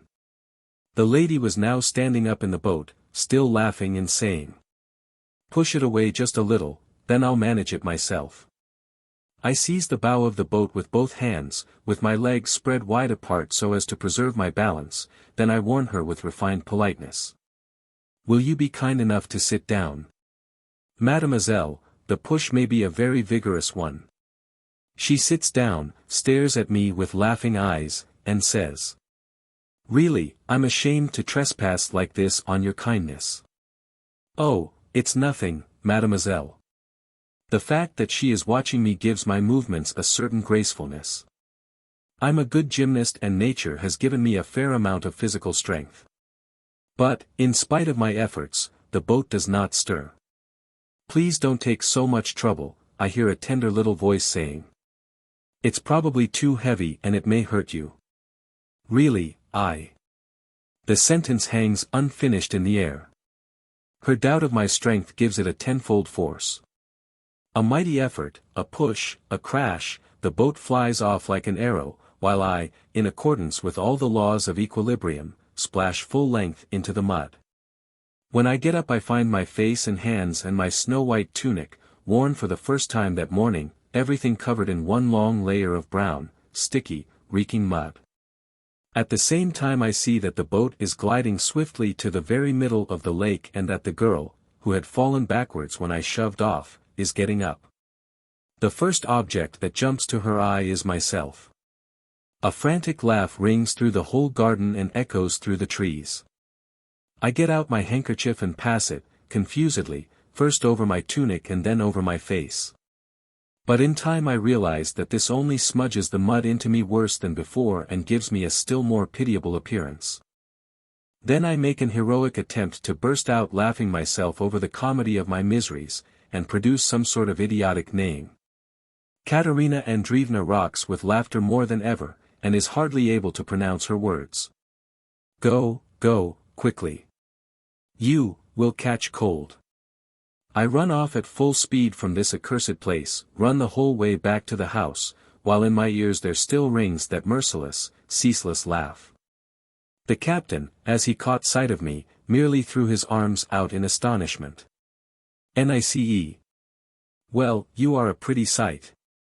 How the deuce did you manage it?" I made no answer, banged the door of my room and furiously turned the lock twice. Alas! Now everything is all over forever. P.S. Is she pretty or is she not? I was so absorbed in my gallantry, condemn yourself to death, wretched man, that I hadn't even time to get a good look at her. Ah, but what does it matter? Tomorrow, whatever happens, I am going back to the regiment, even if I have to sham being ill. Here I should not be able to live down my disgrace. Kate to Lydia. Alkavatka. September 18th. My dearest Lydia. Congratulate me quickly. The ice is broken. The mysterious stranger, it seems, is the most amiable in the world, a chevalier sans peur et sans reproche. The honor of this discovery belongs to me, since you little villain, deserted me. There is no one now to keep me out of mischief, which I have had time to get into over and over again. To begin with, I must confess that yesterday I arranged the capture of my mysterious stranger. I waited in the boat, and, when he passed by, I asked him to shove it off from the shore. Oh, I know perfectly well that you would have stopped short of a trick like that. You ought to have seen the eagerness with which the mysterious stranger rushed up to fulfill my request. But the poor man didn't measure his strength, fell into the water and was covered with filthy mud. He presented the most pitiful and at the same time the most amusing appearance you could imagine. His cap had fallen on the ground, his hair had slipped down over his forehead, and the mud was pouring from him in streams, while his hands, with the fingers parted, seemed to be petrified. I thought at once, I must not laugh, he will be offended. It would have been much better not to think at all. I began to laugh. I laughed myself into hysterics. In vain I bit my lips until they bled, and pinched my hand until it hurt. Nothing was of any use. The confused officer took to flight. This wasn't very wise on his part, for I had left the oars behind. I had to float over the roughish water until the wind brought my fragile bark into the reeds. There, by grabbing one after the other with both hands, I succeeded somehow or other in pulling the boat in. But in jumping out I managed to wet my feet and skirt almost up to the knees. Do you know, I like him very much. A strange presentiment told me that an interesting flirtation would start between us, l'amour inachevé, as Prévost puts it. There is something about him manly, strong, and at the same time tender. It's nice to have power over a man like that. Apart from this, he's probably very reserved, I mean to say, not gossipy. I don't think he's stupid, but chiefly one divines in his figure and movements robust health and great physical strength. While I was muddling about in the boat, I was seized by a weird, but very attractive thought. I wanted him terribly to take me up in his arms and carry me swiftly over the gardens. It would have been no great effort for him, would it, my little Lida? What a difference there is between him and the people one meets in Petersburg, those dancers and sportsmen in whom one always detects something worn and jaded and disagreeably shameless. My officer is fresh, like a healthy apple, built like a gladiator, at the same time bashful, and, I think, passionate. Tomorrow, or the day after, I will make advances to him, that's the way, I think, to express it in Russian. Lidochka, you must correct all my Gallicisms without mercy, as you promised. Really I am ashamed of making mistakes in my own language. That he tumbled so magnificently into the lake doesn't matter a bit. I alone was a witness of the tragedy. It would have been quite another matter if he had been so clumsy in public. Oh, then I should certainly be ashamed of him. This must be our special women's psychology. Goodbye, my dear little Lida. I kiss you. Your Kate. September 19th. Everything passes in this world, pain, sorrow, love, shame, and in fact it is an extremely wise law. The other day I was sure that if, before my departure, I should happen to meet Katerina Andreevna by any chance I should almost die from shame. But not only have I not left Alkovatka, but I have even found time to seal a friendship with this bewitching creature. Yes, friendship is exactly the word. Today, at the end of our long, earnest conversation, she herself said this, word for word, so Lapshine, let us be friends, and neither of us will remember this unlucky little story. Of course, this unlucky little story meant my adventure with the boat. Now I know her appearance down to the most delicate details, but I cannot describe her. As a matter of fact I believe this to be generally impossible. Often one reads in novels a description of the heroine. She had a beautifully regular, classical face, eyes full of fire, a straight, charming little nose and exquisite red lips, behind which gleamed 2 rows of magnificent pearly teeth. This is crude to a degree. Does this insipid description give even the slightest hint of that untranslatable combination and reciprocal harmony of features which differentiates one face from all the millions of others? Here I can see her face in front of me in actual, minute, extraordinarily vivid detail, a full oval of an olive pallor, eyebrows almost straight, very dark and thick. meeting over the ridge of the nose in a sort of dark down, so that it gives them a certain expression of severity. The eyes are large, green, with enormous short-sighted pupils, the mouth is small, slightly irregular, sensual, mocking and proud, with full, sharply chiseled, lips. The dull hair is gathered up at the back of the head in a heavy negligent knot. I could not go away yesterday. The captain is seriously ill and rubs himself from morning till night with formic acid and drinks a concoction made out of some sort of herbs. It would not be sportsmanlike to desert him while in this state.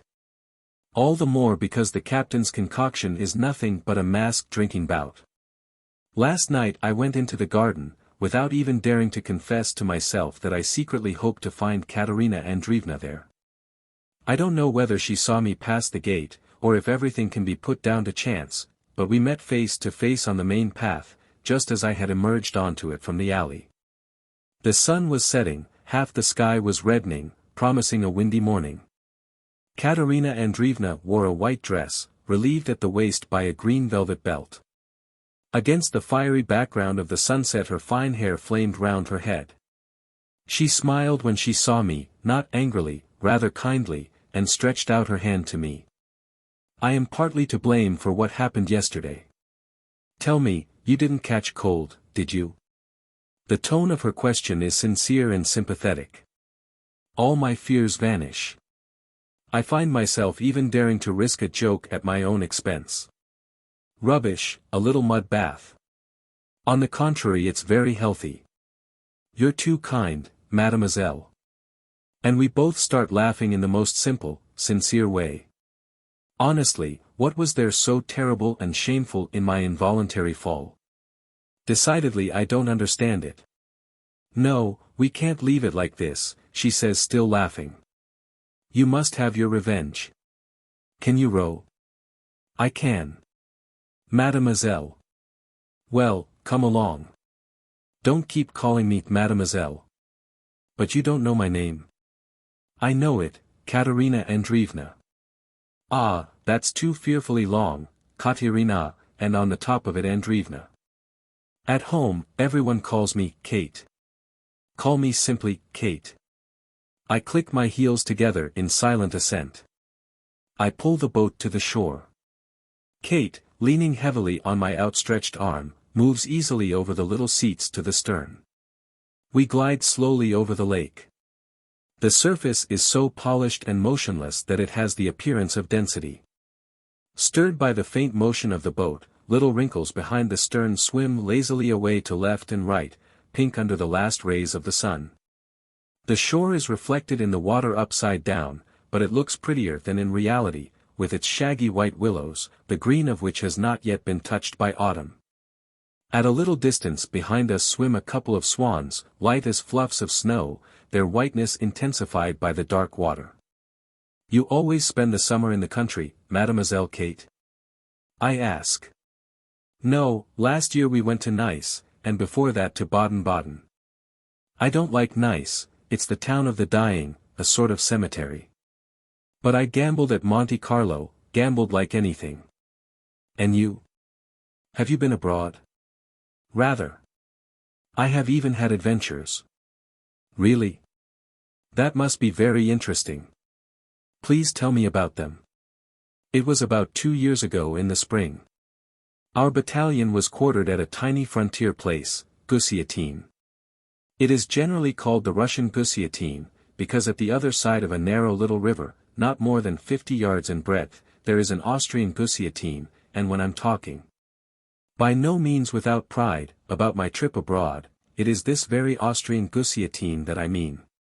Once, having secured the favor of the inspector of rural police, we made up a rather large party to go over there, a party exclusively composed of officers and regimental ladies. Our guide was a local civilian doctor and he acted as our interpreter. Scarcely had we entered, to express myself in the grand style, alien territory, than we were surrounded by a crowd of Ruthenian ragamuffins. Apropos of this, it was a chance of testing the deep sympathy which our brother Slavs are supposed to feel for us Russians. The urchins followed us to the very doors of the restaurant without ceasing for a second to spatter us with the most choice Russian insults. Austrian Jews were standing in the street in little groups with tasseled fur caps, curls falling over their shoulders, and gabardines beneath which one could see white stockings and slippers. As soon as we approached them they began to point at us, and in their quick guttural language, with a typical snarl at the end of each sentence, there was something menacing. However, we reached the restaurant at last and ordered gulyas and masliash. The first is some national meat dish deluged with red pepper and the second a luscious Hungarian wine. While we were eating, a dense crowd of the inhabitants of Gusiatine trooped into the small room and stared, with genuine curiosity, at the foreign visitors. Then 3 people emerged from the crowd and greeted the doctor, who immediately introduced them to our ladies.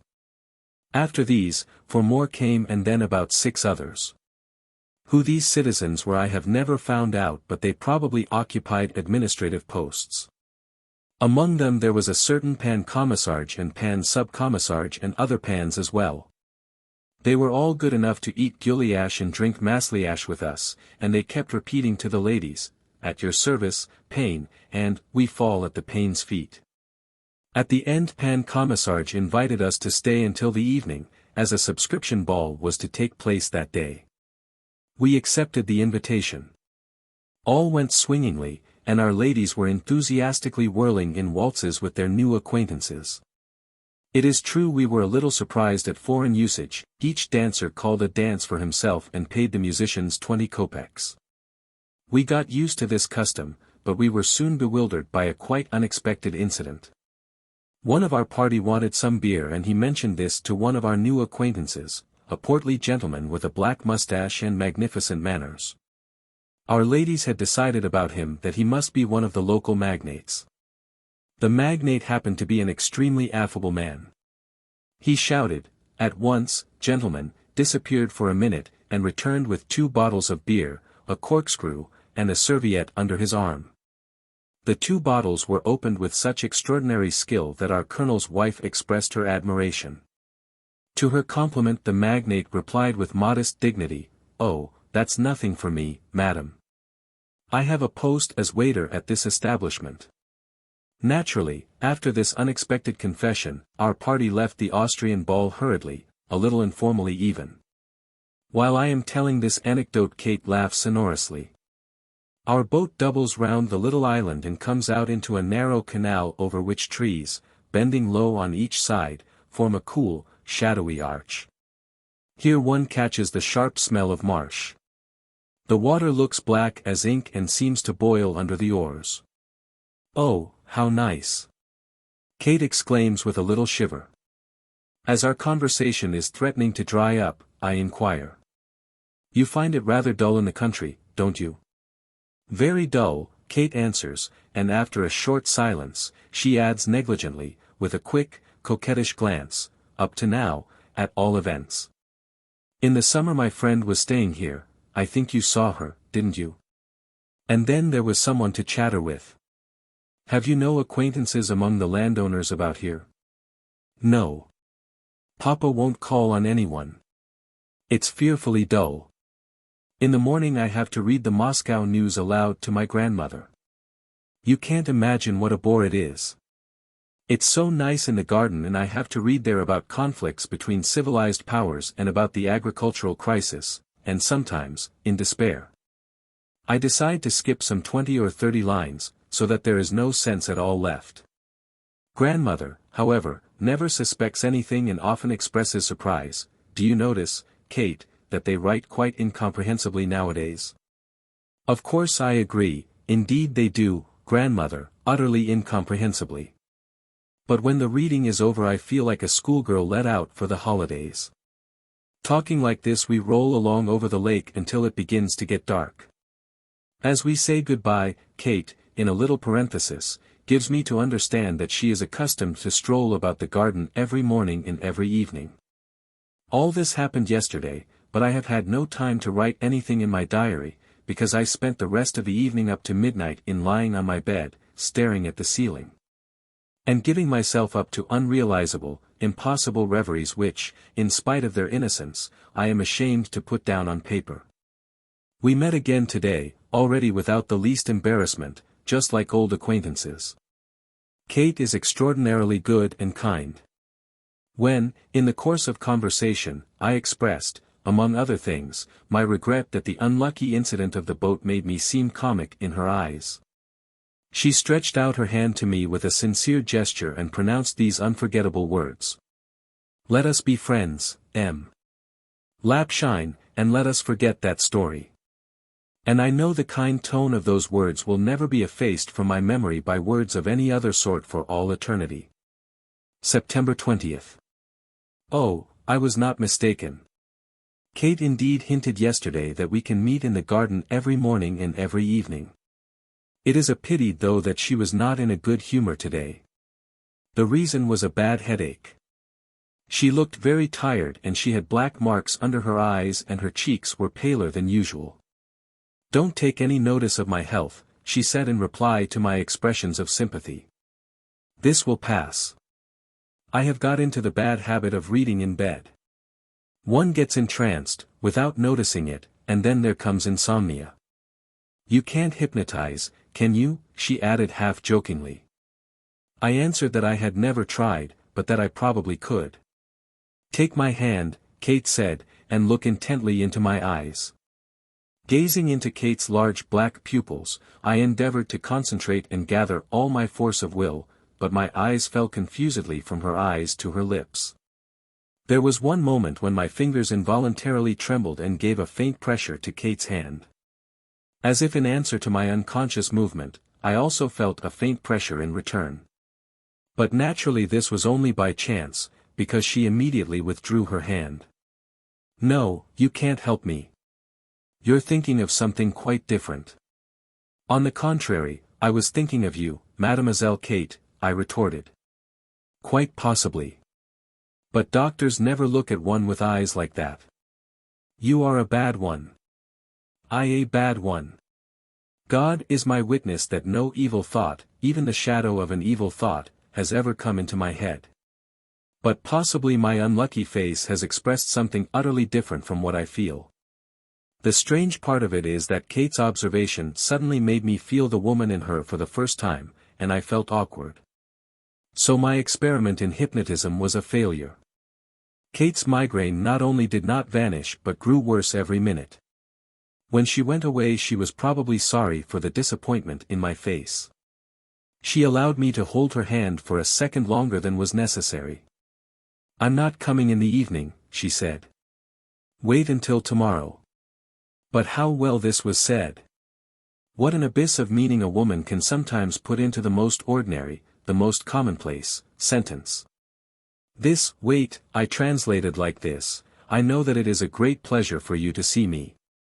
It is not unpleasant to me either, but then we can meet each other every day, and there is ever so much time ahead of us, isn't there? Kate gives me the right to wait for her." At the very thought of it my head swims in transport. What if mere curiosity, an acquaintance made out of boredom, chance meetings, what if all this were to pass into something deeper and more tender? As I wandered along the garden paths, after Kate's departure, I began to dream about it involuntarily. Anyone may dream about anything, may he not? And I was imagining the springing up between us of a love, at once passionate, timid, and confident, her first love, and though not my first, still my strongest and my last. I was picturing a stolen meeting at night, a bench bathed in the gentle moonlight, a head confidently leaning upon my shoulder, the sweet, scarcely audible, "I love you," pronounced timidly in answer to my passionate confession. "Yes, I love you, Kate," I say with a suppressed sigh, "but we must part. You are rich, I am just a poor officer who has nothing except an immeasurable love for you. An unequal marriage will bring you only unhappiness. Afterwards you would reproach me. I love you and cannot live without you," she answers, "I will go with you to the ends of the earth." No, my dear one, we must part. Another life is waiting for you. Remember one thing only, that I will never, never in my life stop loving you. The night, the bench, the moon, the drooping trees, the sweet love words, how exalted, old-fashioned, and silly it all sounds. And here, while I am in the act of writing these words, the captain, who has just finished his stirrup cup, bawls out to me from his bed, "What is it that you are scribbling by the hour?" "Lieutenant, verses, perhaps.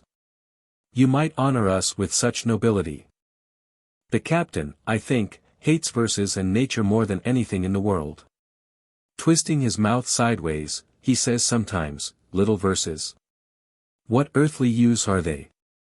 And he declaims sarcastically. In front of me there is a portrait. Inanimate but in a frame. In front of it a candle burns. Rubbish, fiddlesticks, and all that sort of thing.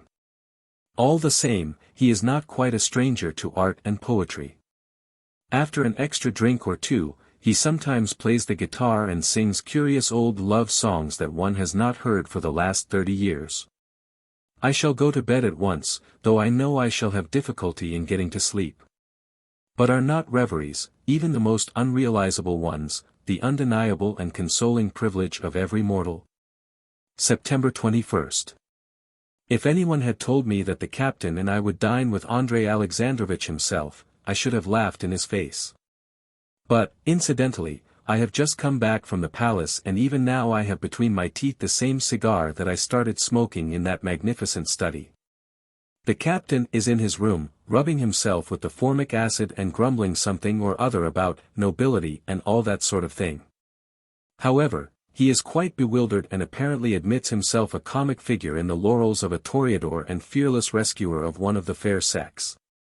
Probably fate itself has chosen to present us in this place in comic roles, me in my adventure on the lake shore, him in today's exploit. But I must tell about everything in order. It was about 11 in the morning. I was sitting at the writing table, busy with a letter to my people, while waiting for the captain, who was to be in for lunch. He came all right, but in a most unexpected state, covered with dust, red, overwhelmed with confusion, and furious. I looked at him questioningly. He began to pull off his tunic, railing all the time. This kind of stupid thing, and all that sort of thing. Imagine, I was coming from the digging. Passing through the yard, I see that old woman, well, the mother or grandmother, whoever she is, crawling out from the hedge in front of the palace. Yes, crawling. She toddles along, quite quietly, when, goodness knows where it came from, a little calf jumps out, an ordinary little calf, not a year old, gallops, you know the way they do. Tail up and all that sort of thing, simply a calf's ecstasy. Yes, that's what had got hold of him. He sees the old woman and starts for her. She begins shouting and shakes her stick at him, which makes him still worse. There he was, dancing round her, just thinking that she was playing with him. My poor old woman rolls on the ground, half dead with fright and unable even to shriek any longer. I see that one must help, and rush up to her at top speed, chase away the stupid calf and find the old woman lying on the ground, almost breathless and voiceless. I thought that she had perhaps caved in from sheer funk. Well, somehow or other, I lifted her up, shook the dust from her and asked her if she were hurt. All she did was to roll her eyes and groan. Finally she gasped out, "Take me home." I put an arm round her and managed to drag her up onto the veranda, where we found the chatelaine herself, the wife of our host. She was terrified and burst out, "What is the matter with you, maman? What in the world has happened?" Between us we got the old woman into an armchair and rubbed her over with some sort of scent. She was right enough and gradually found her breath. Then she started embroidering. I simply didn't know where to turn. I was going, she says, along the yard, when suddenly a bull flies straight out at me, an enormous mad bull with bloodshot eyes, his mouth all foaming. He came right at me, banged me in the chest with his horns and dashed me on the ground. Beyond that I remember nothing. Well then, it appeared that I had performed a sort of miracle, that I had sprung at this would-be bull and, on my honor, had practically tossed him over my shoulder. I listened and at last I said, "You are mistaken, madam, it wasn't a bull, it was just a little calf." But I might have talked till I was hoarse. She wouldn't even listen. "It's all his modesty," she said, and that very moment in came their young lady, and she, too, was in a great state. The old woman started telling her the whole comedy over again. The deuce knows what an idiotic business it is. They called me a hero and a savior, pressed my hands, and all that sort of thing. I listened to them, feeling amused and ashamed, really. Well, I think to myself, I am in for a pretty story and there is nothing to say. I had all the difficulty in the world to get rid of them. What an idiotic affair. I don't believe one could invent anything sillier. We sat down to lunch and, after a few glasses of his mixture, the captain grew calmer. He was just starting for the digging when, suddenly, our boy rushed headlong into the room, his face distorted with awe, his eyes almost jumping out of their sockets. The master himself is coming here. We too, God knows why, got flurried, rushed about, and began hurriedly to put on the tunics that we had just taken off. And then, at that very moment, Obolyanov showed himself at the door and stopped with a slight half-bow. "Gentlemen, I'm afraid that my visit is inconveniencing you," he said with the most natural and, at the same time, cold amiability. "Please remain just as you were, at home." He was wearing loose, light trousers which suited astonishingly well his great height and his curiously youthful appearance. His face is that of a real aristocrat. I have never seen such a regular profile, such a fine eagle nose, such a determined chin and such arrogant lips. He turned to the captain. "Will you kindly allow me to express to you my deep gratitude? If it had not been for your daring." "Please, no." "What do you mean?" The captain answered, quite confused, and waving his hands in incoherent gestures. "I've done nothing particular, why thank me? A mere calf. To tell the truth, it was simply awkward and all that sort of thing." Obolyanov repeated his ironical, or polite, bow. "Your modesty does honor to your manliness, Captain. In any case, I consider it my duty to express my gratitude on behalf of my mother and myself." At this the captain grew thoroughly ashamed. His face reddened and then seemed to become brown, and he waved his hands more incoherently than ever. "For goodness sake. There is nothing particular in it. Simply a calf. But don't worry about it, I see a calf running, well, then, I at once." "Please don't." I saw that the captain had become utterly mixed, and hastened to the rescue. "Kindly take a seat," I said, offering our visitor a chair. He gave me a fugitive, indifferent glance and a negligent merci, but did not sit down and merely placed his hands on the back of the chair. "I'm very sorry, gentlemen, that we did not meet before," he said as he held out his hand to the captain. "In any case, it's better late than never, isn't it?" The captain, quite disconcerted, found no reply and merely bowed extremely low as he pressed the white, well-kept hand. As far as I was concerned, I introduced myself rather curtly, Lieutenant Lapshine. And then I added, though rather indistinctly, delighted. "I'm sure. Such an honor." Finally, I'm not certain which of us came off the better, the captain or I. "I hope, gentlemen, that you won't refuse to dine with me," said Obolyanov, picking up his hat from the chair. "We dine at 7 punctually." We bowed again and our boss retired with the same magnificent ease of manner with which he had entered. At 7 o'clock we presented ourselves at the palace. All the way, the captain was grumbling about nobility, and constantly arranging the order which, for some reason or other, he was wearing on his chest. To all appearances, he was in a most depressed frame of mind. However, I must admit that I was not feeling very easy myself. As soon as we reached the house, we were shown into the dining room, a large, rather dark room, with massive carved oak panels. The master of the house was not there, but only his wife and the old woman, the mother who had been saved from death by the captain. A slight embarrassment arose, naturally chiefly on our side. We had to introduce ourselves. We were asked to sit down. Inevitably, the conversation fastened upon the event of the morning, but, having lasted for about 5 minutes, it dried up of its own accord, without any hope of revival. And all 4 of us sat silent, looking at each other, oppressed by our silence. Luckily Kate, accompanied by her father, came into the room. On seeing me she bit her lip with an expression of surprise and raised her eyebrows. We were introduced. I understood from Kate's glance that no one was to know about our chance meeting in the garden. Dear girl. Of course I will fulfill your silent order. After dinner, during which Abolianinov had tried in vain to make the captain talk, for some reason or other he paid little attention to me, the old lady expressed a wish to play whist.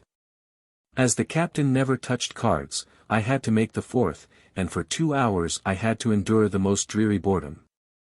During the first 2 rubbers, the old lady played more or less correctly. But afterwards her attention wandered. She began to play out of turn and to pick up other people's tricks.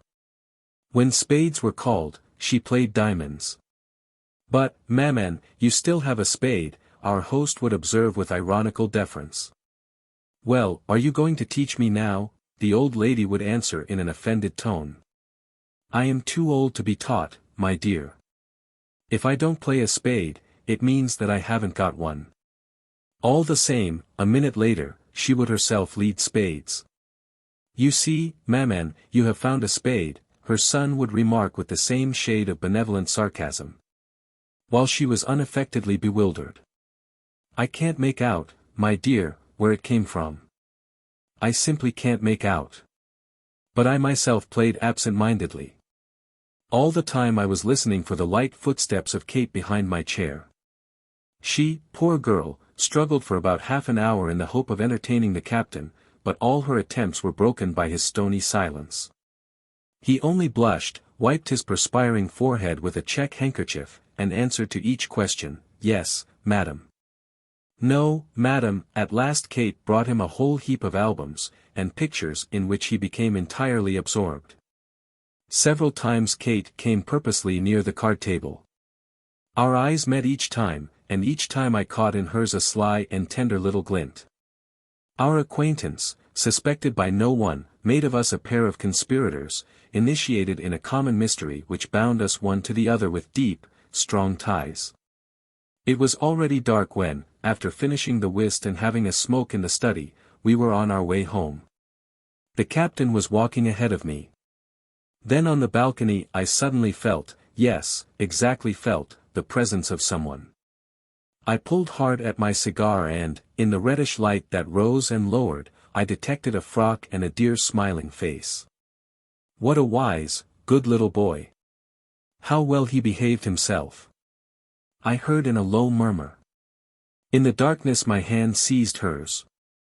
The darkness gave me suddenly an extraordinary courage. Pressing those cold, dainty little fingers, I raised them to my lips and began to kiss them quickly and avidly. At the same moment, I kept repeating in a happy whisper. Kate, my darling. Kate. She did not get angry. She only began to pull her hand feebly away and said with feigned impatience. You mustn't. You mustn't. Go away. Oh, how disobedient you are. Go, I tell you. But when, afraid of making her really angry, I loosened my fingers, she suddenly clung to them and asked. What is your name? You haven't told me yet. Alexei, I answered. Alexei. How nice. Alexei. Alexei. Alicia. Overwhelmed by this unexpected caress, I stretched out my hands impulsively, only to meet emptiness. Kate had already disappeared from the balcony. Oh, how passionately I love her. Kate to Lydia. September 21st. You will remember, of course, my dear Ladochka, how Papa was always against rankers, and how he used to call them sarcastically army folk. So you will be doubtless astonished when I tell you that they dined with us today. Papa himself went to the pavilion and invited them. The reason for this sudden change is that the elder of the officers saved the life of my grandmere this morning. From what grandmother tells us, there was something extraordinary about it. She was passing through the yard, when a mad bull suddenly flew in, the gallant officer dashed between her and the bull, in a word, a regular story in the manner of Spielhagen. Honestly, I will confess to you that I don't particularly like Papa's having invited them. In the first place, they both get utterly lost in society, so that it is a martyrdom to look at them, particularly the elder. He ate his fish with his knife, was dreadfully confused all the time, and presented the oddest appearance. Secondly, I am sorry that our meetings in the garden have lost almost all their charm and originality. Before, when no one even suspected our chance acquaintance, there was in these rendezvous something forbidden, out of the common. Now, already, alas! It will strike no one as even surprising to have seen us together. That Lapshine is head over ears in love with me, I have now not the slightest doubt. He has very, almost too eloquent eyes. But he is so modest, so undecided, that, whether I like it or not, I have to meet him halfway. Yesterday, when he was leaving us, I purposely waited for him on the balcony. It was dark and he began kissing my hands. Ah, dear Ladochka, in those kisses there was something enchanting. I felt them not only on my hands, but all over my body, along which each kiss ran in a sweet, nervous shiver. At that moment I was very sorry not to be married. I wanted so much to prolong and intensify these new and, to me, unknown sensations. You, of course, will preach me a sermon for flirting with Lapshine. But this does not tie me to anything and, doubtless, it gives pleasure to him. Besides, in a week at the latest, we are leaving here. For him and for me there will be left memories, and nothing else. Goodbye, dear Ladochka, it's a pity that you won't be in Petersburg this season. Give a kiss from me to your little mite of a sister. Yours ever. Kate. September 22nd. Is it happiness or only the phantom of happiness? What matters it? I don't know which of the poets wrote that, but today I can't get it out of my head. And it's true. What does it matter? If I have been happy, even for an hour, even for one brief moment, why should I poison it with doubts, distrust, the eternal questions of suspicious self-esteem? Just before the evening, Kate came out into the garden. I was waiting for her and we went along the thick alley, that very same alley where I saw for the first time my incomparable Kate, the queen of my heart. She was moody and answered my questions often at random. I asked them indeed without much meaning, but only to avoid burdening both of us with silent pauses. But her eyes did not avoid mine. They looked at me with such tenderness. When we had reached the bench, I said, "How dear and unforgettable this place is to me, Kate." "Why?" she asked. "It was here that I met you for the first time. You remember? You were sitting here with your friend and you even burst out laughing when I passed by." "Oh, yes, naturally I remember," Kate exclaimed, and her face lit up with a smile. "It was stupid of us to laugh aloud like that. Perhaps you thought that it was meant for you?" "To tell the truth, I did." "You see how suspicious you are. That's not nice of you." "It happened simply like this. When you passed I whispered something to Lydia. It really was about you, but I don't want to repeat it, as an extra compliment might make you unbearable. Lydia stopped me for fear of your catching the words. She is very prude and always stops my little outbursts. Then, to tease her, I imitated the voice of my former governess, a very old, stuck-up miss. For shame, shocking, for shame. There, that's all, and this little bit of buffoonery made us laugh out loud. Well, are you pleased now?" "Perfectly. But what did you say about me?" Kate shook her head with an air of sly reproach. "You are much too curious and I won't tell you anything. As it is, I am much too good to you. Don't forget, please, that you must be punished for your behavior yesterday."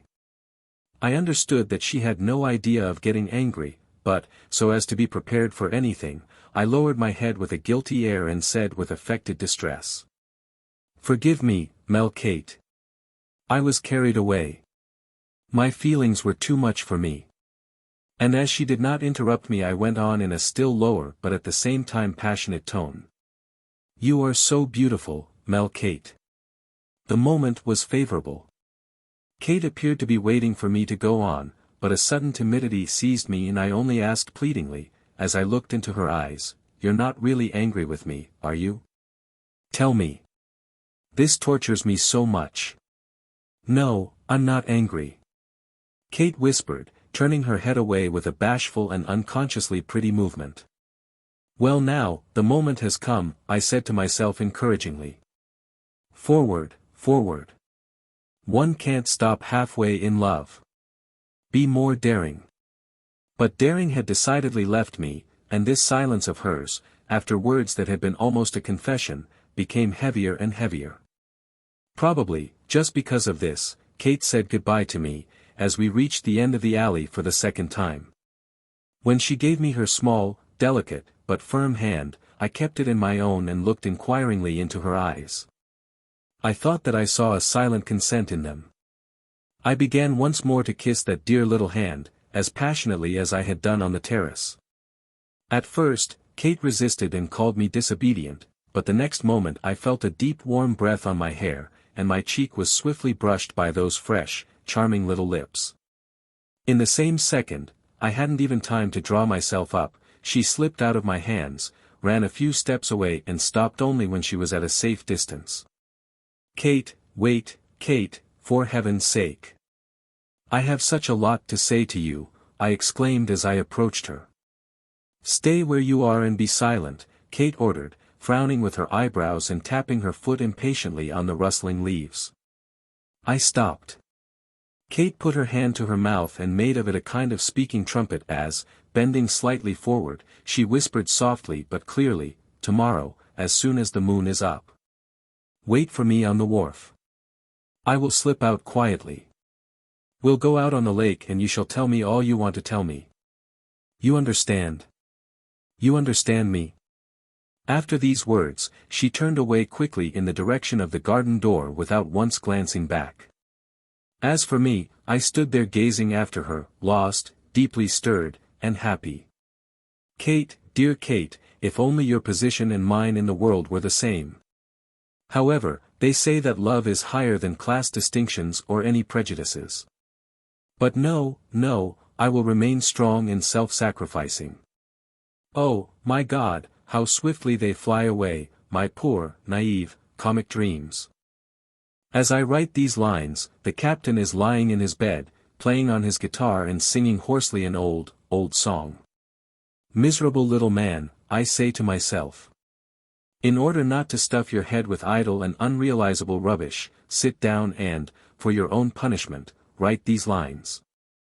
A young army lieutenant began to make love to me. And my heart throbbed for him. In strange and fatal passion. My darling mother heard that I was not against wedding. And, smiling, said to me, "Listen, my dearest daughter. The young army lieutenant wants to deceive you from his evil hand. It will be hard to escape." The young army lieutenant shed torrents of tears. Somehow, at early dawn, he drove to the neighboring town. There, in the wooden chapel, under the icon of God, some pope or other, half drunk, wedded and yoked our hearts. And then on a peasant's cart, he carried me home. Ah, how the glamour has fled! I moaned through my tears. There is no sugar, no tea. There is neither wine nor beer. That is how I understand that I am a lieutenant's wife. That is how I understand that I am a lieutenant's wife. Yes, yes, shame on you, poor army lieutenant. Tear your hair. Weep, weep through the stillness of the night. Thank you, Captain, for that wise lesson of yours. September 24th. Night, and love, and the moon, as Madame Ryabkova, the wife of the commander of the 2nd platoon, sings on our regimental guest nights. Never in my most daring dreams did I venture to imagine such intoxicating happiness. I even doubt if the whole evening was not a dream, a dear, magical, but deceptive dream. I don't even know myself how this almost imperceptible, but bitter, sediment of disillusion came into my soul. I got down to the wharf late. Kate was waiting for me, seated on the high stone balustrade which borders the wharf. "Well, shall we start?" I asked. Kate pulled her wrap closely over her and shuddered nervously. "Oh no, it's too cold, look what a fog there is on the water." The dark surface of the lake, indeed, could be seen only for a distance of about 5 feet. Further off, uneven, fantastical tufts of grey fog swept over the water. "Let us walk about the garden," Kate said. We started. In this mysterious hour of a misty autumn night the deserted garden looked sad and strange, like a neglected cemetery. The moon shone pale. The shadows of the naked trees lay across the paths in black, deceptive silhouettes. The swish of the leaves beneath our feet startled us. When we emerged from the dark, and seemingly damp, archway of acacias, I put my arm round Kate's waist and gently, but insistently, drew her to me. She made no resistance. Her light, supple, warm body only started slightly under the touch of my hand, that was burning, as if in fever. In another minute, her head was on my shoulder and I caught the sweet aroma of her loosened hair. "Kate. I'm so happy. I love you so, Kate, I adore you." We stopped. Kate's arms went round my neck. My lips were moistened and burned by a kiss, so long, so passionate that the blood mounted to my head and I staggered. The moon was shining tenderly right into Kate's face, into that pale, almost blanched face. Her eyes had grown larger, had become enormous, and, at the same time, so dark, so deep under their long eyelashes, like mysterious abysses. And her moist lips were clamoring for still more of those insatiable torturing kisses. "Kate, darling. You are mine, quite mine. Yes, quite, quite. Forever. Yes, yes, my dear one. We will never part, Kate." Her expression changed. "Why do you ask that? Are you not happy with me just now?" "Oh, Kate. Well then, why ask about what will come later? Live in the present, dear." Time ceased. I could not realize how many minutes or hours had passed. Kate was the first to come back to reality and, as she slipped out of my arms, she said, "It's late. They'll discover my absence. See me home, Alicia." While we walked once more through the dark alley of acacias, she nestled against me, like a graceful kitten that dreads the cold. "I should be frightened to be alone here, Alicia. How strong you are. Put your arms round me. Again, tighter, tighter. Take me up in your arms, Alicia. Carry me." She was as light as a little feather. As I held her, I almost ran with her along the alley, and Kate's arms wound round my neck still more clingingly, still more nervously. Kissing my neck and temples, and enveloping my face with her quick, burning breath, she kept whispering. "Faster, faster still. Ah, how nice, how exquisite. Alicia, faster." At the garden door we said goodbye. "What are you going to do now?" she asked, while I, after bowing, began to kiss her hands one after the other. "I'm going to write my diary," I answered. "A diary?" Her face expressed surprise, and, as it seemed to me, annoyed surprise. "Do you write a diary?" "Yes. Perhaps you don't like that?" She gave a forced laugh. "It depends on how you do it. Of course you'll show me this diary of yours, some time or other." I tried to refuse, but Kate insisted so strongly that at last I had to promise. "Now, understand," she said, as we parted, and she held up her finger threateningly, "if I see even a single correction, look out." When I got home, I banged the door and the captain woke up, grumbling. "Where are you always gallivanting about like this, Lieutenant? It's a rendezvous, I suppose. Nobility and all that sort of thing. I've just read over all the nonsense that I've been scribbling in this book from the very beginning of September. No, no, Kate shall not see my diary, or I should have to blush for myself every time that I remembered it. Tomorrow I shall destroy it. September 25. Once more night, once more moon, and again the strange and, for me, inexplicable mingling of the intoxication of love and the torture of wounded pride. It is no dream. Someone's footsteps are sounding under the window. Kate to Lydia. September 28. My angel, Ladochka.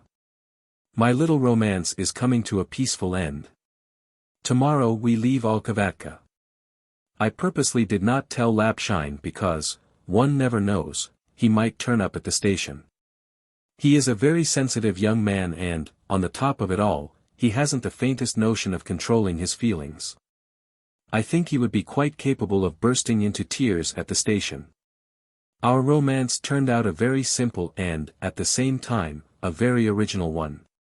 It was original because the man and woman had exchanged their conventional roles. I was attacking.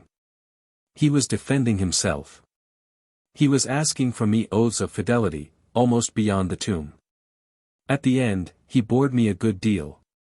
He is a man who does not belong to our circle. His manners and habits are not ours. His very language is different. At the same time, he is too exacting. To spare his feelings, I never even hinted to him how impossible it would have been for Papa to receive him, if he had presented himself in the light of a prospective son-in-law. The foolish fellow. He himself did not want to prolong these oppressive delights of unsatisfied love.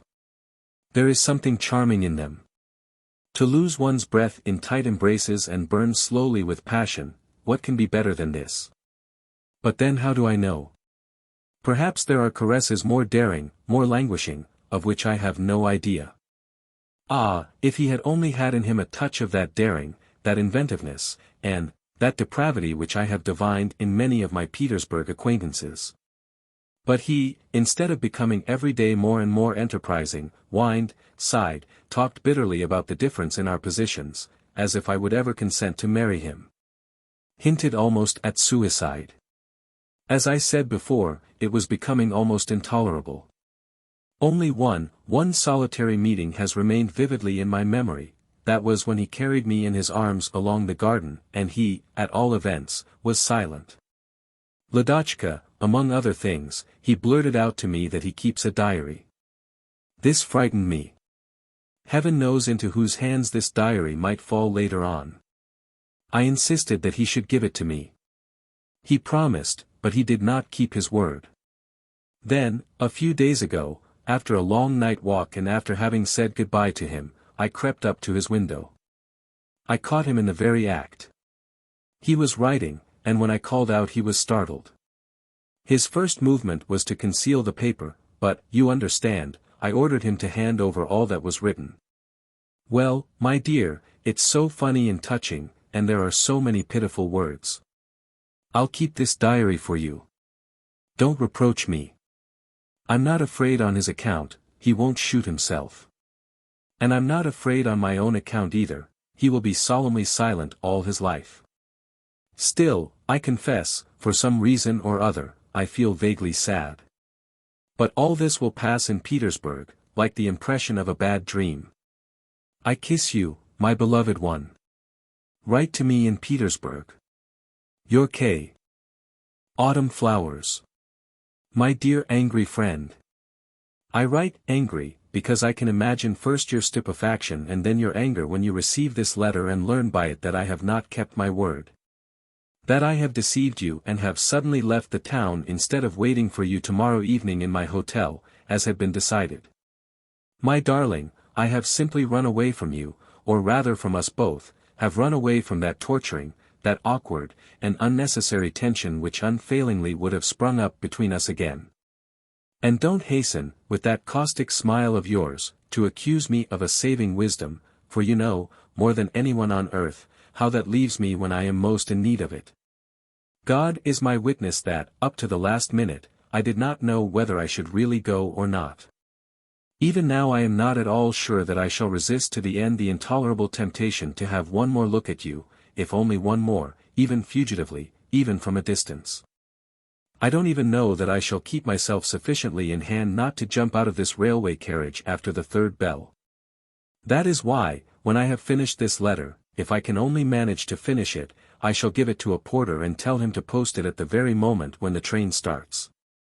And I shall watch him from the window and feel, as if I were actually saying goodbye to you, that painful oppression of the heart. Forgive me. All that I told you about lemons and sea air and doctors who wanted to send me here from Petersburg, was untrue. I came here solely because I was irresistibly drawn to you, aching to recapture a poor little particle of that burning, dazzling happiness which sometimes we reveled in prodigally and carelessly. Like czars in fairy tales. From what I have told you, I think you must have gathered a rather clear picture of my mode of life in that gigantic zoo which is called Petersburg society, visits, theaters, balls. My compulsory at-home days, the charity bazaars, etc. etc., in all of which I must play the role of a decorative advertisement to my husband's career and business affairs. But please don't expect from me the usual tirade about the meanness, the emptiness, the flatness, the falsehood. I've forgotten how they put it in our society novels. I have been drawn into this life, with its comforts, its good manners, its novelties, its connections, its associations, and I should never have the force to tear myself away from it. But my heart has no share in it. Some sort of people flash before my eyes, repeat some sort of words, and I myself do things of some sort, talk about something, but neither the people nor the words reach my soul. And sometimes all this seems to be happening far, far away from me, as if in a book or a picture, as though it were all arranged, as Danushka, my old nurse, used to say. And suddenly, in this dull, indifferent life I was caught up by a wave from our dear, sweet past. Did you ever happen to wake up from one of those strange dreams which are so joyous that, after them, one goes about the whole day in a state of blissful intoxication? And which are at the same time so feeble in themselves, that if you repeated them, not merely to a stranger, but to your dearest friend on earth, they would sound null and flat, almost grotesque. Dreamers often lie, says Shakespeare's Mercutio, and, my God, what a deep psychological truth there is in that. Well then I, too, once woke up after such a dream. I saw myself in a boat with you, somewhere far out to sea. You were holding the oars and I was lying in the stern, looking up at the blue sky. That was the whole dream. The boat was rocking slightly and the sky was so blue that sometimes I seemed to be looking into a bottomless abyss. And a kind of unattainable feeling of joy permeated my soul with such tenderness, such harmony, that I wanted to cry and laugh at the same moment from too much happiness. I woke up. But the dream remained in my soul as if it had taken root in it. With a little effort of imagination, I was often able to recall it and to recapture a pale shadow at least of my dream. Sometimes it would come to me in the drawing room, during some lifeless conversation, which one listens to without hearing. And then I would have to cover my eyes with my hand for a moment to hide their unexpected gleam. Oh, how powerfully, how inevitably, I was drawn to you. How that captivating, magic tale of our love that flashed into my life 6 years ago under those caressing southern skies rises up before me, newborn in such moments. Everything comes back to me in a rush, our sudden quarrels, stupid jealousies, the comic suspicions and the joyous reconciliations, after which our kisses renewed their first fresh charm. The eagerly anticipated meetings, the feeling of sad emptiness in those minutes, after parting in the evening only to see each other again the next morning, when, again and again, we would turn at the same moment and our eyes would meet over the shoulders of the crowd that separated us, looking pink against the background of the dusky sunset. I remembered every atom of this illumined life, so full of strong, untrammeled happiness. We couldn't remain in the same spot. We were drawn eagerly to fresh places and fresh impressions. How charming they were, our long trips in those antediluvian, stuffy diligences covered with dirty sailcloth, in the company of gloomy Germans, with red, sinewy necks and faces that looked as if they had been roughly carved out of wood. And the lean, prim German women who stared at us with stupefied eyes, as they listened to our mad laughter. And those haphazard lunches, at some good old honest settlers, under the shade of the flower-laden acacia, hidden away in a clean yard that was surrounded by a white wall and covered with sand from the seashore. Don't you remember them? How ravenously we used to attack the stuffed mackerels and the rough sour wine of the country, indulging in thousands of funny, tender little bêtises, like that historic impertinent kiss which made all the tourists turn their backs on us with indignation. And the warm July nights in the fishing villages? Do you remember that extraordinary moonlight which was so bright that it seemed fantastic and unreal? That calm, irradiated sea, with ripples of silvery moire and, on the lit-up background, the dark outlines of the fishermen as they drew in their nets, monotonously and rhythmically. All bending in the same direction. But sometimes we would be seized by a longing for the noise of town and the hurly-burly of strangers. Lost in an unknown crowd, we would wander, pressing against each other, and realizing more than ever our nearness each to each. Do you remember, my darling? As for me, I remember every minute detail and feel it until it hurts. All that is mine, it lives in me and will be with me always, to my death. I could never, even if I wanted to, get rid of it. Do you understand? Never. And yet it is not a reality. And I torture myself with the knowledge that I could never live it and feel it again because, God or nature, I really don't know which, after giving man an almost godlike intelligence has at the same time, invented for him two torturing traps, ignorance of the future and the impossibility of forgetting the past, with the equal impossibility of returning to it. On receiving the little note that I sent you at once from the hotel, you hastened to me. You were hurrying and you were agitated. I knew it at a distance by your quick, nervous step, and also because, before knocking at my door, you stood quite a long time in the corridor. At that moment, I was equally nervous myself, realizing that you were standing there behind the door, only 2 steps away from me, pale, pressing your hand tightly against your heart.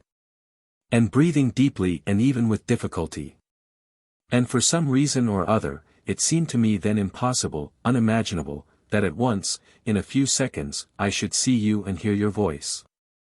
I was in a mood such as one experiences when half asleep, when one sees things rather clearly, but, without waking up, one says to oneself, this is not real, it is only a dream.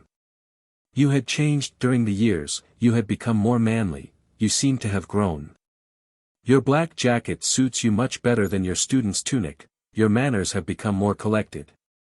Your eyes look at one with more assurance and more coldly, that fashionable, pointed little beard of yours is decidedly becoming. You thought that I too had improved in looks, and I quite believe that you said it sincerely, all the more because I read it in your first, quick, slightly surprised glance. Every woman, unless she is hopelessly stupid, will realize unerringly the impression that her appearance has produced.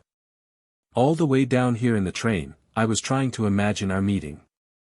I admit that I never thought it would turn out so strange, so strained, so awkward for both of us. We exchanged unimportant, commonplace words about my journey, about Petersburg, about our health, but the eyes of each were searching the other's. Jealously looking for what had been added by time and the strange life that was completely unknown to the other. Conversation failed us. We began with vous in an artificial, affected tone, but both of us soon felt that every minute made it more difficult and more stupid to keep it up. There seemed to be between us some foreign, oppressive, cold obstacle, and we did not know how to remove it. The spring evening was quietly fading. It grew dark in the room. I wanted to ring for lights, but you protested against it. Perhaps the darkness helped us in our decision to touch upon the past. We began to talk about it with that kindly condescending mockery with which grown-up people allude to the pranks of their childhood. But the odd part of it was that the more we tried to deceive each other and ourselves and appear gay and indifferent, the sadder grew our tone. At last, we became silent and sat for a long time, I in the corner of the sofa, you in the armchair, without moving, almost without breathing. Through the open window there came to us the indistinct drone of the large town, the noise of wheels, the hoarse shrieks of the tramway hooters, the jerky bicycle bells, and, as always on spring evenings, these sounds reached us softened into a melancholy that was almost tender. Through the window one could see a narrow strip of the sky, pale as faded bronze, and, against it, the dark silhouette of a roof with chimneys and a watchtower that shimmered faintly. In the darkness I could not distinguish your figure, but I could see the shining of your eyes, fixed on the window, and I thought there were tears in them. Do you know what comparison occurred to me while we silently reviewed our dear, touching memories? It was as though we had met, after years of separation, at the tomb of someone whom we had both at one time loved with equal fondness. A quiet cemetery, spring, young grass all round. The lilacs are blossoming, and we are standing beside the familiar tomb, unable to go, unable to shake off the sad, confused, and endlessly dear phantoms that have claimed us. This dead being, it is our old love, my darling. Suddenly you broke the silence, jumping up and pushing your chair sharply away. No, you exclaimed, this is impossible, this is becoming torment. I could hear how painfully your voice shook. For God's sake, let us get out into the fresh air, or I shall break down or go mad. We went out. The transparent, soft, tawny darkness of the spring evening was already in the air, enveloping with amazing lightness, delicacy, and distinctness the angles of buildings, the branches of trees, and the contours of human figures. When we had passed the boulevards you called a cab, and I knew already where you wished to take me. There everything is as it once was. The long stretch of yellow sand, carefully pounded down, the bright blue lights of hanging electric lanterns, the playful, exhilarating sounds of the military orchestra.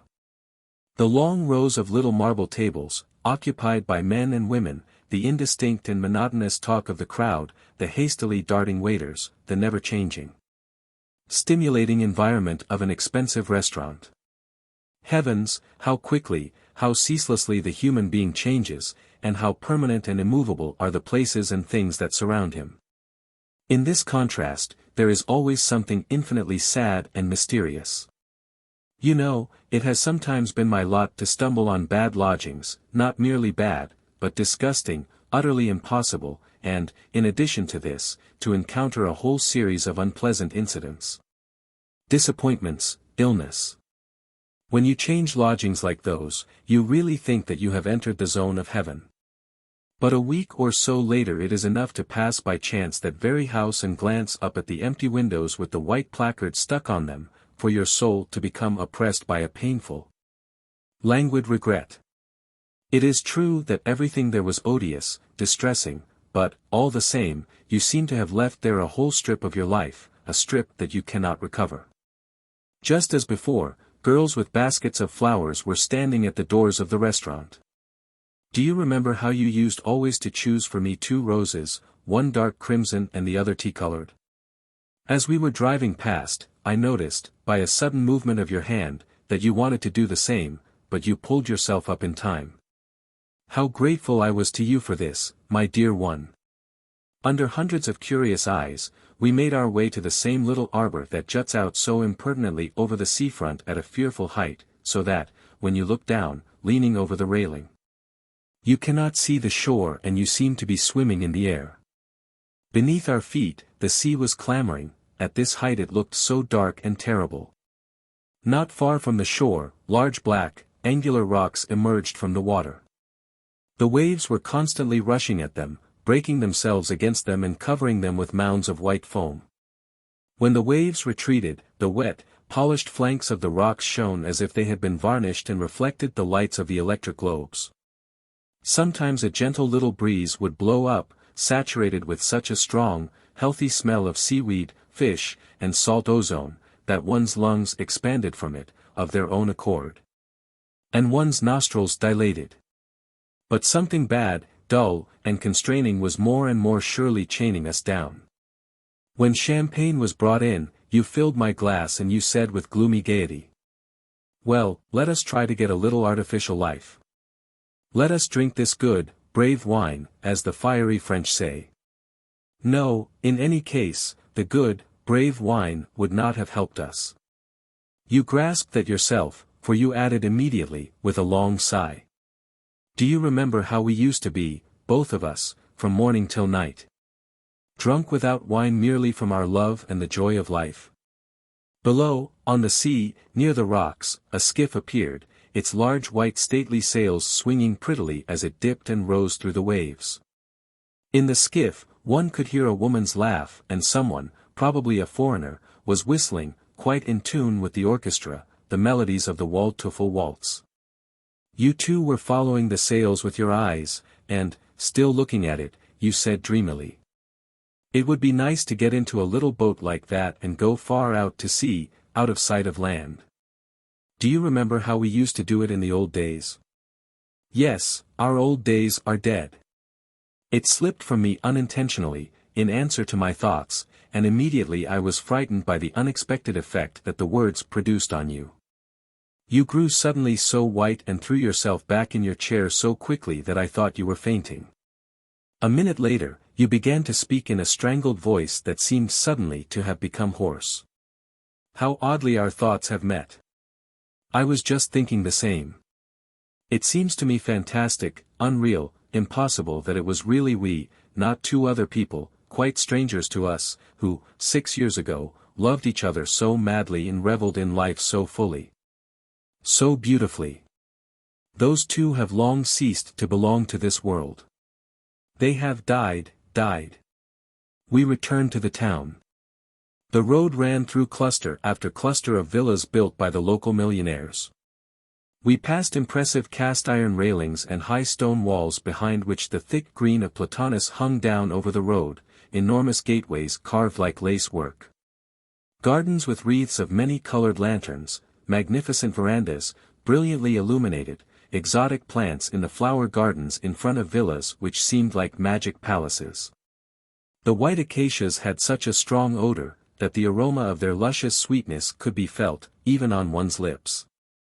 Sometimes we experienced, for a second, a damp chilliness, but immediately afterwards we passed once more into the perfumed warmth of the quiet spring night. The horses were running fast, their hoof-beats falling loudly in even time. We swayed gently on the carriage springs, as we sat silent.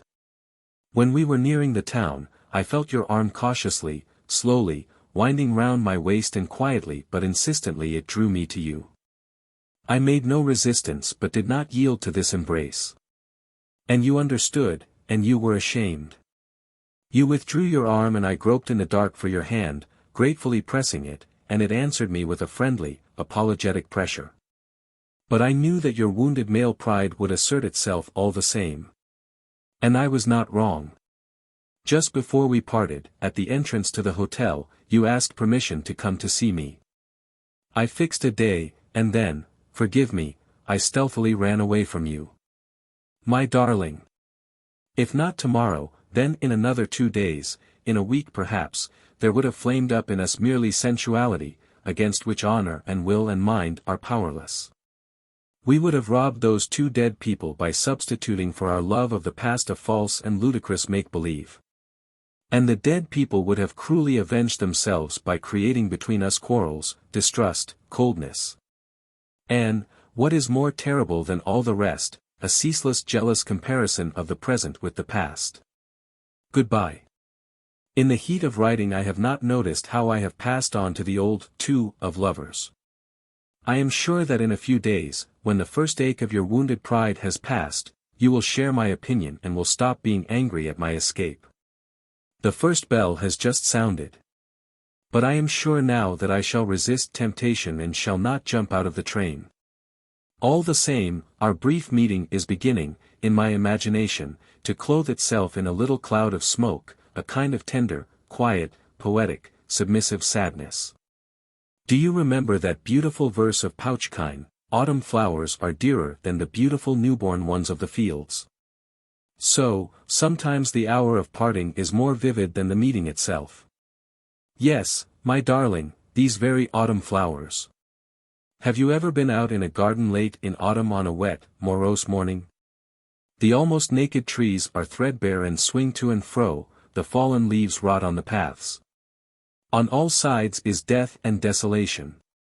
And only in the flower beds, above the drooping yellow stalks of the other flowers, the autumn asters and dahlias bloom brightly. Do you remember their sharp, grassy odor? You are standing, perhaps in a strange listlessness, near the flower beds, shivering with cold. You smell this melancholy, purely autumnal, odor and you are distressed. There is everything in this distress, regret for the summer that has fled so quickly, expectation of the cold winter, with its snow, and the wind howling through the chimneys. And regret for one's own summer that has so swiftly rushed away. My dearest one, my only one. Exactly that feeling has taken hold of my soul at this moment. In a little time, your recollection of our meeting will become for you just as tender, sweet, sad, and poignant. Goodbye, then. I kiss you on your clever, beautiful eyes. Your Z. Emerald. I dedicate this story to the memory of that incomparable piebald racehorse, Kolstomer. Chapter 1. Emerald, the 4-year-old, a full-grown racehorse of American breed, of a uniform gray, steel-like color, woke up as usual at about midnight in his loose box. The other horses, his neighbors on the left and right and opposite on the other side of the passage, were chewing hay with quick regularity, as though they were keeping time.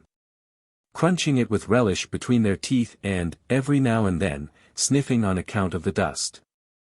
On a heap of hay in a corner, slept the stable boy on duty. Emerald knew by the sequence of days and by the particular snore that it was Vasily, a lad whom the horses disliked, because he smoked a reeking tobacco in the stables, frequently came in drunk. Pounded their bellies with his knees, shook his fists in their eyes, tugged their halters roughly, and always addressed them in an unnatural, hoarse, threatening voice. Emerald went up to the railed entrance opposite which, facing him in her stable, stood a young black, not yet full-grown, mare, named Chegalika. Emerald could not see her body in the dark, but every time that she left off munching the hay and turned her head her large eyes would gleam for a few seconds with a pretty purple fire.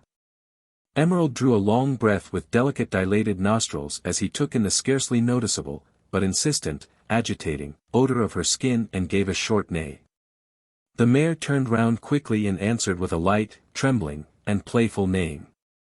From the box, immediately on his right, Emerald heard a jealous, angry breathing. It came from old Onegine, a vicious chestnut, who still appeared from time to time in the town races. The two horses were separated by a light board partition and could not see each other, but, by placing his nose on the rail, Emerald could catch easily the warm odor of the chewed hay as it came from the panting nostrils of the chestnut. In this way, for some little time, the two horses sniffed at each other in the darkness, their ears flat on their heads, their necks arched as they grew more and more angry. Then, all of a sudden, each of them gave tongue to his rage, stamping fiercely at the same moment.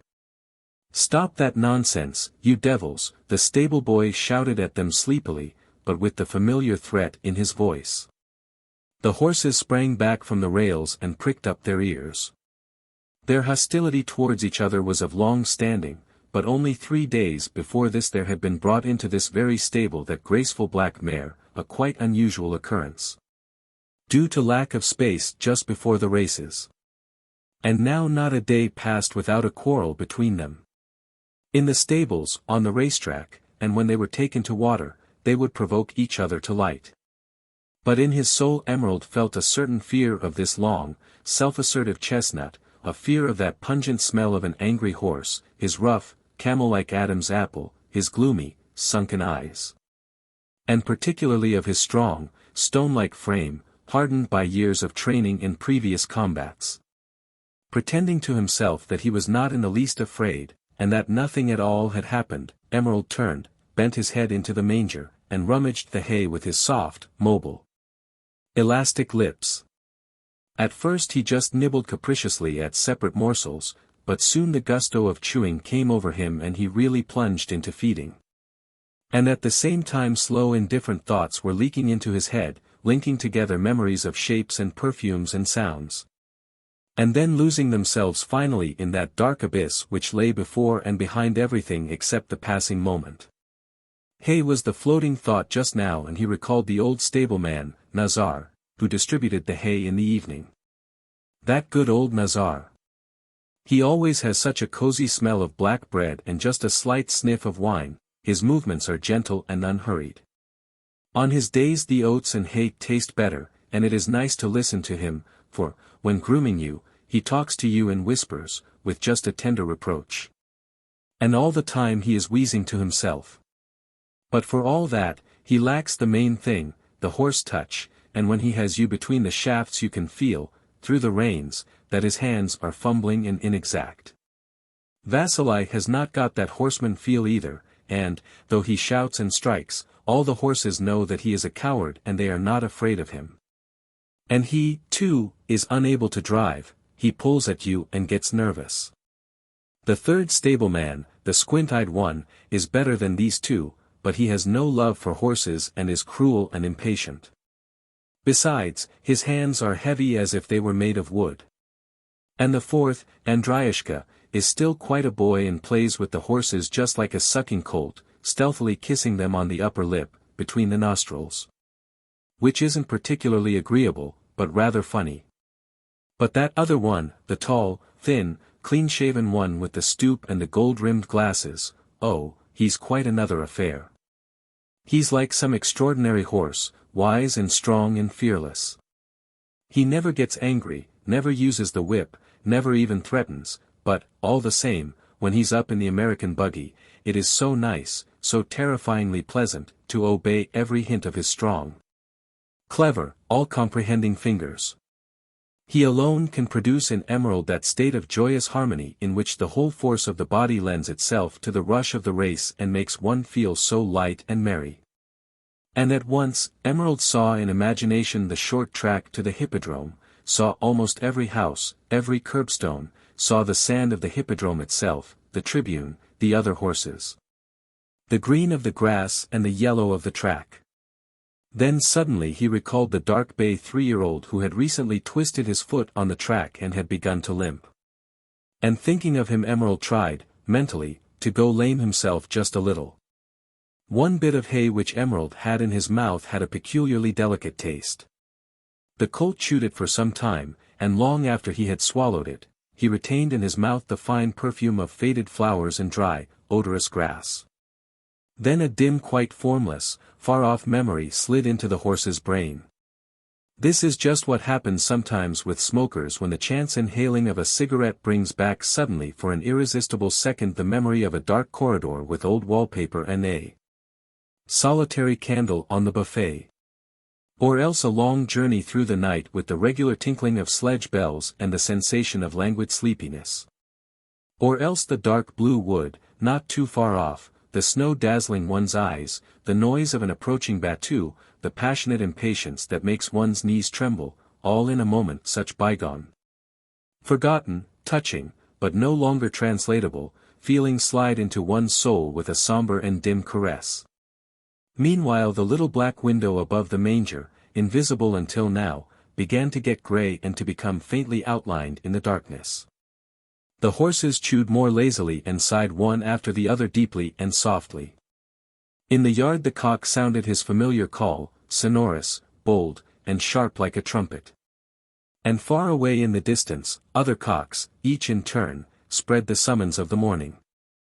With his head bent in the manger, Emerald was still trying to keep in his mouth and get back with renewed force that strange taste that had aroused in him the echo of an exquisite, almost physical, but incomprehensible memory. But he could not revive it and, before he knew where he was, he began to doze. Chapter 2. His feet and body were perfectly built.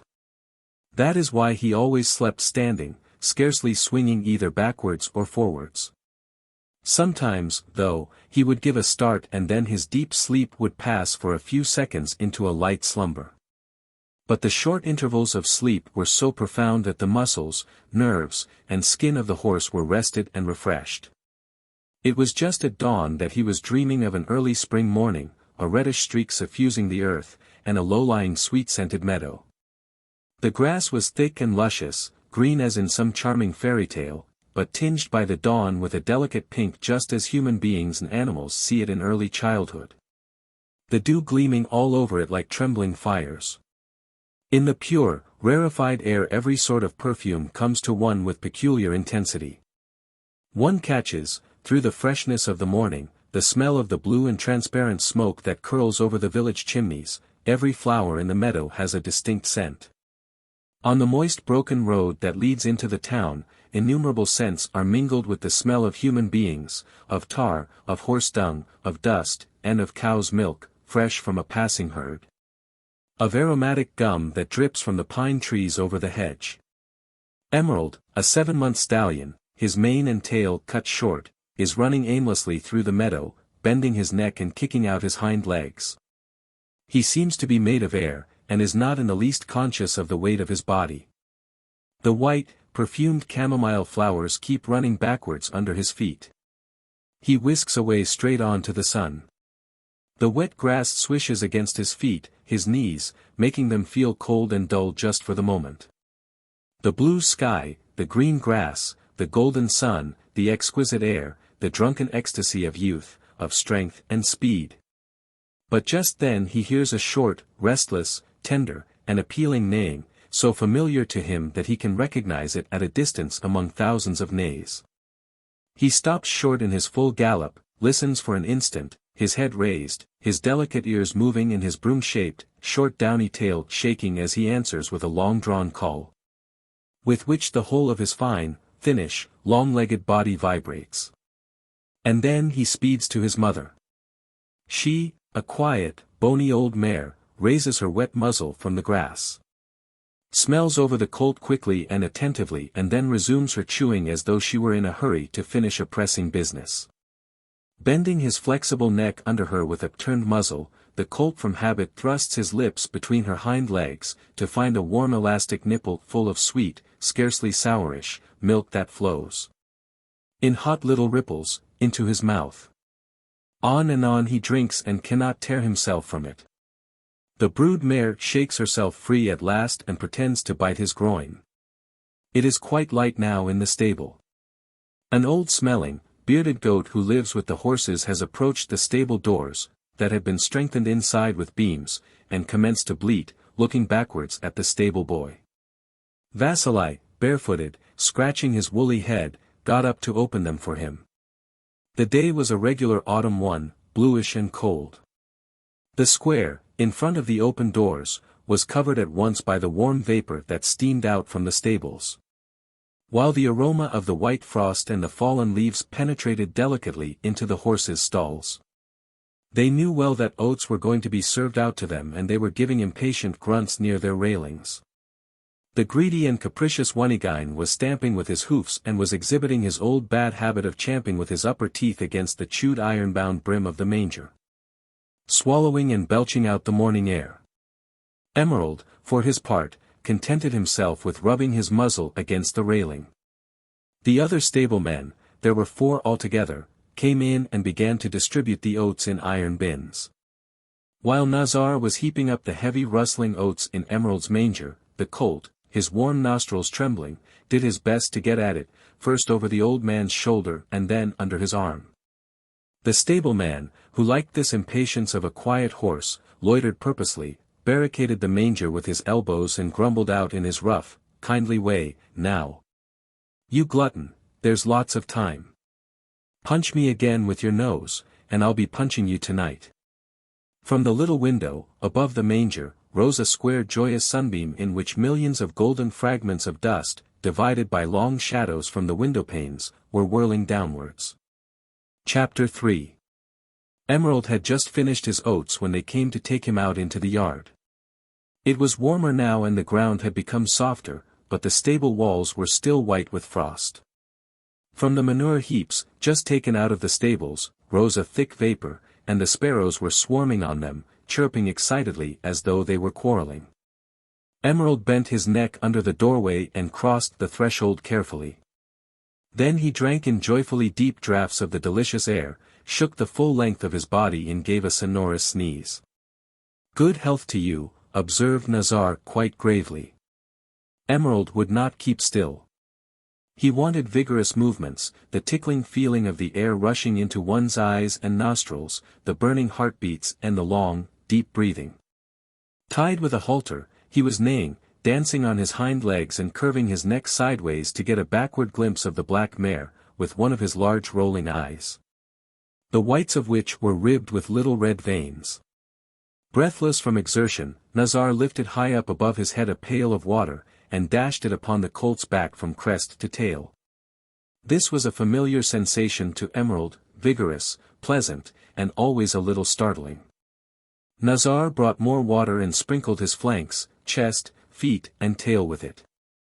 And each time that he soused him, his horny palm would pass over the horse's coat to mop off the water. Glancing backwards, Emerald could see his own sloping haunches suddenly darkened and then shining again, as with a varnish in the sun. It was race day. Emerald knew that by the way the stablemen hurried and bustled about the horses, some of whom had usually to wear horseshoes, others had to wear leather pads on their knees. Others had their hind legs bandaged with linen belts up to the knees, or their chests protected with fur-bordered coats that reached to the forelegs. From the coach house they pulled out the two-wheeled American buggies with high seats. Their metal spokes shone merrily and their red rims and large red curved shafts glowed under a new coat of varnish. Emerald was already quite dry, brushed, rubbed and groomed, when the head stableman, an Englishman, came in. Every man and horse in the stable had an equal respect for, and dread of, this tall, thin, long-handed man with the slight stoop. His clean-shaven face was sunburnt and his strong, thin lips were set in a mocking curve. He wore gold-rimmed glasses through which his light blue eyes looked straight out on the world with stubborn calmness. He watched the preparations, standing with his long legs wide apart in his high boots. His hands buried in his trouser pockets as he munched his cigar first at one corner of his mouth and then at the other. He wore a gray jacket with a fur collar and a narrow black cap with a long square peak. From time to time he made curt remarks in a jerky, careless tone and immediately all the stablemen and workmen turned their heads in his direction, while the horses pricked up their ears. He paid particular attention to the harnessing of Emerald and examined the horse minutely from crest to hoof. And as Emerald felt the sure attentive glance he lifted his head proudly, slightly arched his supple neck, and raised his delicate, almost transparent, ears. The Englishman tested the girth, slipping his finger between it and the horse's belly. Then they threw over the horse's grey linen horsecloths with red borders, red circles round the eyes, and red monograms low down on their hind legs. Two stable boys, Nazar and the squint-eyed one, took a rein on each side of Emerald and led him to the hippodrome along the well-known road between two rows of scattered, large stone buildings. It was scarcely 4 versts to the racecourse. There were already several horses in the enclosure. They were taken round the circle all in the same direction as in the actual race, that is to say, in the opposite direction of the hands of a watch. In the enclosure they were leading medium-sized strong-legged horses, with docked tails, among whom Emerald quickly recognized the little white colt who always raced near him. Both horses greeted each other with a quiet and kindly neigh. Chapter 4. A bell was rung. The stablemen removed Emerald's horsecloth. The Englishman, his eyes blinking under his spectacles owing to the sun, was showing his long yellow horse-like teeth as he came up with a whip under his arm, buttoning his gloves on his way. One of the stablemen picked up Emerald's fluffy tail that reached almost to the back of his knees and placed it carefully on the seat of the racing buggy so that its light-colored tip stuck out at the back.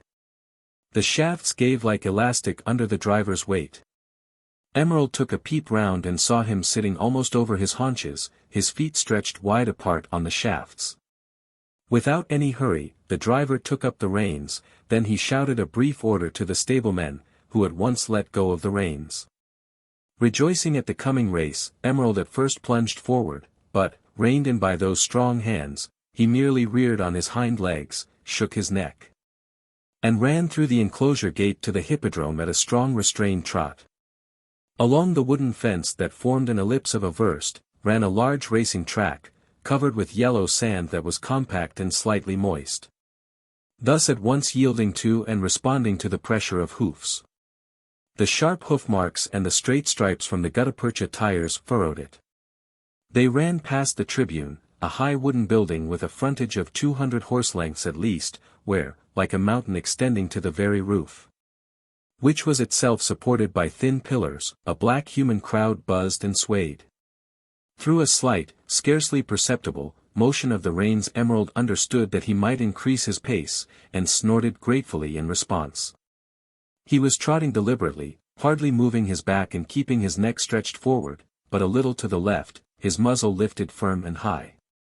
Thanks to a restrained, though unusually long, pace his running produced from a distance no impression of speed. It seemed that the racer measured the road without hurrying, his forelegs, straight as a compass, scarcely touching the ground with the tips of the hoofs. It was the result of real American training in which everything combined to sustain the horse's wind and diminish to the utmost extent the resistance of the air. Under this regime all movements unnecessary to running are held to waste unproductively the horse's strength, and beauty of form is sacrificed to that lightness, dryness, long wind, and energy which transform the horse into a faultless living machine. Now in this interlude between races the walking of the horses, so necessary to a trotter's lungs, was taking place.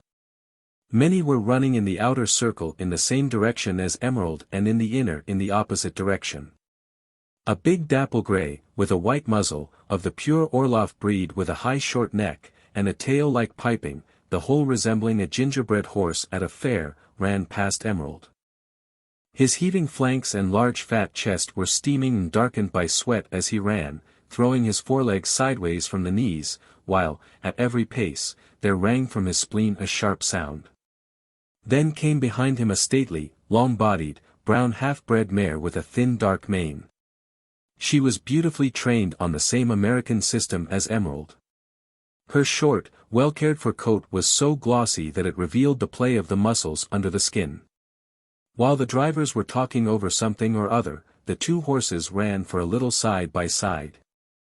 Emerald sniffed at the mare, quite prepared to make friends on the way, but the Englishman did not permit this and Emerald submitted. Then there met them at full trot an enormous black colt swathed in bandages, kneecaps, and pads.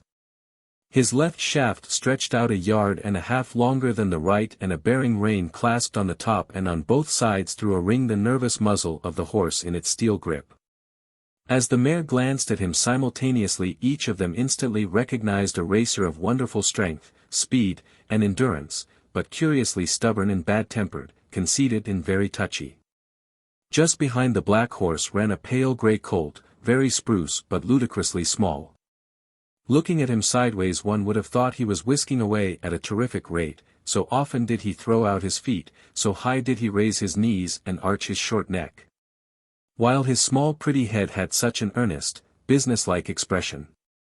Emerald merely squinted at him contemptuously and moved one ear in his direction.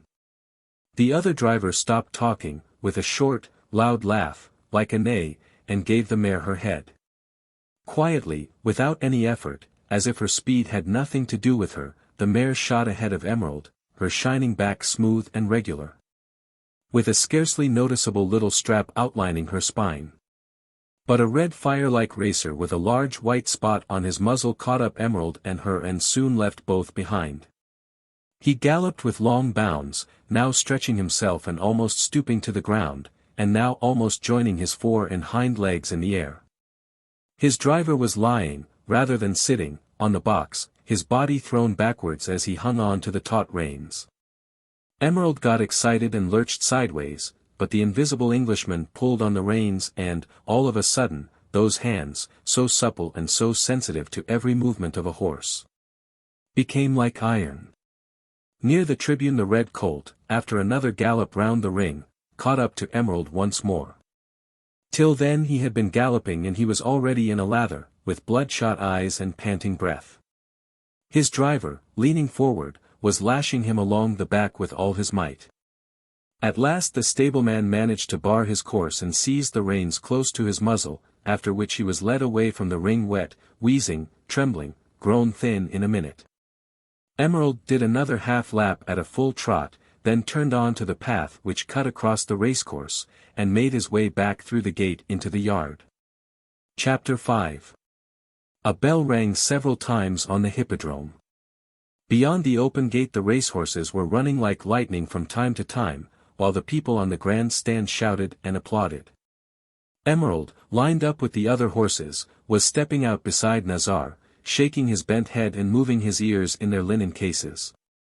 After his exercise his blood ran merry and hot in his veins. His breathing grew deeper and freer as his body became more rested and cooler, while in every muscle he could feel the renewed longing for the race. Half an hour went by. Another bell sounded on the hippodrome. Now the driver sat on the racing buggy without his gloves. His hands were large, white, magical, and inspired Emerald with both devotion and fear. The Englishman drove out unhurriedly to the racetrack, from which horses were filing out on their way to the yard after finishing their walk. In the enclosure only Emerald and the enormous black colt whom he had met on that preliminary drive were left. The stands, from top to bottom, were black with a dense human crowd, and from this black mass emerged, gaily and untidily, countless white faces and hands, variegated umbrellas, women's hats, and airily swung programs. Gradually quickening his pace, as he passed the stands, Emerald felt thousands of eyes following him fixedly. And he realized clearly that these eyes expected from him swiftness, the full tension of his strength, the full beating of his heart, and this understanding communicated to his muscles a joyous lightness and a coquettish precision of movement. A white horse of his acquaintance, ridden by a boy, was going at a hand gallop to his right.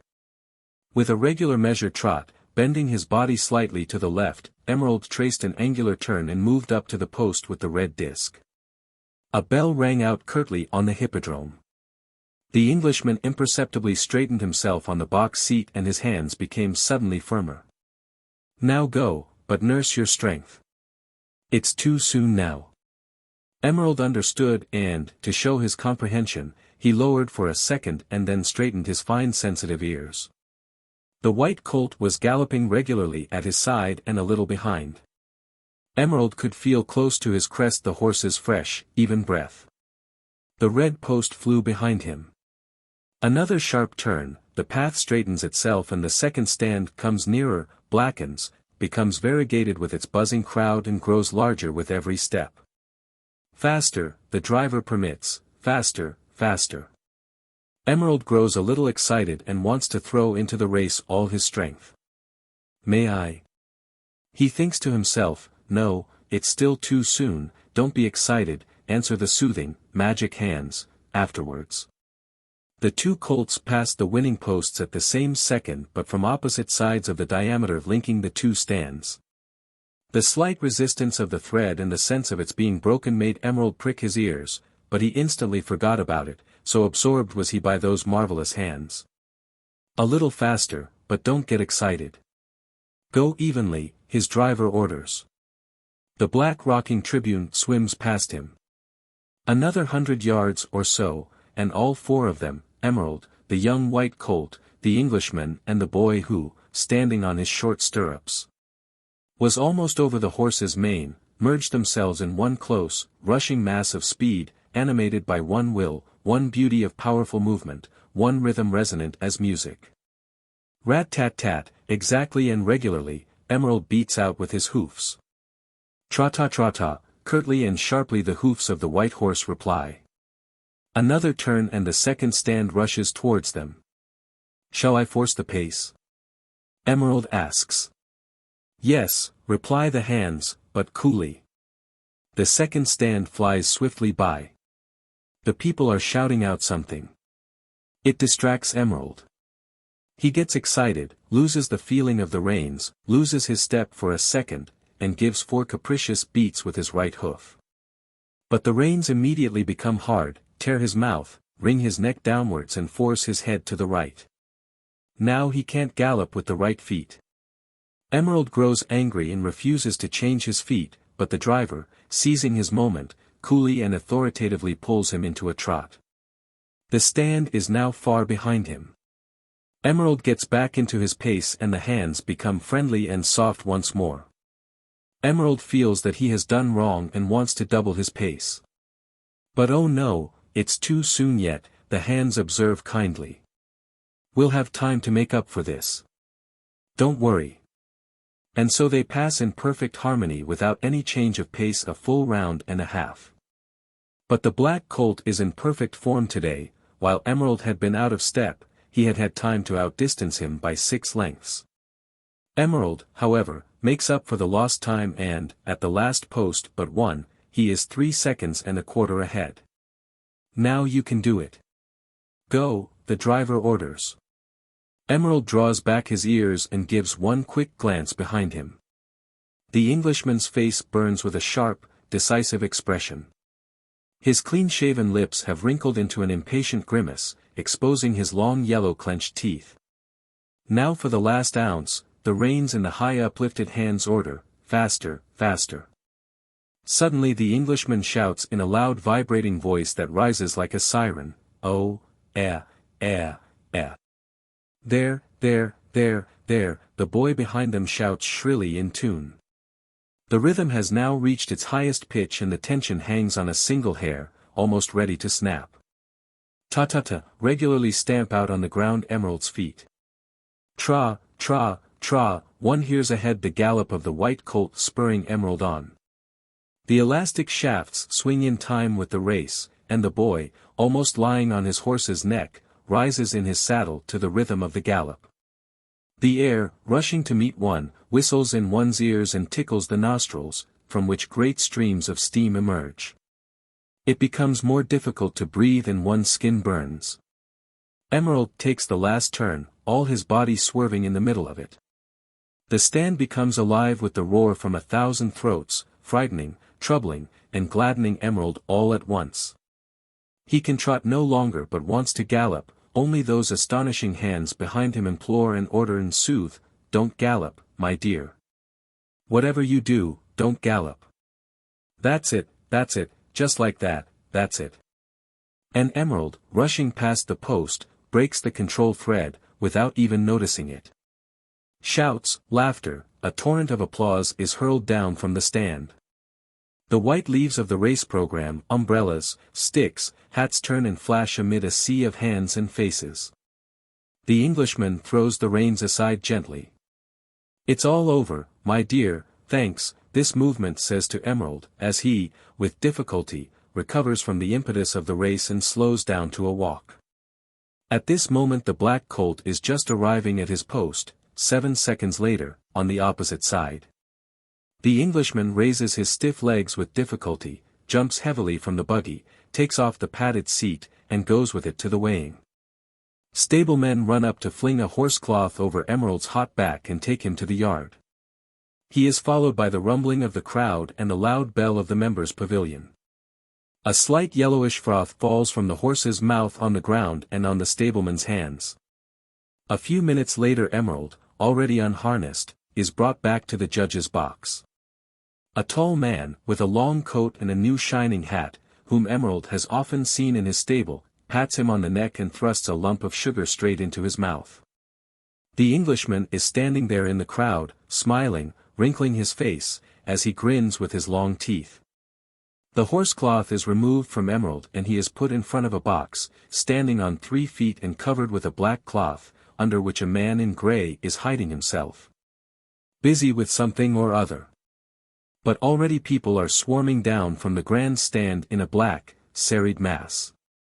They come close to the horse on all sides, shouting, waving their hands, stretching out close to one another their red, sweating faces, with gleaming eyes. They are dissatisfied about something. They thrust their fingers in the feet, the head, the flanks of Emerald, rumple his hair on the left flank where there is a brand, and roar out altogether, "A false trotter. A fake. A swindle. Money back." Emerald listens to this without understanding the words and moves his ears anxiously. "What's it all about," he thinks with surprise, "when I've been running so well?" Then for a second the Englishman's face leaps before his eyes. Usually so calm, slightly mocking and firm, it is now burning with anger. And all of a sudden the Englishman shouts something in a high guttural voice, swings his arm quickly, and the sound of a blow cuts drily through the general turmoil. Chapter 6. Emerald was taken home and 3 hours later he was given oats. In the evening, when he was watered at the well, he could see the large yellow moon rising behind the edge of a cloud and this inspired him with a dark dread. Then began the dull days. He was not taken out any more either for exercise or walks or to races.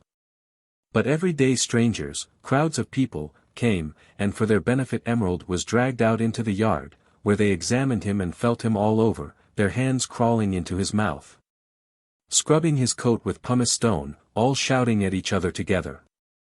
Afterwards, he remembered, he was once taken out of the stable, late in the evening, and led for a long time through stony, empty streets, past houses and lit-up windows. Then came the station, a dark shaky horsebox, his feet trembling from fatigue after a long journey, the whistles of the engines, the rattle of the rails, the stifling smell of smoke, the dull light of the swinging lantern. At one station he was dumped out of the horsebox and led along an endless unknown road that ran between huge bare autumn fields, past villages until he reached an unfamiliar stable, where he was shut up alone away from the other horses. At the beginning he would still recall the races and think about his Englishmen and Vasily and Nazar and Onegin, often dreaming about them, but gradually he began to forget them all. He was hidden away for some reason or other, and his beautiful young body was pining and grieving and growing weak from inaction. And new strangers were constantly arriving, crowding round Emerald, prodding him, pulling him about and angrily abusing each other. Sometimes Emerald could catch glimpses, through the open door, of other horses walking and running about in freedom. Then he would shout to them in protest and complaint. But the door was instantly closed again, and time would crawl once more, dull and lonely, for Emerald. The head of this stable was a large-headed, sleepy man with small black eyes and a thin black mustache on his fat face. He seemed to be quite indifferent to Emerald, but the horse felt an incomprehensible fear of him. And then once, early in the morning, while all the stablemen were still asleep, this man came noiselessly up to Emerald on tiptoe, poured oats into his manger, and left the stable. Emerald was a little surprised, but began obediently to eat. The oats were nice, just a little bitter, but pleasant to the taste for all that. It's odd, thought Emerald, I never tasted such oats before. Then, all of a sudden, he became conscious of a slight colic. Pain came, it stopped, then came back stronger than ever, and grew sharper every minute. At last it became intolerable. Emerald began to moan dully. Wheels of fire were dancing before his eyes. All his body was wet and flabby from this sudden weakness. His feet shivered, bent under him, and the colt fell heavily on the floor. He tried to get up again, but could only raise himself on his forelegs, and once more slipped on his side. A buzzing turmoil whirled through his head. The Englishman swam by with his horse-like grin from the long teeth, Onegin ran by, neighing loudly, with his camel-like Adam's apple projecting beneath his jaw. Some force or other was dragging Emerald mercilessly and ruthlessly deep down into a dark, cold hole. Already he was unable to move. Suddenly convulsions passed over his feet and neck and arched his back. The horse's skin began to tremble in small swift ripples and became covered with a froth that had a pungent smell. The moving yellow light of the lantern played straight into his eyes for a second and then died away with his failing eyesight. His ear caught once more a coarse human shout, but already he was unable to feel himself pushed in the side by someone's heel. Then everything disappeared, forever. Happiness. A fairy tale. A great Tsar ordered the poets and sages of his country to be brought before him. And he asked them this question. In what does happiness consist? In this, answered the first hastily, to be able to see always the illumination of thy godlike face and feel forever. Have his eyes put out, said the Tsar indifferently. Next. Happiness is power. Thou, Tsar, art happy, exclaimed the next. But the Tsar answered with a bitter smile. All the same, I suffer in my body and have no power to cure it. Tear out his nostrils, the scoundrel. Next. Happiness is wealth, said the next, hesitatingly. But the Tsar answered. I am rich and yet it is I who ask the question. Will a wedge of gold the weight of thy head content thee? O, Tsar! Thou shalt have it. Fasten on his neck a wedge of gold the weight of his head and cast this beggar into the sea. And the Tsar shouted impatiently, the fourth. Then a man in rags with feverish eyes crept on his stomach and stammered out. "Oh, most wise one. I want very little. I am hungry. Give me satiety and I shall be happy and will glorify thy name throughout the whole universe." "Feed him," said the Tsar in disgust. "And when he dies of overeating, let me know about it." And there came two others, one, a powerful athlete with a rosy body and a low forehead. He said with a sigh, "Happiness lies in creation." The other was a thin, pale poet on whose cheeks were burning two bright spots, and he said, "Happiness lies in health." But the Tsar smiled bitterly and observed, "If it were in my power to change your destinies, then thou, O poet, wouldst beg for inspiration in a month, and thou, image of Hercules, wouldst be running to doctors for pills to reduce thy weight. Go both in peace. Who else is there?" "A mere mortal," exclaimed proudly the seventh, decorated with narcissus flowers. "Happiness lies in non-existence." "Cut off his head," the sovereign pronounced lazily. "Tsar, Tsar, be merciful," lisped the condemned man, and he became paler than the petals of the narcissus. "I did not mean that." But the Tsar waved his hand wearily, yawned, and said gently, "Take him away. Cut off his head." The Tsar's word is hard as agate. Many others came. One of them said only two words. "Women's love." "Very well," the Tsar acquiesced. "Give him 100 of the most beautiful women and girls of my country. But give him also a goblet of poison. And when the time has arrived let me know and I will come to look at his corpse."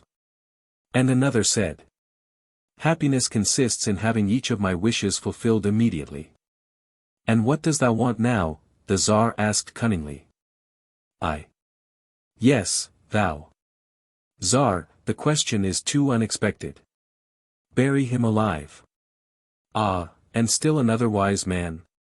"Well, well, come a little nearer, perhaps thou knowest in what happiness consists." The wise man, for he was a real wise man, answered, "Happiness lies in the charm of human thought." The Tsar's eyebrows contracted and he shouted in wrath. "Ah! Human thought! What is human thought?" But the wise man, for he was a real wise man, only smiled compassionately and did not answer at all. Then the Tsar ordered him to be hurled into an underground prison where there was perpetual darkness and where no sound from outside could be heard. And when, a year later, they brought to him the prisoner who had become blind and deaf, and could scarcely stand on his feet, he answered quietly to the Tsar's question, "Well, art thou still happy now?" In these words, "Yes, I am happy. While in prison I was a Tsar, and a rich man, and in love, and with my fill of food, and hungry, all this was given to me by my thought." "What, then, is thought?" exclaimed the Tsar impatiently. "Remember that in another 5 minutes I will have thee hanged and will spit in thine accursed face. Will thy thought console thee then? And where will then be thy thoughts, which thou didst lavish on this earth?" The wise man answered quietly, for he was a real wise man. "Fool, thought is immortal."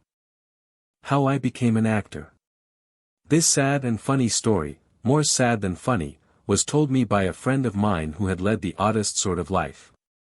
He had been what we Russians call, on the horse and under the horse, but he had not, in the least, lost, under the lash of destiny, his kindness of heart and his alertness of mind. Only this particular experience produced a rather curious effect on him. He gave up going to the theater after it and, until the present moment, nothing will drag him into one. I shall try to transmit my friend's story, though I am afraid that I shall be unable to reproduce the simplicity, the soft and melancholy mockery, which he put into it. Chapter 1. Well, it's like this. Can you picture for yourself a wretched little southern country town? In the middle of it there is a sort of monstrous shallow pit where the Ukrainians of the neighborhood, up to their waists in mud, sell cucumbers and potatoes from their carts. This is the bazaar.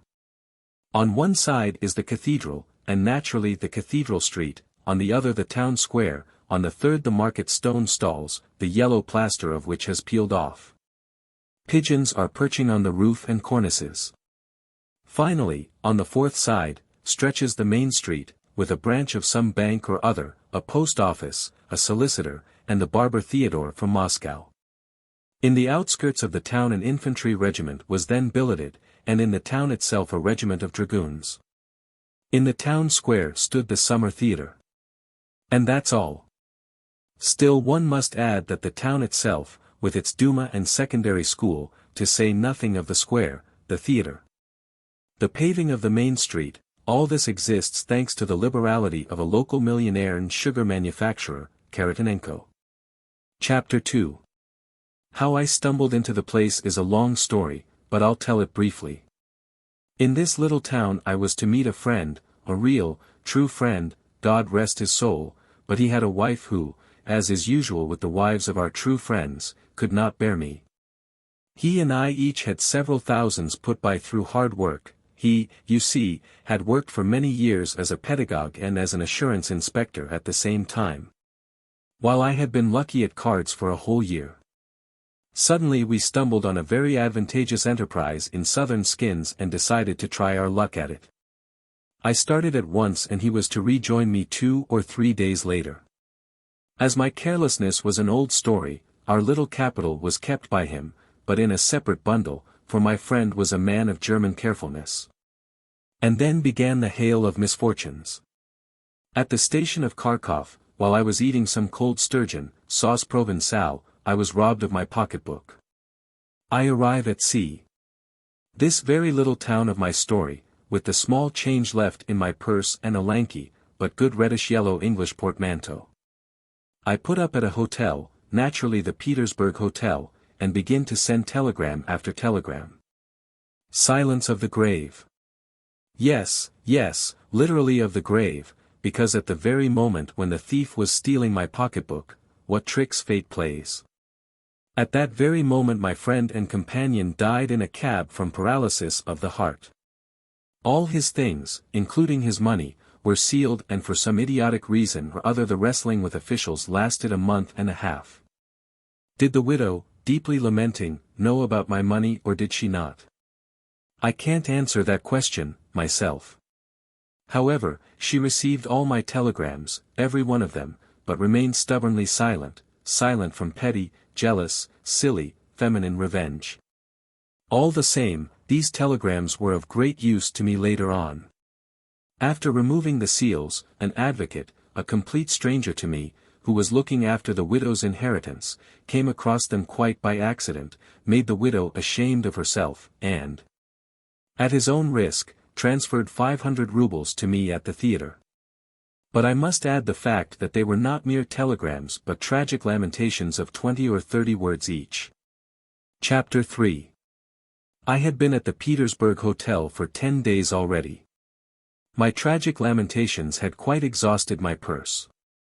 The hotel proprietor, a gloomy, sleepy, hairy Ukrainian, with the face of an assassin, had long ago ceased to believe in my word. I showed him certain letters and papers by which he could have, etc., but all he did was to turn his face scornfully away and snort. Finally, they served me with dinner as though I were Gogol's Klestikov. The proprietor has said that this is for the last time. And then came the day when there was left in my pocket a single, orphan, greenish-silver 20-kopeck piece. That morning the proprietor said insolently that he was not going to feed me or keep me any longer, but was going to report me to the police inspector.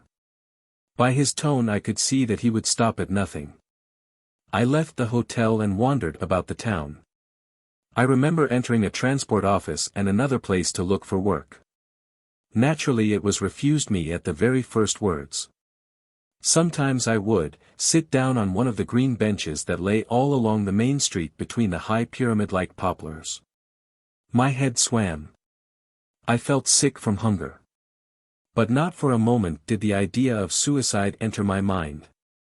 How many times in my tangled life have I been on the border of these thoughts, but then a year would pass, sometimes a month, or even simply 10 minutes. And suddenly everything would be changed, everything would be going luckily again, gaily, nicely.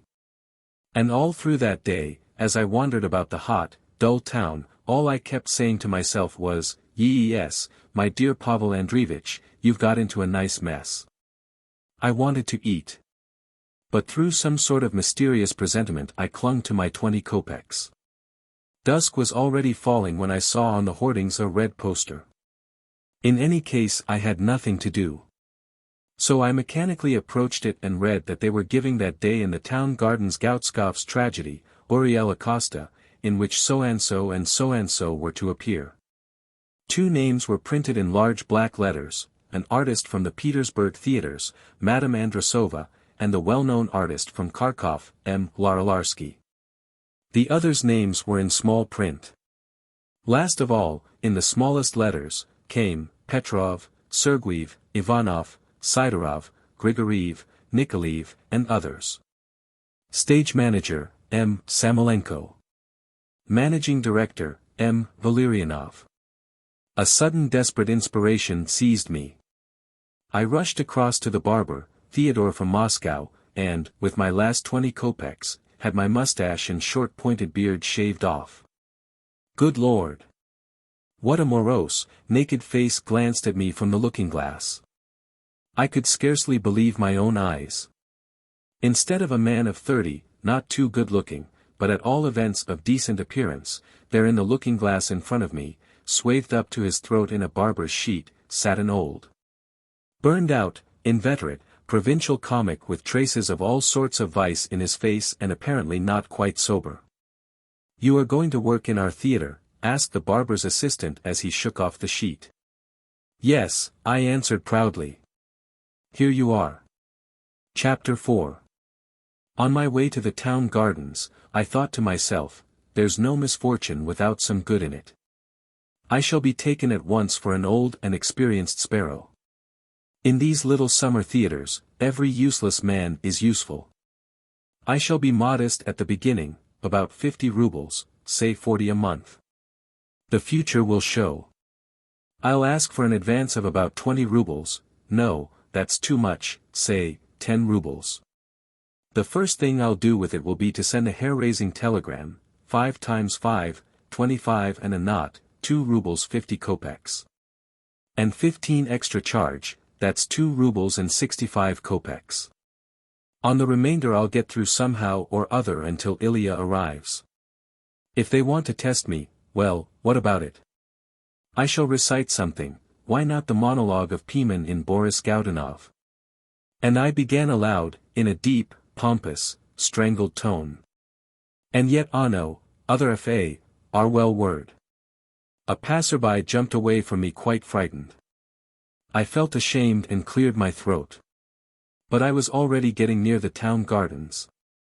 A military band was playing. Slim young ladies of the district, dressed in pink and sky blue, were walking about without their hats and behind them stalked, laughing aloud, their hands thrust in their jackets.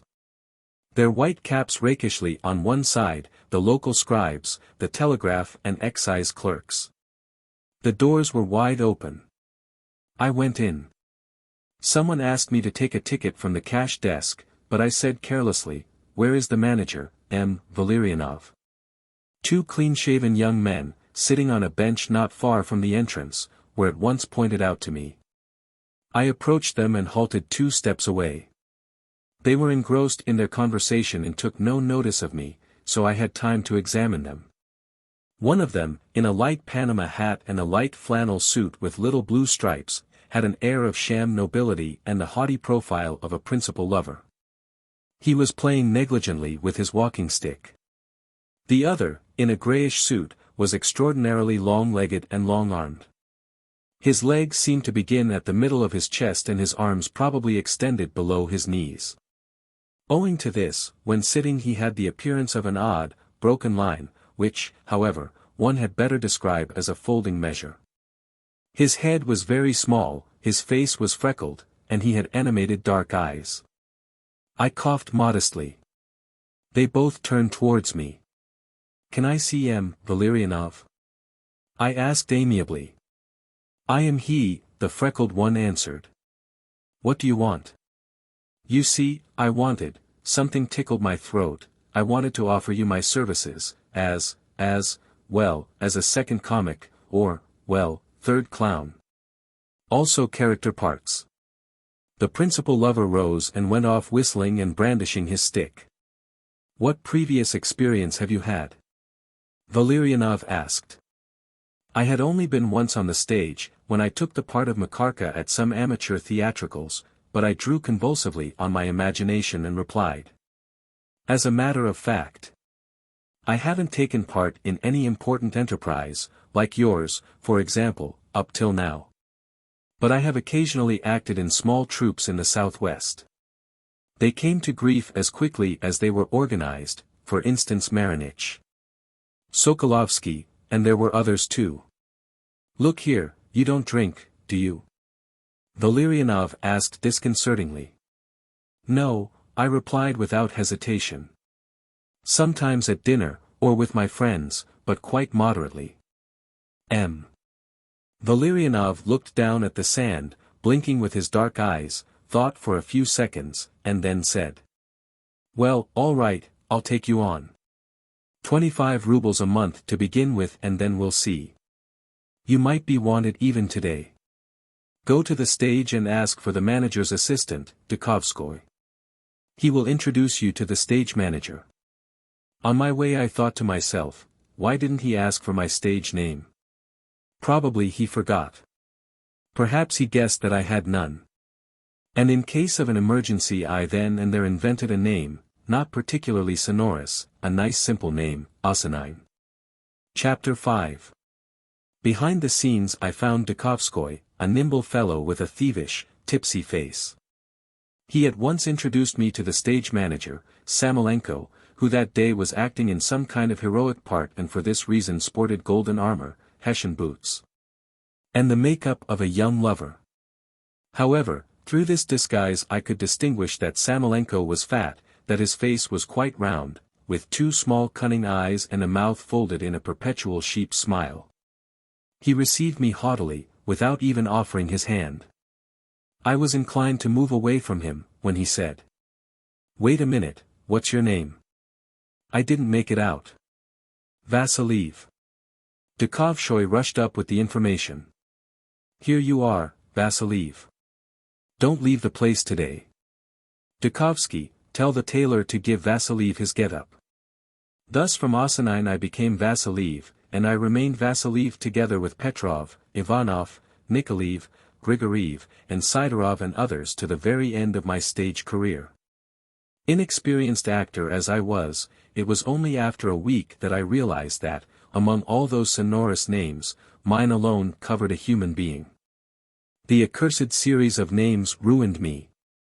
The tailor came, a thin, lame man, wrapped me up in a long, black calico shroud with sleeves, and tacked it on to me from head to foot. Then came the coiffeur, in whom I recognized Theodore's assistant who had just shaved me, and we exchanged a friendly smile. He put a black wig with lovelocks on my head. Dukovskoy rushed into the dressing room and shouted. I say, Vasiliev, make yourself up. I stuck my finger in some kind of paint, but my left-hand neighbor, a severe man with the forehead of a deep thinker, stopped me. Can't you see that you're using a private box? Here's the box for general use. I saw a large case with divisions full of dirty paint all mixed together. I felt dazed. It was easy enough for Dukovskoy to shout out, make yourself up, but how was it to be done? I manfully put a white dash along my nose and looked immediately like a clown. I traced cruel eyebrows. I made blue marks under my eyes. Then I reflected, what else could I do? I blinked and managed to insert between my eyebrows 2 vertical wrinkles. Now I resembled a Red Indian chief. Vasiliev, get ready, someone shouted from the top of the stairs. I went up and came to the threadbare cloth doors of the back wall. Dukovskoy was waiting for me. You are to go on at once. Devil take it, what on earth do you look like? As soon as they say, no, he will come back, go on. Go on and say, he gave some kind of proper name which I've forgotten, so-and-so is asking for an interview, and then exit. You understand? Yes. No, he will come back, I hear, and pushing past Dukovskoy I rush on to the stage. What the deuce was the name of that man? Another second of silence. The house is like a black, moving abyss. Straight in front of me, on the stage, are strange, roughly painted faces, brightly lit up by the lamps. Everyone looks at me expectantly. Dukovskoy whispers something at the back, but I can't make it out. Then suddenly I fire off in a voice of solemn reproach. Yes, he has come back. Past me like a hurricane rushed Samolenko in his golden coat of mail. Thank God. I disappear behind the curtain.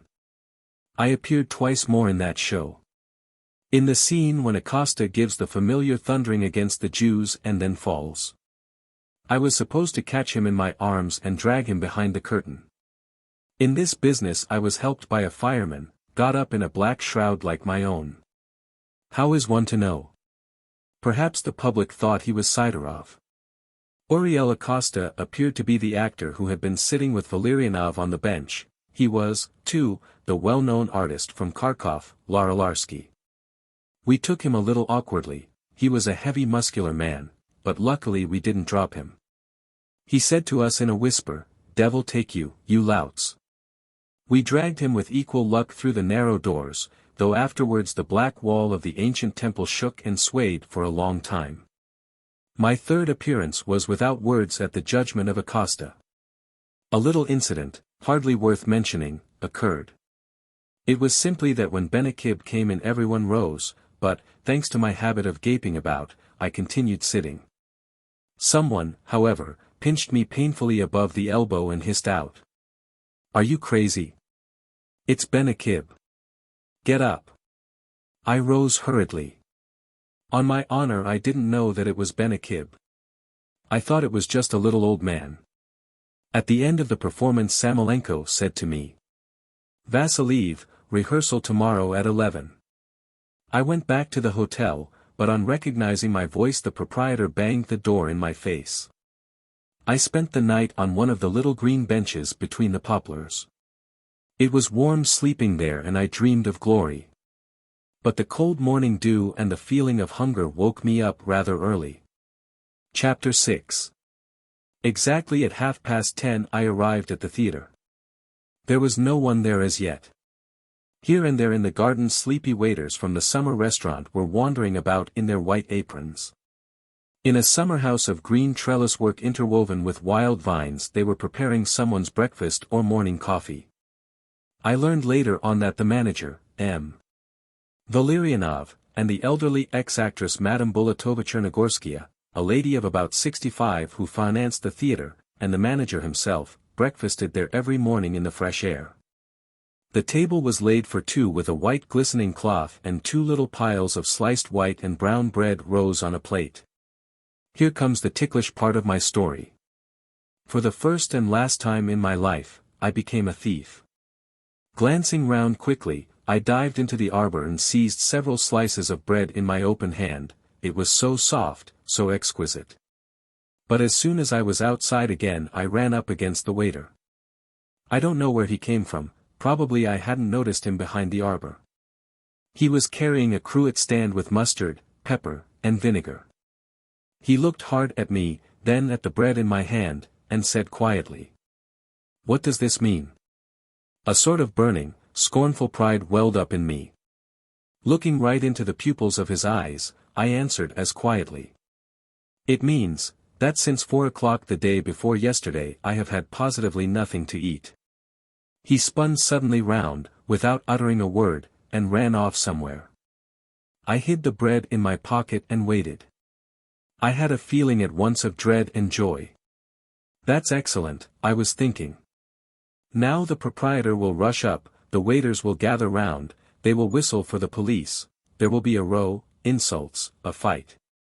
Oh, how magnificently I shall smash these very plates and cruets over their heads. I'll bite them till I draw blood. But then, what do I see? My waiter is running back to me by himself. He was a little out of breath. He came up to me sideways, without looking at me. I, too, averted my eyes. And then suddenly, from under his apron, he pushed into my hand a piece of yesterday's cold meat, carefully salted, and whispered entreatingly. "Please, do eat, I beg of you." I took the meat roughly from him, went with it behind the scenes, chose a corner, a rather dark one, and then, sitting among the old stage properties, I tore the meat greedily with my teeth and shed happy tears. Later on I saw that man often, almost every day. His name was Sergei. When there were no customers, he used to look at me from a distance kindly with faithful, hospitable eyes. But I had no wish to spoil, either for myself or for him, that first sympathetic impression, though I confess I was sometimes as hungry as a wolf in the winter. He was a small, rather fat, rather bald man, with black cockroach-like mustaches and kind eyes, shaped like narrow radiant semicircles. He was always in a hurry and gave the impression of hopping along. When I received my money at last and my theatrical slavery remained only a dream, and all these rotten people were lapping up my champagne and flattering me, how I did miss you, you dear, funny, pathetic Sergei. Of course I should never have dared to offer him money. Can one possibly estimate in money such kindness and human affection? I merely wanted to give him some little present before going away, a little trifle, or else something for his wife or his kids. He had a whole swarm of them. And in the morning sometimes they used to run up to him, agitated and clamorous like young sparrows. But a week before my marvelous transformation Sergei was dismissed, and I know the reason. Captain von Bradk had been served a beefsteak not to his taste. He bawled out, "What's this you're giving me, you rascal? Don't you know that I like it red?" Sergei ventured to remark that it was not his fault, but the cook's, and that he would go and change it at once. He even added timidly, "Excuse me, mister." This apology maddened the officer. He struck Sergei with his beefsteak on the cheek, and turning purple, he yelled out, "What? I am a mister to you, am I? I am not a mister to you, I am staff captain of cavalry to my emperor. Where's the proprietor? Call the proprietor. Ivan Lukianich, I want this idiot cleaned out of here today. I don't want a trace of him here. If there is, I'll never set foot in your pothouse again." The staff captain of cavalry, von Bradk, was a man of big sprees, and for this reason Sergei was dismissed that very day. The proprietor spent the whole evening in calming the officer. I myself, when I came out between the acts for a breath of fresh air in the gardens, heard for a long time the enraged, bellowing voice issuing from the arbor. "What a scoundrel the fellow is! Mister! If it hadn't been for the ladies I would have shown him the meaning of Mr." Chapter 7. In the meantime the actors had gradually drifted in, and at 12:30 the rehearsal, due at 11, began. They were giving a play entitled The New World, a kind of insipid sideshow transformation of Senkevich's novel Quo Vadis. Dukovskoy gave me a typewritten sheet of paper containing my lines.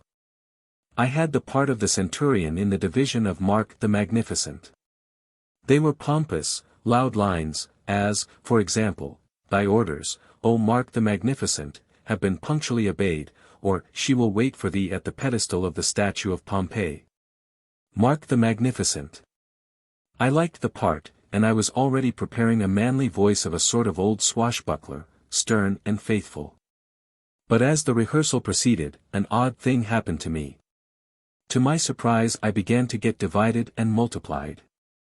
For instance, at the end of the matron Veronica's speech, Samolenko, who followed the play with the full text in front of him, claps his hands and shouts, "A slave comes in." No one comes in. But who is the slave? Dukovskoy, see who is the slave. Dukovskoy rummages hastily through some sheets of paper. There is no slave. Cut him out, what about it? Lazily advises Bove, the argumentative person with a forehead of a thinker, into whose paintbox I had stuck my fingers the day before. But Mark the Magnificent, Larolarsky, suddenly takes offense at this. "No, that won't do, please. I have an effective entrance here. I don't play this scene without a slave." Samolenko's eyes gallop round the stage and halt at me. There you are, I mean.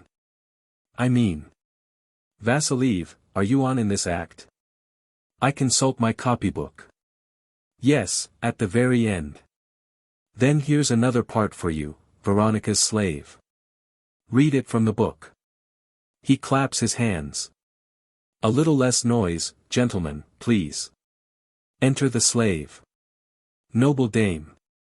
Speak up, one couldn't hear you from the first row. A few minutes later they couldn't find a slave for the divine Marcia. In Senkovich's text she is Legia, and this part is dumped onto me. Then some kind of house steward is missing. Me again. In this way, by the end of the rehearsal, I had, without counting the centurion, 5 additional parts. It wouldn't go all at the beginning. I come out and pronounce my first words. Mark the Magnificent.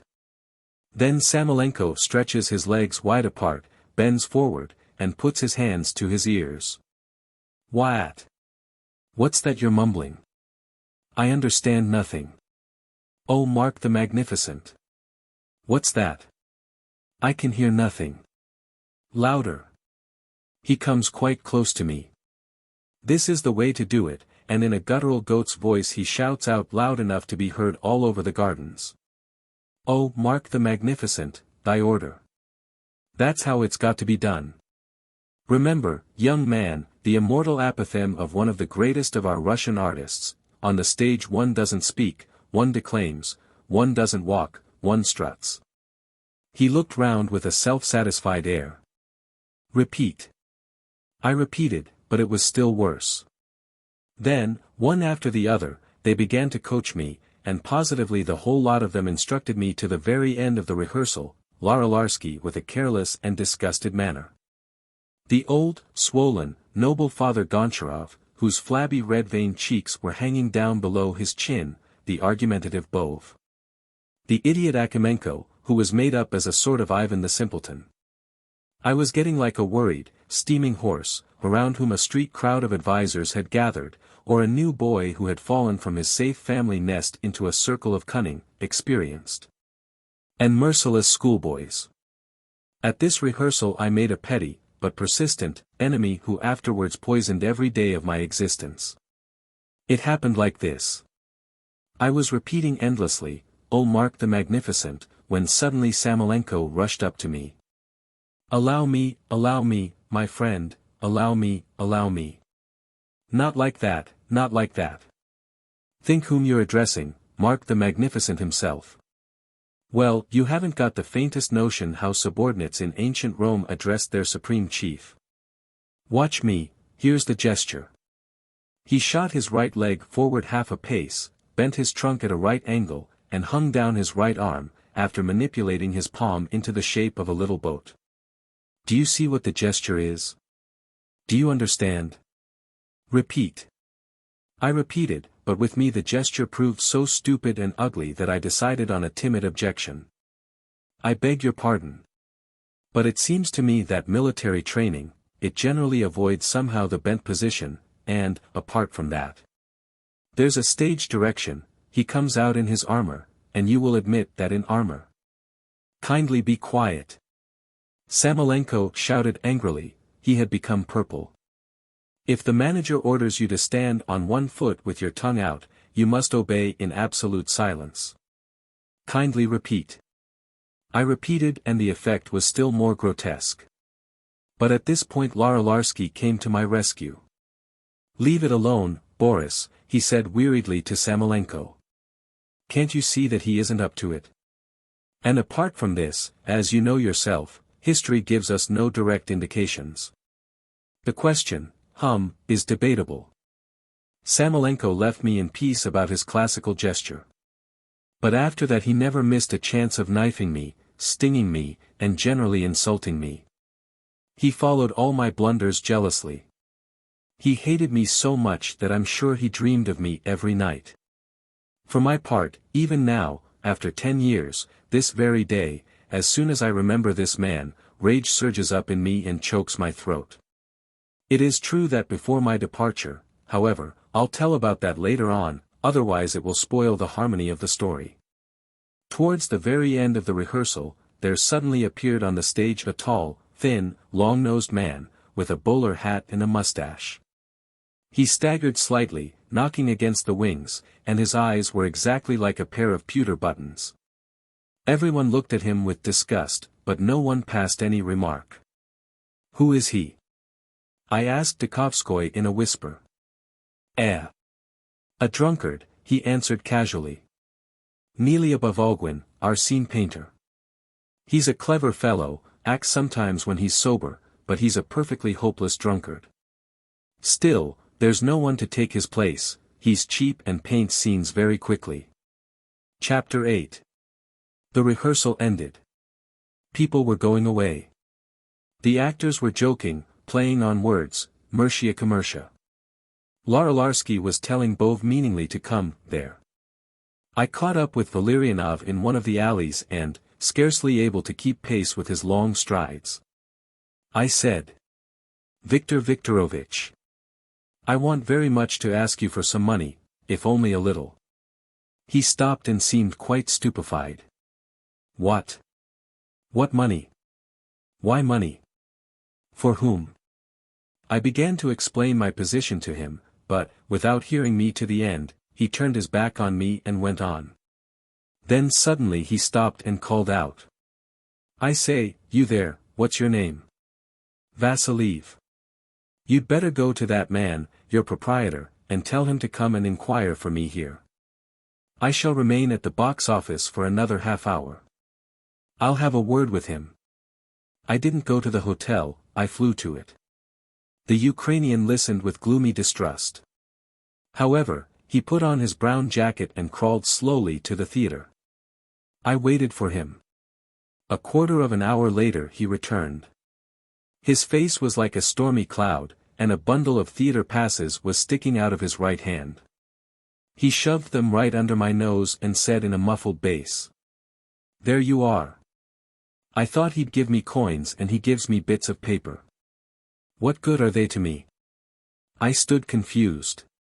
However, the bits of paper had a certain utility. After long exhortations, the proprietor consented to share my belongings. He kept as a deposit my beautiful new English leather portmanteau, and I took my underclothes, my passport, and, what was more precious to me than anything else, my traveling notebooks. By way of goodbye, the Ukrainian asked me, "What, are you, too, going to play the fool over there?" "Yes, too, I said with dignity. "Ho, ho, you be careful. As soon as I set eyes on you on the stage, I'll shout out, 'What about my 20 rubles?'" For the next 3 days, I didn't venture to trouble Valerianov, and slept on the little green bench with my small parcel of underclothes under my head as a pillow. 2 nights, thank God, were warm. I even felt, as I lay on the bench, a dry heat mounting up from the pavement that had been well warmed during the day. But on the 3rd night there was a fine, continuous rain, and I took shelter on a doorstep and was unable to sleep till the morning.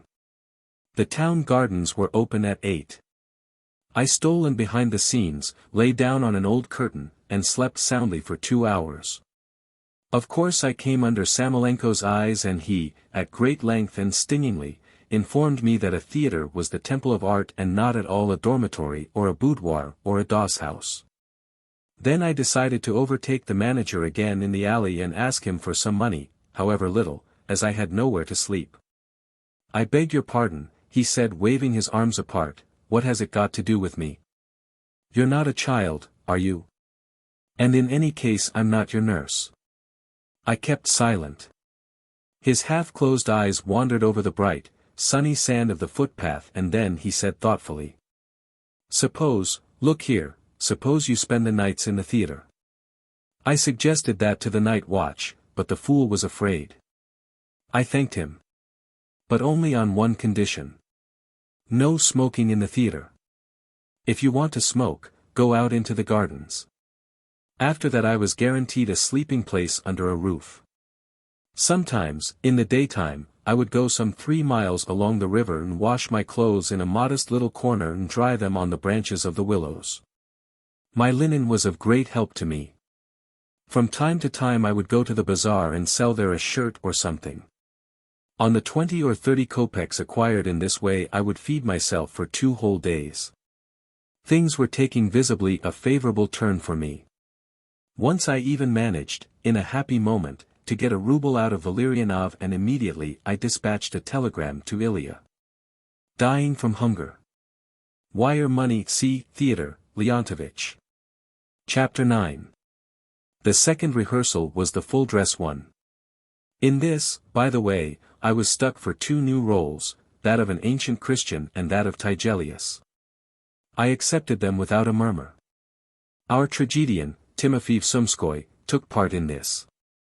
He was a broad-shouldered man, about 5 feet high, no longer young, with red curly hair, the whites of his eyes sticking out, and with a pockmarked face, a regular butcher. Or rather an executioner. He had an enormous voice and he acted in an old-fashioned, hectoring manner. He didn't know his lines at all, he was taking the part of Nero, and he had difficulty even in reading it from his copybook with the aid of his powerful spectacles. When people said to him, "You ought to study your part just a little, Fedot Pamphilych," he would reply in a low octavo. "Oh, let it go. It'll do. I'll stand near the prompter. It isn't the first time. In any case the public understands nothing. The public's a fool." He was constantly having trouble with my name. He simply couldn't pronounce Tigelius, but called me either Tigelini or Teingil. Every time that he was corrected, he would bark out. "Let it go. Rot. I'm not going to fill my brain with rubbish." If he had a difficult phrase or several foreign words coming together, he would simply cross it out in pencil in his book and declare, "I'm cutting that." However, everyone used to cut. From the soup of our play there remained only the thickness. Out of the long roll of Tigelius there survived in the end only one reply. Nero asks, "Tigelius, in what state are the lions?" And I answer on my knees, "Divine Caesar, Rome has never seen such wild beasts. They are ravenous and ferocious." That was all. The opening night arrived. The theater was crammed. Outside, round the barriers, the crowd of the non-paying public was thick and black. I was nervous. My God, how horribly they all acted. Just as if they had all acquiesced in Timofey's verdict, "The public's a fool." Every word, every gesture, recalled something old-fashioned, which has become stale through the repetition of generations. These servants of art seemed to me to have at their disposal altogether about 24 intonations, learned by heart, and about 36 gestures, also learned by heart, as, for example, the one that Samolenko fruitlessly tried to teach me. And I was wondering how it was, through what moral fall had these people become so lost to all shame of their faces, of their bodies, of their movements. Timofey Sumskoy was magnificent. Leaning over the right side of the throne, during which process his extended left leg protruded right into the middle of the stage, his fool's crown all awry. He was fixing the mobile whites of his eyes on the prompter's box and yelling in such a way that the little urchins behind the barriers shrieked with delight. Naturally he didn't remember my name. He simply bawled at me like a Russian merchant at the Russian baths. "Tiliantin. Bring along my lions and tigers." Kaik. I submissively swallowed my reply and went. Of course, the worst of the lot was Mark the Magnificent, Larolarsky, because he was more shameless, careless, trivial, and self-confident than the others.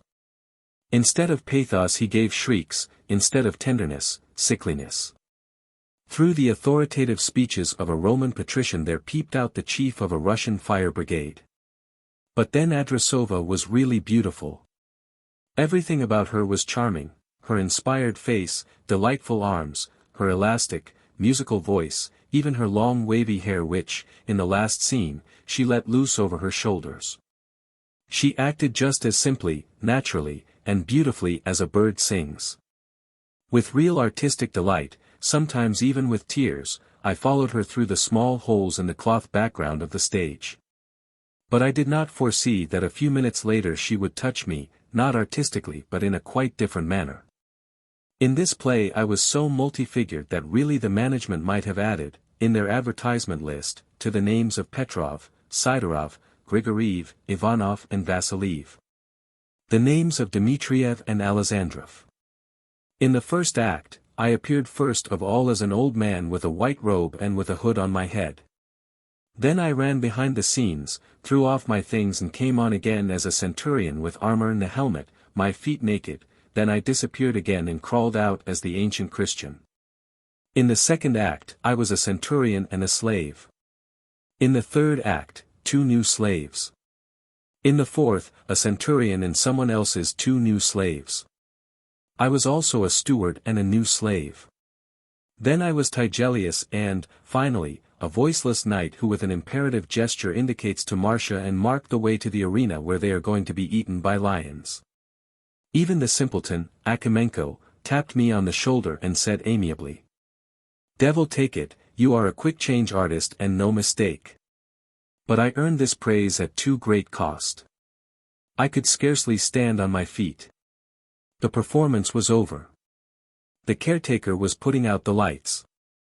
I was walking about the stage waiting for the last actors to remove their makeup so that I might be able to lie down on my old threadbare sofa. I was also thinking of that morsel of fried liver which was hanging in my little corner between the property room and the general dressing room. For since the rats robbed me of a piece of bacon I used to hang all eatables on a string. Suddenly I heard a voice behind me. "Good night, Vasiliev." I turned round. Andrasova was standing with her hands stretched out, her delightful face looked tired. I must say that in the whole troupe she alone, not counting the insignificant ones, Dukovskoy and Nelia Volgin, used to shake hands with me, the others despised me. And even to this day I can recall the open, kindly, genuine way in which she shook hands like a woman and a comrade at the same time. I took her hand. She looked at me attentively and said, "Listen. Aren't you ill? You look bad." And she added in a lower tone, "Perhaps you're in need of money? May I lend it?" "Oh no, no, thank you," I interrupted her with feeling. And suddenly, yielding to the rush of emotion with which her acting had thrilled me, I exclaimed with fire, "How beautiful you were tonight!" Probably the compliment, by its sincerity, was a little unusual. She blushed with pleasure, lowered her eaves and said laughingly, "I'm so glad that I gave you pleasure." I kissed her hand respectfully. But at that instant a woman's voice shouted, "Andrasova! Where are you? Come along, we're waiting for you for supper." "Good night, Vasiliev," she said simply and kindly. Then she shook her head, and just as she was leaving, murmured scarcely audibly, "Ah, you poor one, you poor one." No, I didn't feel at all poor at that moment. But it seemed to me that if, in saying goodbye, she had brushed my forehead with her lips, I should have died from happiness. Chapter 10. I wasn't long in taking the measure of the whole troupe. I confess that even before my involuntary actor's career I never had a high opinion of the provincial stage. But, thanks to Ostrovsky, my idea of acting folk was that, though rough in externals, they were kindly and large in their hearts, happy-go-lucky people. But devoted to art in their way and full of esprit de corps. But now I perceived that the stage was held quite simply by a band of shameless men and women. They were all heartless, treacherous, and envious of each other, without the slightest respect for beauty and creative power, in a word, base, insensitive souls. And, on the top of it all, they were people of dumbfounding ignorance and deep indifference, hysterical hypocrites, cold liars, with crocodile tears and theatrical sobs. Stubbornly stunted slaves, always ready to crawl before their superiors and patrons. It was not without point that Chekhov said once, "There is only one person more hysterical than the actor, it is the constable." See how they both stand in front of a buffet on a bank holiday, make speeches and weep.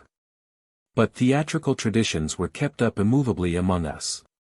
Someone or other, before going on the stage, had the habit of making the sign of the cross. The story of this spread. And each of our principals, before his entrance, would not fail to go through the same performance, looking round sideways while he was doing it to see if anyone was watching him or not. And if they are watching, he imagines them to be saying to themselves, "How superstitious he is. What an original creature." One of these prostitutes of art, with a goat's voice and fat thighs, once beat the tailor and, on another occasion, the barber. This also became an established tradition. I have often watched Laestrygonians throwing himself about the stage with bloodshot eyes, foaming at the mouth, and shouting hoarsely, "Give me this tailor. I will kill him, this tailor."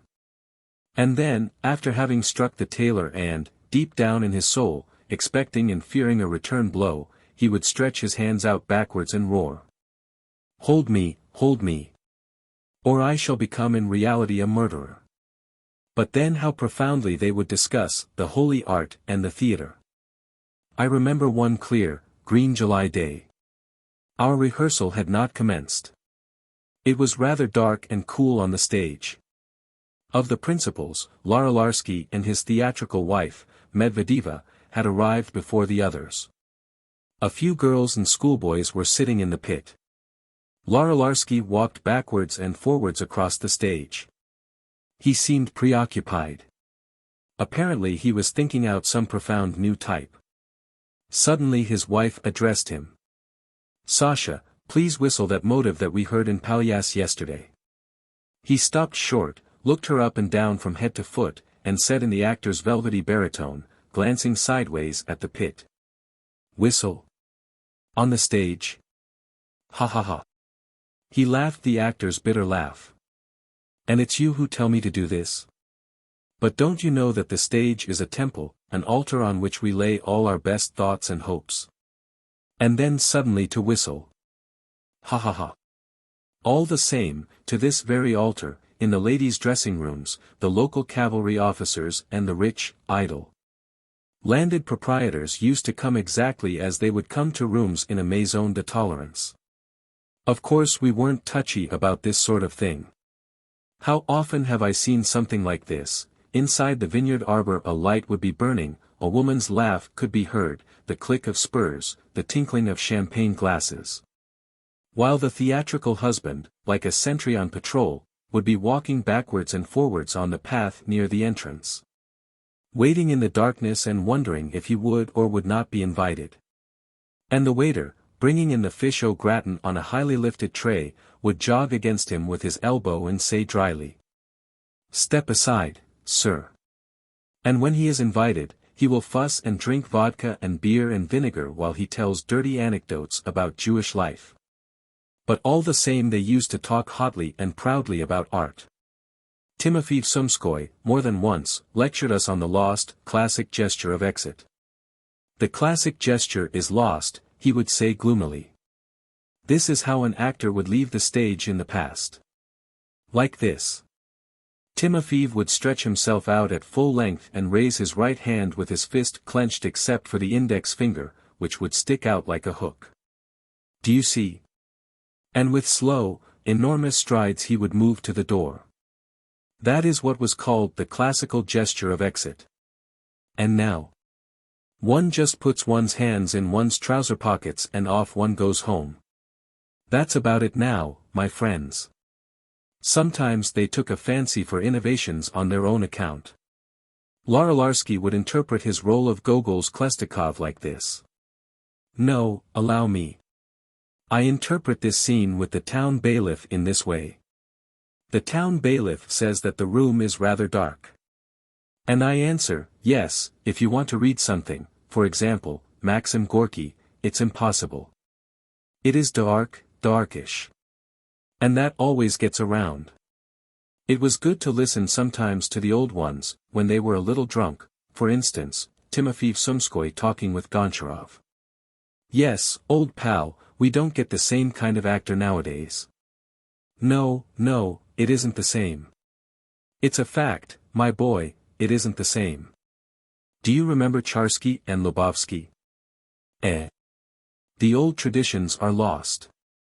It's the fault of Petersburg, it isn't the same. They don't respect any longer the sacredness of art. All the same, you and I, we were priests in the temple, but these others. Let's drink, old man. And do you remember Ivan Kozlovsky? Ah, let it alone, don't revive an old sore. Let's drink. What can they do, the people of today? Yes, what can they do? What can they do? And there, in the midst of this mixture of triviality, stupidity, swindling, mannerisms, bragging, ignorance, and depravity, Andrasova alone truthfully served art. Andrasova, clean, charming, beautiful, and talented. Now that I am older, I understand that she was no more conscious of this filth than the white, beautiful corolla of a flower is conscious that its roots are being fed by the slime of a marsh. Chapter 11. The plays were produced at express speed. Short dramas and comedies would be given one rehearsal. The Death of Ivan the Terrible and the New World would be given two. Ismail, the composition of M. Bukharin, required 3 rehearsals, thanks only to the fact that about 40 supers from the local commands, the garrison, the army transport, and the fire brigade took part in it. I remember particularly well the performance of the Death of Ivan the Terrible, because of a stupid and amusing incident. Timofey Sumskoy was taking the part of Ivan. In his long brocade robe and his pointed dogskin hat he looked like a moving obelisk. In order to give the terrible Tsar a little more ferocity, he kept protruding his lower jaw and dropping his thick underlip, rolling his eyes about, and bellowing as he had never bellowed before. Of course he knew nothing about his part and read it in such verse that even the actors, who were long inured to the fact that the public is a fool and understands nothing, were startled.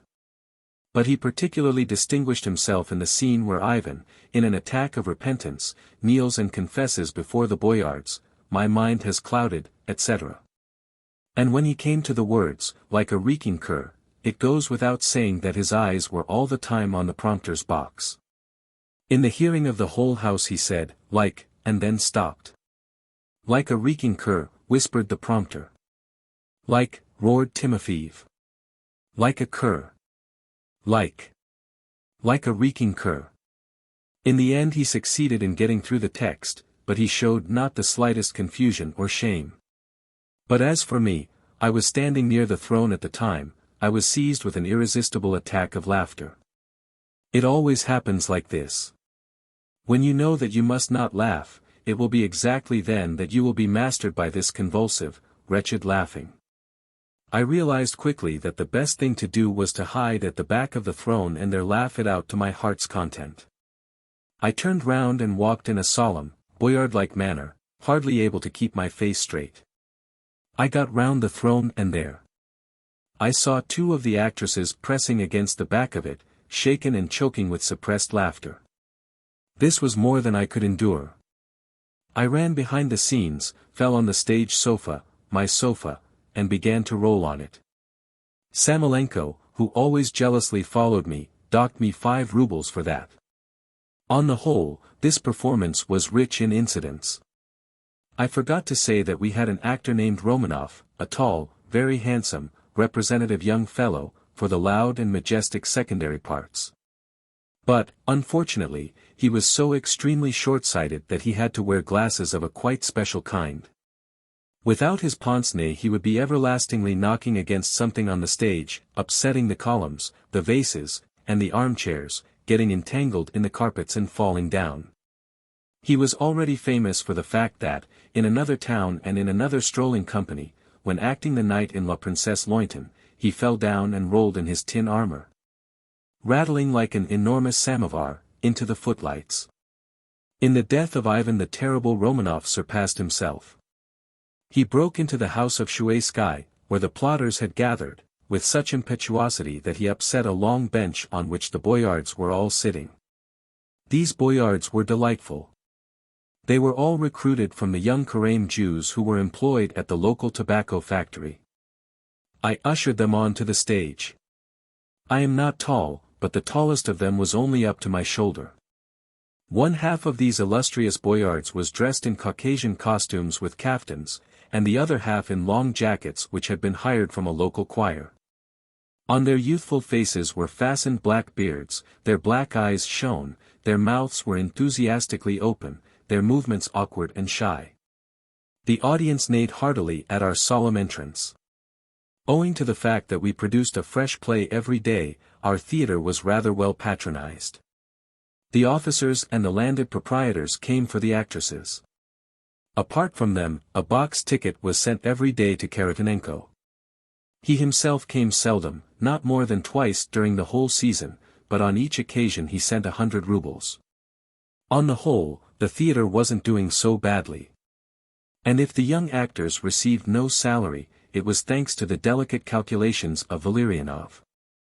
The manager was like the coachman who used to dangle a wisp of hay in front of his hungry jade's muzzle to make him run faster. Chapter 12. On one occasion, I don't remember why, there was no performance. The weather was bad. At 10 o'clock that night I was already on my sofa, listening in the dark to the drumming of the rain on the wooden roof. Suddenly I heard a rustling somewhere behind the scenes, then steps, then the crash of falling chairs. I lit a candle end and went out to investigate the sounds, only to see the drunken Nelia Bovolguin who was helplessly groping between the scenery and the wall of the theater. On catching sight of me, he was not alarmed, but expressed a tranquil surprise. At the evil are you doing here? I explained to him in a few words. He thrust his hands into his pockets, nodded with his long nose, and swayed from his heels to the tips of his toes for some time. Then he suddenly lost his balance, but recovered it, moved a few steps forward and said. And why not come with me? We scarcely know each other. Rubbish. Come along. He took my arm and we went off together. From that hour to the very end of my career as an actor I shared with him his dark, tiny room which he rented from the ex-police inspector of C. This notorious drunkard, the object of the whole troupe's hypocritical scorn, showed himself to be a kind, quiet man, a true comrade, possessed of much inner delicacy of feeling. But he had in his heart a kind of sickly, incurable wound, the work of a woman. I could never get at the reality of his romance. When drunk, he would often drag out from his traveling basket the portrait of a woman, not very beautiful, but not ugly either, slightly squint-eyed, with a turned-up, provoking little nose. She looked to me a provincial. He would either kiss this photograph or fling it on the floor, press it to his heart or spit on it, place it against the icons in the corner or pour candle grease over it. I could never make out which of them had thrown the other over, or who the children were of whom he spoke, his, hers, or someone else's. Neither he nor I had any money. Long ago he had obtained from Valerianov a rather large sum to send her, and now he was in a condition of bond service which simple honor prevented him from evading. Occasionally he would earn a few kopecks from the local signboard artist. But his source of increment was a great secret from the rest of the troupe. How would Larolarsky have tolerated such an insult to art? Our landlord, the retired police inspector, a fat, red-cheeked man, with a mustache and a double chin, was a very benevolent person. Every morning and evening, after they had finished tea in his house, a newly filled samovar, a teapot with the tea previously used, and as much black bread as we wished, was sent to us. We used to be quite satisfied. The retired police inspector would take a nap after dinner and then come out in his dressing gown with his pipe and sit on the steps. Before going to the theater, we would sit near him. The conversation was invariably the same, his misfortunes in the service, the injustice of his superiors, and the base intrigues of his enemies.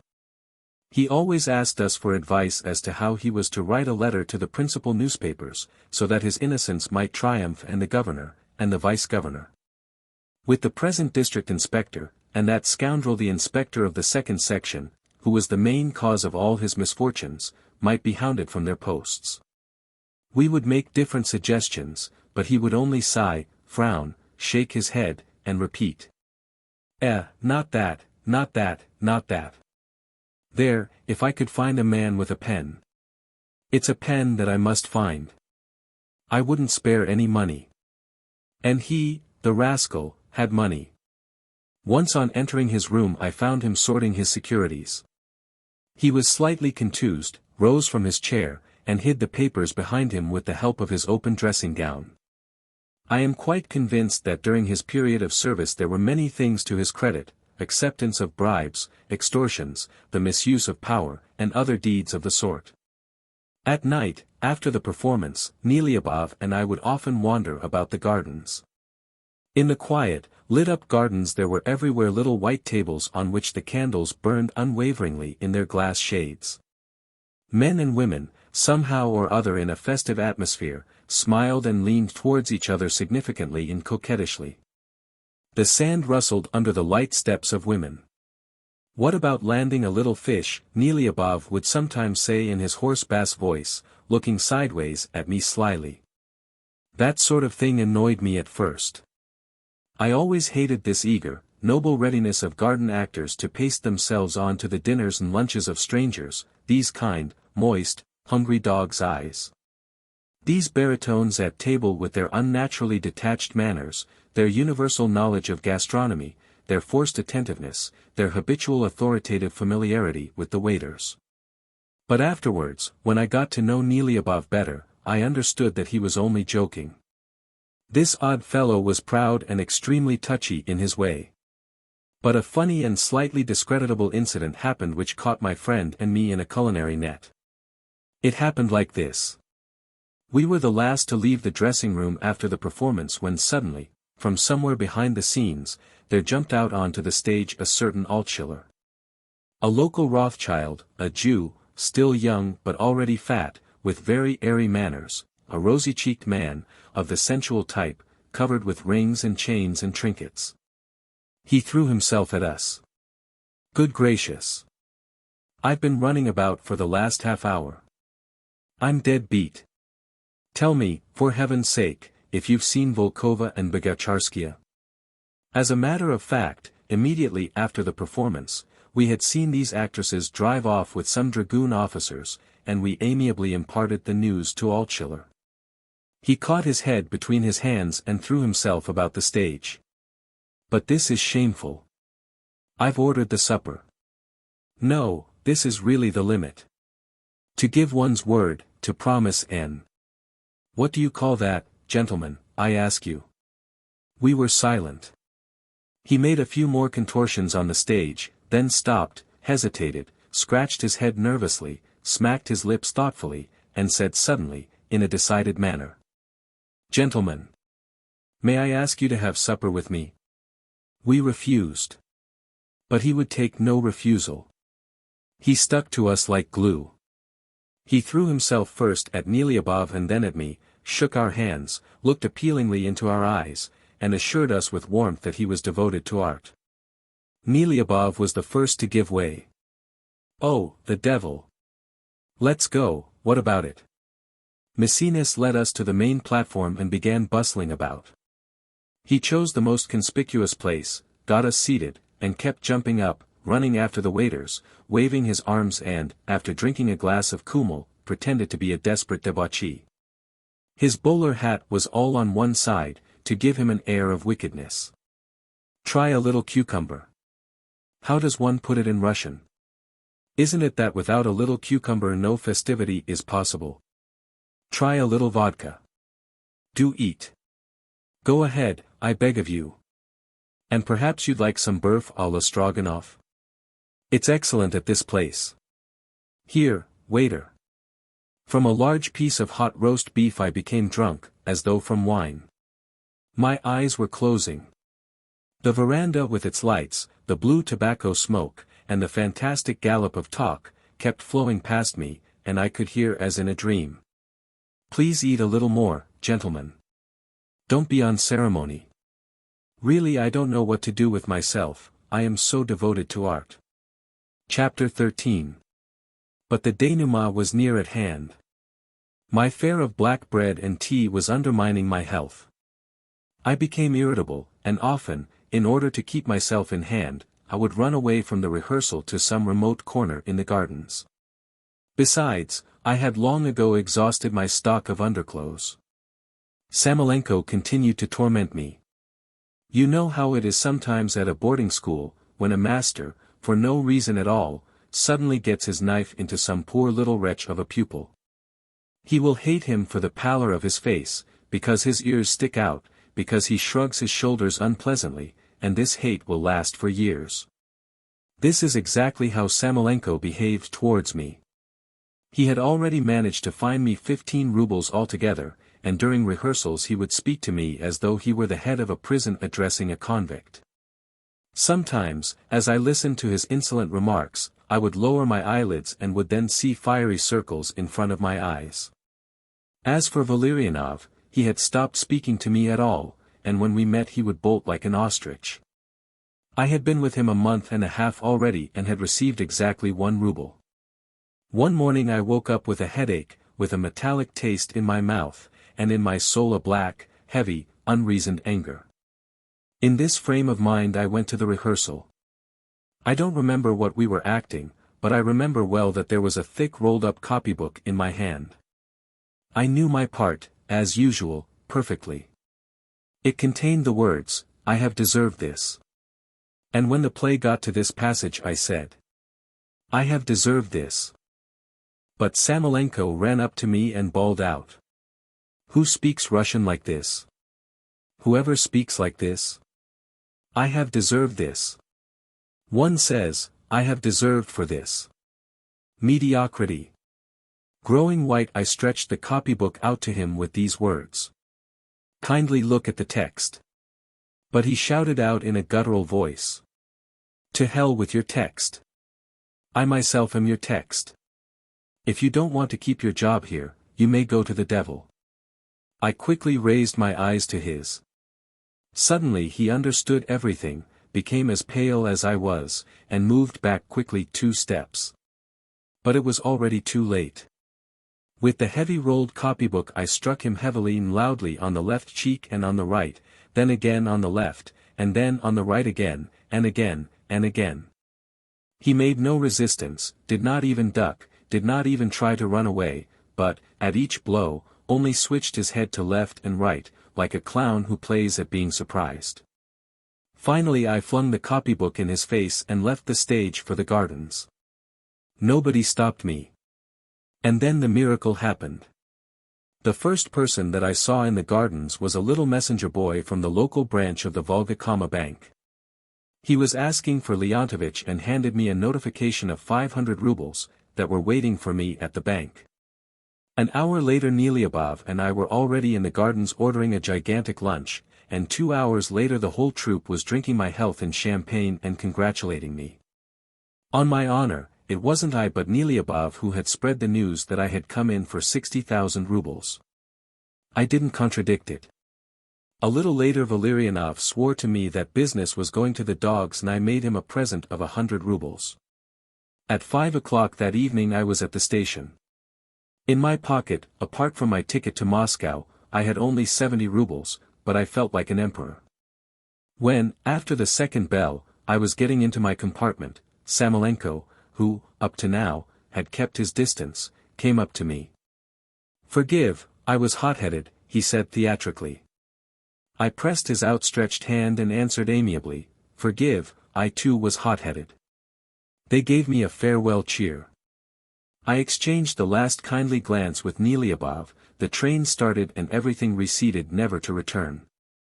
And when the last of the little blue huts of the outskirts began to disappear and the mournful, yellow, burnt-out steppe stretched itself endlessly, a strange sadness tugged at my heart, as if there, in that scene of my misfortunes, sufferings, hunger, and humiliations, had remained forever a particle of my soul. Allez. This jerky, exclamatory order was Nora's earliest memory from the dark monotony of her erring childhood. This word Allez was the very first that her weak, childish little tongue ever framed, and always, even in her dreams, this cry reproduced itself in Nora's memory. Evoking in its 5 letters the chill of the unheated circus ring, the smell of stables, the heavy gallop of the horse, the dry crackling of the long whip and the burning pain of its lash. Suddenly deadening the momentary hesitation of fear. Allez. In the empty circus it is cold and dark. Here and there, the wintry sunlight, scarcely piercing the glass cupolas, lies in pale spots over the raspberry-colored velvet and the gilt of the boxes, over the shields with the horses' heads, over the flags that decorate the pillars. It plays on the dim glasses of the electric globes, gliding over the steel of the tourniquets and trapezes, up there at a tremendous height amid the entanglement of the machines and the ropes, from which one can scarcely distinguish the first rows of the stalls, and the seats behind and the gallery are completely drowned in darkness. The day's routine is in full swing. 5 or 6 of the performers, in greatcoats and fur caps, are smoking rank cigars at the end of the first row of armchairs near the entrance from the stables. In the middle of the ring stands a square-built, short-legged man, with a tall hat perched on the back of his head, and a black mustache, carefully twisted to a fine point at the ends. He is tying a long string round the waist of a tiny little 5-year-old girl, who is standing in front of him shivering from fright and cold. The big white horse, which a stableman leads round the ring, snorts loudly, shaking its arched neck as the white steam gushes from its nostrils. Every time that it passes the man in the tall hat, the horse looks askance at the whip that sticks out under his arm, snorts with agitation, and, plodding round, drags the tugging stable boy behind it. Little Nora can hear behind her back its nervous plunges, and she shivers still more. 2 powerful hands seize her round the waist and lightly toss her onto the large leather mattress on the horse's back. Almost at the same instant, the chairs, the white pillars, the tent cloth hangings at the entrance, all this is merged in the bizarre circle which spins round to meet the horse. In vain her numb hands clutch convulsively at the rough wave of mane as her eyes close tightly, blinded by the devilish flash of the seething circle. The man in the tall hat walks in the center of the ring, holding in front of the horse's head the end of his long whip, which he cracks deafeningly. Allez! And again she is in her short gauze skirt, with her bare, thin, half-childish arms, standing in the electric light, beneath the very cupola of the circus on a well-balanced trapeze. From this, at the little girl's feet, there is hanging, head downwards, his knees clutching the upright post, another square-built man, in pink tights, with gold spangles and fringe, curled, pomaded, and cruel. Now he has raised his lowered hands, spread them out, and, fixing Nora's eyes with that penetrating, meaning look, the hypnotizing glance of the acrobat, he claps his hands. Nora makes a quick forward movement with the intention of hurling herself straight down into those strong, pitiless hands. What a thrill it will give the hundreds of spectators! But all of a sudden, her heart grows cold, seems to stop from terror, and she only squeezes more tightly the thin ropes of the trapeze. Up go once more the cruel, bent hands, and the acrobat's glance becomes still more intense. Beneath her feet the space seems that of an abyss. Allez! Again she balances, scarcely able to breathe, on the very apex of the living pyramid. She glides, wriggling with her body, supple as a serpent's, between the crossbeams of the long white ladder which a man is holding on his head. She turns a somersault in the air, thrown up by the feet of the jongleur, strong and terrible, like steel springs. Again at a great height, she walks on thin, trembling wire which cuts her feet unbearably. And everywhere are the same dim, beautiful faces, the pomaded heads, the puffed curls, the mustaches upturned, the reek of cigars and perspiration, and always that inevitable fatal cry. The same for human beings, for horses, and for performing dogs. Allez! She was just 16, and a very pretty girl when, during a performance, she fell from the airy tourniquet past the net on to the sand of the ring. She was picked up unconscious and taken behind the scenes, where, in accordance with circus traditions, they began to shake her by the shoulders with all their might to bring her back to herself. She awoke to consciousness, groaning with pain from her crushed hand. The audience is getting restless and beginning to go, they were saying around her. Come, show yourself to the public. Obediently her lips framed the usual smile, the smile of the graceful horsewoman, but after walking 2 steps the pain became unbearable and she cried out and staggered. Then dozens of hands laid hold of her and pushed her forcibly in front of the public. Allez! During this season there was, working, in the circus a certain star clown named Menauti. He was not the ordinary pauper clown who rolls in the sand to the rhythm of slaps in the face and who manages, on a quite empty stomach, to amuse the public for a whole evening with inexhaustible jokes. Menauti was a clown celebrity, the first solo clown and imitator on the planet, a world-known trainer who had received innumerable honors and prizes. He wore on his breast a heavy chain of gold medals, received 200 rubles for a single turn and boasted of the fact that for the last 5 years he had worn nothing but more costumes. After the performance, he invariably felt done up and, with a highfalutin bitterness, would say of himself, "Yes, we are buffoons, we must amuse the well-fed public." In the arena he would sing, pretentiously and out of tune, old couplets, or recite verses of his own composition, or make gags on the Duma or the drainage, which usually produced on the public. Drawn to the circus by reckless advertising, the impression of insistent, dull, and unnecessary contortions. In private life, he had a languidly patronizing manner, and he loved with a mysterious and negligent air, to insinuate his conquests of extraordinarily beautiful, extraordinarily rich, but utterly tiresome countesses. At her first appearance at the morning rehearsal, after her sprain had been cured, Menauti came up to her, held her hand in his, made moist tired eyes at her, and asked in a weakened voice about her health. She became confused, blushed, and took her hand away. That moment decided her fate. A week later, as he escorted Nora back from the evening performance, Menauti asked her to have supper with him at the magnificent hotel where the world-famous first solo clown always stopped. The cabinet's particulars are on the first floor, and as she made her way up Nora stopped for a minute, partly from fatigue, partly from the emotion of the last virginal hesitation. But Menauti squeezed her elbow tightly. In his voice there rang fierce animal passion and with it the cruel order of the old acrobat as he whispered, "Allez." And she went. She saw in him an extraordinary, a superior being, almost a god. She would have gone into fire if it had occurred to him to order it. For a year she followed him from town to town. She took care of Menauti's brilliants and jewels during his appearances, put on and took off for him his triquet, attended to his wardrobe, helped him to train rats and pigs, rubbed his face with cold cream and, what was most important of all, believed with idolizing intensity in his world fame.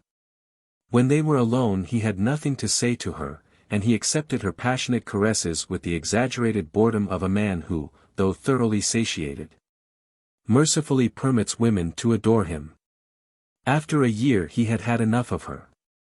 His attention was diverted to one of the sisters Wilson who were executing airy flights. He did not stand on ceremony with Nora now, and often in the dressing room, right in front of the performers and stablemen, he would box her ears for a missing button. She bore all this with the humility of an old, clever and devoted dog who accepts the blows of his master. Finally, one night after a performance in which the first trainer in the world had been hissed for whipping a dog really too savagely, Menauti told Nora straight out to go immediately to the devil. She left him, but stopped at the very door of the room and glanced back with a begging look in her eyes. Then Menauti rushed to the door, flung it open furiously and shouted, "Allez!" But only 2 days later, like a dog who has been beaten and turned out, she was drawn back again to the master. A blackness came to her eyes when a waiter of the hotel said to her with an insolent grin, "You cannot go up, he is in a cabinet particulier with a lady." But Nora went up and stopped unerringly before the door of the very room where she had been with Menauti a year ago.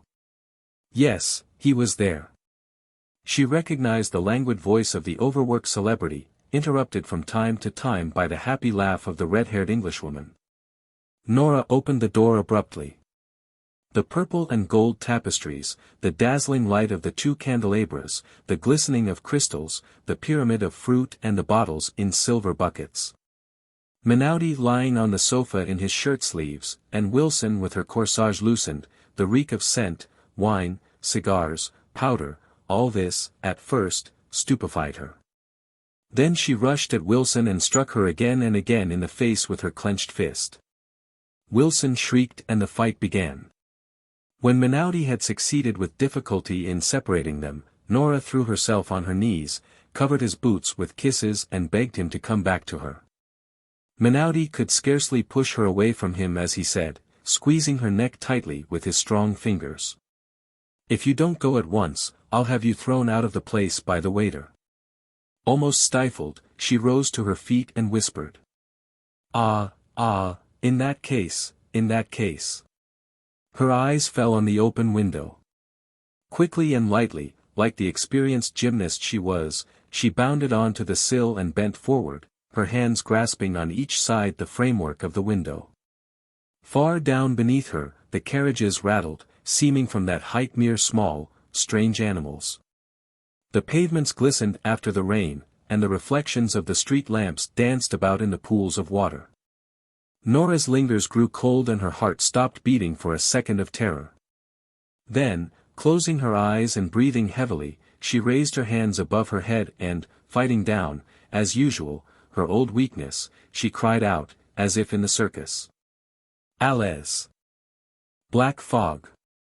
A Petersburg case. I remember perfectly his first arrival in Petersburg from his hot, lazy, sensual south. There emanated from him the very atmosphere of black earth force, the odor of dry, sun-baked feathergrass, the simple poetry of quiet sunsets. Gradually fading away behind the cherry trees of little orchards. He had the inexhaustible health of the steppe and he was so vivid in his fresh naivete. He came straight from the station into the furnished rooms where I was living. It was winter, 8 o'clock in the morning, when, in the Petersburg streets, the lamps are still lit and the tired horses are dragging the sleeping night cabmen to their homes. He would take no refusal. He wouldn't listen to any of the maids' arguments, and said in his sonorous voice that rang through the corridor. "What are you talking about?" As if I didn't know him. "Why, he's more to me than my own brother." "What next?" "Show me into him." We had been at school together in the south, where, incidentally, he had not finished his course. I was fond of him, not more than of a real brother. He exaggerated this in his hurry, but, all the same, I was sincerely attached to him. However, though I immediately recognized his voice with its soft and yet guttural southern G and its provincial breadth of diapason, I cannot say that in the first minute I was particularly pleased. You know what it is when a man has been gallivanting all over the place through the night, goes to bed with his head not quite clear and, on the top of it all, is faced with serious timed work for the next day. In a word, I cursed under my blankets and firmly decided, if he came in, to pretend that I was asleep or dead, like a beetle that has been placed on the palm of a hand. Easier said than done. He burst in like a hurricane, threw himself at me, dragged me out of bed as if I were a child, shook me and pulled me about. It was impossible to be angry with him. The frost had given him a delightful emanation of apples and something else, healthy and vigorous. His mustache and beard were thawing, his face was burning brightly, his eyes were shining. Well, how long are you going to wallow in those blankets? Get up, he roared, get up or I'll smash you into little bits. Listen, you poor, benighted provincial, I was trying to make him feel ashamed. Here in Petersburg no one gets up before 11. Lie down on the sofa or ask for some tea, or send someone to fetch newspapers and read, but let me doze, if only for half an hour. No, nothing had any effect on him. He was bursting with stories of the past and plans for the future, so filled with new impressions that he seemed ready to blow up under their pressure if I hadn't acted as a sort of safety valve. First came the greetings. It appears that, up to the present, they all remember me, are quite fond of me and read with pleasure my articles on economics. I was flattered and pretended not to have forgotten a single one of all those extraordinary names, all those Gauzikovs, Lyadoshenkos, Chernish, and so many other old acquaintances. Secondly, Petersburg had utterly stupefied him. Deuce take it, what an enormous town. What do you think? At the station there were nothing but swagger cabs, not a single ordinary one. Swagger cabs? I repeated doubtfully. On my honor, yes. I didn't grasp it at first and I was in one of them before I saw that it was on tires. Well, I've let myself in, I thought. I wanted to crawl out of it, but I was ashamed to do that, and a policeman was hurrying them all. I was lucky to get out of it so cheaply, 1.50 rubles altogether. At the very most you ought to have paid 50 kopecks, I put in. There you're talking nonsense. What? Give a cab on tires 50 kopecks, for such a distance. Oh, and what streets you have here. And the people, oh, Lord. It's worse than the ferryboats at home. They're all over the place. And on one of the bridges there is a statue of 4 horses. Have you seen it? It's a sight. You live well here, I can see that. The whole time he kept saying, at home, and, you people here, drawing a line between the two as all provincials do. He was greatly struck by the fires lit at cross streets on account of the severe frost. What's that for? He asked with naive curiosity. I answered quite seriously. It's an idea of the town council to heat the streets so as to spend less on fuel in government offices. His eyes grew round, and so did his mouth, from astonishment, and all he could pronounce was, "Oh." The next minute he saw it and burst out laughing, laughed in long, deafening, youthful peals.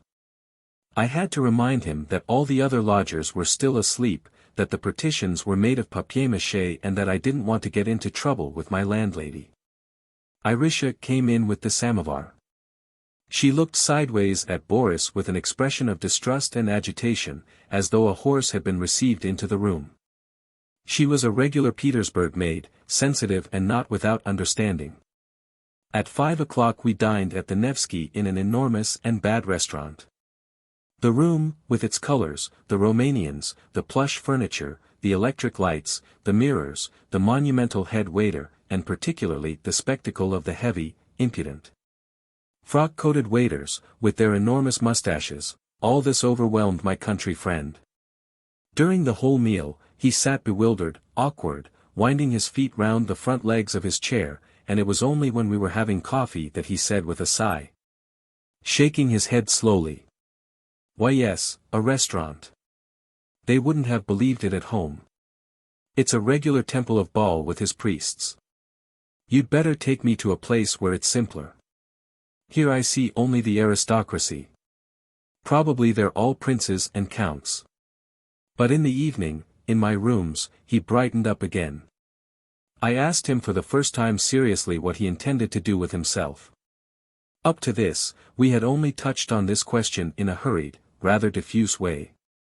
He puffed himself out like a young bantam and answered proudly, "I have come to conquer Petersburg."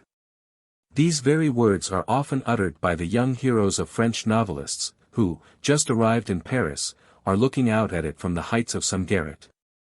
I smiled skeptically. He noticed it and began with special warmth, the comic side of which was heightened by his southern accent, to convince me of the fact that he represented the gifted, large, provincial South which was going to be victorious over the anemic, untemperamental, dry, capital-like North. It was the inevitable law of struggle between two temperaments, and its result is always easily guessed. Oh, one can cite any number of names, ministers, writers, painters, barristers. Beware, withered, cold, pale, dull Petersburg. The South is coming. I wished to believe him, or rather I didn't wish to disillusion him. We dreamt a little together. Lai produced from his basket trunk a bottle of good old homemade plum liqueur which we began to drink in friendly fashion. What? What? Do they make in Petersburg here such old plum liqueur? He kept asking proudly, and then scornfully, there you are. And you still discuss. Little by little, he settled down. I established him in furnished rooms next my own, for the time being on credit, in anticipation of the trophies to be won in victories over the withered North. It is extraordinary how at once he won the general goodwill of the establishment, pushing into the background the former favorite, a poet with red curly hair who looked like a deacon in a picture. The landlady, everyone knows the Petersburg landlady of furnished rooms, a lady of full figure, 45 years old, with corkscrew curls on her forehead. Always in black and very tightly laced, the landlady used often to invite him to her apartments in the morning, to have coffee, a high honor to which many, even of the old lodgers, never dared to aspire. In return for this amiability, he would give her the contents of the morning papers, as well as business advice in her innumerable pettifogging transactions. Everyone wants to get the better of a poor widow. Deuce take it. Like a true southern Russian, for all his apparent simplicity, he was a very adroit and practical fellow, with a quick comprehension and a certain benevolent shrewdness. Even Irisha got used to him and regarded him, I believe, with a sort of, well, I don't want to gossip. All I will say is that in those days he was very good-looking, tall, strong, with dark, melancholy eyes and young laughing red lips under his Ukrainian mustache. He was nearer the truth than I was, the old Petersburg skeptic. The luck was with him. Probably because a bold, self-confident man can control destiny, though destiny whirls and scatters in different directions perplexed and weak people. Perhaps, too, he was assisted by those original traits of character which he brought with him from the heart of his provincial south: shrewdness, observation, a tranquil and open manner of speech, an innate tendency to humor, strong nerves that refused to be troubled by the chaos of life in the capital. It may have been this or that, but in any case the South, as represented by him, obviously and successfully conquered the North. My friend, quickly, in 3 or 4 days, found work for himself in connection with one of the largest railways and, a month later, had attracted the attention of the authorities. He was entrusted with the revision of some plans of railway traffic or something of the sort. The whole thing might have been easily finished in a week or 2, but, for some reason or other, Boris got particularly interested in it in his stubbornly insistent way. He took it into his head to frequent the public library, dragged home enormous reference books, stuffed with figures, and devoted his evenings to mysterious mathematical calculations. The result of all this was that he presented the authorities with a scheme of passenger and goods trains that combined simplicity and obviousness with many other practical signs of efficiency. He was praised, and attracted special attention. 6 months later, he was already in receipt of 150 rubles a month and was employed on independent work.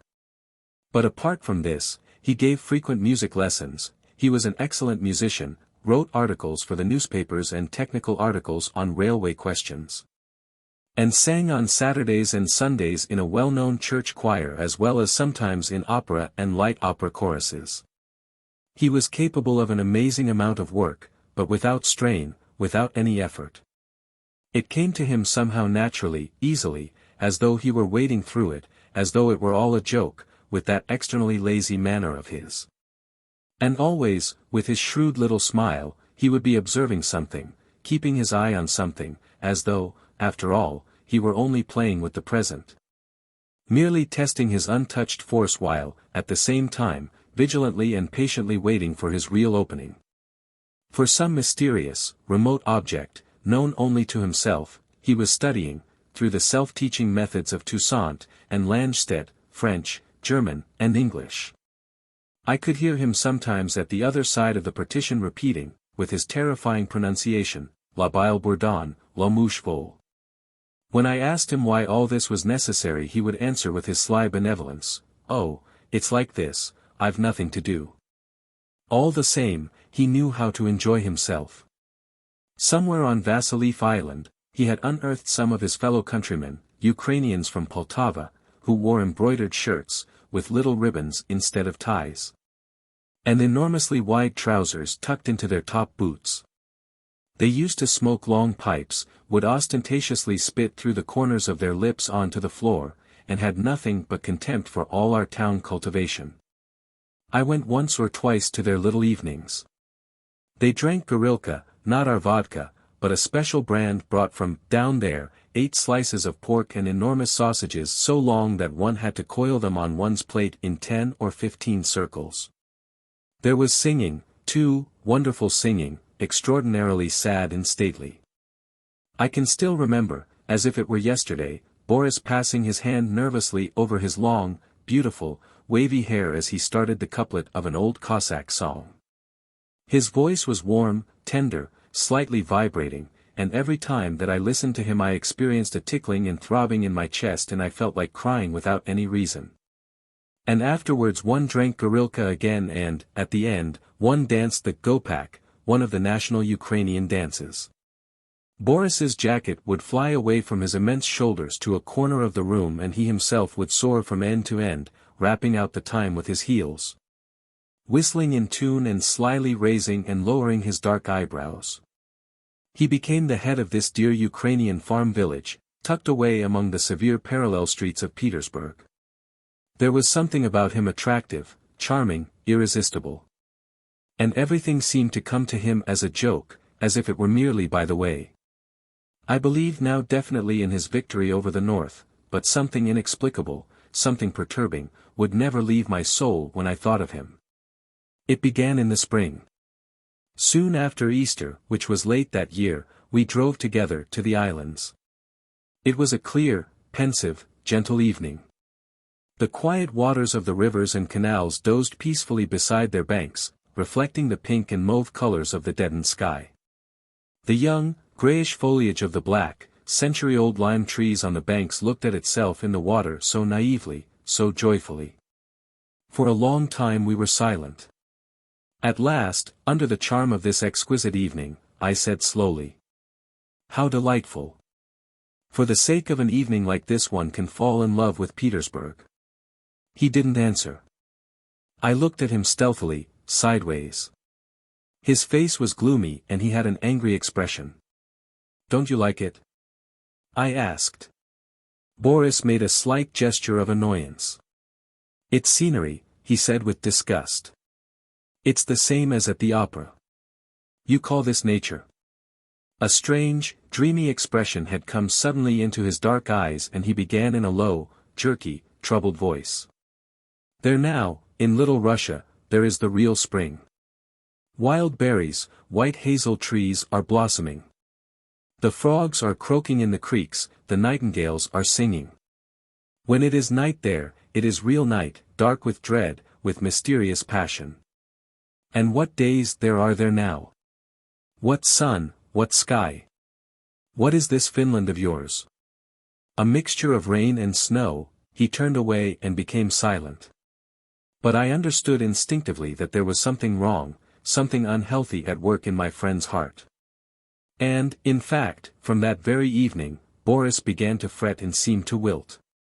I could hear no longer behind the partition his melodious purring, he no longer projected himself like a bomb into my room in the mornings, his usual talkativeness had disappeared. Only when conversation turned on Ukrainia would he grow animated, and then his eyes became dreamy, beautiful and pitiful, and he seemed to be looking into the distance, hundreds of miles away. "I'll go there for the summer," he would say decidedly. "Damn it, at all events I'll get a rest from the cursed Peter." But in the end, he didn't succeed in going there. His office kept him. In the middle of the summer we said goodbye to each other. I had to go abroad on business. I left him sad, irritated, tired out at last by the white nights, which brought him sleeplessness and a distress bordering on despair. He saw me off at the Warsaw station. I returned in the very middle of a nasty, wet, foggy Petersburg autumn.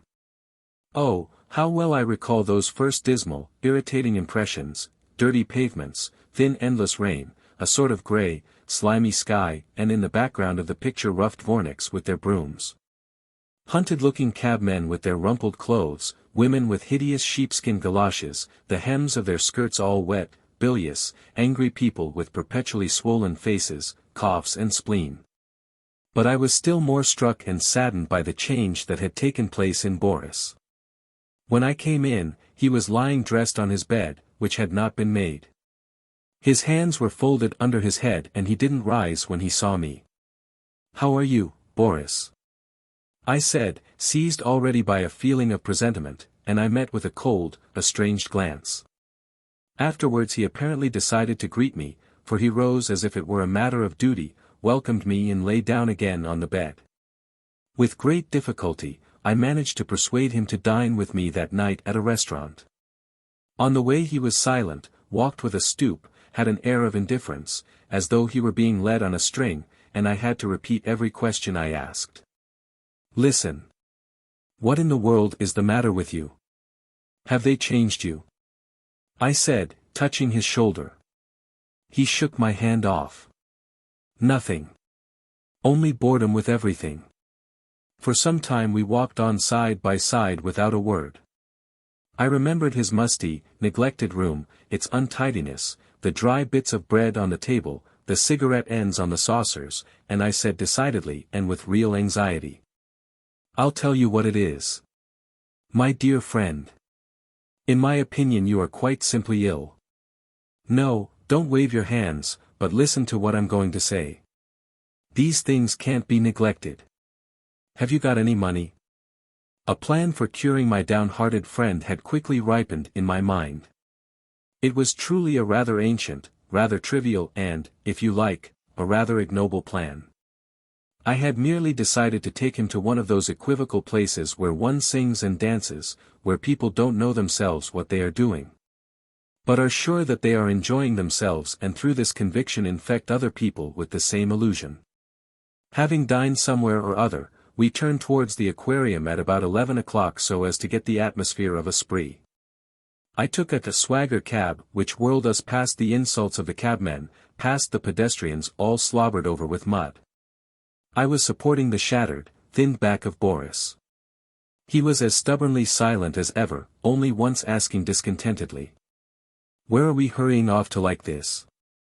The dense crowd, the smoke, the rattle of the orchestra, the naked shoulders of the women with their made-up eyes, the white splashes of the tables, the red, brutalized faces of the men, all this pandemonium of tipsy gaiety had a quite different effect on Boris from what I was expecting. At my invitation he was drinking, but he was not getting drunk and his expression was becoming more and more distressed. A bulky, powdered woman, with an ostrich bow around her fat, naked neck, sat down for a minute at our table, tried to start a conversation with Boris. Then looked at him in dismay and silently hurried off into the crowd, from which once more she glanced back towards us.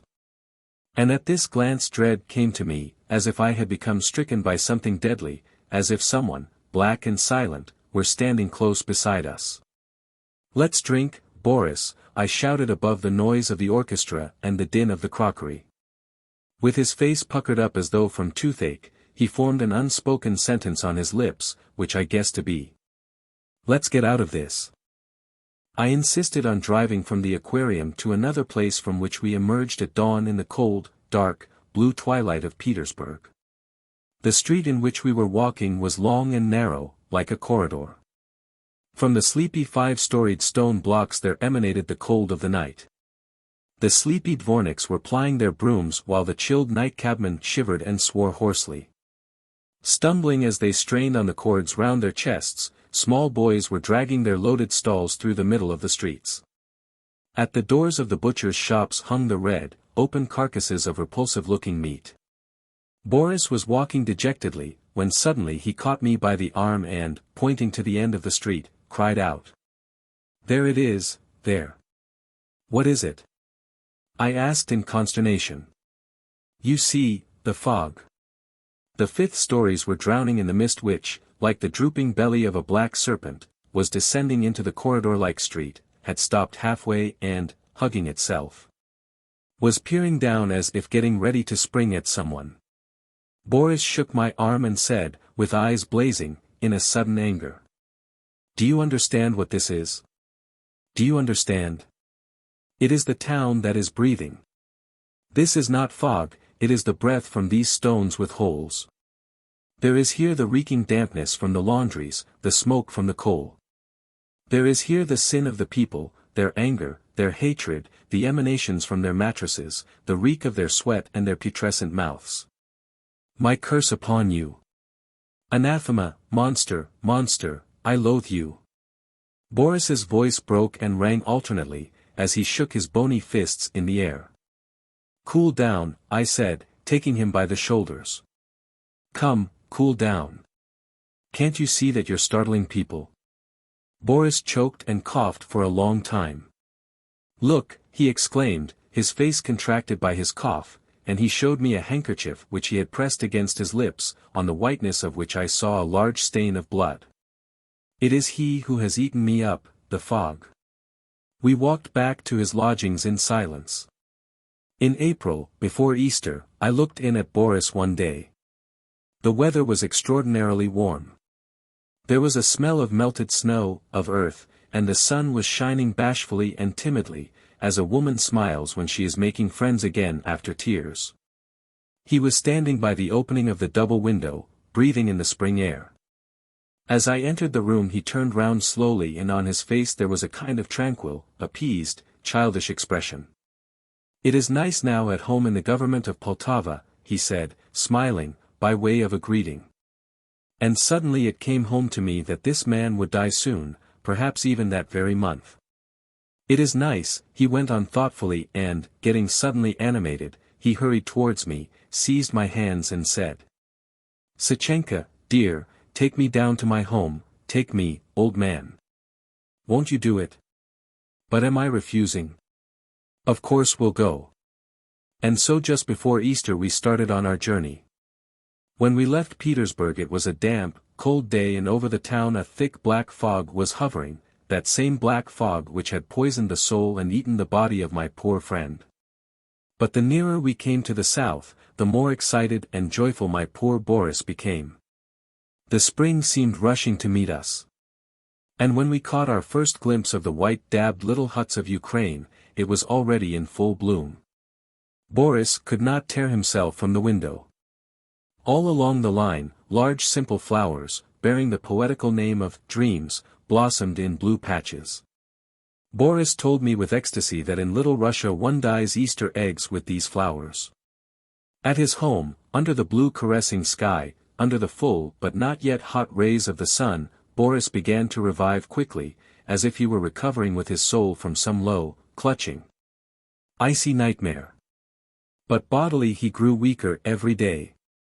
The black fog had killed in him something vital, something that gave life and the desire to live. A fortnight after his arrival, he was confined to his bed. All the time he had no doubt that he would soon die, and he died bravely and simply. I was with him the day before his death. He pressed my hand hard with his dry, hot, emaciated fingers, smiled caressingly and sadly, and said, "Do you remember our conversation about the North and the South? It's long ago now. Do you remember it? Don't imagine that I'm eating my words.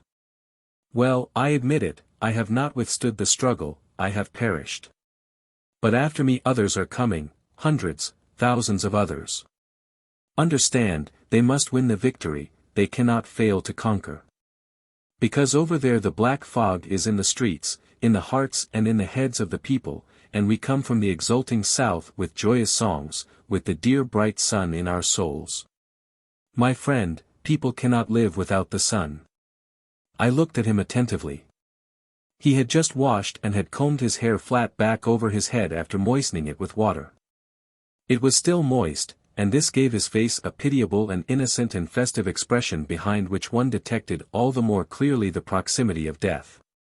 I remember, too, that he kept looking attentively and in apparent astonishment at his nails and the palms of his hands as though they were strange to him. The next day I was called hastily to his bedside to find, not my friend, but only his body, which was passing unconsciously in a swift death agony. Early that morning he had asked to have his window opened, and it remained open. Into the room, from the old garden, crept in branches of white lilac with their fresh, elastic, odorous flowers. The sun was shining. The blackbirds sang out their madness of delight. Boris was becoming quiet. But in the very last minute he suddenly lifted himself up and sat on his bed. An insane awe showed itself in his wide-open eyes. And when he fell again against the pillows and after a deep sigh stretched himself out with all his body, as if he wanted to stretch himself before a long, deep sleep. This expression of awe did not leave his face for a long time. What had he seen in that last minute? Perhaps to the eyes of his soul there had outlined itself that bottomless, perpetual black fog which, inevitably and pitilessly, absorbs people, and animals, and the grass. And the stars and whole worlds. When they were laying him out I could not bear to see his terrible yellow feet and I left the room. But when I came back he was already lying on the table and the mysterious little smile of death lurked peacefully round his eyes and lips. The window was still open. I broke off a small branch of lilac, wet and heavy under its white clusters, and placed it on Boris's breast. The sun shone joyfully, at once tender and indifferent. In the garden the blackbirds were singing. On the other side of the river the bells were ringing for the late church service. The murderer. They were talking over current events, executions, people being shot, burnt alive, women being violated, old men and children killed, gentle, liberty-loving souls disfigured forever. Trampled into the mud by the loathsome force of violence. The master of the house said, "It is terrible to think how the scale of life has altered." Was it long ago? No, only about 5 years ago, when our whole Russian society was distressed and shocked over any solitary instance of violence. The police had beaten a chinovnik in prison, some rural authority had arrested a newly arrived student for disrespect. And now, a crowd has been fired on without warning. A man has been executed through error, having been mistaken for his namesake. Nowadays, people are shot casually, out of mere idleness, just to let off a round or two. An intellectual young man is seized in the middle of the street and whipped with knouts, whipped for no reason at all, just as a gratuitous distraction for the soldiers and officers. And already this sort of thing provokes no astonishment, no alarm. Everything goes on as though nothing at all had happened. Someone moved nervously in the corner of the sofa. Everyone turned towards him, feeling, though they could not see him, that he was going to talk. And he did begin in a low, exaggeratedly even tone, but with so many pauses between the words and such curious shudders in his voice that he was clearly keeping back. Only with the greatest difficulty, his inner emotion and sorrow. Yes, that is what I want to get at. In my opinion, it is not true that one can become used to this. I can understand murder out of revenge. There is a kind of terrific, wild beast pleasure in that. I understand murder in anger, in the blindness of passion, from jealousy. Murder in a duel, that's comprehensible. But when people set about it mechanically, without irritation, without fear of any sort of responsibility, and without anticipating even self-defense, no, that is for me as savage. Dreadful, and incomprehensible as the psychology of the executioner. When I read or think about pogroms, about pacifying expeditions or about the way prisoners are finished off in war, so as not to overload a detachment, I lose my head. I seem to be standing over a kind of black fetid abyss into which the human soul is sometimes capable of falling. But I understand nothing. I feel dread and disgust, a nausea. But, a strange torturing sick curiosity chains me to this dread, to all the immensity of this fall. He remained silent for a few seconds, breathing jerkily, and when he continued one could divine by his changed voice, which had become suddenly deadened, that he had covered his face with his hands. Well, never mind. I must tell you this. On my soul, too, lies this old blood madness. About 10 years ago I committed a murder. I never told anybody about it until now. But, never mind. In one of the isbas on my estate, you see, there lived a cat, such a small, thin, starved little thing, more like a kitten than a cat, meant to be white. But as she always lived under the stove, she had become a dirty gray, a sort of pale blue. It all happened in the winter, yes, late in the winter. It was a gorgeous morning, quiet and windless. The sun was shining and it was already warm.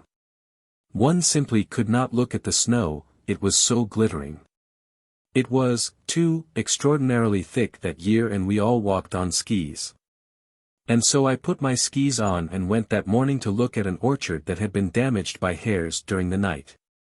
I was moving quietly past the regular rows of young apple trees. I can see it all at this moment. The snow seemed to be pink and the shadows of the little trees lay quite still.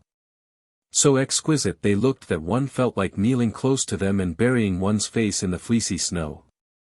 Then I happened to meet an old workman, Iazikant. It wasn't his real name, but just a nickname. He was on skis, too, and we went on together side by side, talking about one thing or another. All of a sudden, he said with a laugh. "That little cat of ours has lost a leg, master." "How did that happen?" I asked. "Most likely she fell into the wolf trap. Half her legs clean gone." I thought I'd have a look at her, and so we went on towards the servants' quarters. Our road was soon crossed by a very thin little track of red spots, which led to a mound beside which the wounded cat was sitting. As soon as she saw us, she crinkled up her eyes, opened her mouth pitifully and gave a long meow. Her little muzzle was extraordinarily thin and dirty. The right foreleg was bitten clean through, above the knee joint, and was projecting in front curiously, just like a wounded hand. The blood dropped at long intervals, accentuating the whiteness of the poor thin bone. I said to Aleksandr, "Go to my bedroom and bring me my rifle. It is hanging over the bed." "But what will happen to her?" "She will lick it up all right," the workman pleaded. I insisted on having my own way. I wished to end the torture of the mutilated animal. Besides, I was sure that the wound would suppurate and the cat would die in any case from blood poisoning. Aleksandr brought the rifle. One barrel was loaded with small shot for woodcock and the other with buckshot. I coaxed the cat, calling, "Puss, puss, puss." She mewed quietly and came a few steps towards me. Then I turned to the right, so that she would be on my left, took aim, and fired. I was only some 6 or 7 paces from the animal and, immediately after the shot, I thought that there was a black hole in her side, as large as my 2 fists. I hadn't killed her. She shrieked and ran away from me with extraordinary speed and without limping. I watched her run across a stretch of about 150 yards and then dive into a shed. I felt horribly ashamed and disgusted, but I followed her. On the way, one of my feet slipped out of the ski fastening and I fell on my side in the snow. I rose with difficulty. My movements had become labored, snow had caught in the sleeve of my coat and my hand shook. I got into the shed, where it was dark. I wanted to call the cat but, for some reason or other, I felt ashamed. Suddenly I heard a low, angry grumbling above my head. I looked up and saw just 2 eyes, 2 green burning spots. I fired at random into those spots, almost without taking aim. The cat spat, shrieked, threw herself about and then became still once more. I wanted to go away, when I heard again from the stove that long angry grumbling sound. I looked round. 2 green lights were shining in the dark with an expression of such devilish hatred that my hair rose and my scalp felt cold. I hurried home. My stock of cartridges for the rifle had run out, but I had a revolver from Smith & Wesson and a full box of revolver cartridges. I loaded the 6 chambers and returned to the shed. Even at a distance, the cat's dreadful grumbling greeted me. I emptied the 6 chambers into her, went back, reloaded and again fired 6 rounds.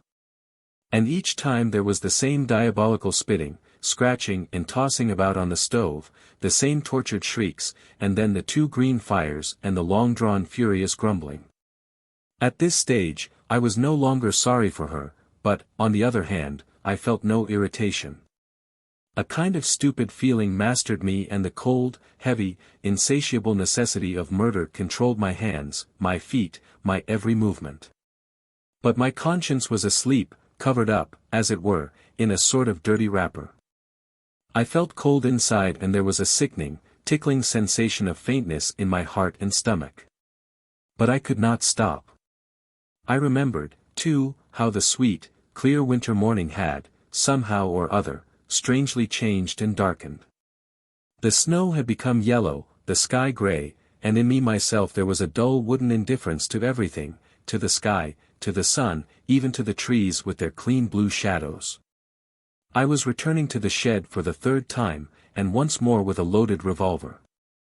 But Aleksandr came out of the shed, holding by the hind legs something red, torn to pieces, the intestines falling out, but something that was still shrieking. Seeing me, he said, almost roughly, "That's enough. Don't go. I'll do it myself." He tried not to look into my eyes, but I caught clearly an expression of utter disgust round his mouth, and I knew that this disgust was at me. He went round the corner and banged the cat's head with all his might on a log. And it was over. The speaker paused, one could hear him clearing his throat and moving on the sofa. Then he continued in a tone that had become still more restrained, but with a touch of anguish and perplexity in his voice. Well. Then, this sanguinary dream did not get out of my head the whole of that day. At night I could not sleep, and kept on thinking of the dirty white kitten. Again and again I saw myself going to the shed and hearing that suffering, angry grumbling, and seeing those green spots full of terror and hate, and still shooting into them endlessly. I must confess, ladies and gentlemen, that this is the most sinister and repulsive impression of my whole life. I'm not at all sorry for that scurvy white cat. No. I've shot elks and bears. 3 years ago I shot a horse at the races. Besides, I've been at the war, deuce take it. No, it's not that. But to my last hour I shall remember how all of a sudden, from the depths of my soul, a sort of dark, evil, but, at the same time, invincible, unknown, and awful force took possession of it. Blinding it, overflowing from it. Ah, that miasmic fog of blood, that wadening, stifling indifference, that quiet lust of murder. Again he was silent, and then from a far corner someone's low voice said, "Yes, it's true, what a dreadful memory." But the other interrupted with emotion, "No, no, for God's sake think of those unhappy ones who have gone to kill. It is my belief that for them the day has been always black as night. It is my belief that they have been sick with blood, but, for all that, they had to go on. They could still sleep, eat, drink, even talk, even laugh, but it was not they themselves who did these things, but the devil who possessed them, with his murky eyes and viscous skin. I call them unhappy, because I imagine them, not as they are now, but years later, when they are old men. Never, never will they forget the disgust and terror which, in these days, have mutilated and defiled their souls forever. And I imagine the long sleepless nights of these old men, their horrible dreams. All through the nights they will dream that they are going along dismal roads under a dark sky with disarmed, bound people standing, in an endless chain, on both sides of them. And that they strike these people, fire on them, smash their heads with the butt ends of their rifles. And in these murderers there is neither anger nor sorrow nor repentance, only they cannot stop, for the filthy delirium of blood has taken hold of their brains. And they will wake in terror, trembling at the sight of their reflections in the glass. They will cry out and blaspheme, and they will envy those whose lives have been cut off by an avenging hand in the flower of their youth. But the devil who has drunk of their souls will never leave them. Even in their death agony, their eyes will see the blood that they have shed.